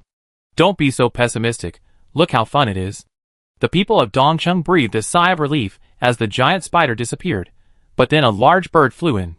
The bird flew for a while, slowly approaching the ground, and everyone realized it was actually a beautiful woman with bat wings. It was Kaven. Kaven had come to report on the battle situation. Seeing the situation within Dongcheng City was quite complex, she didn't land, but flew directly to the enemy camp outside the city, picked up something, and threw it into the city. The object crashed to the ground with a thud. Si Qi looked closely, and realized it was the helmet of the enemy commander he had arranged to coordinate an attack from within. The helmet was stained with blood. Si Qi looked at the helmet, and immediately understood what had happened. He knew his plan had failed. Normally, he would have assumed the blood-stained helmet was a ruse. But seeing the giant spider, taller than the city walls, he understood what was happening outside. If they were to fight the thing, his allied forces had no chance of winning. What exactly was that thing? Sigh. To everyone's surprise, Si Qi, knowing his predicament, didn't scream or fight to the death with his brothers. He simply sat cross-legged on the ground and waved to the guards beside him. "Dismissed. Dismissed. Don't block my sunbathing." The guards were stunned by this. "You? What you? Get out of here. Go over there and kneel down with the other members of the Si family, begging for your lives. But, go now." These guards were Si Qi's personal guards. They weren't stupid, they knew there was no hope of turning the tide.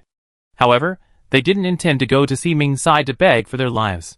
The guards exchanged glances, shrugged, and all sat down on the ground. Si Qi was taken aback. "What are you doing?" "We're sunbathing." Si Qi chuckled.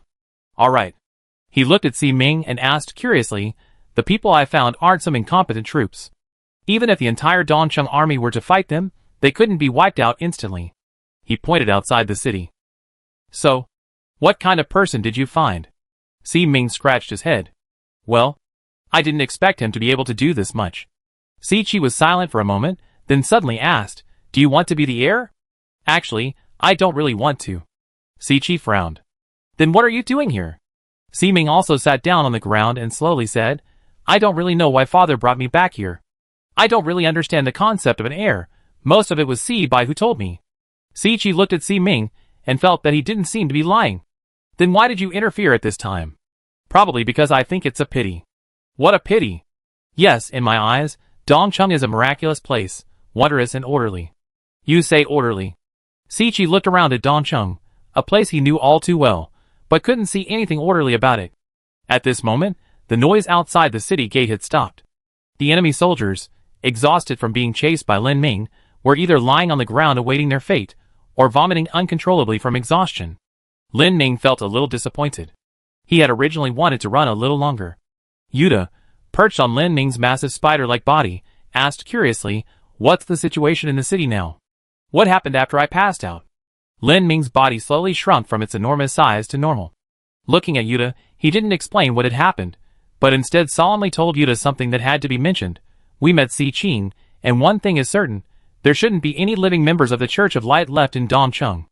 Although Lin Ming guessed that Yuta already knew this, he still felt it necessary to bring it up openly.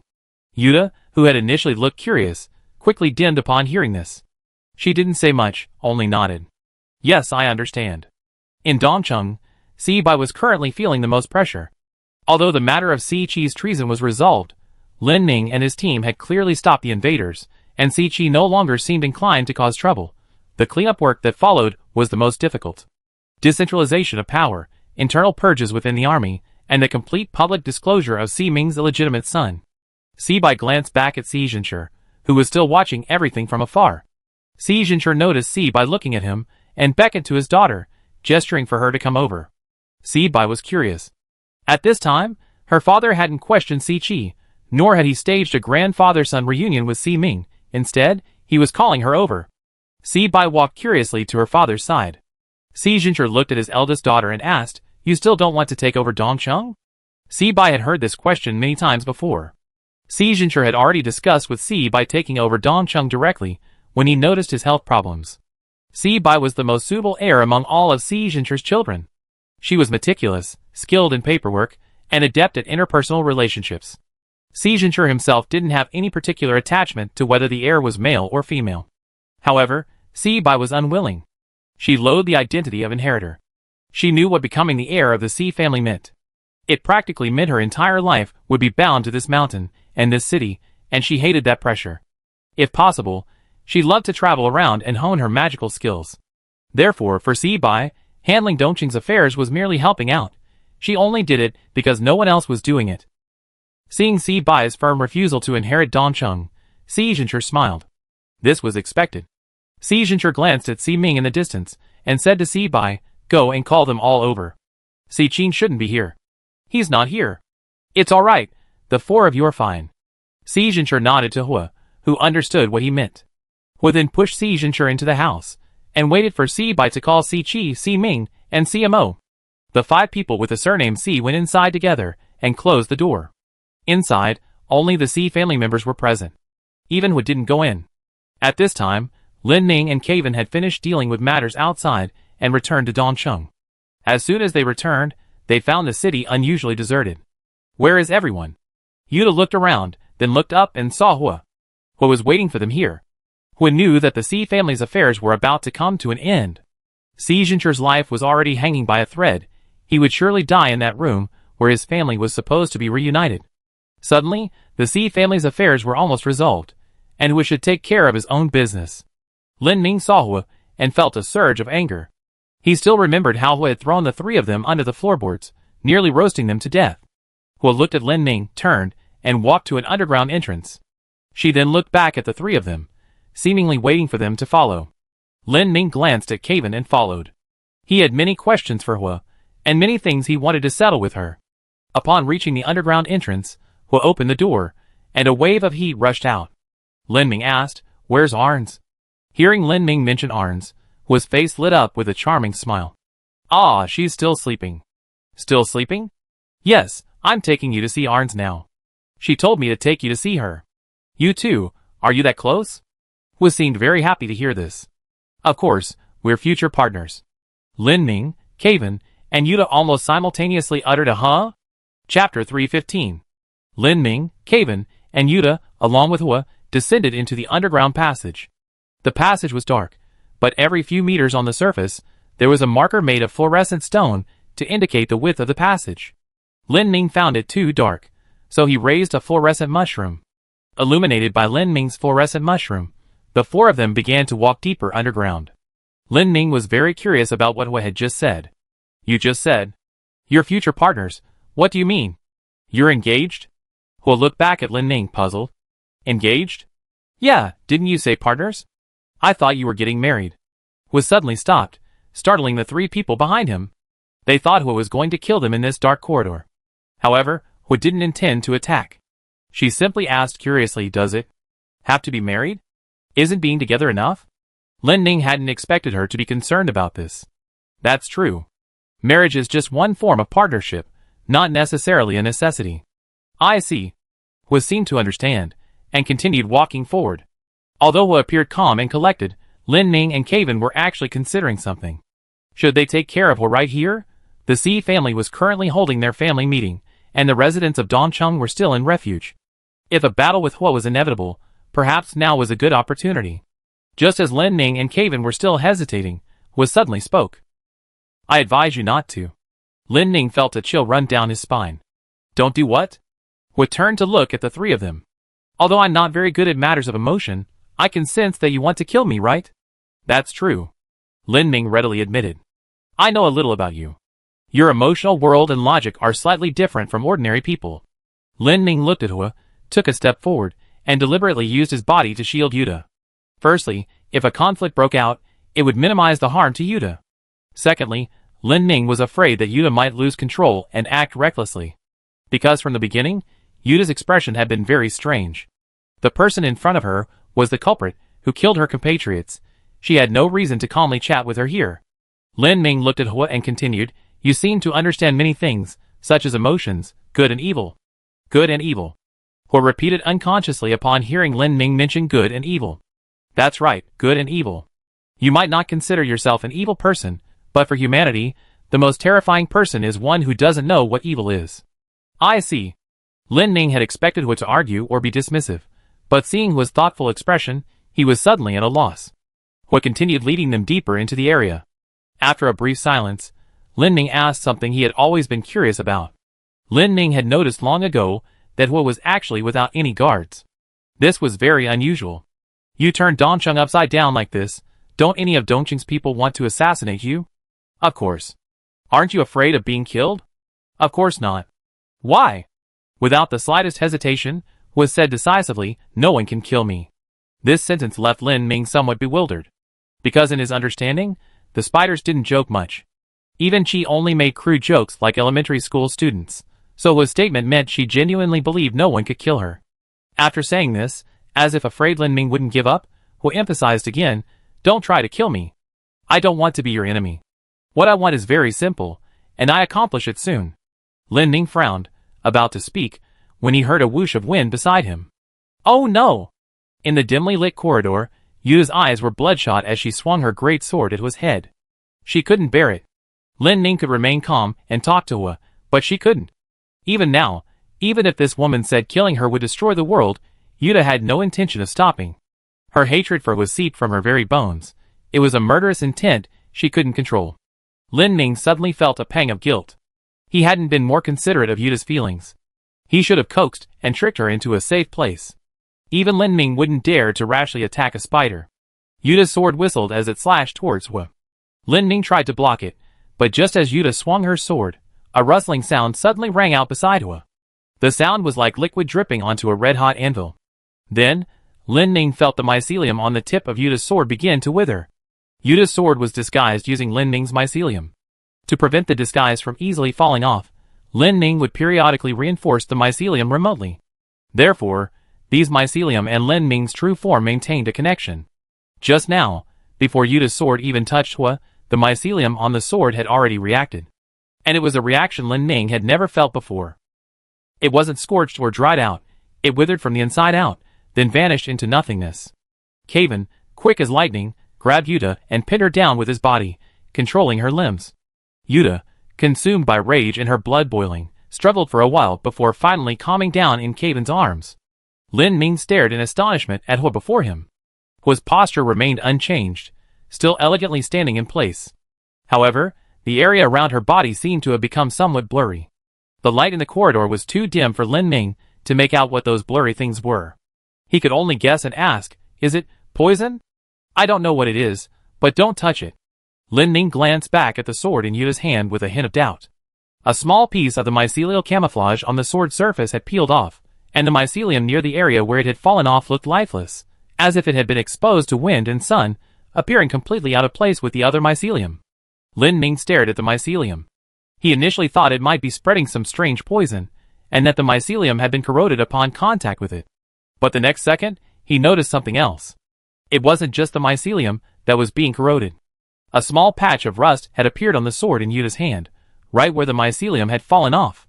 Lin Ning looked at the rust and curiously reached out to touch it with the mycelium. The moment the mycelium touched the blade, that small area crumbled into dust, like mature, rotten wood, and fell to the ground. If Lin Ning hadn't personally handled this great sword before, he would have definitely begun to doubt its material and suspected the blacksmith of cutting corners. But he knew that couldn't be the case. This sword was a solid iron great sword. And just now, in the less than half a second that the sword had been near Hua, a chip had been corroded into the blade. This wasn't poison. No poison could corrode metal like this. Furthermore, Lin Ning didn't think this should be called corrosion. He actually had a more apt description for the changes in this small patch of mycelium and the sword: aging. Just now, when Yuta's sword touched the blurry mist around Hua, they were aged to a point of near annihilation. Lin Ning understood why Hua was so confident. If his deduction was correct, the mist around Hua could age anything it touched into ashes. And the rate of aging was extremely astonishing. However, it seemed that Hua's ability could only be activated within a limited range, confined to the area around his own body. Lin Ning looked at Hua and suddenly asked curiously, "What if it's magic?" Hua coldly replied, "Actually, I don't know the principle myself, but you can try." "Then forget it." Lin Ning sighed in frustration. There was no way to deal with Hua. He wasn't someone you could just kill so easily. He turned to look at Yuta. Yuta had swung her sword earlier and seemed calmer. She looked at Lin Ning, even smiling. Kaven, seeing she wasn't struggling anymore, assumed she had calmed down and prepared to release his grip on her. But just as Kaven was about to let go, Lin Ning pressed him down. He looked at Yuta's expression and felt something was wrong. Yuta looked completely relieved, still firmly gripping her sword. This wasn't an expression of calm, it was clearly an expression of wanting to die together with him. Lin Ning frowned and pointed to the left side of Yuta's head. "Hey Yuta, look what this is." Yuta stopped Lin Ning's words and subconsciously glanced to her left. Lin Ning then tapped Yuta's head with his right hand, and Yuta's body went limp, falling asleep again. "That's the only way." Kaven skillfully carried Yuta on his back again, remarking, "Of the three of us, only she's had enough sleep these past 2 days. Alright, once this is over, we go back to the Assassin's Guild and get a good night's sleep." Looking at Yuta, was suddenly asked, "Is she important?" "Of course she's important. Without her, we wouldn't be here." Hearing Lin Ning's words, Hua didn't press further and continued leading them forward. After winding through the mountains for a few turns, they arrived at where Arns was. Arns had actually been awake for a while. She was jolted awake by a noise outside. After waking up, she realized Hua wasn't around, so she tried to slip away, but after searching for a long time, she couldn't find the key to the door. Of course, she could just commit suicide and reincarnate, but she felt the situation wasn't that dire yet, so she decided to make the best of it, got dressed, and wandered around the room. When Hua returned with Lin Ning and the others, Arns was combing her hair with her back to the door. She heard the door open and Hua's light footsteps, and without turning her head, she said, "I'm combing my hair. If you want to kiss or hug me, wait a bit. You already touched me so much." Arns was about to continue when she heard some chaotic footsteps coming from the doorway. She turned around in a panic and found Lin Ning and Kaven in the doorway, both looking at her with expressions that said, "What are you two doing?" Lin Ning looked at Hua, then at Arns, and asked, "Kiss and hug?" Arns stammered for a while. Hua, on the other hand, was quite generous, walking up to Arns and hugging her tightly. Arns was saved the trouble of explaining. Lin Ning stared in shock at the scene before him, thinking how lucky he was to have confused Yuta earlier. Otherwise, Yuta would probably have crashed from processing too many emotions at once. After getting close to Arns, Hua suddenly seemed incredibly innocent. She smiled and snuggled against Arns, occasionally nuzzling against her, showing no intention of avoiding Lin Ning and Kaven. You too." Lin Ning had originally wanted to ask Hua and Arns what their relationship was now, but seeing Arns' helpless expression, he felt there was no need to ask further. He only needed to know one thing now. Lin Ning looked at Arns and Hua and said, "We went to see Si Qing." Upon hearing this, Hua suddenly froze, then abruptly stood up, and a rustling sound began to echo around her again. You touched that machine?" At this moment, Hua was completely devoid of the gentle demeanor she had shown beside Arns. Lin Ning noticed that the spider legs behind her had spread out, and he could now clearly see what the mist around Hua was. It was rain. Although this was somewhat abstract, it was the most apt and vivid description Lin Ning felt. Hua felt as if she were standing in a small patch of rain. The rustling sound was the sound of the rain moving. The raindrops were extremely fine, so small that without careful observation, they could easily be mistaken for dense fog. These raindrops didn't fall from above as one would expect. Instead, they seemed to drift erratically in the air, like raindrops blown by a storm. Lin Ming shook his head, looking at Hua, whose murderous aura was palpable. We didn't touch the machine, nor did we kill Si Qing. Your research is still there. Hua listened to Lin Ming's words, remained silent for a moment, and then put away the raindrops beside her that could instantly turn objects to ash. It seemed she truly valued that device. Lin Ming still felt somewhat confused about Hua. He finally decided to ask Arns's opinion. Arns. Do you think we should let the person beside you complete the final experiment? Arns gave him a look as if he were an idiot. She didn't dare say another word now. She was already terrified, and seeing Hua display abilities she had never seen before made her even more frightened. She kept giving Lin Ming meaningful glances, signaling him to consider her situation before speaking. Looking at Lin Ming, Hua seemed to know what they were worried about, and said directly, after I complete my experiment, my abilities will disappear, that's for sure. I will become no different from a human, and at the same time. Hua glanced at Arns and continued, because it will affect the soul level, my memories will most likely also disappear. Chapter 316. Silence. No one spoke. Lin Ming hadn't expected that the experiment Hua wanted to complete would be like this. Lin Ming stood there stunned for a long time, muttering, ugh, so annoying. Spiders are all a bunch of annoying creatures. They talk to themselves, are difficult to communicate with, and have unclear logic. Their existence in this world is extremely incongruous, like a bug in this normally functioning world. He looked at Hua, then at Yuta, who still had a furrowed brow even after fainting, and then at Arns. He stated bluntly to Hua, I'm going to kill you, that's beyond question. As I said before, the most terrifying evil is the one that doesn't know its true nature. Besides, if I were to use my power to fight you now, the outcome is uncertain. Lin Ming paused, then added, but I still want to tell you, I might wait until you finish your final experiment, but after that, you will have absolutely no chance of surviving at my hands. Hua remained unfazed. You're going to kill me? Yes. Even then, I'd just be an ordinary human. Yes. Then can I make a request? True to his spider-like nature, every word he uttered exceeded Lin Ming's expectations. You said you're making a request? Yes. Go ahead. Could you give me a day after you finish the experiment? Huh? I want to know what it feels like to exist as a different soul. I don't think you have any grounds to bargain.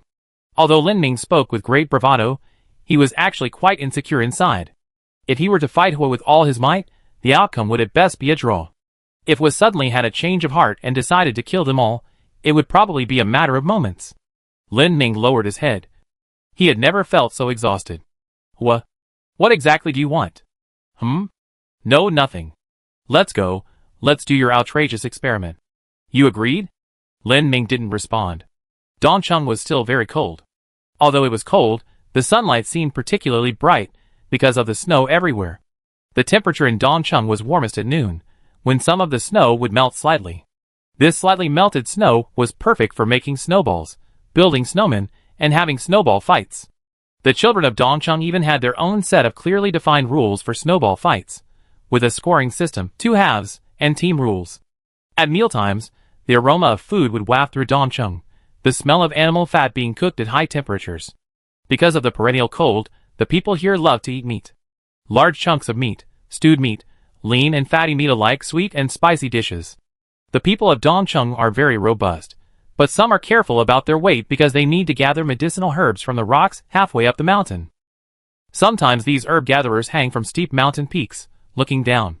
From there, they can see a vast, snow-free plain in the distance, a few lower peaks nearby, and then half of Dongqing City. At this moment, at the city's main gate, Lin Ming and his group are heading towards Si Qing's location. They have been led down a different path than before. This was a secret passage known only to Hua, leading to Si Qing. Upon arriving at Si Qing's location, the place was almost completely collapsed. In some places, the ceiling had even crumbled entirely, allowing a few beams of sunlight to filter through. Lin Ming checked on Yuta again, reinforcing her unconsciousness. He didn't want Yuta to wake up in front of this bloody device. Seeing Hua arrive, Si Qing waded through the rubble to the device. He and Hua didn't exchange words, only glances, before he began activating it. Lin Ming had expected the device to make a tremendous noise and vibrate violently, perhaps even affecting the world's filaments. But it didn't. Like an ordinary machine, Hua walked into a tank filled with red liquid. Before completely submerging, she glanced back at everyone, her gaze finally settling on Arns's face. Arns saw her lips moving, Hua seemed to be saying something to her. But she couldn't hear her. It's also possible that Hua didn't make a sound at all. Lin Ming looked at everything before him, and suddenly felt a tightness in his chest. He instinctively grabbed Caven's shoulder. Caven hesitated for a moment, then steadied himself, letting Lin Ming support him like a cane. Hua's body, submerged in the red liquid, resembled a delicate specimen. But the next second, with a hum, Hua's body instantly turned into a cloud of blood mist. Si Qing bit her finger, watching the device with extreme tension, while constantly comparing it with the data in her hand.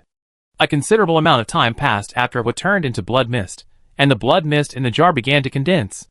Caven stared at the device before her, her brows furrowing deeper and deeper.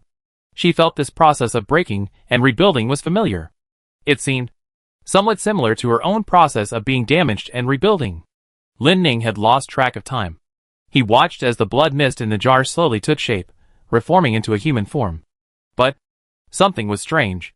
The human figure seemed slightly smaller. When Hua's body turned into blood mist, Lin Ming glanced at it through the World Silk's vision. Sure enough, the enormous spider soul was gone. Throughout this entire process, Arns remained silent. Finally, Hua's new form was complete. She suddenly opened her eyes in the red jar, and began tapping on the transparent jar in front of her. Si Qing quickly stepped forward and began the final birthing stage. This term wasn't Lin Ming's own choice. In Si Qing's notes, this step was indeed named birthing. But something seemed to be wrong with the process. Si Qing couldn't seem to get Hua out of the jar properly.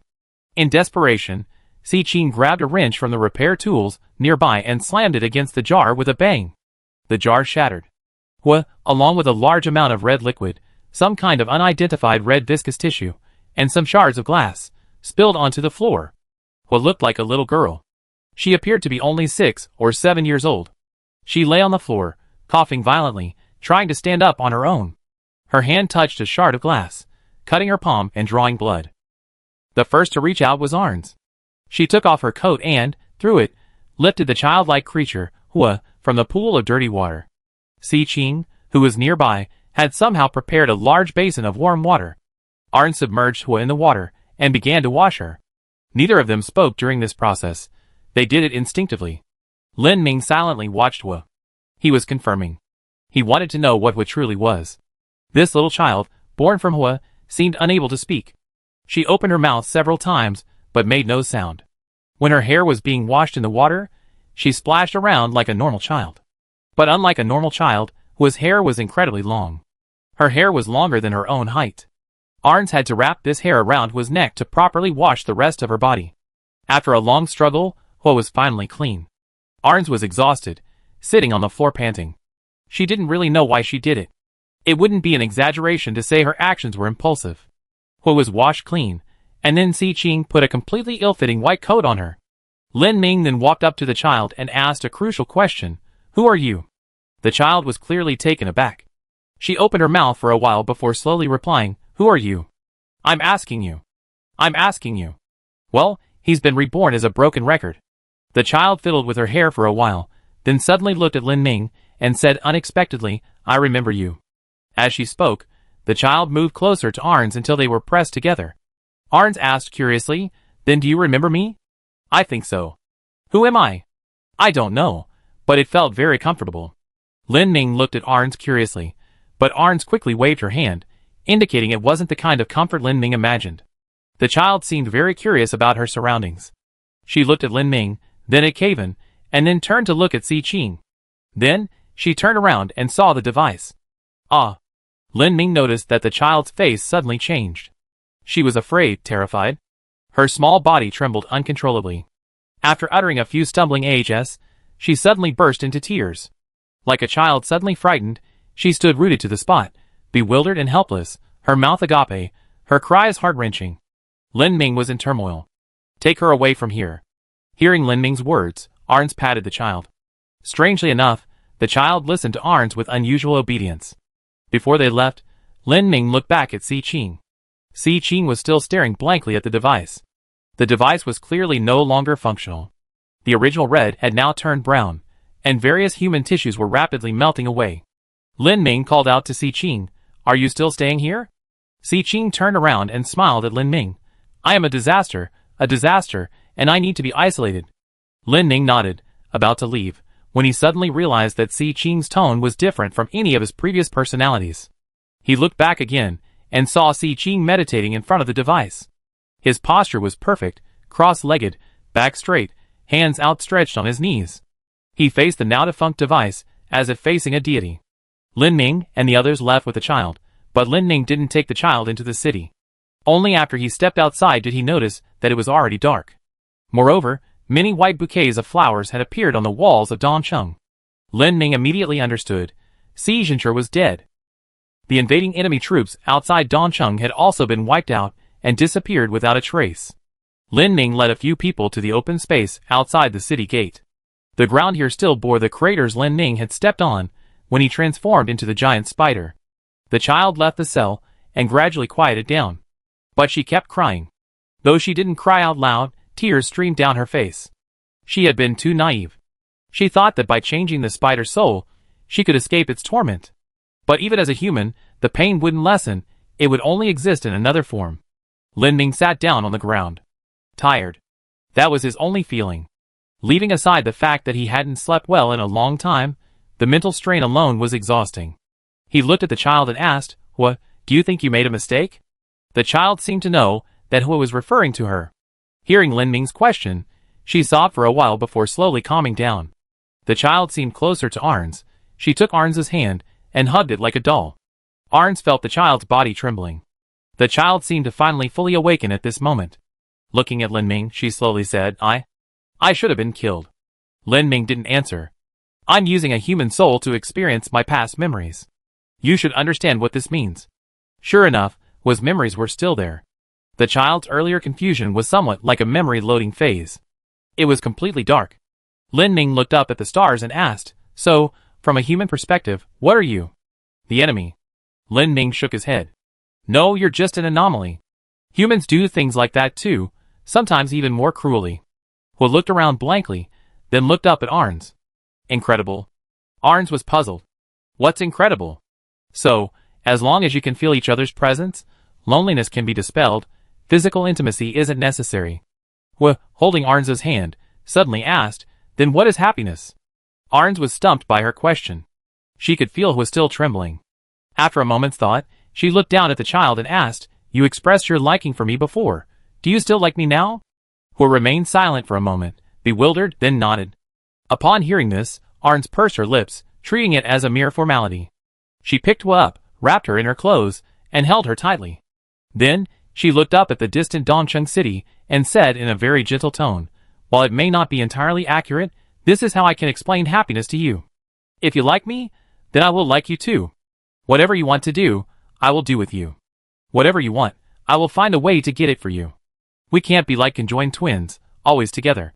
We will always have brief separations, unable to see or touch each other. Then, we will begin to miss each other.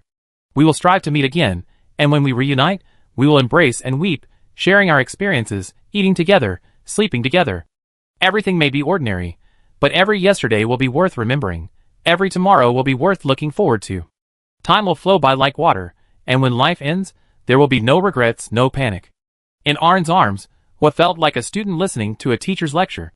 Just as Arns was about to continue speaking, a crack suddenly opened in the distant East City gate, and a young girl emerged from the city, carrying something in her hand.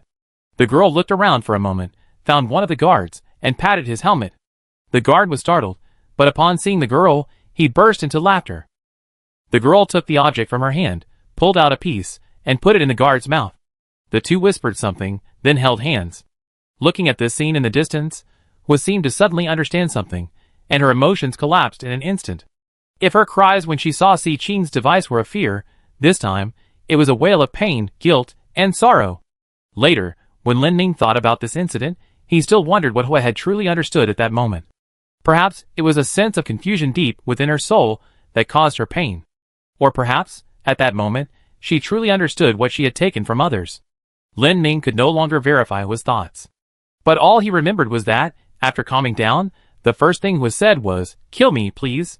Chapter 317. Kill me. These were the words spoken by Hua. Lin Ning looked at Arns, who was still holding Hua. Arns's eyes were filled with confusion. She actually knew why Hua had become like this. She could somewhat sense the parts of Hua's soul that originally belonged to the cult of light. Hua had indeed changed her soul, and she existed in this world in a new form as she wished, but the raw materials she chose to use to construct her soul were soaked in pain. This pain was no less than the loneliness and solitude Hua had originally endured. Arns stroked Hua's head, saying nothing.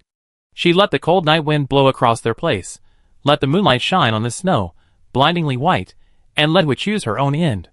Hua walked to a relatively open space and sat down on the ground, hugging her knees. Arns watched Lin Ning walk towards Hua step by step. The wind tousled her hair, strands falling haphazardly across her face, and she made no attempt to tidy it. Lin Ning walked up behind Hua, looking at her small frame. Lin Ning raised his right hand, his hand covered in a layer of black mold. If this hand touched Hua, she would be instantly corroded. Judging by Hua's size, Lin Ning could corrode her completely in less than 10 seconds. Lin Ning's raised hand remained suspended in midair. He was troubled. Just as he hesitated, Hua suddenly spoke. "It's all right. If it were before, I would definitely wonder why you hesitated, but now, I can understand your feelings to some extent." Her long hair was coiled around her neck like a black scarf. She didn't turn around, her back to Lin Ning, and said, "The experiment actually failed. Although I'm not a spider, I'm not human either. Voices echo in my ears, and my mind is constantly recalling past emotions, but these emotions aren't truly mine. These emotions and memories are growing stronger, and my existence is being usurped by these fragments of the soul." Her tone was different from before. Previously, her voice was either mechanical or performative, but now, Lin Ning felt, for the first time, that she was real, an individual with a sense of self. She continued, "No matter what kind of soul it is, it can't withstand this pressure and tearing. If I continue to live, I go completely insane soon.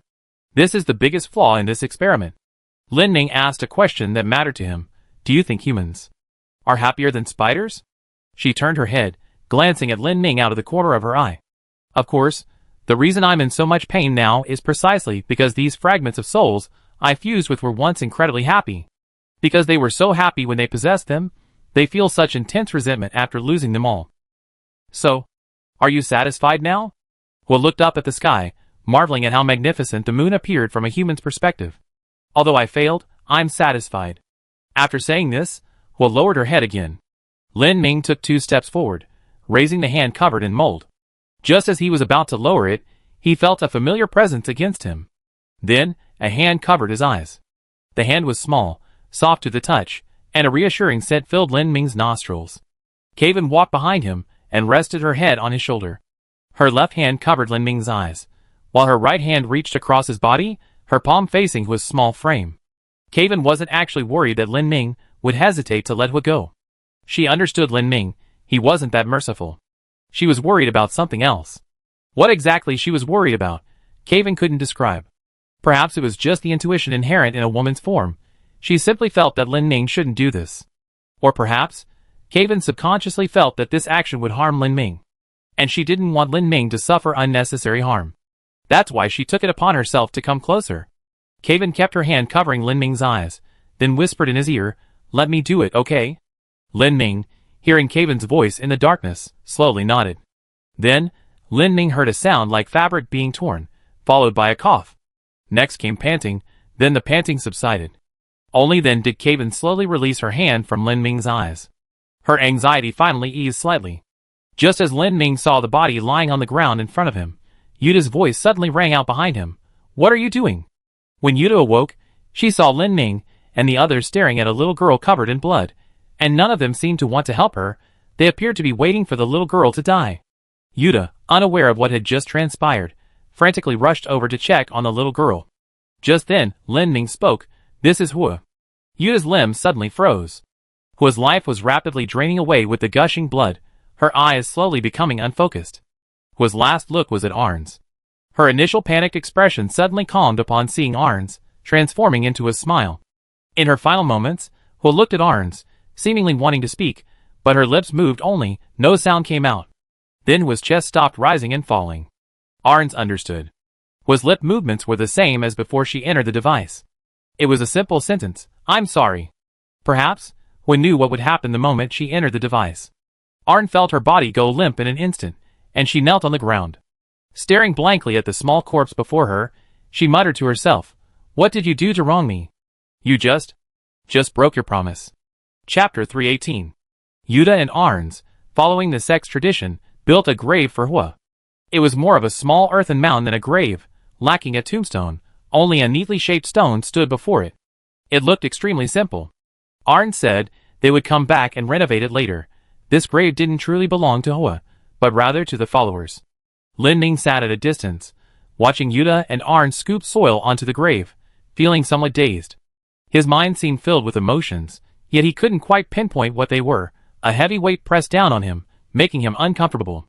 Kevin stood behind him, gently kicking his backside with his toe. "You catch a cold?" "No, I just get chilled." Lin Ning watched as Arns and Yuta finished the grave, then stood up and patted the snow off his backside.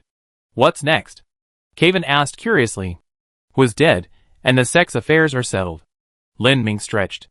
"Next? Let's sleep first." He was exhausted. Since arriving in Dongcheng, they hadn't had a proper rest. Their strength was completely depleted. If it weren't for the demon god seed, they probably would have fainted. Yuta and Arns also came over. They had finished handling Hua's funeral arrangements, and came to meet Lin Ming and the others to discuss their next steps. Lin Ming looked at Arns, about to speak, when he saw a figure radiating golden light standing at the east city gate. That was Si Ming. Whether intentionally or uncontrollably, his aura emanated from his body, making him appear from afar like a glowing sculpture. Si Ming seemed to beckon them over. Lin Ming did indeed have something to ask Si Ming. The four of them arrived at the city gate. Si Ming cut to the chase. "I know everything." Lin Ming was quite surprised. "Wait. How did you know?" "I went to see Si Qing, and then just now I saw what you were doing." Lin Ming didn't speak. Si Ming noticed the tension in Lin Ming's heart, turned around, opened the city gate, and made a welcoming gesture. "Come on." Lin Ming didn't understand what he was up to. "What, are you taking us to be questioned and given statements?" "Of course not. Dongcheng isn't such an unreasonable place. After discussing it with Si Bai and CMO, we felt that you had done Dongcheng a favor. Si Bai instructed us to treat you well, and not be lacking in courtesy." Lin Ming raised an eyebrow. "That's great. We've been like these since we arrived in Dongcheng, but now we can finally stroll around openly. Yes, you can move freely in the city now. If you want, you can even settle here." "Really that good?" "It's just a nice way of putting it. If you really want to settle down, they make things difficult for you with all sorts of procedures and force you out." Lin Ming chuckled. Si Ming was indeed Si Ming. He said what he meant. Lin Ming originally had many questions he wanted to ask. The Si family's inheritance rights, what Si Jinsher said in the end, Si Qi's handling of the situation. But now Lin Ming didn't want to care about any of that. He only wanted to do one thing. Sleep. Lin Ming told Si Ming his request. "I want a house, a big one, suitable for sleeping, warm, with food, yours, understand?" Si Ming nodded. "Of course I understand." After hearing Lin Ming's request, Si Ming turned and led them to a rather upscale-looking hotel. "This is it, the old Dongcheng Inn. It has a hot spring, but I think it's an artificial one made by CMO. No need for such detailed explanations."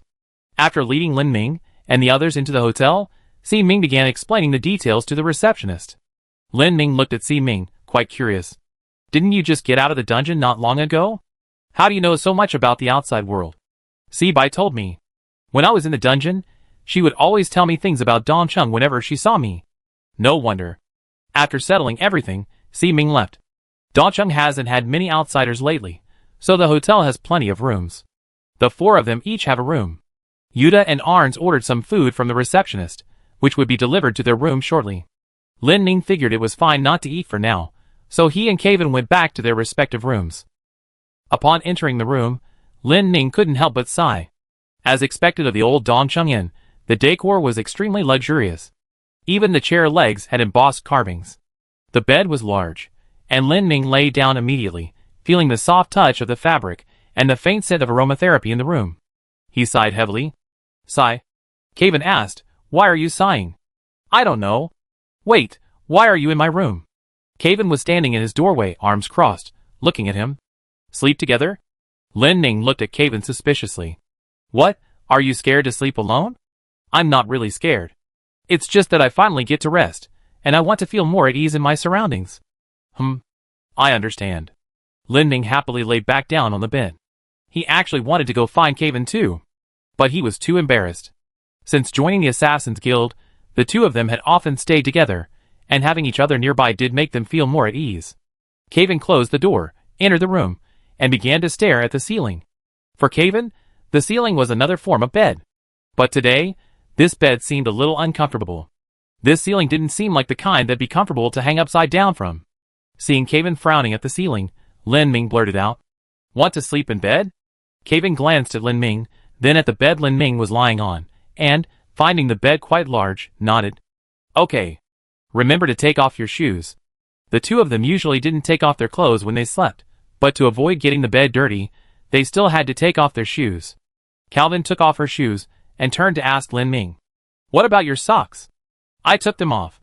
They say it's more comfortable to sleep barefoot." Lin Ming and Calvin laid down on the bed together, turned off the light, and noticed that it was already getting light outside. He had originally wanted to chat with Calvin a little longer about what happened with the game, but as soon as he laid down, he was instantly overwhelmed by drowsiness and fell asleep. Neither of them had considered how long they would sleep before getting into bed. Lin Ming thought he would wake up after a short while. That's how it is when you're really tired. Calvin thought she would wake up at most in the evening, because she was essentially a nocturnal creature. But in reality, these two had slept for a full day and night.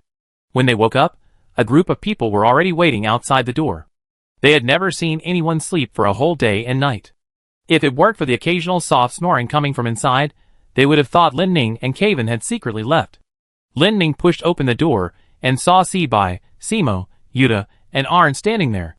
"Ah? What are you all doing here?" The people outside were about to speak when they saw Caven slowly getting up from Lin Ming's bed. Caven's hair was messy from sleeping so long, and she was still a little sleepy. Looking at Lin Ming and the people outside, she asked curiously, "What happened?" Caven was sitting on the bed, her body below the neck covered by the blanket, but one foot was sticking out, creating a perfect optical illusion. Those standing outside couldn't actually see that Caven was wearing clothes. In their eyes, Calvin had just woken up naked in Lin Ming's bed. Sibai was the quickest to react of all. She hurriedly explained her purpose in a very concise manner. "Si Ming and I were planning to discuss some things with you at noon today, but if you're busy, you can postpone it and have the shop owner pass on the message. By the way, there's a lucky stone in Dongcheng that couples love to make wishes at. You can go check it out. That's all. Goodbye." Sibai finished speaking in one breath at lightning speed, then slammed the door shut.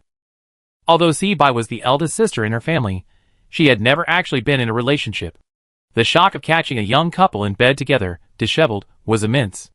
Sibai savored the scene, adding her own fantasies, and walked away with CMO, leaving Arns and Yuta looking at each other in bewilderment.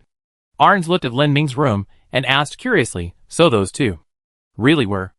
At this, Yuta immediately perked up, her eyes shining as she told Arns, "I'm telling you, I felt it a long time ago. Those two are a perfect match. It makes perfect sense. It makes perfect sense." At this moment, Lin Ming, inside the room, scratched his head in confusion.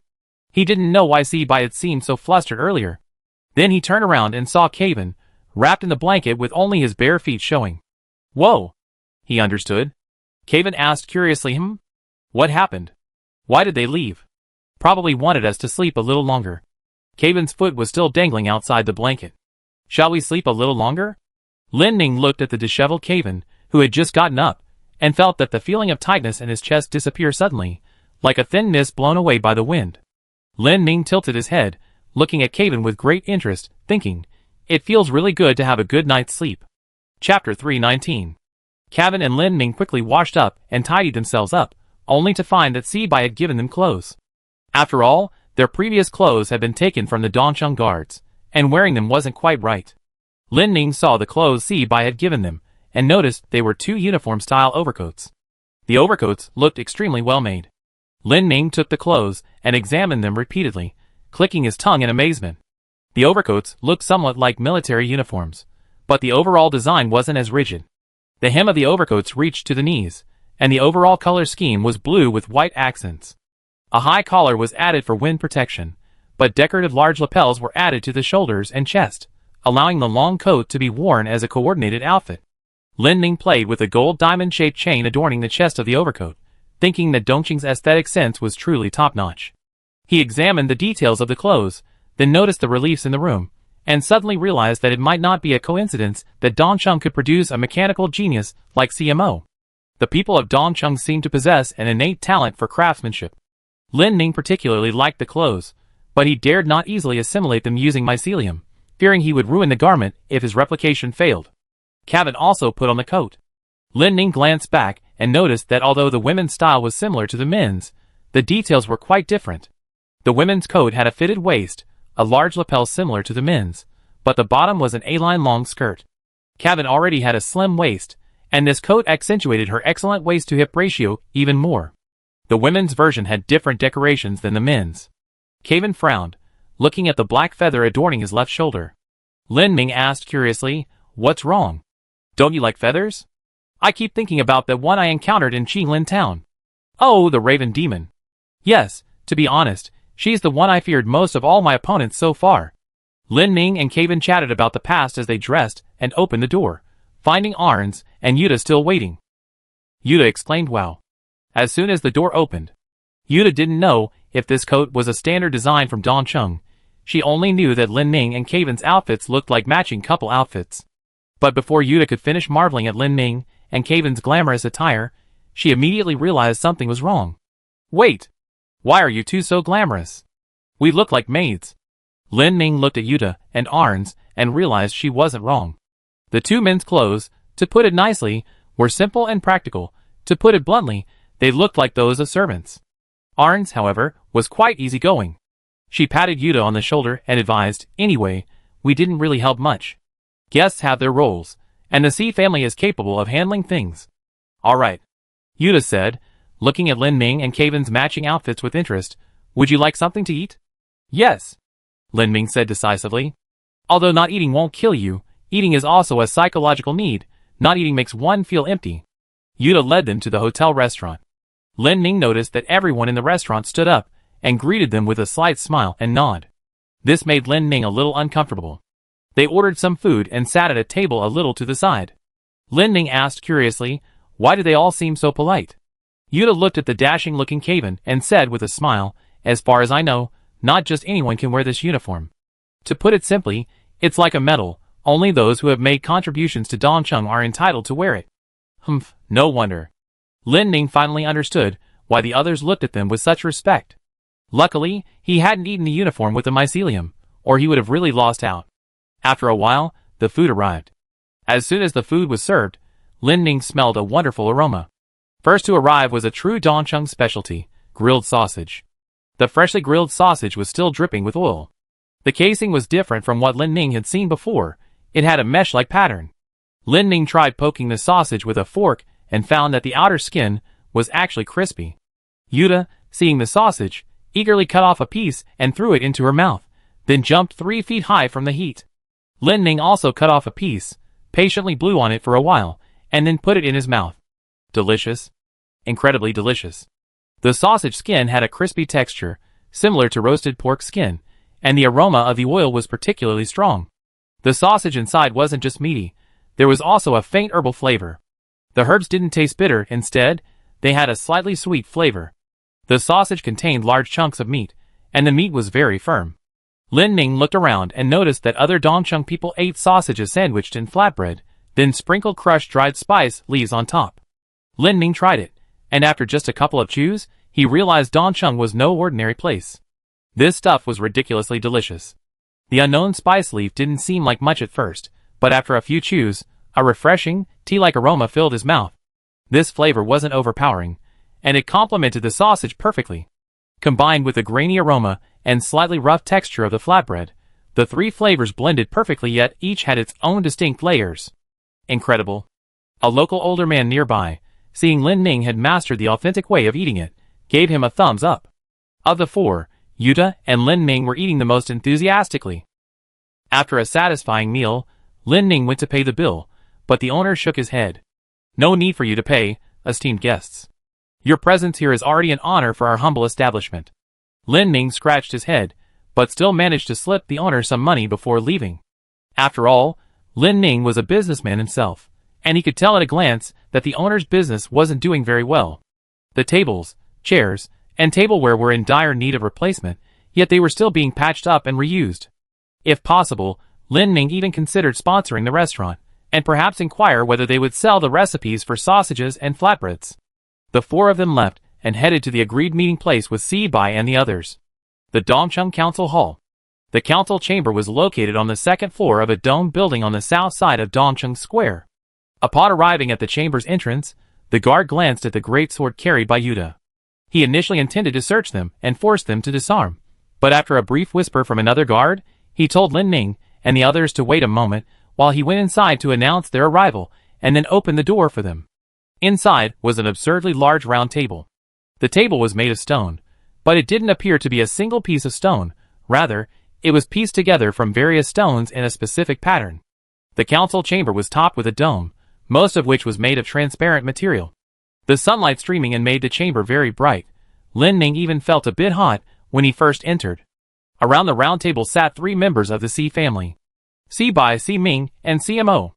The three sat far apart and all looked worried. Si Bai, seeing Lin Ming and Kevin in their new clothes, nodded with satisfaction. After they were all seated, Si Bai continued the conversation he had been having with Si Ming and the others, who would be the heir. Lin Ming had guessed they were talking about this. Lin Ming asked curiously, Si Zhenshi, didn't your father address the issue of succession before he died? Si Bai rubbed his temples. No, he explained everything in detail, but when we asked who would succeed him, he chuckled twice and passed away. Simo said, right now, the most suitable candidate is probably you, sister. After all, you did a lot of the work. You brat, are you trying to kill me? I worked myself to the bone and only barely passed. I can't possibly succeed you. Si Bai finished speaking and looked at Si Ming. Why don't you do it? You actually look most like our father, and the people have accepted that you're a member of the Si family. Si Ming quickly waved his hand. I only just returned. If I were to succeed you, it might not sound good. Besides, I don't know anything else besides martial arts. CMO, fiddling with his newly made mechanical fingers, said with a mischievous grin, why don't we let Si Qin do it? He's actually quite smart when he's not crazy. Si Bai rolled his eyes at him. Why didn't you suggest sending Si Qi? Hearing this, Lin Ming asked curiously, how's Si Qi now? Si Bai scratched her head slightly with her pen and said, he's in prison. Colluding with the enemy. That's no small crime. The final outcome is likely exile, but he seems quite happy now, not depressed at all. As Si Bai spoke of Si Qi, she suddenly noticed Yuta sitting to the side. She stared at the sword Yuta carried on her back, momentarily stunned. Since the matter of obtaining the sword had been resolved, Yuta had removed the disguise Lin Ming had given it. So now it was immediately obvious that the sword was the ceremonial sword of the Church of Light. There were many members of the Church of Light near Dongcheng, so Si Bai naturally recognized the sword. Si Bai looked at Yuta, then glanced at CMO and Si Ming. CMO and Si Ming noticed their elder sister's gaze, and realized Yuta's identity as a member of the Church of Light. The three of them stood up and bowed deeply to Yuta. The three members of the Si family didn't raise their heads. Si Bai, with his head bowed, said, the calamity befell your sect, and the Si family bears an inescapable responsibility.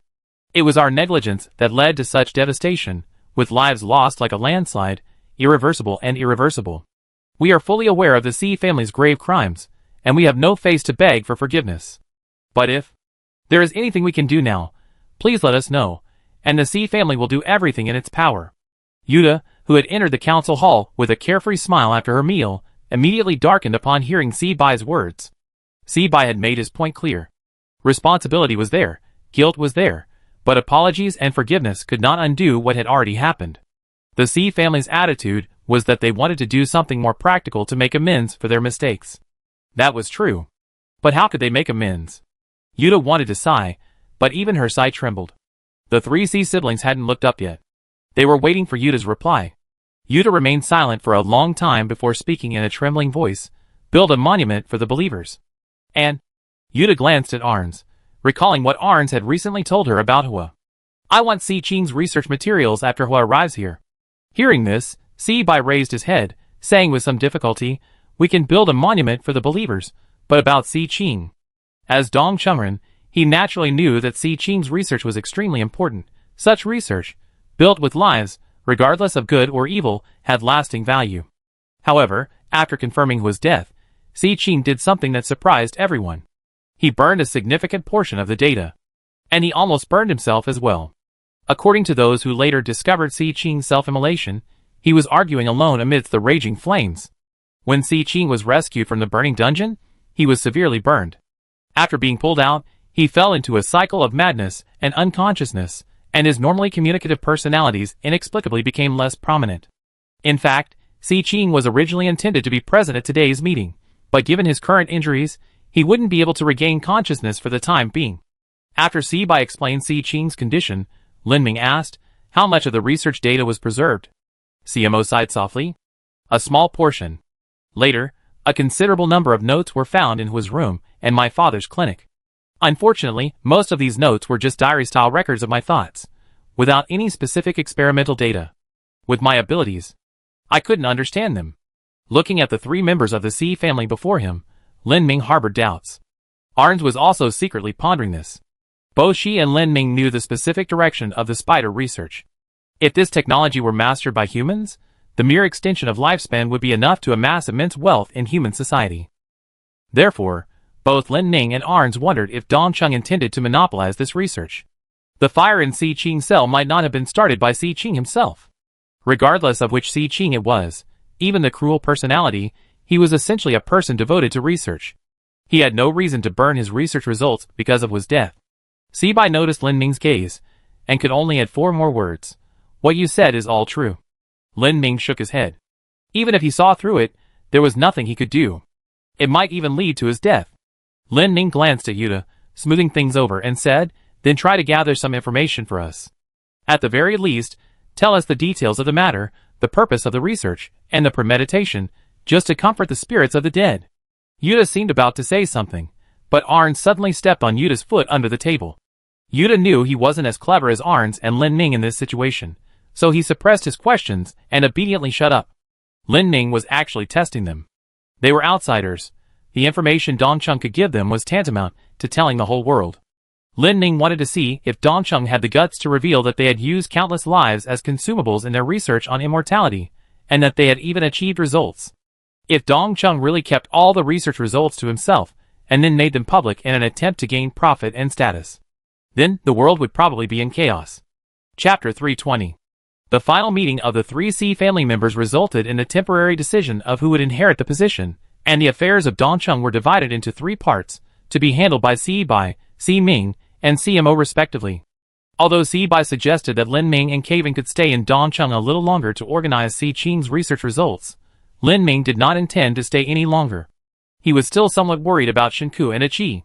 Although Lin Ming was not entirely at ease with Shinku and Achi, he still decided to rest in Dongcheng for a while. Although they hadn't encountered any life-or-death battles this time, they needed some psychological comfort. After his death, Dongcheng became lively. Although Si Jinshur had only been dead for a few days, the people had already begun preparing various entertainment activities. Because the festival was approaching. In Dongcheng, there is a grand festival called the Great Harvest Festival. Originally called the Herb Harvest Festival, it marks the end of the annual herb harvest. After the Great Harvest Festival, there's basically no need to go out to collect herbs in the wild anymore. The rest of the year is devoted to refining the herbs, such as drying, fumigating, and processing. Because of the timing of the Great Harvest Festival, one can generally tell how much each family's income and output will be this year before or after it. In Dongcheng tradition, if it's a truly bountiful harvest year, the festival is celebrated in a grand manner. If the harvest is less than satisfactory, it's just a token celebration. This year, due to the arrival of the harvest season, Dongcheng's herb production isn't actually high, but because everything has been perfectly resolved and many hidden dangers have been eliminated, the people of Dongcheng are still in good spirits. Therefore, this year's Great Harvest Festival will be celebrated with high standards. CMO had told them all this. CMO was currently inspecting the machinery in Dongcheng every day, so finding him wasn't difficult. If you heard a constant clanging or rattling sound, CMO was definitely there. CMO advised Lin Ming and his companions to stay until after the holiday, otherwise they would miss out. Lin Ming, of course, wanted to spend the holiday there. Putting everything else aside, the crispy grilled sausage alone was enough to make anyone reluctant to leave. CMO noticed Lin Ming's preoccupation and, holding a wrench, asked, "What's wrong? Is something urgent?" 2 of my companions went to Lanlin to find a member of a cult there. I'm a little worried. CMO scratched his back with a wrench and then asked, "Do you know their address?" This really stumped Lin Ming. He genuinely didn't know the address. Actually, Achi wasn't entirely sure where Grandma lived either. They had to ask around to find her. Seeing Lin Ming's troubled expression, CMO decided to help. Well then, although Lanlan isn't exactly under the C family's jurisdiction, it has a certain subordinate relationship with Dong Chung. I can send people to help you look for it. Lin Ming glanced at the mechanical guard beside him. You mean they? CMO quickly denied. Of course not. The mechanical guards aren't that smart. Although I don't have much real power in Dong Chung, I still have some trusted people. I can have them keep watch along the only route between Lanlan and Dong Chung. If they find your companions, they can bring them back to Dong Chung. After CMO finished speaking, he looked at Lin Ming, raised his chin, and said, It all depends on whether you trust me or not. Lin Ming listened to CMO's suggestion and thought it was quite good. CMO was actually the person Lin Ming trusted most in the C family, so he agreed to CMO's suggestion. Originally, his agreement with Shinko was to meet in Dongcheng later, and now he had no choice but to wait. The Grand Harvest Festival in Dongcheng was the day after tomorrow. CMO introduced Lin Ming to his trusted confidants, two men with a rather disparate height. If the taller one didn't speak, Lin Ming would mistake him for a tree. If the shorter one didn't move, Lin Ming would mistake him for a stone pillar. After hearing Lin Ming's description, the two men confidently accepted the task. What? Are you so sure you can find them? The tall man said in a deep voice. I have excellent eyesight. Finding people is easy for me. The short man was so happy he almost danced with joy. Let me tell you, I'm very sensitive to the scent of elements. Fire elemental constitutions are inherently special. I'm sure I can recognize that fire elemental assassin you mentioned. Don't worry. Dongcheng really is full of hidden talents. Lin Ming described Shinku and Achi's appearances. After listening to Lin Ming's description, the tall man took out paper and pen and quickly sketched two portraits. Lin Ming was amazed that this person could draw such similar portraits after only hearing a few words from him. To gain Shinku's trust, he handwrote a letter with the Assassin's Guild's internal code as a token. It's really troublesome to send you two out on such an important festival as the Harvest Festival. The short man waved his hand. No trouble at all. It's rare for young Master CMO to give us instructions on things unrelated to machinery, so our skills finally have a chance to shine. The Harvest Festival happens every year, so it's not such a waste. Having dealt with things here, Lin Ming felt relieved. After explaining things to the two brothers, Gao and AI, Lin Ming went outside and found Kevin watching Yuta build a snowman. Yuta had initially just seen the pile of snow to the side, so she made a large snowball and a small snowball, then stacked them together. However, she couldn't find anything suitable to use as the snowman's eyes. Kevin asked curiously, What are you looking for? Eyes, something to use as eyes on the snowman. What kind of things? Something that can stick to snow or be dyed. Hearing about dyeing, Kevin suddenly had an idea, raised her hand, and poked the snowman's two eye spots twice. Of course, Kevin didn't just poke with her fingers. Her hands were stained with blood. The snowman did indeed have eyes, but they were two gruesome-looking bloody holes. Kevin looked at the snowman, quite happy. She thought it was quite cute. Yuta stood silently to the side. Lin Ming, watching the snowman weeping blood, felt its head looked a bit empty, so he conjured a bunch of small mushrooms and stuck them one by one on the snowman's head. To match the eyes Kevin had made, the mushrooms he made were also red. And to make the snowman more visible at night, he used fluorescent mushrooms. Up until this point, he hadn't realized how many Dongcheng children this glowing, blood-weeping snowman would scare tonight. After finishing the snowman, Lin Ming was about to leave when the taller of the two brothers suddenly ran over, rather shyly, and handed Lin Ming something before running away. It was a rolled-up piece of paper. The paper was quite stiff. When Lin Ming unfolded it, he was surprised to find that it was actually a drawing. Overall, it was a black and white sketch, but perhaps due to time constraints, it wasn't very detailed. But it was precisely this slightly simplified style that made the whole drawing look closer to perfection. The drawing was about the height of his forearm. Inside, Lin Ming and Kevin were building a snowman. Kevin was standing with his hands on his hips, proudly looking at his masterpiece, while Lin Ming stood beside him, arms crossed, laughing heartily at the snowman's bloodshot eyes. The taller man probably thought Yuta was superfluous and didn't include her in the drawing. Seeing Lin Ming staring at the drawing, Kevin and Yuta also came closer. Yuta's mouth dropped open in astonishment when she saw the drawing. Wow, it's so beautiful. Wait! What about me? What about me? Yuta was initially a little annoyed, But after looking at the painting for a while, she realized that she was actually better off not being in it. Kevin looked at the painting, appearing quite surprised. She pointed at the painting and asked, "Is that me?" "Of course it's you." Lin Ning had expected Kevin to be amazed by the painting's skill, but unexpectedly, Kevin suddenly said, "So this is what I look like." Lin Ning and Yuta stared at Kevin in disbelief. Especially Yuta. In Yuta's eyes, if she had Kevin's beauty, she would want to install mirrors on all 4 walls of her room, so she could admire her appearance from every angle every day. But Kevin was completely unfamiliar with her own appearance. Just as the 3 of them were looking at the painting, CMO, having finished inspecting the nearby heating facilities, walked over carrying his clattering toolbox. CMO saw the 3 of them, and was about to speak when he turned his head and saw the snowman. Ouch! What is that? CMO's eyebrows shot up in fright. It seems that no matter how well-mannered one is, they still swear when startled. CMO recognized it as a snowman and kept touching his chest. Lin Ning, seeing CMO arrive, showed him the painting as well. "Oh! Did Xiaoxiu paint this? He has excellent eyesight and is very skillful with his hands. He's very good at this kind of thing." "Xiaoxiu?" "Yes, the super big one." "What's the short one's name?" "Dawu." "The big one is called Xiaoxiu, and the short one is called Dawu." "Who came up with such fitting names?" CMO proudly raised his head. "Of course it's me." CMO examined the painting, agreeing that it was indeed well painted, capturing not only the spirit of Lin Ning and Kevin, but also the perfect atmosphere. It's rare to see someone produce such a high-quality work. This painting has such commemorative value. I frame it for you. Frame it? Of course.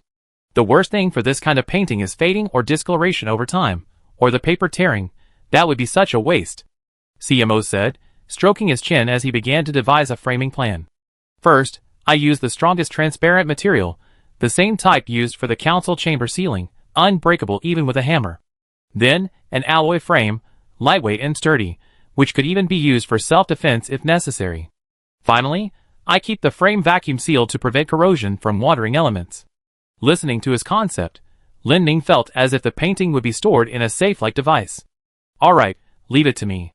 I take the painting with me now, it'd be finished tomorrow," CMO said, carefully putting the painting away in his inner pocket. Before leaving, CMO said to Lin Ning, "Oh, by the way, a few days before the Harvest Festival, there's a pretty interesting event you should check out." What event?" "A drug testing competition." "Huh? It's really fun." After saying that, CMO went back to his mechanical shop. A drug testing competition. That doesn't sound like a proper event. An event that sounds so unprofessional definitely needs to be checked out. The sky was slowly beginning to darken, and the snowman's head was starting to glow. Under the glow, the snowman's 2 bloodshot eyes looked particularly eerie. "By the way, where's Arns?" Lin Ning asked Yuta curiously. She said she wanted to wander around on her own. She's probably going to see the exhibition. Lin Ning and Kavanuta arrived at the drug trial conference venue that CMO had mentioned. It was excessively lively here. There was a booth-like area on the street, with a table on it displaying about 20 jars, each completely black and indistinguishable to the naked eye. Behind the table sat a rather flamboyantly dressed man. The man was made up, quite handsome, and wore a costume covered in feathers, constantly shouting to the onlookers below, "Drug Trial Conference. Day 1. 20 drugs, the list is as follows." Lin Ning craned his neck to look and found a board in front of the table listing 20 kinds of medicine, each with its effects. After a quick glance, Lin Ning knew what made this drug-tasting competition so interesting. The 20 medicines were divided into 2 categories. One was positive effect medicine, 5 in total, each a very expensive health supplement. The other was punishment medicine, 15 in total. These 15 punishment medicines had different effects, ranging from causing body heat to inducing hallucinations of seeing little people, and some even causing buttock pain. Yes, just simple buttock pain. The rules of the drug trial were to choose one of these 20 medicines mixed in with the positive and punishment medicines, drink it all, and then have the judge behind the table judge. If you drank a positive effect medicine, you would receive a prize.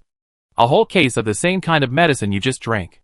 If you drank another kind of medicine, then you would have to endure about half an hour of torture. To balance the interests of the drug trial competition, each entry required an entrance fee of 10 gold coins. While Lin Ning was reading the rules, a burly man slammed 10 gold coins on the table. "I drink this." The burly man pointed to the jar he had chosen. The referee handed him the medicine, and the burly man held the jar, a little apprehensive. Because last year, the medicine he drank had caused a sore, but that really hurt. They say bad luck doesn't last forever. This year he felt he should be able to drink something good. Amidst the cheers of the audience behind him, the burly man shakily raised the jar and drank it all in one gulp. The onlookers cheered, then waited a while, thinking the medicine should have taken effect, and then, never once to miss a good spectacle, asked, "How's it going? Does your butt hurt? Does your nose itch? I scratched my nose for half an hour last year." The burly man touched his butt. It didn't hurt. He touched his nose. It didn't itch either. He thought he had it in the bag this time, and excitedly turned around, wanting to say, "I guess right." But as soon as he opened his mouth, he made 4 GA sounds towards the crowd below. The burly man was stunned. The crowd below was also stunned. "GA?" After a brief silence, the crowd erupted in laughter. Ha ha! The burly man's luck this year was also average. What he drank was a drug that would make his voice hoarse, and for half an hour, his speech would turn into a GA sound. GA. The burly man gazed, shook his head, and walked off the stage. Lin Ming didn't actually want to play. He didn't want a sore, but an itchy nose, or to make GA sounds. But someone in the crowd recognized him, shouting "Great hero!" and ushering him onto the stage. The referee looked at Lin Ming and smiled slightly. "Hey bro. You're a demon, right? Using your powers here is against the rules." "Being against the rules. What happens?" "You get 10 bottles of poison liquor." Chapter 321. Lin Ming stood before 20 dark jars, frowning in deep thought. Although he had been ushered onto the stage, Lin Ming had no intention of backing down. He pulled 10 gold coins from his pocket and slammed them on the table, then began selecting a jar. The onlookers below were still offering him all sorts of bad advice. "Take this one over there. I recognize this jar. You can smell it. Try smelling it first." Gaw! Lin Ming didn't listen to any of their suggestions. This kind of game was all about recklessness. Don't worry about anything else. Just go for it. Thinking this, Lin Ming steeled himself, grabbed one of the 20 jars, tilted his head back, and chugged it down. About 3 seconds after gulping down the medicine, Lin Ming collapsed to his knees. This stuff. How come it's so bitter? Lin Ming has taken countless medicines in his life, but this is the first time he's ever tasted anything this bitter. Not only is it bitter, but it also tastes like a rag. Compared to this medicine, even bitter melon seems like a sweet fruit. And it was only at this moment that Lin Ming understood that when a person eats something this extremely bitter, they don't have the strength to spit it out. He felt completely powerless in his mouth, as if a burly ghost was pulling his tongue out while rubbing it back and forth with a mop. Just as Lin Ming was seeing stars from the bitterness, applause suddenly broke out from the crowd. Truly a great hero. His luck is top-notch too. Judging from that reaction, it must be tongue-piercing grass. No way, a whole jar of tongue-piercing grass in one gulp. Wow. Really wow. How much does tongue-piercing grass cost per pound these days? 300 gold coins per pound. This guy's hit the jackpot. Huh? Lin Ming was still lying on the ground, his tongue still lolling back. He won? Just as Lin Ming was completely bewildered, the referee pulled out a gong and banged it. Congratulations. This herb is a specialty of Dongcheng. Its effects include regulating the stomach and intestines, and beautifying the skin. The audience below glanced at Lin Ming when they heard the referee say it could whiten the skin. Yes, his face was indeed deathly pale. The referee continued, the harvest of tongue-piercing grass wasn't plentiful this year. The current market price is 350 gold coins per pound. This guy can take this whole box, 3 pounds of tongue-piercing grass. This is today's grand prize. Lin Ming listened to the referee's explanation, but didn't feel like he won anything. 1,000 gold coins wasn't a small amount, but he felt that the psychological trauma from that huge gulp he just taken was definitely not at the level of 1,000 gold coins. Tongue-piercing grass, what a perfect name. So fitting it brings tears to one's eyes. It took Lin Ming a long time to speak. The referee brought over an exquisite box. Lin Ming sniffed it, catching a bitter, burnt smell. The referee handed the prize to Lin Ming, adding a bit of information. Tongue-piercing grass is a good thing, but you can't drink too much at once. Too much will lead to regret. Lin Ming quickly asked, what happens if I drink too much? It'd be bitter. You? Lin Ming, grinning, returned to Caven and Yuta, carrying his prize. Yuta looked at what Lin Ming was carrying and asked curiously, what does it taste like? Lin Ming then realized that Yuta and the others were quite far from the stage, and she couldn't hear the shouts from the referee and the audience in the front row. That's perfect. Lin Ming held up the box in his hand, feigning composure, and said, "Sweet." "Really?" "Of course, it's cloyingly sweet." Lin Ming opened the box and looked inside, finding some very thin-looking grass stalks. He took one out and smelled it. That's the smell. Then Lin Ming pinched off a small section from the stalk and handed it to Yuta. "Here, try it. It can whiten your skin." "Oh. Really?" "Really." Yuta took the small piece of grass, smelled it, then popped it into her mouth and chewed it rather honestly a couple of times. Then her expression froze. This stuff was so bitter that Yuta wanted to wash her tongue. You schemed against me. How can you call it scheming? The whitening effect is real, and this stuff costs 350 gold coins per pound. How much? 350 gold coins per pound. That's expensive. Upon hearing the price, Yuta suddenly felt that the bitterness of the product was reasonable. After the drug trial, the three returned to the inn. On their way back, they encountered Arns. Arns looked unhappy. She was drinking barley tea while rubbing her head. Lin Ming noticed a bandage on her forehead. Lin Ming was startled. He thought Arns had been attacked, so he quickly went over to ask what was wrong. When Arns saw the three of them approaching, she covered her forehead somewhat embarrassedly. Yuta asked in surprise, "What happened? Were you attacked?" Lin Ming frowned as well. "Did Dongcheng try to silence you?" Arns quickly shook her head. No, you're overthinking it. I just tripped and fell." That made sense. Dongcheng is a place with a lot of snow and ice. Even if the ground is swept clean, there will inevitably be some ice and snow, so tripping and falling is unavoidable. Arns looked annoyed as she talked about her fall. "I was wandering around, and I even watched the big harvest dance troupe rehearse. Then, on my way back here, I passed through a small alley." "An alley?" Lin Ming seemed to realize something. "Yes, in that alley. I was walking along peacefully when suddenly I saw a really scary-looking snowman." "Ah, a snowman?" "Yes. It was really scary. Its face was covered in blood, and it was glowing." Yeah. I don't know why the people of Dongcheng have such a twisted sense of humor to make something like that. I was startled, slipped, and fell." Thankfully I didn't hit my head." "Yeah, I grabbed the wall next to me to avoid a really bad fall, but I still hit my head on the ground." Arns finished recounting her experience and looked at Lin Ming and Yuta strangely. "Are you guys hot? Why are you all sweating?" "Yeah, it's pretty hot, isn't it, Yuta?" "Yeah, Dongcheng's heating system is really good." Lin Ming quickly changed the subject. Eat. I won the lottery today, so it's my treat. Order whatever you want." Arns glanced at Lin Ming with a puzzled look. "We haven't spent any money eating here." Lin Ming suddenly envied Caven's strong mental fortitude. While he and Yuta were still tormented by guilt, Caven was already devouring a large piece of roasted meat. Lin Ming had thought more than once that Caven's sharp teeth were incredibly convenient when eating meat. For chewier cuts of meat, Lin Ming would struggle, but Caven always tore the meat off in a few bites, then chewed with relish while watching Lin Ming struggle to find a bite. Lin Ming waited for his portion of meat, took a couple of bites, and suddenly remembered a question he always wanted to ask. "Caven. Aren't you really not the bad demon god?" "Bat? Sharp teeth, blood-sucking, sleeping upside down, wings, nocturnal." Any of these matched Caven perfectly. Caven was stunned by the question. She remained motionless for a long time, her mouth open as if about to bite into the meat, before slowly putting it down. "I actually didn't know." I thought you would know." Caven shrugged. "Besides, I can't be considered the true form of the Nightborn demon god. The true form is the first generation. I'm just an inheritor of the first generation." Arns interjected. "I see. So you don't know your demon god name, is that right?" Caven nodded. "Mozambique Cabrius Hugurina Caven. This name was given to me at my birth within the Nightborn clan. It's just a code name." This was the first time Lin Ming had heard Caven mention this. "So, it's the same as the production number?" "Yes." Lin Ming was even more curious now.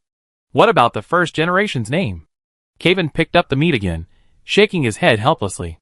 "The first generation's name is very special." "Very special?" "Yes." "Is it long?" "Not long." "Is it short?" "Not short." "Then what's so special about it?" "The first generation's name. It has no sound." "Huh?" This was the first time Lin Ming had heard of such a thing. "You mean no sound? You mean no pronunciation?" "No, as far as I know, the first generation had a name, and he could say his name, but no one could hear it." Because of this, his name can be written, but it's just a symbol. Lin Ning found it incredibly fascinating. I see. That's truly unheard of. Do you know how to write the first generation's name? Kevin tilted his head, thinking for a long time. I think I know. If you hadn't brought it up, I would have completely forgotten. I remember, it was something like this. Kevin dipped her slender, white finger into the water in her cup, and began to draw the first generation's name on the table. She first drew a sharp angle resembling a bird's beak on the table. This was the only symbol Lin Ning could understand. Besides the sharp angle, all the lines Kevin drew were seemingly meaningless curves. Although these curves varied in length and curvature, they all seemed to follow a certain pattern, and when all the curves merged together, they looked very much like a vortex. After Kevin finished drawing the first generation's name from memory, she was about to explain the design to Lin Ning, when she suddenly noticed a reddish tinge appearing before her. Kevin didn't know what was happening, she only felt dizzy and very thirsty. And Lin Ming's expression seemed somewhat panicked. Kevin didn't know what was going on, but in Lin Ming's eyes, Kevin's condition was extremely serious. From the moment she finished drawing the first generation's name, Kevin's hair began to slowly turn red, and her fangs began to grow at a visible rate. Most terrifyingly, when Kevin turned to look at Lin Ming, 2 streams of bloody tears flowed from her eyes. If Lin Ming said he wasn't panicking, he would be lying. He simply forced himself to remain calm, not wanting to cause panic in this crowded place. Lin Ming immediately guessed that Kevin's strange behavior was related to the first generation's name she had just written. He quickly erased the first generation's name, and then reached out to support Kevin's head. Kevin's breathing was rapid. Kevin, are you still conscious? Answer me. Although Kevin's appearance had changed slightly, his expression remained calm, and he hadn't lost control, so he didn't attract the attention of those around him for the time being. Kevin could feel Lin Ming's hand touching his head, but Lin Ming's words sounded distant.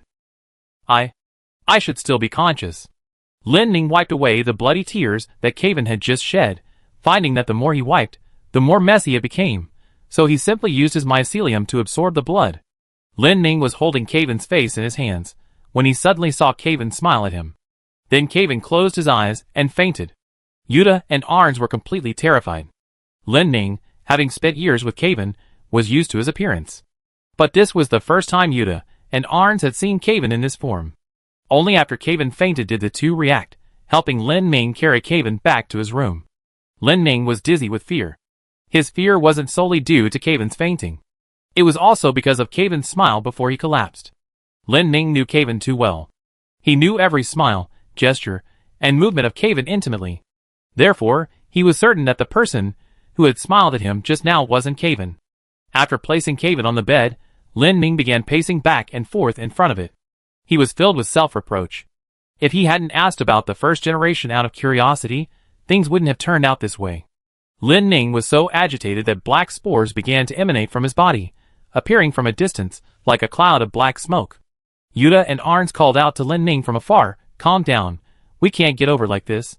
Only after their reminder did Lin Ming realize the spore mist around him. After suppressing the spores, Arns and Yuta checked on Kevin. Their conclusion was that, from a health perspective, Kevin was fine. The Church of Light had a lineage of medical practitioners, so they were essentially doctors. Hearing that Kevin was alright, Lin Ming became even more certain of his hypothesis. It was the first generation. Lin Ming had actually suspected this for a while, but hadn't confirmed it with Kevin. The first generation probably wasn't completely dead. As the source of nocturnal existence, he could survive for a long time even with only his heart remaining. After being consumed by Kevin, it appeared that Kevin absorbed a portion of his power, but Lin Ming still suspected that Kevin was merely a vessel, loading the first generation into his body. If that were the case, then the first generation wasn't dead. He and Kevin had a symbiotic relationship, but most of the time, the first generation was unconscious. No consciousness didn't mean he couldn't be awakened. Lin Ming looked at the unconscious Kevin and anxiously began biting his fingers. Just now, they might have unintentionally awakened the first generation's consciousness within Kevin's body. After all, the most direct way to awaken someone is to call their name. Chapter 322. Lin Ming was very anxious. Yuta and Arns were also very anxious. The three of them paced back and forth in the room, engaging in some kind of physical exercise. Although Kevin was physically fine, he showed no signs of waking up. The night deepened. Lin Ming glanced at Yuta and Arns, who were sitting back to back on the floor resting, and suggested they go back inside to rest. Yuta looked at Kaven and said reluctantly, I'm sorry, I can't help much. Yuta felt somewhat indebted to Lin Ming and Kaven. Regarding the Church of Light, Yuta had returned to Dongcheng with a death wish. If it weren't for Lin Ming and Kaven, she would have already reunited with the followers in the realm of light, instead of leisurely enjoying life in Dongcheng. But now that Kaven was in trouble, she couldn't help it all. Lin Ming, however, didn't think that way. It's alright, you two go and rest first.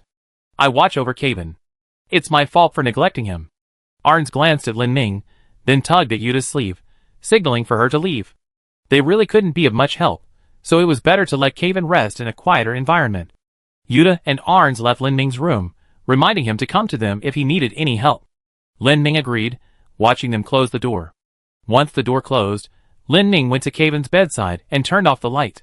He didn't have any other thoughts, he just felt Kaven would be more comfortable with the light off. He didn't sit on the bed, but moved a chair to the bedside, sat down, and stared blankly at Kaven. Moonlight streamed into the room, bathing Kaven in its glow. Kaven's already fair skin appeared like cool, jade-like flesh in the moonlight. Lin Ming began to organize his thoughts. The first Hokage shouldn't have harmed Kaven. According to Lin Ming, the first Hokage willingly allowed himself to be absorbed by Kaven, a noble act of sacrifice, and even left Kaven some final words. The entire process left him no room for maneuver. If this was true, then the first Hokage's awakening was an accident. Something even the first Hokage himself hadn't anticipated. And Kaven probably hadn't expected that the first Hokage within him was still alive in some form, and had suddenly responded upon seeing his name. Lin Ming reached out and touched Kaven's forehead. Kaven's temperature was about normal, slightly lower than average, but his brow was constantly furrowed, as if he were in some discomfort. Although Kaven had fainted, his hair remained red, not returning to its original black. Lin Ming looked at Kaven and suddenly thought that he should take off Kaven's clothes, which looked very tight. Kaven usually exuded an aura of overwhelming vitality, so Lin Ming had never seen him so weak. Lin Ming looked at Kaven's clothes and, quite naturally, reached out and touched the collar button. The moment his hand touched the button, Kaven suddenly moved. Lin Ming leaned closer to look at Kaven's expression, and found that Kaven was in extreme pain. He seemed to be struggling. Hey! Kaven! Lin Ming patted Kaven's face, and Kaven suddenly raised his hand and grabbed Lin Ming's. The grip on Lin Ming's hand was incredibly strong. Kaven's eyes didn't open, but the sharp teeth in his mouth began to slowly lengthen. Kaven gripped Lin Ming's arm with one hand, and with the other, he desperately tore at the sheets, making a shrill sound. Kaven's mouth kept moving, but no sound came out. Although Lin Ming didn't know what was happening, judging from Kaven's state, he could deduce that Kaven was having a nightmare. He recalled that he had never heard Kaven mention having a dream before. Kaven! Wake up! Kaven suddenly made a sound. Who is it? Lin Ming suddenly felt a chill run down his spine, and his hair almost stood on end. This wasn't Kaven's voice. The voice was much deeper than Kaven's, and for some reason, Lin Ming felt a chill run down his spine when he heard it. Seeing Kaven still struggling, Lin Ming could only roll over and straddle him, pinning him down. Kaven was still uttering that unfamiliar voice, calling me.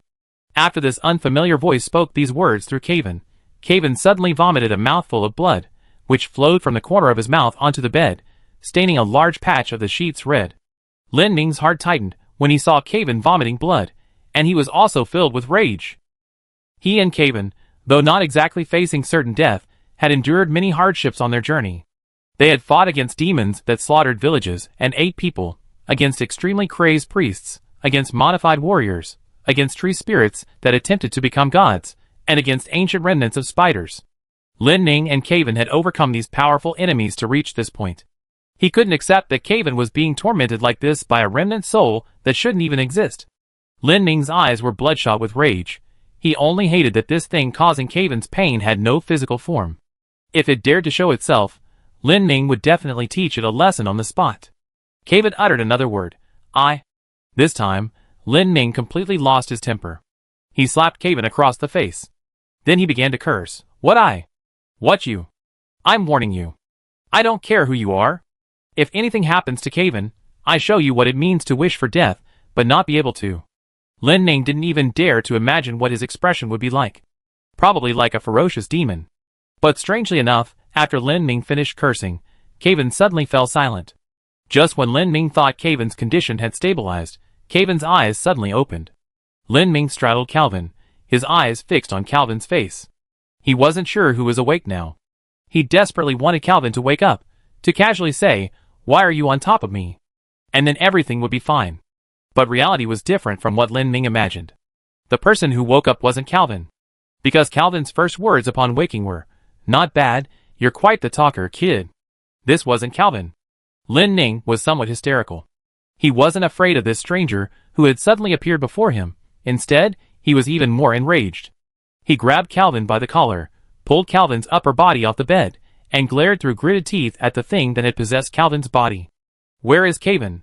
Lin Ming pointed at the entity in front of him that was clearly not Calvin, emphasizing again, "I'm asking you. Where is Calvin?" The awakened being seemed stunned by the question. He was silent for a moment before speaking. "Do you know who I am?" Lin Ming continued to stare intently at him, replying, "Are you the first generation of Nightborn?" Lin Ming didn't know why, but when talking to this guy, he always felt like something was gripping him. "That's right, I am the first generation. Being able to speak directly to me. You're not simple either." The first generation's voice sounded extremely hollow, not like a human's vocal cords at all. Lin Ming had no intention of giving the first generation any face now. He grabbed Calvin's collar with both hands and roared at the first generation, "I don't care who you are. What exactly do you want to do with Calvin?" Lin Ming had always harbored the worst suspicion in his mind. That was, the first generation was using Calvin. After he lost only his heart, he used Calvin's body to accumulate power, intending to seize Calvin's body at the opportune moment and complete his resurrection. If that were the case, then the existence of Calvin would be completely erased. This was his greatest fear. He could never accept that the Calvin he knew so well had become another sinister and evil person.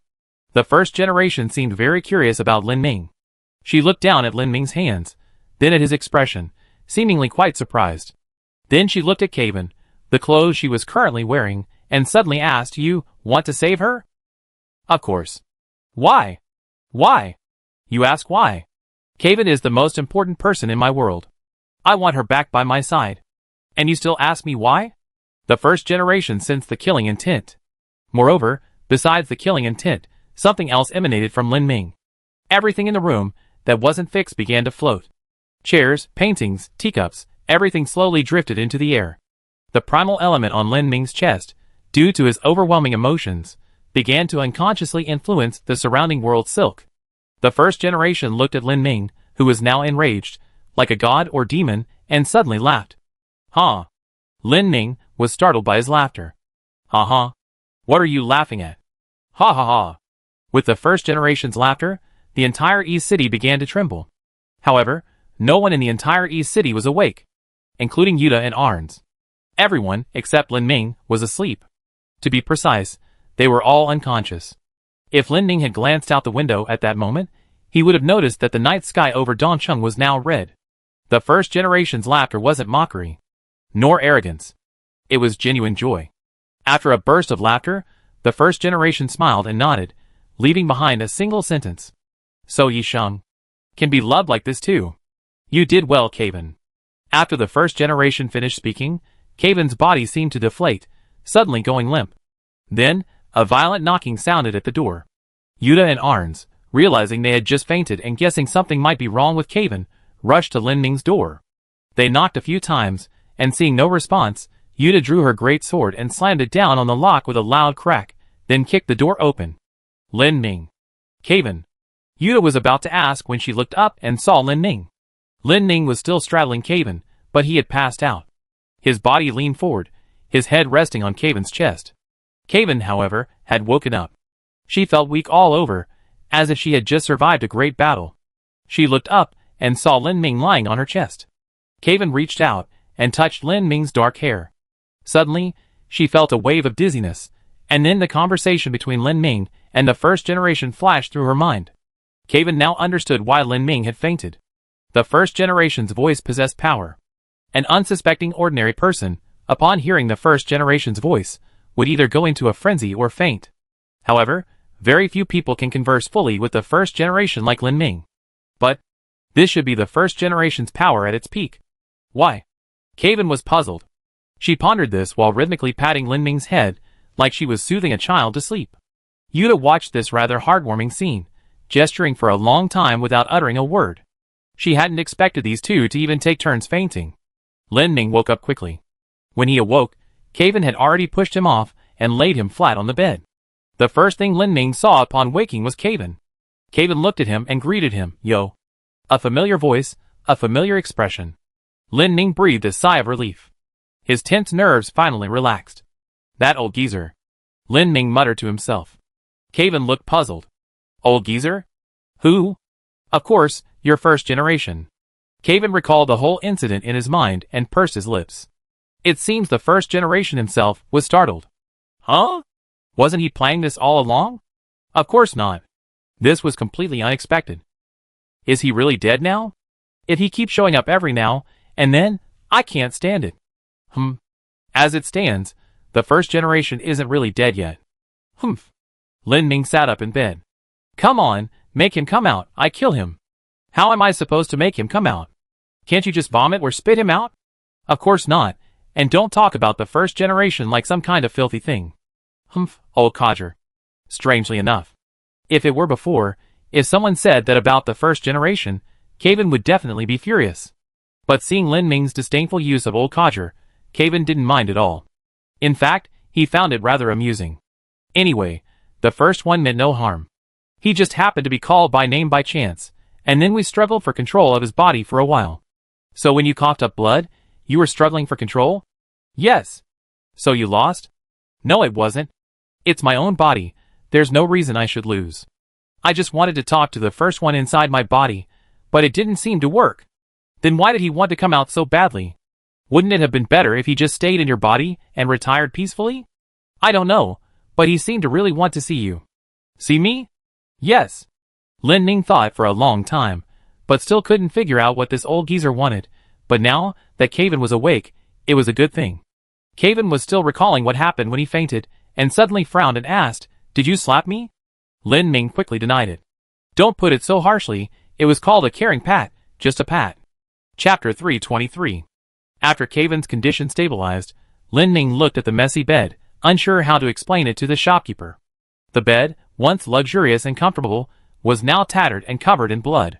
Ah! Kevin suddenly exclaimed, and Lin Ming quickly looked in the direction of the sound. He saw Kevin shaking his head, looking at the bloodstains on his clothes. I'm dirty. Lin Ming quickly corrected him. Your clothes are dirty. Isn't it the same? Not at all. It was still early before dawn, so Lin Ming told Yuta and Arns to go to sleep. He and Kevin were initially worried about the tattered bed, but then they remembered they had another room. There were originally 2 rooms, but they had only used one. The two went to Kevin's room, where everything was fine, the bed was smooth, and the table and chairs were tidy. Kevin took off her clothes, and Lin Ming noticed that her hair had returned to black. Lin Ming suddenly became curious about what the first generation looked like. Was the first generation red-haired? Yes.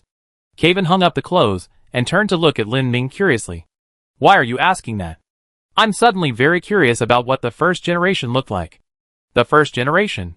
Kevin thought for a moment and began to describe it to Lin Ming. The first generation was red-haired, very tall, with pointed ears and teeth, probably about my size.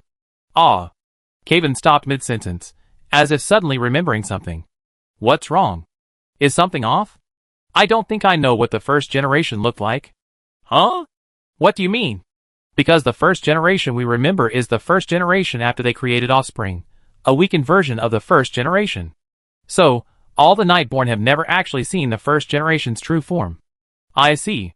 After Kevin finished speaking, he looked somewhat tired. Lin Ming stopped asking questions. Just as Lin Ming was about to say goodnight to Kevin, Kevin had already fallen asleep sitting up.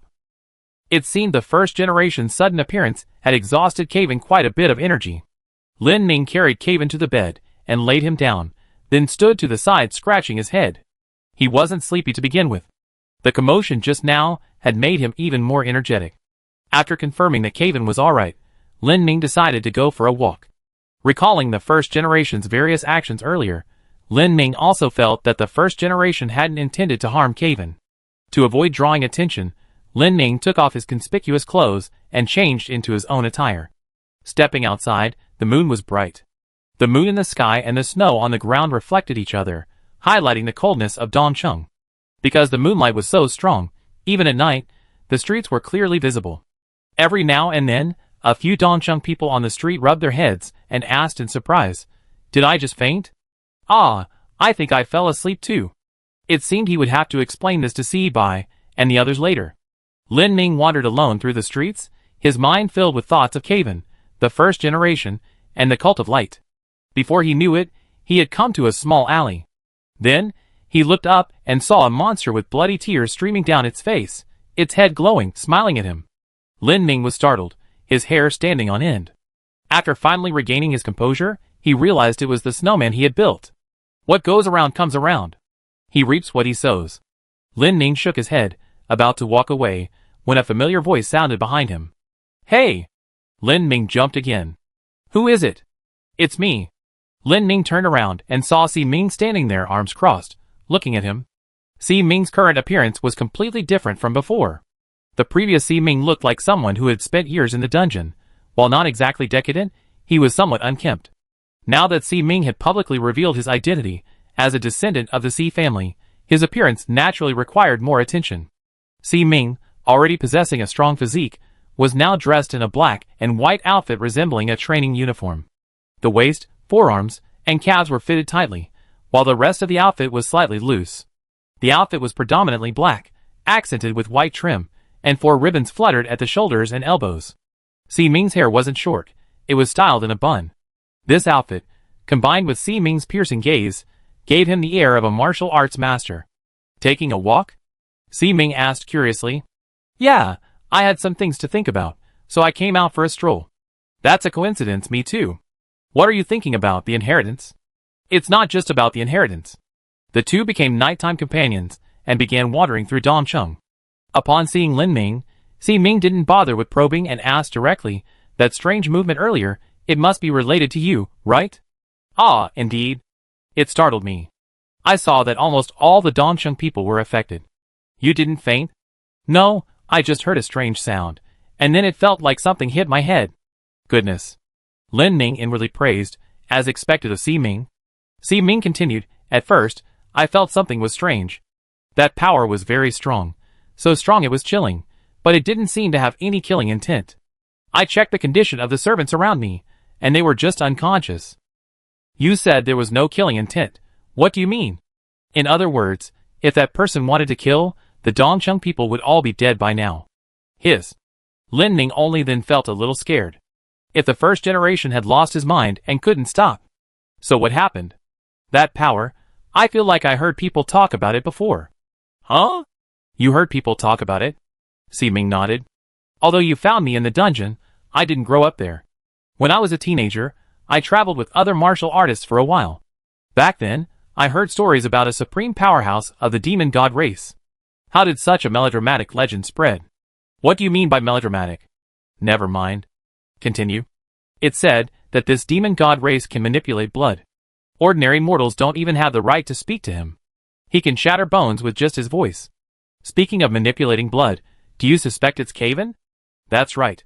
When I first saw Caven, I actually thought, wow, could this be the legendary supreme powerhouse? However, Caven isn't." Si Ming nodded. "Indeed? Wait, were you just about to go find Caven?" Si Ming nodded. "Of course. With something this big happening, there's no reason to ignore it. I was even thinking, if you suddenly become a threat to Dongcheng, should I kill you?" "I'm afraid it's not that easy to kill you." Si Ming suddenly perked up upon hearing this. "How about a spar?" Lin Ming quickly waved his hand. No, wait until Caven is better, go ask her. She should be quite willing to spar with you." "Ha, that's great." Lin Ming knew that Si Ming had come to deal with the earlier disturbance, so he directly told Si Ming everything about Caven. He explained the matter of Yi Sheng and the first generation to Si Ming and apologized. After hearing the whole story, Si Ming didn't delve into Caven's matter. Instead, he looked at Lin Ming and asked curiously, "You just told me like that?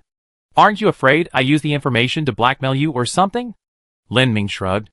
"Not afraid. Well, I think I'm pretty good at judging people." "Ha ha ha." Si Ming laughed heartily. Perhaps because the weather was too cold, or perhaps because he was a little bored, he started practicing boxing in the open space. Si Ming's boxing wasn't the kind that relied on brute force, rather, it was a slow, deliberate practice, striving for perfection in every move. Once Si Ming started practicing, his inner energy reappeared. While stretching his muscles, he said to Lin Ming, "I want to be the head of the Xi family." Lin Ming was somewhat surprised. "Oh, you decided?" Xi Ming's movements remained slow and methodical, his every gesture exuding ease and skill. "Yes, I decided." "That's quite unexpected. I thought you eventually leave Dongcheng." "Oh, why did you think that?" "I always felt your personality was somewhat incompatible with the role of a ruler." "You said exactly the same thing as CMO. Maybe everyone thinks so. But what kind of personality should a ruler have?" Lin Ming was truly stumped by his question. Looking at Xi Ming demonstrating his boxing moves, he pondered for a long time. Perhaps a more cunning personality? Cunning, in the end, is just being opportunistic. In the face of right and wrong, I don't think this level of superficiality is worth much. How so? It can't be called cunning, it's more like treacherous? Oh, treacherous? Yes. Explain. As far as I know, rulers must be cautious in everything they do, always seeking their own benefit, and constantly guarding against treacherous people. Otherwise, they can easily be dragged into the quagmire of intrigue and drown. To escape unscathed from power struggles, and even profit from them, the most suitable personality is treacherous. You mean, using calculation and deception to maneuver among various forces? Exactly. Xi Ming, who was standing on one leg, suddenly turned around with one foot on the ground to face Lin Ming after hearing Lin Ming's words and asked, "If one day I become this kind of treacherous person, would you still be willing to talk to me like this?" This? Lin Ming wasn't unwilling to answer. He genuinely couldn't imagine what Xi Ming would be like after becoming cunning. Xi Ming, seeing Lin Ming's slight hesitation, smiled slightly, then steadied himself, lowered his center of gravity, and retracted his right fist to his waist. Just then, a cloud drifted across the sky, obscuring the moon. Xi Ming tilted his head back, gesturing for Lin Ming to look up. Lin Ming looked up, and saw the moon being slowly obscured. Then, just as the moon was completely hidden behind the clouds, and the street began to darken, golden energy gradually emanated from Xi Ming's body. Xi Ming slowly inhaled, then suddenly twisted his body, his right hand forming a palm and thrusting upwards. Xi Ming's palm strike, delivered midair, produced a resounding thud, as if striking a drumhead. Ha ha! He slapped the cloud, seemingly quite pleased, and stood there, arms crossed, continuing to watch the cloud, oblivious to its impending doom, with Lin Ming. The two of them stood there, heads tilted back, waiting for what felt like an eternity. Just as Lin Ming thought Xi Ming had failed and was about to try and ease the awkwardness, the cloud, as if blown away by a giant, suddenly split into two pieces. The moon, hidden by the cloud, reappeared, seemingly even brighter than before. At this moment, some guards on duty and night market vendors tidying up their supplies also witnessed this scene. Everyone gasped instinctively at first, then spontaneously burst into applause. From their expressions, it was clear that this wasn't flattery directed at the young master of the Xi family, but rather genuine admiration and praise. Regarding Xi Ming's martial prowess, Lin Ming could only utter 4 words to describe it: utterly incomprehensible. Awe. Watching Xi Ming's palm strike, so powerful it seemed to dispel all illusions, Lin Ming suddenly thought of someone. King Fang Xianzheng of Xiaolincel. Was Fang Xianzheng treacherous? No, Lin Ming sensed no treachery from that king. He only felt pure strength and astonishing magnanimity from Fang Xianzheng. Thinking this, Lin Ming awkwardly scratched his head. Perhaps he was truly too narrow-minded. The so-called qualities of a king are perhaps never about treachery, scheming, or manipulation, but rather charisma. An extreme charisma emanating from within.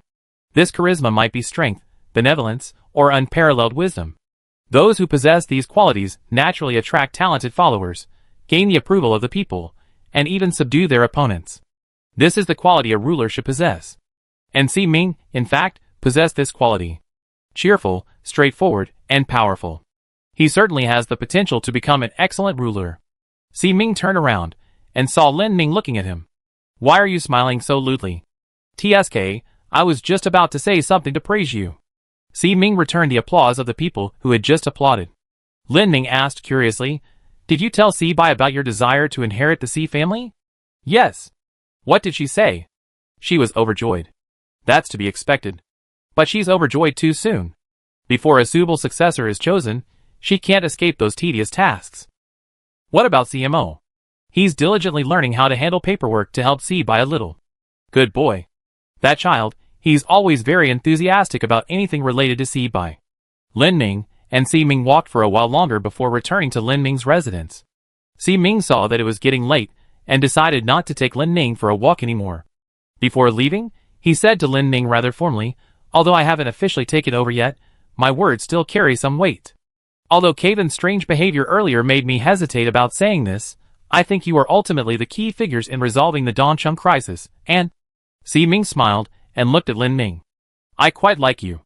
Don't make it sound like you're confessing your love under the moonlight. Get to the point. I want to establish diplomatic relations with the Assassin's Guild on behalf of the Si family." "Oh, you won't agree?" "Not really, it's just that I'm not a real leader in the Assassin's Guild, so my word might not carry much weight.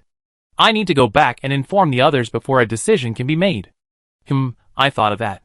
By the way, why do you want to establish diplomatic relations with the Assassin's Guild? It can't just be because of us, right? Si Ming nodded. "I'm mainly thinking that if we establish diplomatic relations with a mercenary organization, maybe we can get cheaper mercenaries when we urgently need them in the future." Lin Ming tilted his head and looked at Si Ming. "No, there must be another reason." I heard you have an exchange there, and Dongcheng is rich in precious medicinal herbs." "I knew it." "Oh, and some clothing and carvings, if we could find a market for them." "I'm telling you, you can't just take advantage of us." "Of course not. Once we established a market, we might not need you anymore, otherwise we have to pay you commissions. Don't make it sound so righteous about stealing other people's clients. We also have business ethics." "Oh, that's a pity." At this moment, Lin Ming suddenly began to doubt himself, wondering if the kingly aura he had sensed in this person was just an illusion. Chapter 324. The following days were the Grand Harvest Festival in Dongcheng. The festival was lively, and Lin Ming and Kaven, after a long absence, managed to steal a few days of leisure. During these days, as agreed beforehand, Yuta and Arns told Lin Ming everything they knew about the Church of Light. Lin Ming also mentioned the underground ancient city to them. Ancient city. Hearing Lin Ming's description of the underground ancient city, Yuta and Arns both fell into deep thought, because they had indeed heard of this ancient city. Legend has it that the Church of Light once established a sanctuary. The name sanctuary sounds exaggerated, but it was actually just a settlement established by its followers. In legend, this sanctuary existed for a very long time, but was eventually destroyed by a mad bishop. The process of the sanctuary's destruction is not recorded in the Church of Light's records. Lin Ming hadn't expected that his initial request for knowledge about the sect would ultimately lead him to contribute to completing its history. He told the two of them about his experiences in the ancient city, the inscriptions he saw, and the story of the spider's severed limbs found underground. Arns had already heard about this information, so it was easy for her to understand. Yuta was different. Just a few months ago, she was a ritual officer who frequently mingled with young women. Yuta rubbed her temples, trying to understand the terms Lin Ming and the others used: spider, primordial humans, and the Dao Ming Song soul cult of perfected beings. Through their conversation, Lin Ming also learned about the existence of rituals. So, according to that, those ghosts in the ancient city must have been bound there by a ritual? Arns nodded. That's probably it, but I think it might be part of some kind of ritual. Part of it? Yes, maybe they originally intended to perform a more complex ritual like the one used to bind the souls, but it failed when they got to the point of binding the souls. I see. It's like cooking meat before grilling it. What I saw was the cooking stage, but actually they wanted to grill it, right? Probably. Arns had never grilled meat before, so she didn't fully understand Lin Ming's strange analogy. Lin Ming exchanged information with Arns and the others while doodling in his notebook. Lin Ming drew a stick figure in the notebook, then wrote a 1 on the stick figure's head and put a big question mark next to the stick figure. The true nature and history of this world seemed to have been pieced together completely. At least on the spider side, it's clear enough. Now, it's the human side that's slightly blurry. Lin Ming tentatively asked, "Do you know about the Lord of Man?" Yuta jumped in surprise at the title. Huh? Arns, however, remained calm. I know. The Lord of Man's divine presence seems to be constantly monitored by various forces. Yuta felt her worldview being shaken once again. The Lord of Man. Isn't that? Arns looked at Yuta and helped her say the word she couldn't bring herself to say. A god. Just as the three were talking, Lin Ming suddenly felt a familiar spatial fluctuation beside him. Lin Ming frowned, unsure whether to be happy or disgusted. He made an excuse to send Arns and Yuta out of the room, leaving only himself and Kaven inside. Alright, come out. As soon as Lin Ming finished speaking, She popped her head out of the air beside him with a pop. The two holes on her head looked left and right, but didn't speak. Don't just stick your head out there, it's kind of scary. Hearing this, she stepped out of her spatial dimension. Lin Ning noticed a book tucked under her arm, the cover of which read Sweet Boy Next Door. Because some words were obscured by Chi's arm, he couldn't read them clearly. Did you need something? She still didn't speak. What happened to you? Why are you so silent? She shook her head and said, I went to find the other spiders. Lin Ning was puzzled. Do you usually get together? Gatherings? Of course not, we don't need to, but this time the situation is special. Because of what? Chi nodded. Yes, all the spiders know what failed. All right. Lin Ning had just thought of this too. Hua is dead. That's a fact that has already happened. The other spiders naturally know about Hua's death. Most importantly, Hua didn't simply die, he failed in his attempt to alter his soul and committed suicide. According to Hua's previous statement, the spiders were probably hoping for a way to repair the soul, but now it seems all attempts have failed. The second failure could be explained by Yuan Yi's interference, but the failure of the first one almost directly indicated that this path was unworkable. This was a huge blow to the spider. Lin Ning looked at Chi, whose expression was clearly melancholy. Chi, I'm here. Do you want to change your soul? Chi didn't answer immediately. She was unusually silent for a long time, then began to scan Lin Ning's room, finally fixing her gaze on the portrait on the table. It was a painting of Lin Ning and Caven. CMO had said he would make a frame for them. Lin Ning hadn't expected the frame to be beautiful, but the final product was unexpectedly beautiful. CMO had made them a gold frame with intricate carvings. The carvings were of some kind of vine, which, according to CMO, symbolized health and good fortune.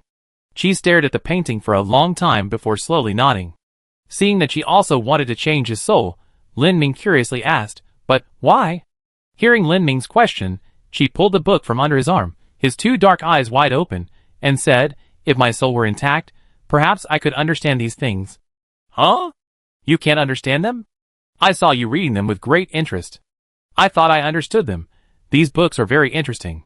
But later, I read a magazine that specializes in book reviews, and I found that I couldn't understand what the reviewers were saying, nor could I understand the characters they were analyzing. Lin Ning suddenly realized. Chi, there's something I need to explain to you. What is it?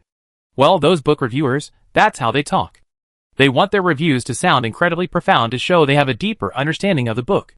So, it's normal that I don't understand what they're saying. Yeah, I think it's normal. But a lot of people say they're amazing. Because if you don't say they're amazing, you'd be categorized as someone who didn't understand, and that's embarrassing. Lin Ning looked at Chi's expression. She looked shocked and confused. He could tell she was trying very hard to understand the complexities of humanity. Lin Ning looked at Chi, barely suppressing a laugh. He always felt that talking to Chi was like talking to a child pretending to be an adult. Seeing that her mind was almost blank, Lin Ning wanted to change the subject. Was that book of yours good? I thought it was pretty good. Oh, what's so good about it? It depicts the diversity of human sexual intercourse. Okay, just pretend I didn't ask. Why? It's a taboo topic. You absolutely mustn't talk about this with anyone, or you be considered a pervert. I know about perverts. Huh? You know about that too? Yeah, I recently read a book called The Pervert's Wonderland Adventure. Explosive. So explosive. Lin Ning thought that even in a bookstore that specializes in taboo content, this kind of book would be relegated to the back of the shelf. No, maybe it's precisely because this kind of book is so shocking that it will become the store's signature book. Just as Lin Ning was still processing the topic of the perverted woman, she suddenly made another startling statement. I think perverted women are pretty good. Lin Ning suddenly felt a sense of respect. What's your insight? Because she's experienced everything she can. She seemed to be desperately searching for the right words. Oh, she can tolerate it. Hearing her say that, Lin Ning roughly understood. The perverted thing this girl reads is probably a nymphomaniac type. Although what she said sounded somewhat reasonable, Lin Ning still felt that Chi's knowledge was a bit off track. Let's not talk about perverted women for now. What was the result of your meeting with the other spiders? Coming to me, you must have something you want to tell me, right? She nodded, patted him on the back, and then tried to sit back.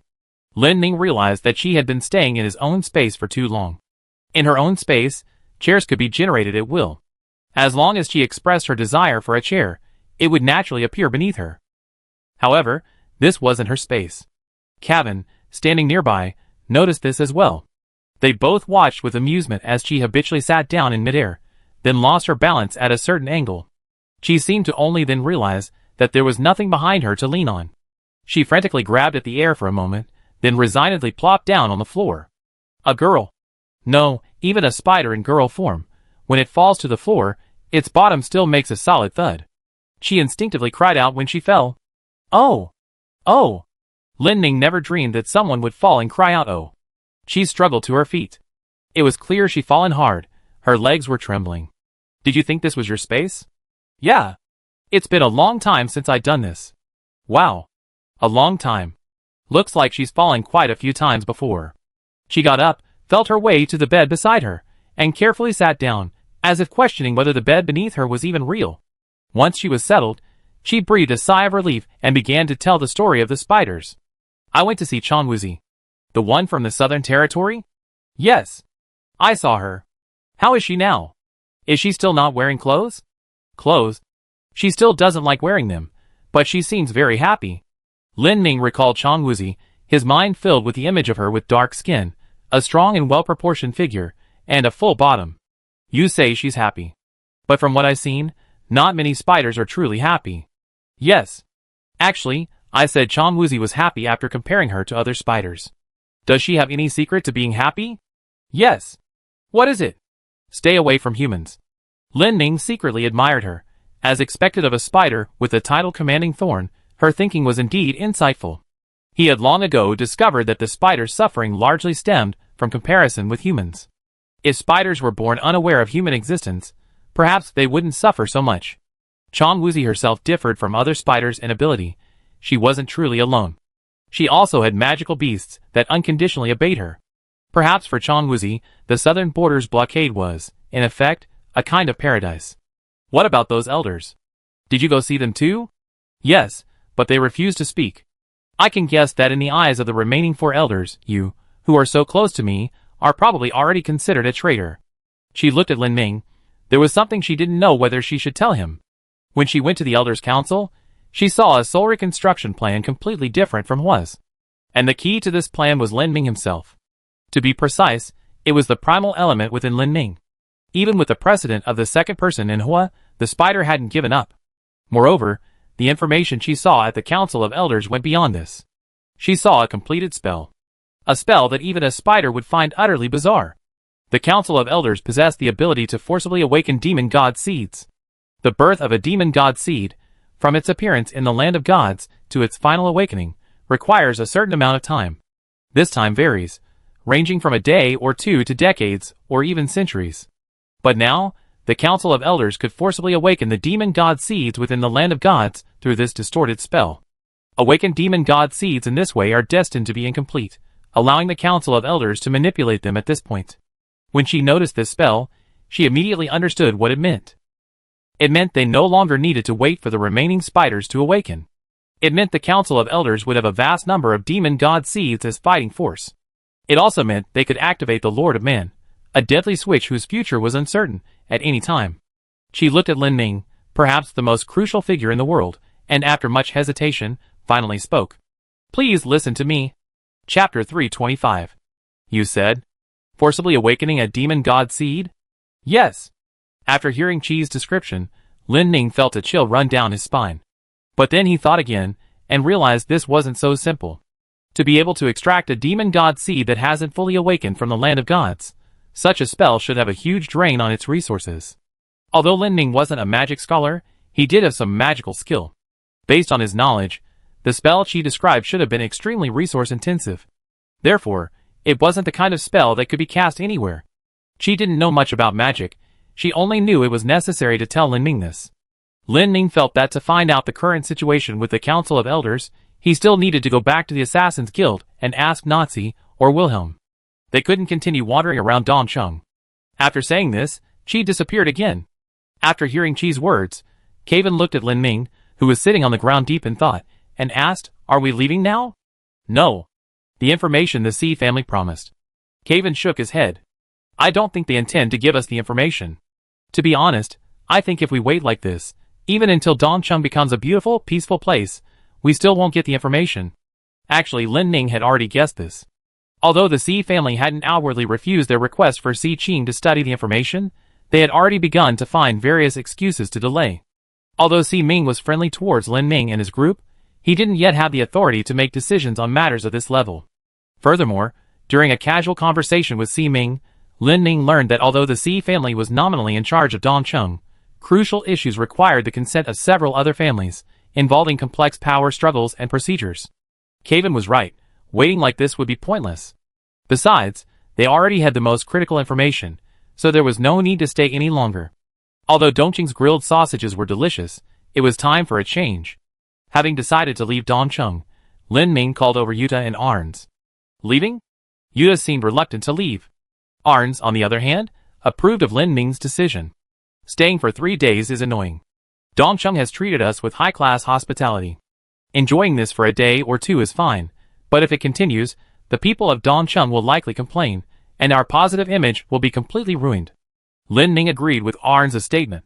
That's right, that's one of the reasons I'm leaving. Yuta stretched. Leaving is fine with me, but where to? Are we breaking up already? Lin Ming quickly pressed her back into her chair. You're not breaking up with us anytime soon. The paperwork regarding your sword at the exchange isn't finished yet. You have to go back with us one more time. Hearing that she had to return to the Assassin's Guild, Yuta showed no resentment, but rather anticipation. I wonder if Lady Black Owl is still in the Assassin's Guild. She's probably gone already. I heard she was just staying there temporarily. Oh! Upon hearing that Black Owl might not be in the Assassin's Guild, Yuta deflated like a punctured balloon. Lin Ming suddenly became curious. Actually, I've been wanting to ask this for a while now. Could it be, you're the mature woman type? Yuta glanced warily at Arns and Caven beside him. Are you sure this is a topic we can discuss here? Arns was completely confused. Huh? What are you talking about? Lin Ming looked at the bewildered Arns and asked Yuta incredulously, didn't you tell her? Huh? What did I say? Lin Ming didn't know how to describe it, so he held up both hands, making 2V signs, then crossed the 4 fingers of both hands. Before he finished his gesture, Yuta smacked him on the head. Vulgar. Rough. What else can I say? Just tell me you don't understand. If I don't understand, do you think I'm stupid? Besides, whether I understand or not isn't important. How do you know so much? That. Lin Ming was momentarily speechless. He couldn't very well say that he had actually seen quite a few of these kinds of works in his previous life. Arn still didn't understand. She thought the two of them were exchanging some kind of code. Seeing that Arns was already a little embarrassed, Yuta quickly pulled Lin Ming aside and whispered, I say it when the time is right. We basically eat and live together every day now. If I suddenly jump out and say, actually, I like girls, that would be very strange, right? That's true. I'm mainly worried you keep them in the dark and take advantage of the situation. I wouldn't do something so low. What do you take me for? A walking machine? Don't think I won't hit you just because I can't beat you. Although Lin Ming had seemed roguish from the beginning, he was genuinely concerned for Yuta. Lin Ming was quite sensitive to interpersonal relationships, so he keenly noticed a fact: Yuta liked Arns. This liking wasn't the kind of physical attraction Yuta had previously shown, nor was it the kind of liking that sought a romantic relationship. It was a simple liking for friendship. After experiencing the calamity of the Church of Light, Yuta's mental world was actually quite fragile. Although Lin Ming could chat freely with the Si family, Yuta couldn't like anyone in Dongcheng. In Yuta's eyes, the people here were nothing more than reformed hell guards. But Arns was different. Arns and Yuta were both members of the cult, had experienced the events surrounding Hua together, and had recently been living together. Yuta might not have realized it himself, but Lin Ming could see that Yuta was actually very seriously cultivating the budding friendship between him and Arns. That's why Lin Ming pointed out the potential problem between them at this time. Yuta, fearing that Arns would dislike, despise, or even leave him, had hidden all the parts of himself that might be unacceptable. Lin Ming was right.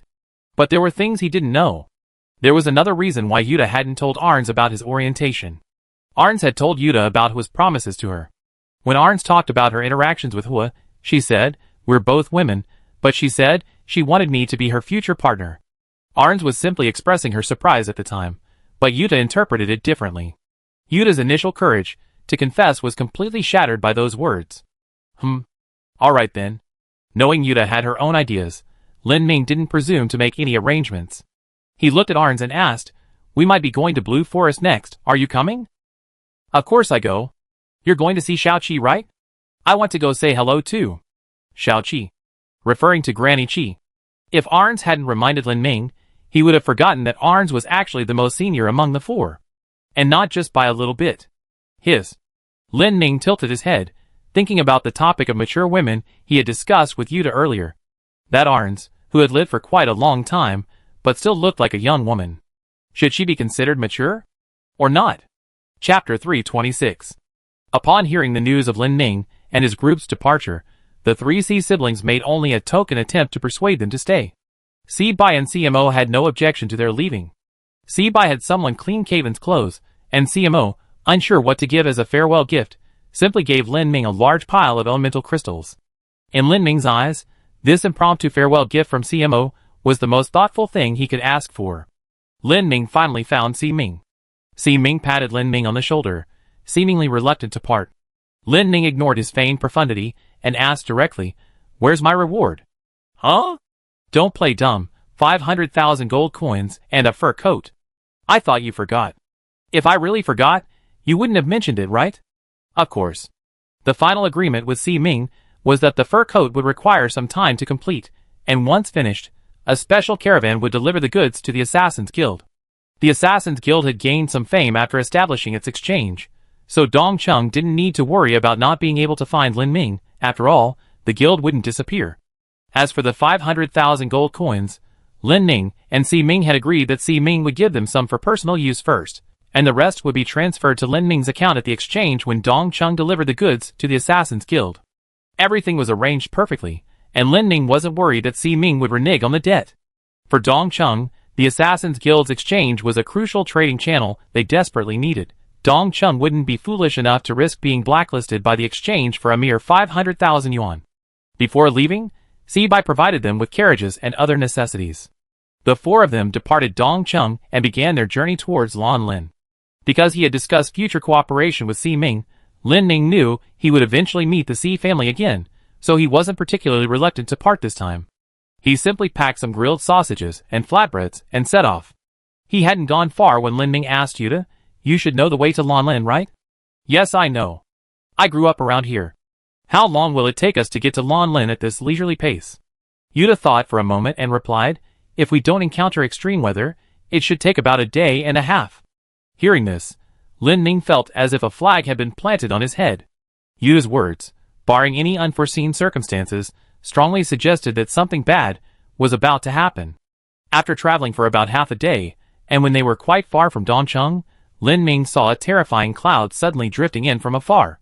That cloud, like a giant black cotton ball, was rolling towards them. "Yuta, what's wrong? Have you ever been given any nicknames?" Like what?" "Like Jinx." "Huh?" Yuta poked her head out of the car in confusion, immediately shuddering. "This cloud, it looks like a blizzard is coming." Because they were driving through the mountains, they were traversing low-lying valleys. They didn't know what would happen to people if a blizzard started, but the horses certainly wouldn't be able to move. Lin Ming looked up at the thickness of the cloud, feeling that even if Si-Ming unleashed a full set of 18 consecutive palm strikes, it wouldn't budge the cloud layer in the slightest.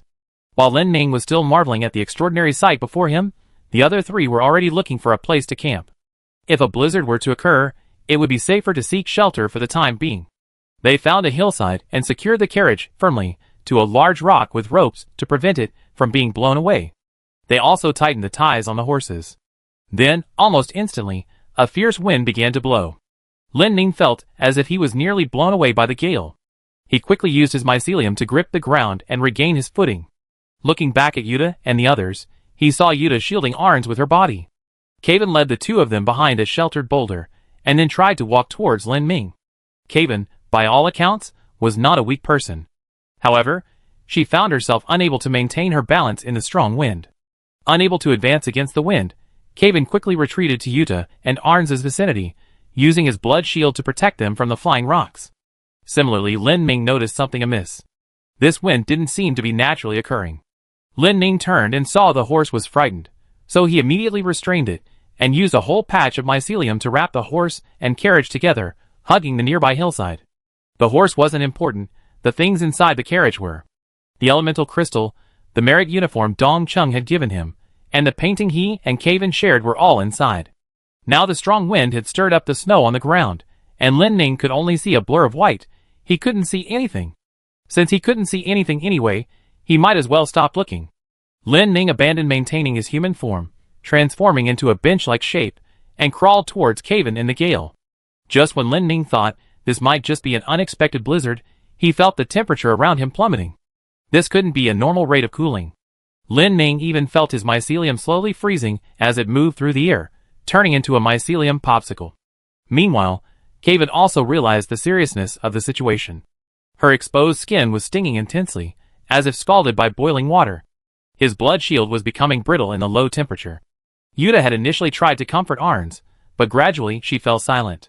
Feeling the speed at which his mycelium froze, Lin Ning began to panic. This was bad. Very bad. He had never encountered anything like this before. Because of the powerful winds, his spores were completely useless. His mycelium could only barely move along the ground, but as the temperature continued to drop, its activity became extremely poor. He and Caven could hold on for a while longer. However, if this continued, Yuta and Arns would likely succumb to hypothermia within minutes. Just as Lin Ning was desperately trying to escape the perilous situation, he suddenly noticed two people on a distant mountain within his World Silk's vision. From that mountain, his position looked like that of someone watching a play from a high platform. Lin Ning tried to pull the two people over using his World Silk, but due to the great distance and the inactivation of his mycelium, he could only manage to pull them slightly off balance. Looking at the two people through his World Silk, Lin Ning understood the true nature of the blizzard. Although this sounds absurd, the four of them are currently likely within a massive magical seal. The cloud they encountered earlier was probably just an illusion, a natural phenomenon to deceive them. But what's even more absurd is that Lin Ning couldn't even imagine what kind of mage could unleash a spell with such a vast range and astonishing power. Even if Lin Ning transformed himself into an ice elemental, casting a spell of this magnitude wouldn't be easy. What Lin Ning didn't know at this moment was that his presence in Dongcheng had already been exposed when he repelled the enemy army. Furthermore, his bounty had recently been updated. Lin Ming's current bounty has risen to 300,000 gold coins. Bounty hunters near Dongcheng had only refrained from action due to the Xi family's power, and Lin Ming's current location was conveniently outside the Xi family's sphere of influence in Dongcheng. And this wasn't the worst news. Even worse news is that the hefty bounty of 300,000 has led bounty hunters, who usually operate like lone wolves, to form alliances.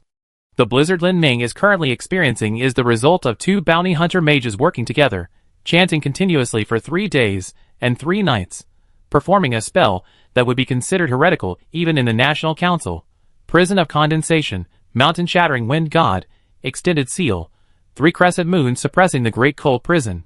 Chapter 327. Incantation. This is a technique that modern mages have gradually abandoned. It is said that when magic was first invented, each spell casting required an accompanying incantation. The length of the incantation varied, and different incantations amplified the spell to different degrees. However, the technique of incantation was later incorporated into hand seals. Because it was extremely impractical in real combat, it gradually declined, and is now on the verge of extinction, only occasionally used as entertainment at mage apprentice gatherings. The obsolescence of incantation is actually easy to explain. Those spells that require incantation to activate are now called ancient spells. Ancient spells almost all share one characteristic: they are very slow to activate. Some take 1 or 2 minutes, while others take 2 or 3 days. That's right, 2 or 3 days. To unleash a powerful ancient spell requires the mage to remain stationary, without rest or sleep, continuously chanting the incantation for 2 or 3 days. This kind of technology, which sounds absurd, is bound to be phased out. From an efficiency standpoint, the instantaneous casting of hand seals is clearly more practical, and no one wants to learn a spell that requires chanting incantations for 2 or 3 days just to unleash a spell that might completely miss. Perhaps it's also because ancient magic has been obsolete for so long that many have forgotten the power that came with its lengthy incantations. The Mitsuboshi Great Cold Prison that Lin Ning is currently in is a modified and fused version of ancient magic. These two mages who have mastered the incantations of ancient magic have been preparing here continuously for 3 days.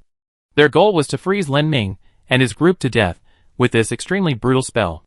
In their understanding, no matter how powerful a demon god was, they couldn't withstand spells of this magnitude. And in fact, Lin Ning couldn't withstand the spell. His immediate priority was to save them. And crucially, he dared not rashly escape outside the spell's range. According to ordinary thinking, in this situation, one should naturally use all their strength to leave the area. However, Lin Ming's past combat experience told him that this choice was unreliable, because he simply couldn't predict the exact size of the spell's range. Not only that, he also needed to make the worst-case scenario assumption.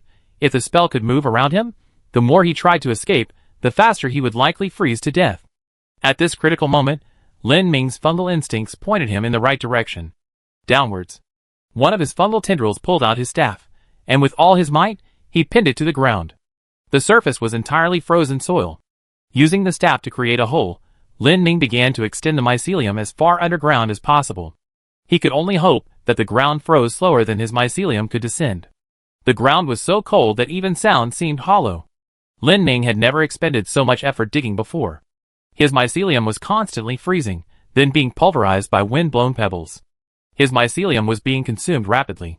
To maintain its activity, he had to shed the outer layer of frozen mycelium every so often, like molting. The crisis was growing increasingly severe, but fortunately, there was always a way out. About half a meter underground, the soil began to loosen.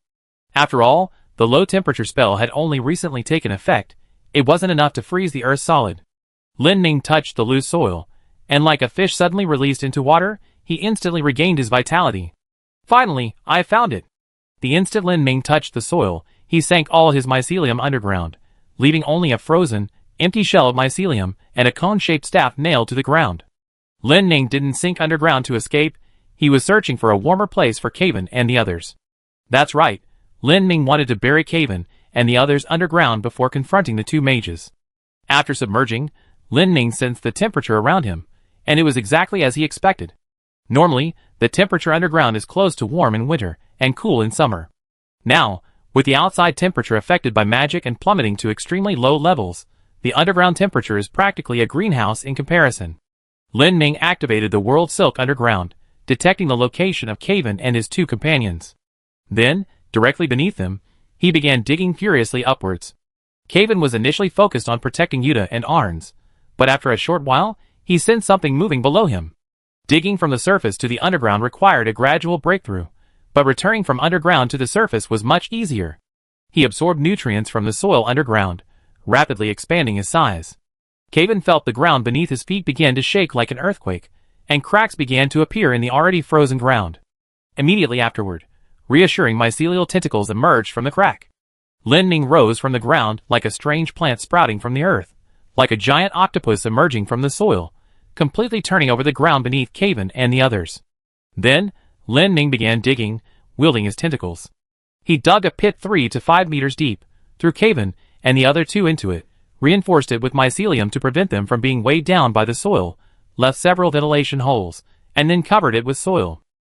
If a cross-section of the ground were shown at this moment, it would be clear that Lin Ming had actually created a rudimentary version of an underground anthill. Meanwhile, two mages in the distance witnessed Lin Ming skillfully burying his teammates alive. They knew Lin Ming was not to be trifled with, so they had made what they considered thorough preparations this time.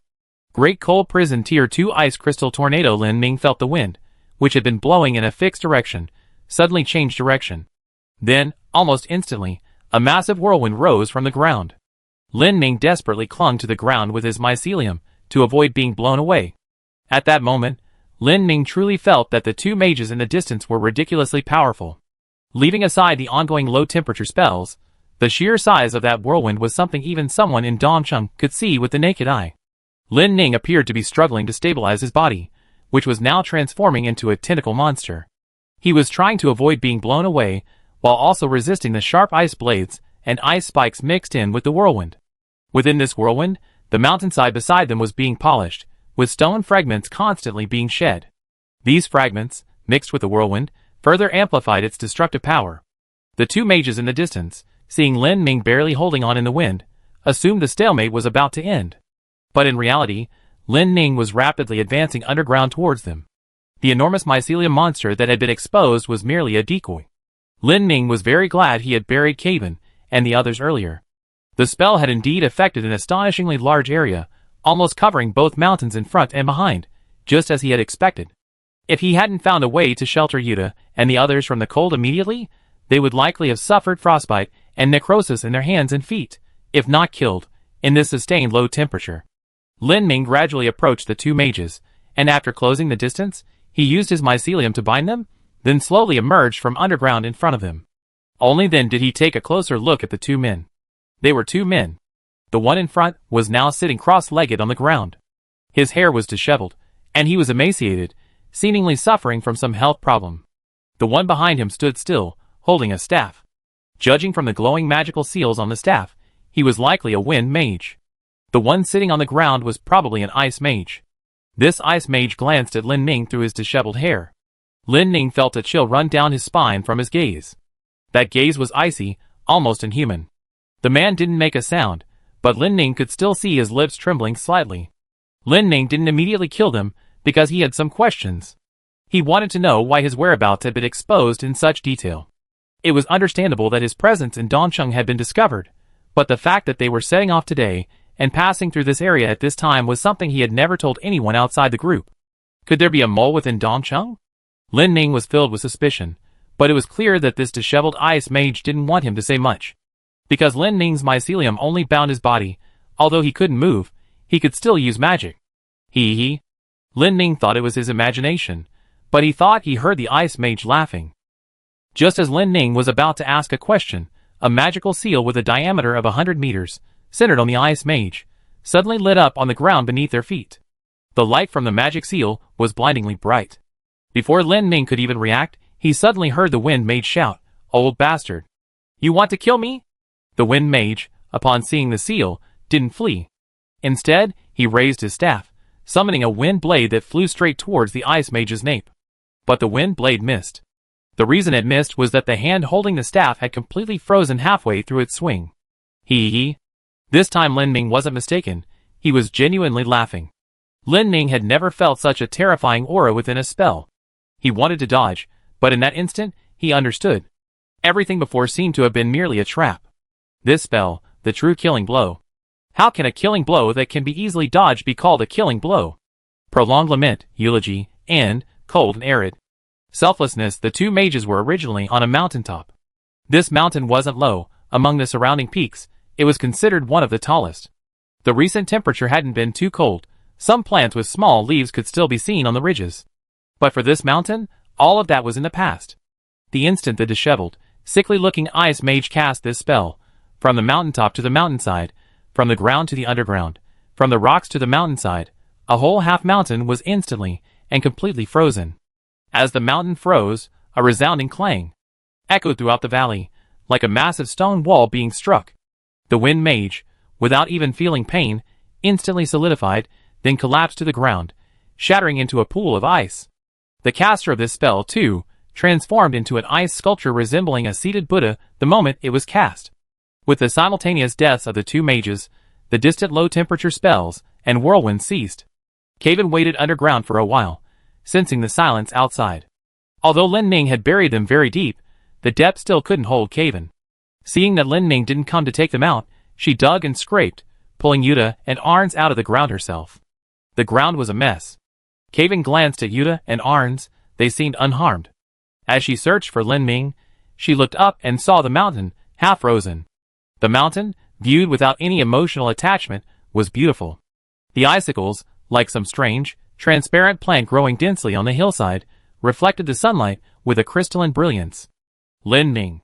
Caven called out to the empty surroundings. The environment was a mess, as if a war had taken place. All around, she could hear the sounds of rocks crumbling from the mountainside, the slightly pained breathing of Yuta and Arns, and the crunching of her own feet on the snow. But there was no response from Lin Ming. Caven glanced back at Yuta and Arns. She hesitated for a moment, then decided Lin Ming was more important. She spread her wings and flew towards the strange mountain. The mountain wasn't close. Caven gradually approached the summit, which seemed to be glowing. She stretched out her leg, about to land, when she realized her foot had instantly gone numb. Calvin reflexively twisted her body in midair, changing direction.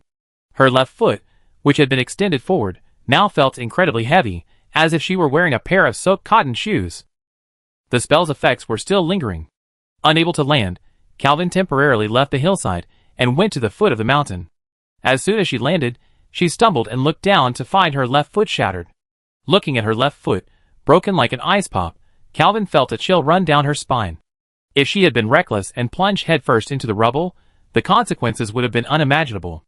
Although the summit was still dangerous, Calvin had to check it out, because Lin Ning might be there. Calvin repaired her left foot, and decided to walk, tentatively making her way up the mountain. She had only taken 2 steps, when she felt something sticky under her feet.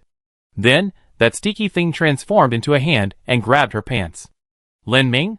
Calvin was overjoyed and immediately lay down on the ground, staring at the small patch of still wriggling mycelium. Lin Ming wanted to revert to human form, but he had far too little mycelium left. In the end, he could only form a doll-sized humanoid shape. Just as Calvin breathed a sigh of relief upon seeing that Lin Ming was still alive, the tiny Lin Ming suddenly grabbed Calvin's clothes and frantically shouted, "Run!" Huh? It's not over yet. The spell hasn't dissipated. Get out of this mountain. Chapter 328. Upon hearing Lin Ming's words, Calvin immediately picked up Lin Ming, who was only a dozen centimeters tall, and spread his wings, plunging down the mountain. Lin Ming, carried by Calvin, looked back at the mountain. The area of the ice-covered mountain continued to expand. Although the speed had begun to slow, it would probably take a while before it stopped. As Calvin flew further away, he shouted, "I never seen a spell of this level." Me neither. Who exactly is this person? Lin Ming didn't speak, he was also pondering this question. Just who was that disheveled ice mage? Calvin flew with Lin Ming until they reached Yuta and Arns before stopping. Lin Ming kept staring at the mountain. Now the effects of the ice spell had stopped, and about 2/3 of the mountain was completely frozen. Arns had woken up, and was frantically taking care of Yuta. Yuta actually woke up earlier than Arns, but she felt her hands and feet were numb and somewhat unresponsive. As a demon, Arns' physical strength was far superior to Yuta's. She was constantly rubbing Yuta's fingers and arms. When they saw Calvin return, the two of them anxiously asked, "Where's Lin Ming?" Calvin grabbed the miniature Lin Ming by the collar like a puppy, and shook him at Yuta and Arns. "He's here." Lin Ming jumped to the ground and recounted the events that had occurred on the mountaintop to the other 3. "I never dreamed I encounter someone of this caliber in a place like this, without any warning. Could it be retaliation from the enemy state of Dongcheng?" While trying to guess the identities of the 2 enemies, Arns began to take off Yuta's shoes. Wait a minute. Why are you taking my shoes off?" "To check the frostbite. You don't want to have your leg amputated because of necrosis, do you?" "That's true." Arns took off Yuta's shoes, and then pulled off her socks. When she saw Yuta's feet, Arns subconsciously frowned. Yuta's skin wasn't exactly fair, but Yuta's feet were now frighteningly pale, and they felt like touching a block of ice. Arns quietly pinched Yuta's toes, but Yuta didn't react at all. Arns quickly glanced back at Lin Ming and Calvin. "We need to find a doctor or priest right away, the sooner the better." Yuta didn't understand what this meant. "Huh? Are you hurt?" "No, it's you." "Me? I'm fine. As long as I warm up." Arns didn't speak, but instead unbuttoned her clothes, then tucked Yuta's feet into her waistband and braced them with her arm. Yuta, seeing this, panicked and tried to stop her, but Arns suddenly asked, "Can you feel anything?" "Huh? Can your feet feel my body?" "No. I can't." At this moment, Lin Ming was doing his best to repair his body. His losses were also very severe. For him, this was a serious injury. He didn't die on that mountaintop thanks to his good habits. When traveling underground, to facilitate adjusting his position, he would leave some of his own mycelium along the way. So when the ice mage cast his spell, Lin Ming's true form was essentially a humanoid figure with an extremely long tail. Most of his body was instantly frozen into ice shards.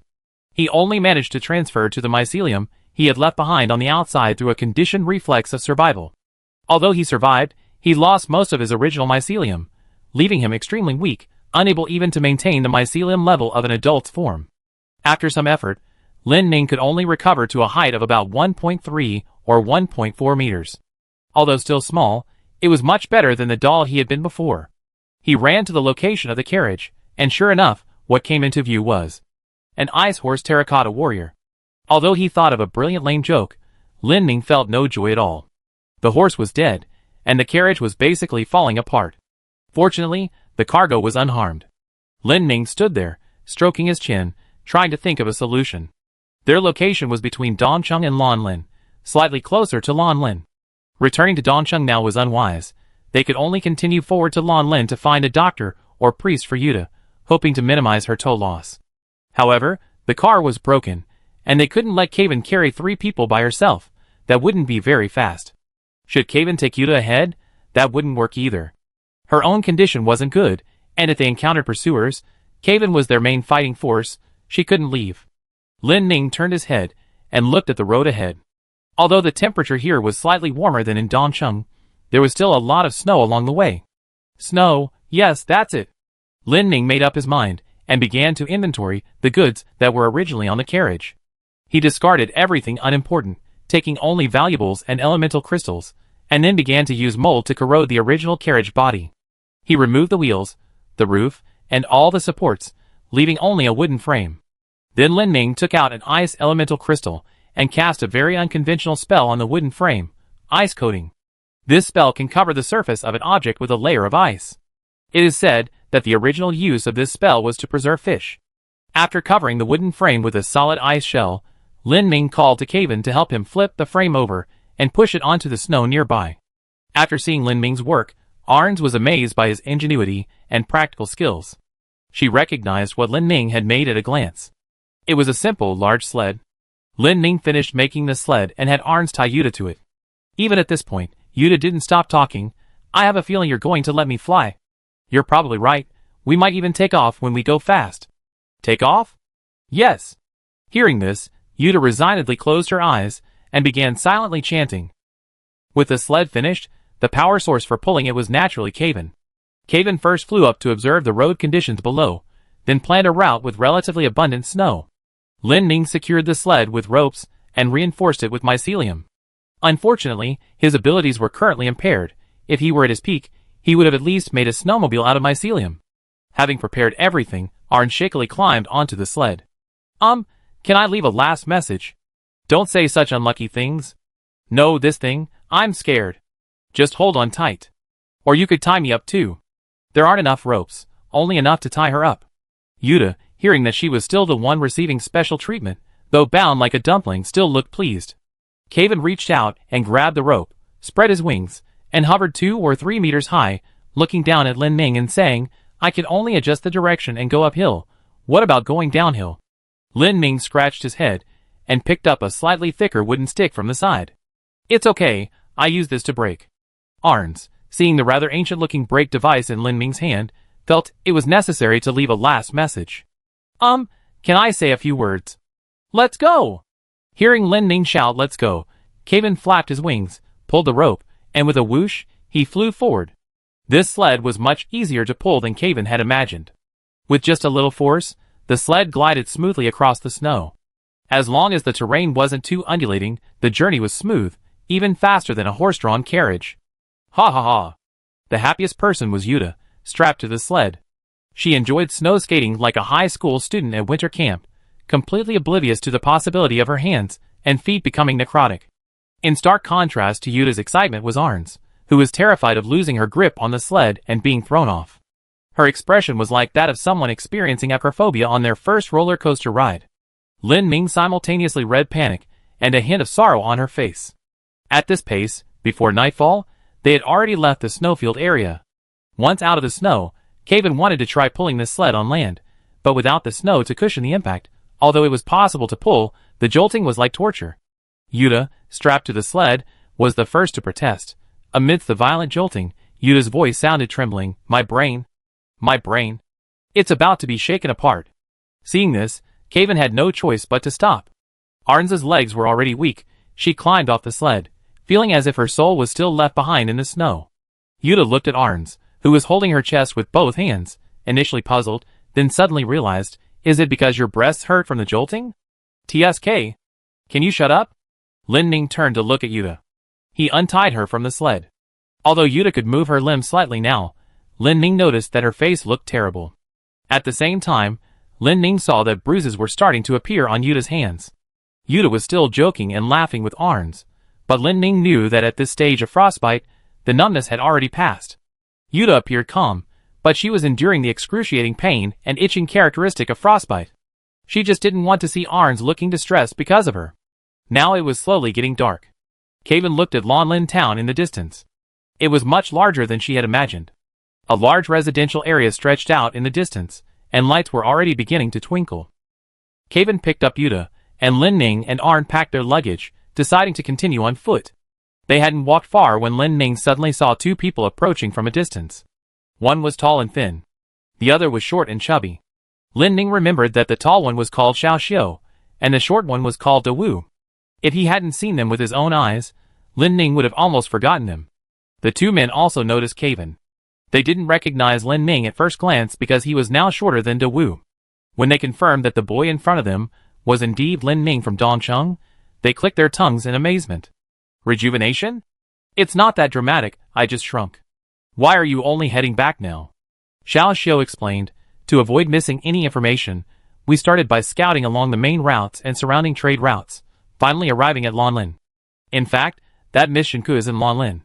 Also, we encountered some personal grudges along the way, which caused us to delay. I apologize. Let's not talk about anything else for now. I still have some questions for you, but right now we have an urgent matter. There's a person here with frostbite, and we can't assess the severity. Xiao Xiu and De Wu exchanged a glance, then stepped forward to examine Wuta's hands and feet. Their expressions instantly turned serious. They were both raised in the snow country, and were very familiar with frostbite. Logically speaking, even caravans trekking long distances through the snow rarely suffer from this level of frostbite. If not treated quickly, it can easily lead to necrosis and infection. Although frostbite may not appear to involve bleeding or open wounds, it is actually a very troublesome injury. Like burns, the most troublesome aspect of this injury is its difficulty in healing. If repeated infections occur, amputation may be the only option to prevent it from affecting the whole body. In the worst-case scenario, Yuta might not even be able to collect 20 fingers and toes. The two of them rushed towards Lanlin town with Lin Ning and the other three. Xiao Xiu led them to a place to stay, while De Wu ran off to fetch the town's only priest. Xiao Xiu led them to an inn, instructing the owner to prepare warm water and food, and began providing emergency treatment to Yuta. The innkeeper, hearing that someone had frostbite, also offered them some medicine. Soon, Lin Ning heard a lazy middle-aged man's voice outside the door. The man's voice sounded very impatient. Frostbite? Another caravan? Ugh, a priest would definitely be better at treating that, but I'm eating grilled fish with flag grass, really bad timing. The owner of the voice complained as he pushed open the door. So these money-grubbing caravans. The man entered the house and immediately saw Yuta's hand. His expression changed instantly. Lin Ning noticed a hint of anger flashing across his face. Is that so? Humph. The priest muttered something to himself, then sat cross-legged on the ground, raised his hand, placed his fingers on Yuta's left hand, and reached into his pocket to take out a string of prayer beads. The priest's left hand moved the beads, and in his right hand, a healing seal shimmering with a warm golden light lit up. Seeing that the priest could indeed heal Yuta, Lin Ning breathed a sigh of relief.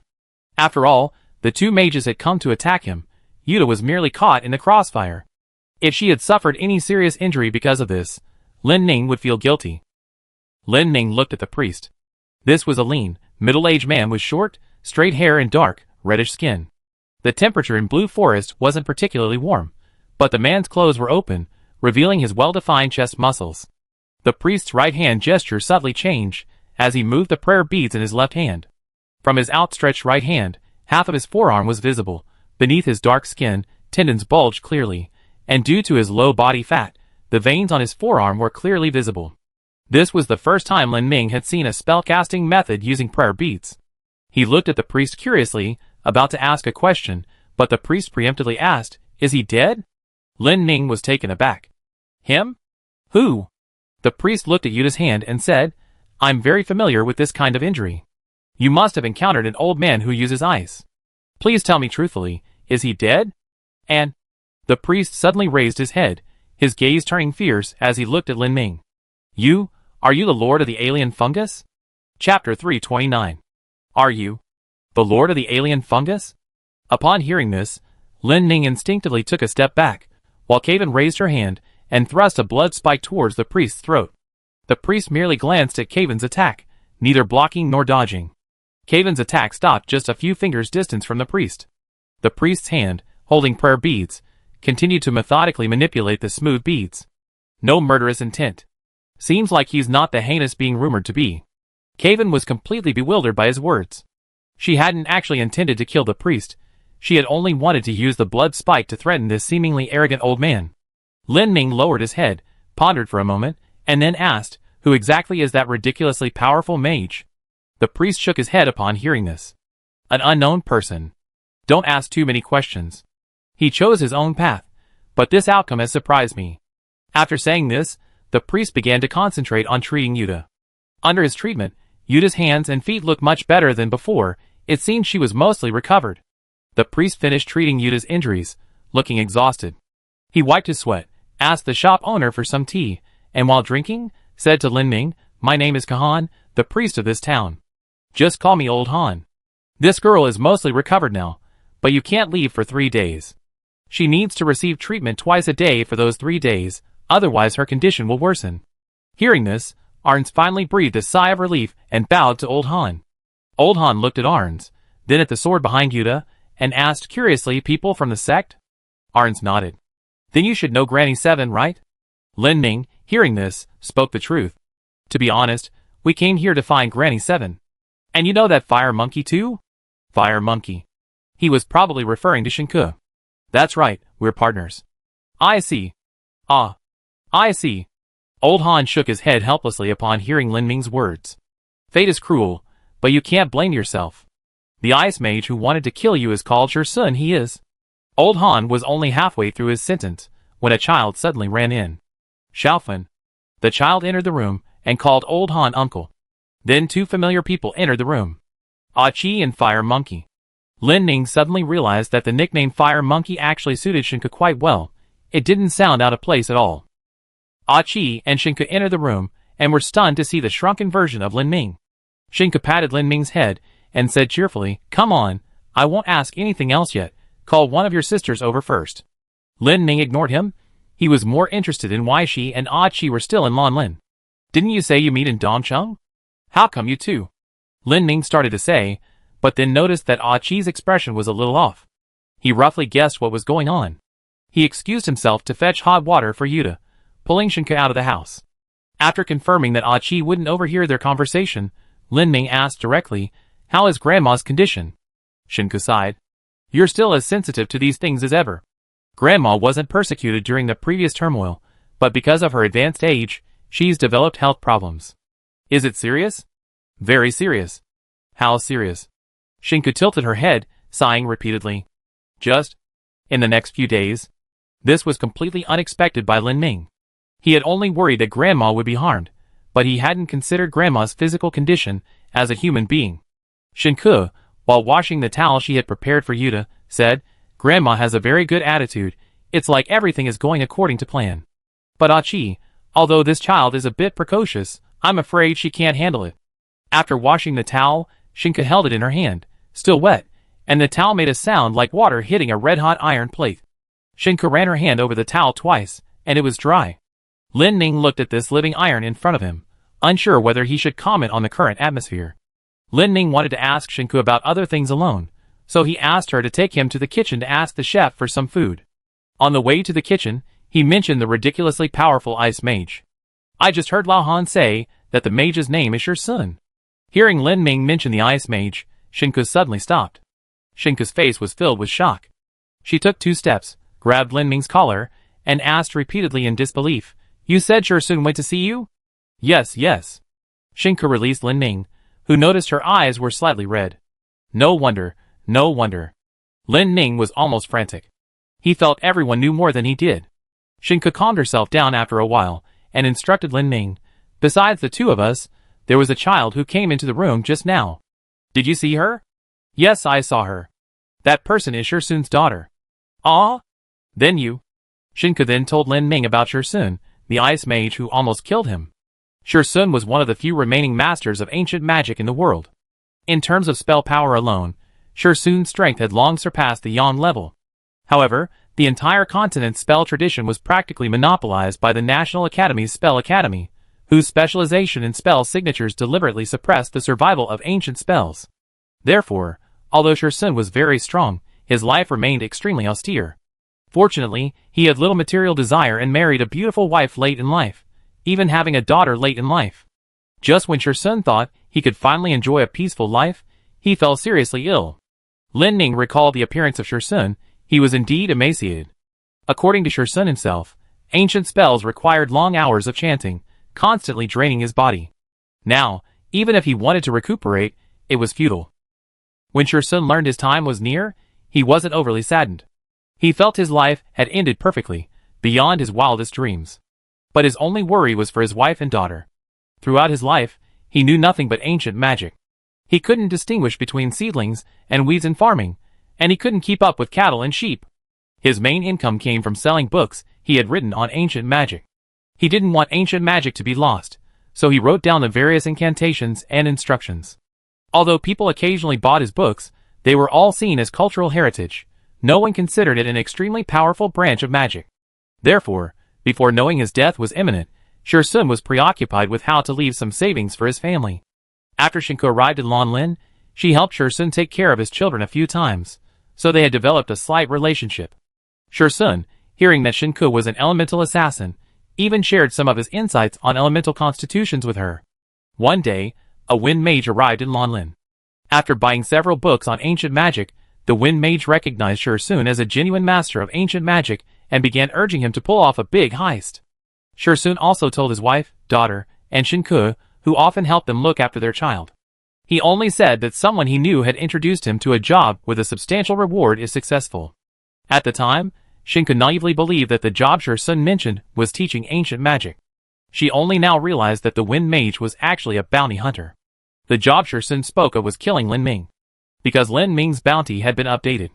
Previously, it demanded capture alive. Now, it stated life or death. In other words, killing Lin Ming would guarantee the 300,000 gold coins. But clearly he failed. He probably knew he wouldn't succeed so easily, which is why he chose a strategy of luring the enemy in, and then sacrificing himself. After explaining everything, Shinku stamped his foot angrily. That old bastard. Why? Why didn't he explain clearly? Having learned the whole story, Lin Ming fell silent. He finally understood why Shursun had faced him with such unwavering resolve. Because Shursun was already nearing the end, in that battle, he had prepared to die. But unfortunately, he encountered Lin Ming. If it had been anyone else, or another demon god, they might have been frozen to death the moment they received Shursun's first attack. Just as Shinku was painfully pulling at her hair, a little girl's voice suddenly came from behind them. "Aunt Shinku, what are you doing?" Shinku, with her back to the little girl, tried to adjust her expression, then turned around with a rather loving look and replied, "We're going to get something to eat. You go back first, and you go home with your Uncle Han later." "Oh, but Daddy hasn't come back yet." Shinku didn't know how to answer, so she could only change the subject, asking the little girl what she wanted to eat, saying she would ask the chef to make something. Finally, having gotten the little girl away, Lin Ming asked, "Shursun's family?" "Yes, his daughter and wife don't know yet." When Lin Ming and Shinku returned to the house with the food, the little girl and Lao Han had already left, and Achi seemed to have gone back to her grandmother's. Seeing that there were no outsiders, Lin Ming told everyone what had happened. Everyone fell silent. Arns also learned from Shinku about her grandmother's serious illness. She originally wanted to go see her grandmother directly, but Shinku said that her grandmother was already resting at this time. However, Arns insisted on going. Shinku thought about it and figured that, given her grandmother's habits, she probably already knew someone was coming to see her, so he didn't stop her. As for Lin Ming and the others, Shinku stopped them. "Grandma still needs to rest. Don't rush over. There are still wounded people here. Let Arns go with me today, and you can go tomorrow morning." After giving a few more brief instructions about Shursun, Shinku left with Arns. After Arns was taken away, Yuta suddenly realized that things were a bit troublesome. What am I supposed to do? Before leaving, Lao Han specifically instructed Yuta not to move her hands or feet too much. In other words, she was completely unable to take care of herself. Kaven shrugged. "Then it's just the two of us, right? Do you want to eat something?" "Yes." "Okay." Kaven took a very soft-looking white flour pancake, put a few slices of meat inside, made a simple Rujiamo, Chinese hamburger, and fed it to Yuta bite by bite. Yuta felt this was the pinnacle of her life. After eating and drinking water, Yuta was still savoring the memory of being fed by the beauty. But then she realized a crucial problem. What to do about needing to pee? Her own need to urinate dragged her from the peak of her life to the depths of despair. Ever since being attacked by Shursun and his gang, Yuta hadn't been to the toilet. To be honest, she felt like she was about to explode. Before leaving, Lao Han had already told the boss that this was an injured person unable to care for herself, and the boss expertly brought a urinal and loose hospital clothes. Although everything was prepared perfectly, in front of Lin Ming and Kevin, two people who usually seemed very aloof, she couldn't calmly say, "I need to pee." Lin Ming, seeing her frantically looking around, grinned mischievously and said, "What's wrong? Indigestion?" "Kevin, why don't you massage her lower abdomen?" "Oh. No, no, no. No. Are you a living devil?" Ha ha ha. Lin Ming laughed heartily, but the thought of Shursen's situation froze his smile on his face. "I go out first. Kevin, you have to take care of her for a bit." Kevin nodded. Hearing their conversation, Yuta panicked even more. "Kevin, take care of her to the toilet?" She'd be lucky to even pee. Kevin watched Lin Ming leave and started pulling down Yuta's pants. "No, no, no. Don't rush. Let me calm down first. Wow. It's chilly. I don't need to take everything off. Leave me some clothes. Wow. What are you doing? Can I choose my own position? Please. No. This is too embarrassing." Ah. Lin Ming listened to the chaotic wailing inside, which suddenly stopped, and then he vaguely heard the sound of a clear spring, knowing that things were going relatively smoothly. "Should I go a little further away? Never mind, it doesn't matter." After a while, Kevin came out. She carried the chamber pot outside, and nodded to Lin Ming. Lin Ming entered the room and saw Yuta, changed into a hospital gown, looking utterly dejected.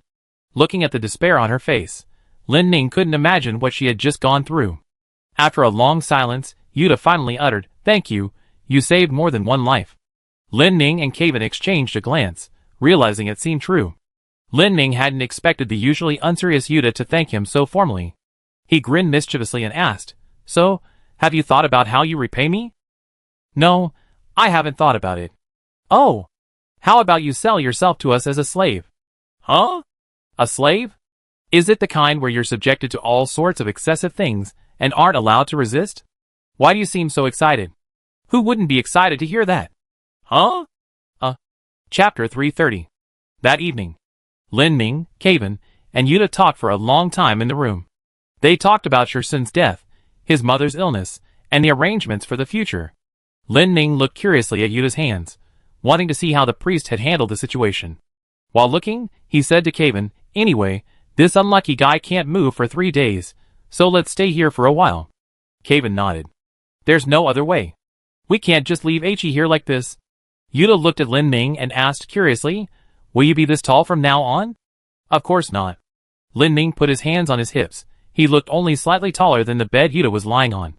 "You two stay in this room for a while. I go outside." Yuta looked puzzled. "Outside?" "Yes, I need to find a suitable place to rest and recuperate. For me, the nutrients from the soil are more important than food." "I see. The demon god seed is truly amazing." Lin Ming saw that Yuta was so sleepy he could barely keep his eyes open, so he went out first, leaving Kevin to stay with him for the night. When Lin Ming left the room, Yuta was already snoring. Kevin stood to the side, arms crossed, observing the rafters of the inn. Kevin, you better sleep in the bed." "Huh? Why?" "I'm afraid Yuta might wake up at night and get a fright." "That's true." Kevin thought Lin Ming's words made sense, so he moved Yuta closer to the bed and lay down beside him. Lin Ming left the room and began searching for his own auspicious spot. He needed to find a spacious, fertile spot.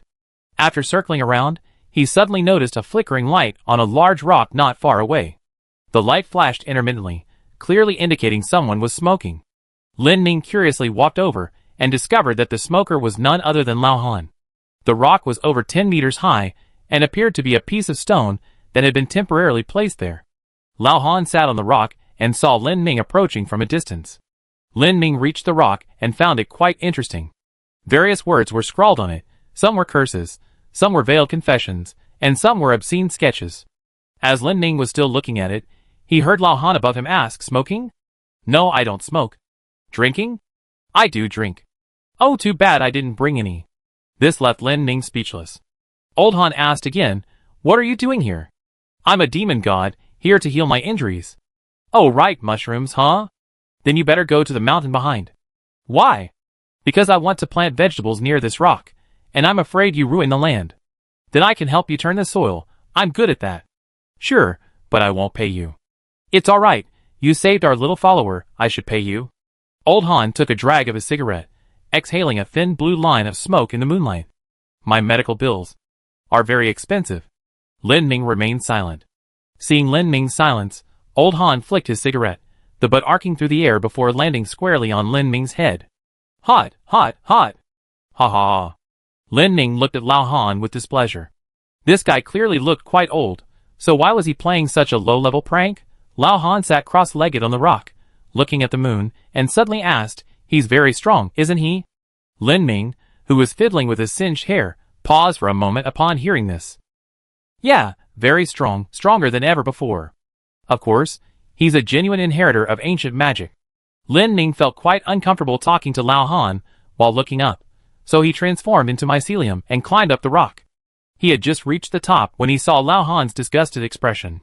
"You look disgusting. To be honest, I don't want to, but that's just how I am. You know about Shursun's situation?" "Yes, I heard it from Shinku. When I saw you, I already guessed what happened. It's just fate playing tricks on us." Lin Ming was silent for a long time before asking curiously, "Don't you hate me?" "Why hate you? Hating you is useless.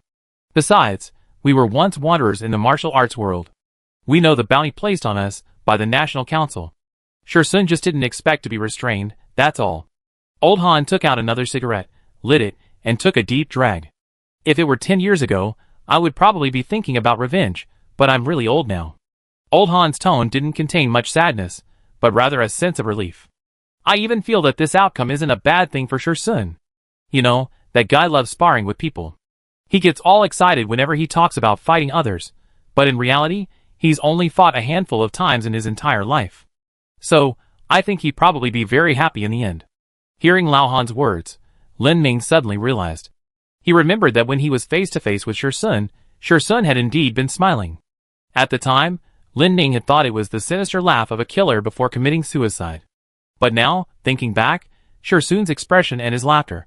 It was clearly a smug, boastful look. It was as if he were saying, "Look, isn't my magic amazing?" Lin Ming, imitating Lao Han, sat cross-legged on the rock. He had an idea, but he didn't dare to voice it. "Shursun's family don't know about this yet, right?" Lao Han nodded. "Yes, they don't know. Only I can tell them, and..." Lao Han suddenly turned to look at Lin Ming. "You should be glad." "Huh? Glad about what?" "Glad that old Shursun didn't invite me along." Lin Ming felt a chill run down his spine. Indeed. If their wind and snow duo were to add a priest, their fighting power would probably rise another level. Lin Ming actually had another question. "By the way, do you know me?" "Yes, of course I know you. Unlike Shursun, I often keep up with outside news, especially what you've been doing in Dongcheng lately." Old Han held a cigarette in one hand and scratched his head in frustration with the other. "The main problem is that old didn't tell me. If he had given me even a hint, I could have guessed that his target was you, but..." "Oh dear." Old Han brooded for a long time, but then he let it go. "I just assumed that old euthanized himself." "Could you tell Shursun's family a lie?" Hearing Lin Ming's words, Lao Han's hand holding the cigarette suddenly paused. "A lie?" "Yes, my bounty is 300,000. Lao Han looked at Lin Ming. He guessed what Lin Ming meant. Lin Ming wanted to give the 300,000 himself to Shursun's family. Then he wanted Lao Han to lie, claiming that Shursun's operation was successful. What is this? Charity? Lin Ming knew Lao Han would say that. Because no matter how you looked at it, Lin Ming's action had a hint of hypocrisy. Lao Han pointed his cigarette at Lin Ming and asked, "Are you afraid that if word gets out, someone will retaliate?" "No." "Then what is it?" Lin Ming didn't answer. He raised his hand, and a series of hand seals lit up at his fingertips. Those hand seals were all ice magic seals. Because he wasn't using elemental crystals, he could only activate hand seals, and couldn't cast any spells. After activating a few hand seals, Lin Ming said to Old Han, "I'm also a mage, and the first spell I mastered was ice magic. In my entire mage career, I never seen such a magnificent spell." Lin Ming considered his words carefully, and said cautiously, "So, this isn't charity, it should be called respect." Old Han scoffed at this. "Humph. Full of nonsense." Old Han flipped off the rock, landing steadily on the ground, and walked towards the town, muttering things like hypocritical, humiliating, and utterly liar as he went. Lin Ming sat alone on the rock, not feeling like he was being hypocritical. If Shursun were truly still alive, and hadn't gone to that mountain to ambush Lin Ming, then Lin Ming would definitely have been willing to spend 300,000 gold coins to learn his ancient magic. Sure, Sun's magic was worth that price. Lin Ming felt his mind was a complete mess, so he simply stopped thinking about it and headed towards the back of the mountain. He found a relatively fertile spot, plunged into the ground, and began to proliferate his mycelium. He didn't emerge from the ground until dawn. He had finally regained his adult height. And because he hadn't done such a large-scale mycelium repair in a long time, his hair had become extremely long. His hair almost reached his waist, half black and half white. He didn't look like a normal person. Lin Ming tried to restore his human body, then looked at the primordial element on his chest. This primordial element was now completely part of his body. When his entire body transformed into mycelium, the primal element also transformed into mycelium. Upon reverting to human form, the primal element reverted to its crystal form. In other words, Lin Ming reached out and touched the primal element, quite moved. In other words, I now have an extra organ compared to the average person. He adjusted the length of his hair in his mycelium form to make his appearance less exaggerated, and to avoid drawing attention, he turned his hair white. Back at the inn, as soon as he opened the door, he saw Yuta plotting something. Kevin was lying next to Yuta, seemingly fast asleep, while Yuta struggled to move, his lips pursed, attempting to kiss Kevin's face. Yuta was trying to sneak a quick fling when Lin Ming caught her in the act. Don't get me wrong, Kevin has hair on his face, I was just blowing it off. Are you sure you're just blowing it off? I think you were practically kissing him. Hey, what are you talking about, hee hee? Kevin suddenly opened his eyes. I thought it was funny watching her try so hard. Why did you interrupt me? Yuta started to throw a tantrum. What kind of torture is this? Kevin is lying right next to me. I can't even touch him. Lin Ming walked over helplessly and checked her injuries. Old Han, as a priest, was quite convincing. Although only a day had passed, Yuta's injuries were already visibly improving. Kevin got up, stretched, and said to Yuta, "All right, let's go to the toilet." Lin Ming looked at Yuta, and he actually saw a hint of expectation on her face. I said, "You haven't awakened some strange fetish, have you?" Yuta quickly denied it. What kind of talk is that? What's strange about it? You don't deny awakening a fetish at all, huh? After dealing with Yuta and tidying up the room, Lin Ming brought breakfast from the hotel owner and then waited for Lao Han to arrive. Lao Han had said he would come every morning and evening for the next 3 days. After waiting a while, Lao Han arrived. Because they had met last night, the atmosphere between Lin Ming and Lao Han was a little strange. Lao Han didn't say much. After entering the room, he began the treatment and said nothing else. Before leaving after the treatment was completed, Lao Han said to Lin Ming, "A total of 400,000. Medical expenses, 100,000. After saying this, Lao Han left without looking back. Yuta stood to the side, indignant. 400,000? Why doesn't he just rob us? Is there no justice? This man. Yuta was about to continue babbling when Kevin stuffed a pancake into her mouth. Kevin knew there was definitely something going on. Why 400,000? Lin Ming told him about his encounter with Lao Han last night, and how he wanted Lao Han to lie to Sun's family. Yuta fell silent, silently chewing her pancake. To be honest, Lin Ming was also a little doubtful, was what he was doing even worthwhile. Lin Ming shared his thoughts with Kevin, who shrugged. If you think this is appropriate, then do it. I don't think there's anything wrong with it. Really? What else? Are you going to tell that little girl that her father was killed by a wanted criminal, and then let her seek revenge when she grows up? But I don't know why, I just feel like I'm doing something wrong. Kevin shrugged. Since you think this is wrong, do you think there's a right option? Kevin's question struck a chord with Lin Ming. He actually felt that whatever he did was wrong. Whether it was ignoring it, making amends, or playing the villain. None of them were right. In this situation where there were no winners, there was no perfect solution. Thinking this way, Lin Ming felt much more at ease. Kevin added at the end, "Anyway, 400,000 gold coins isn't a huge blow to you." Hearing this, Lin Ming didn't react much, but Yuta, who was chewing on a biscuit, suddenly stopped.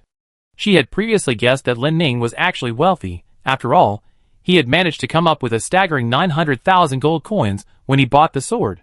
However, at the time, she assumed Lin Ming had scraped together that 900,000 from other sources. Now, hearing Kevin say that 400,000 gold coins isn't a crippling loss, Yuta felt her understanding of money was being shaken. She suddenly began to seriously consider becoming their slave. Following these two, Although her life would frequently be in danger, there would be food, drink, and cave-in. It seemed to be quite a bargain.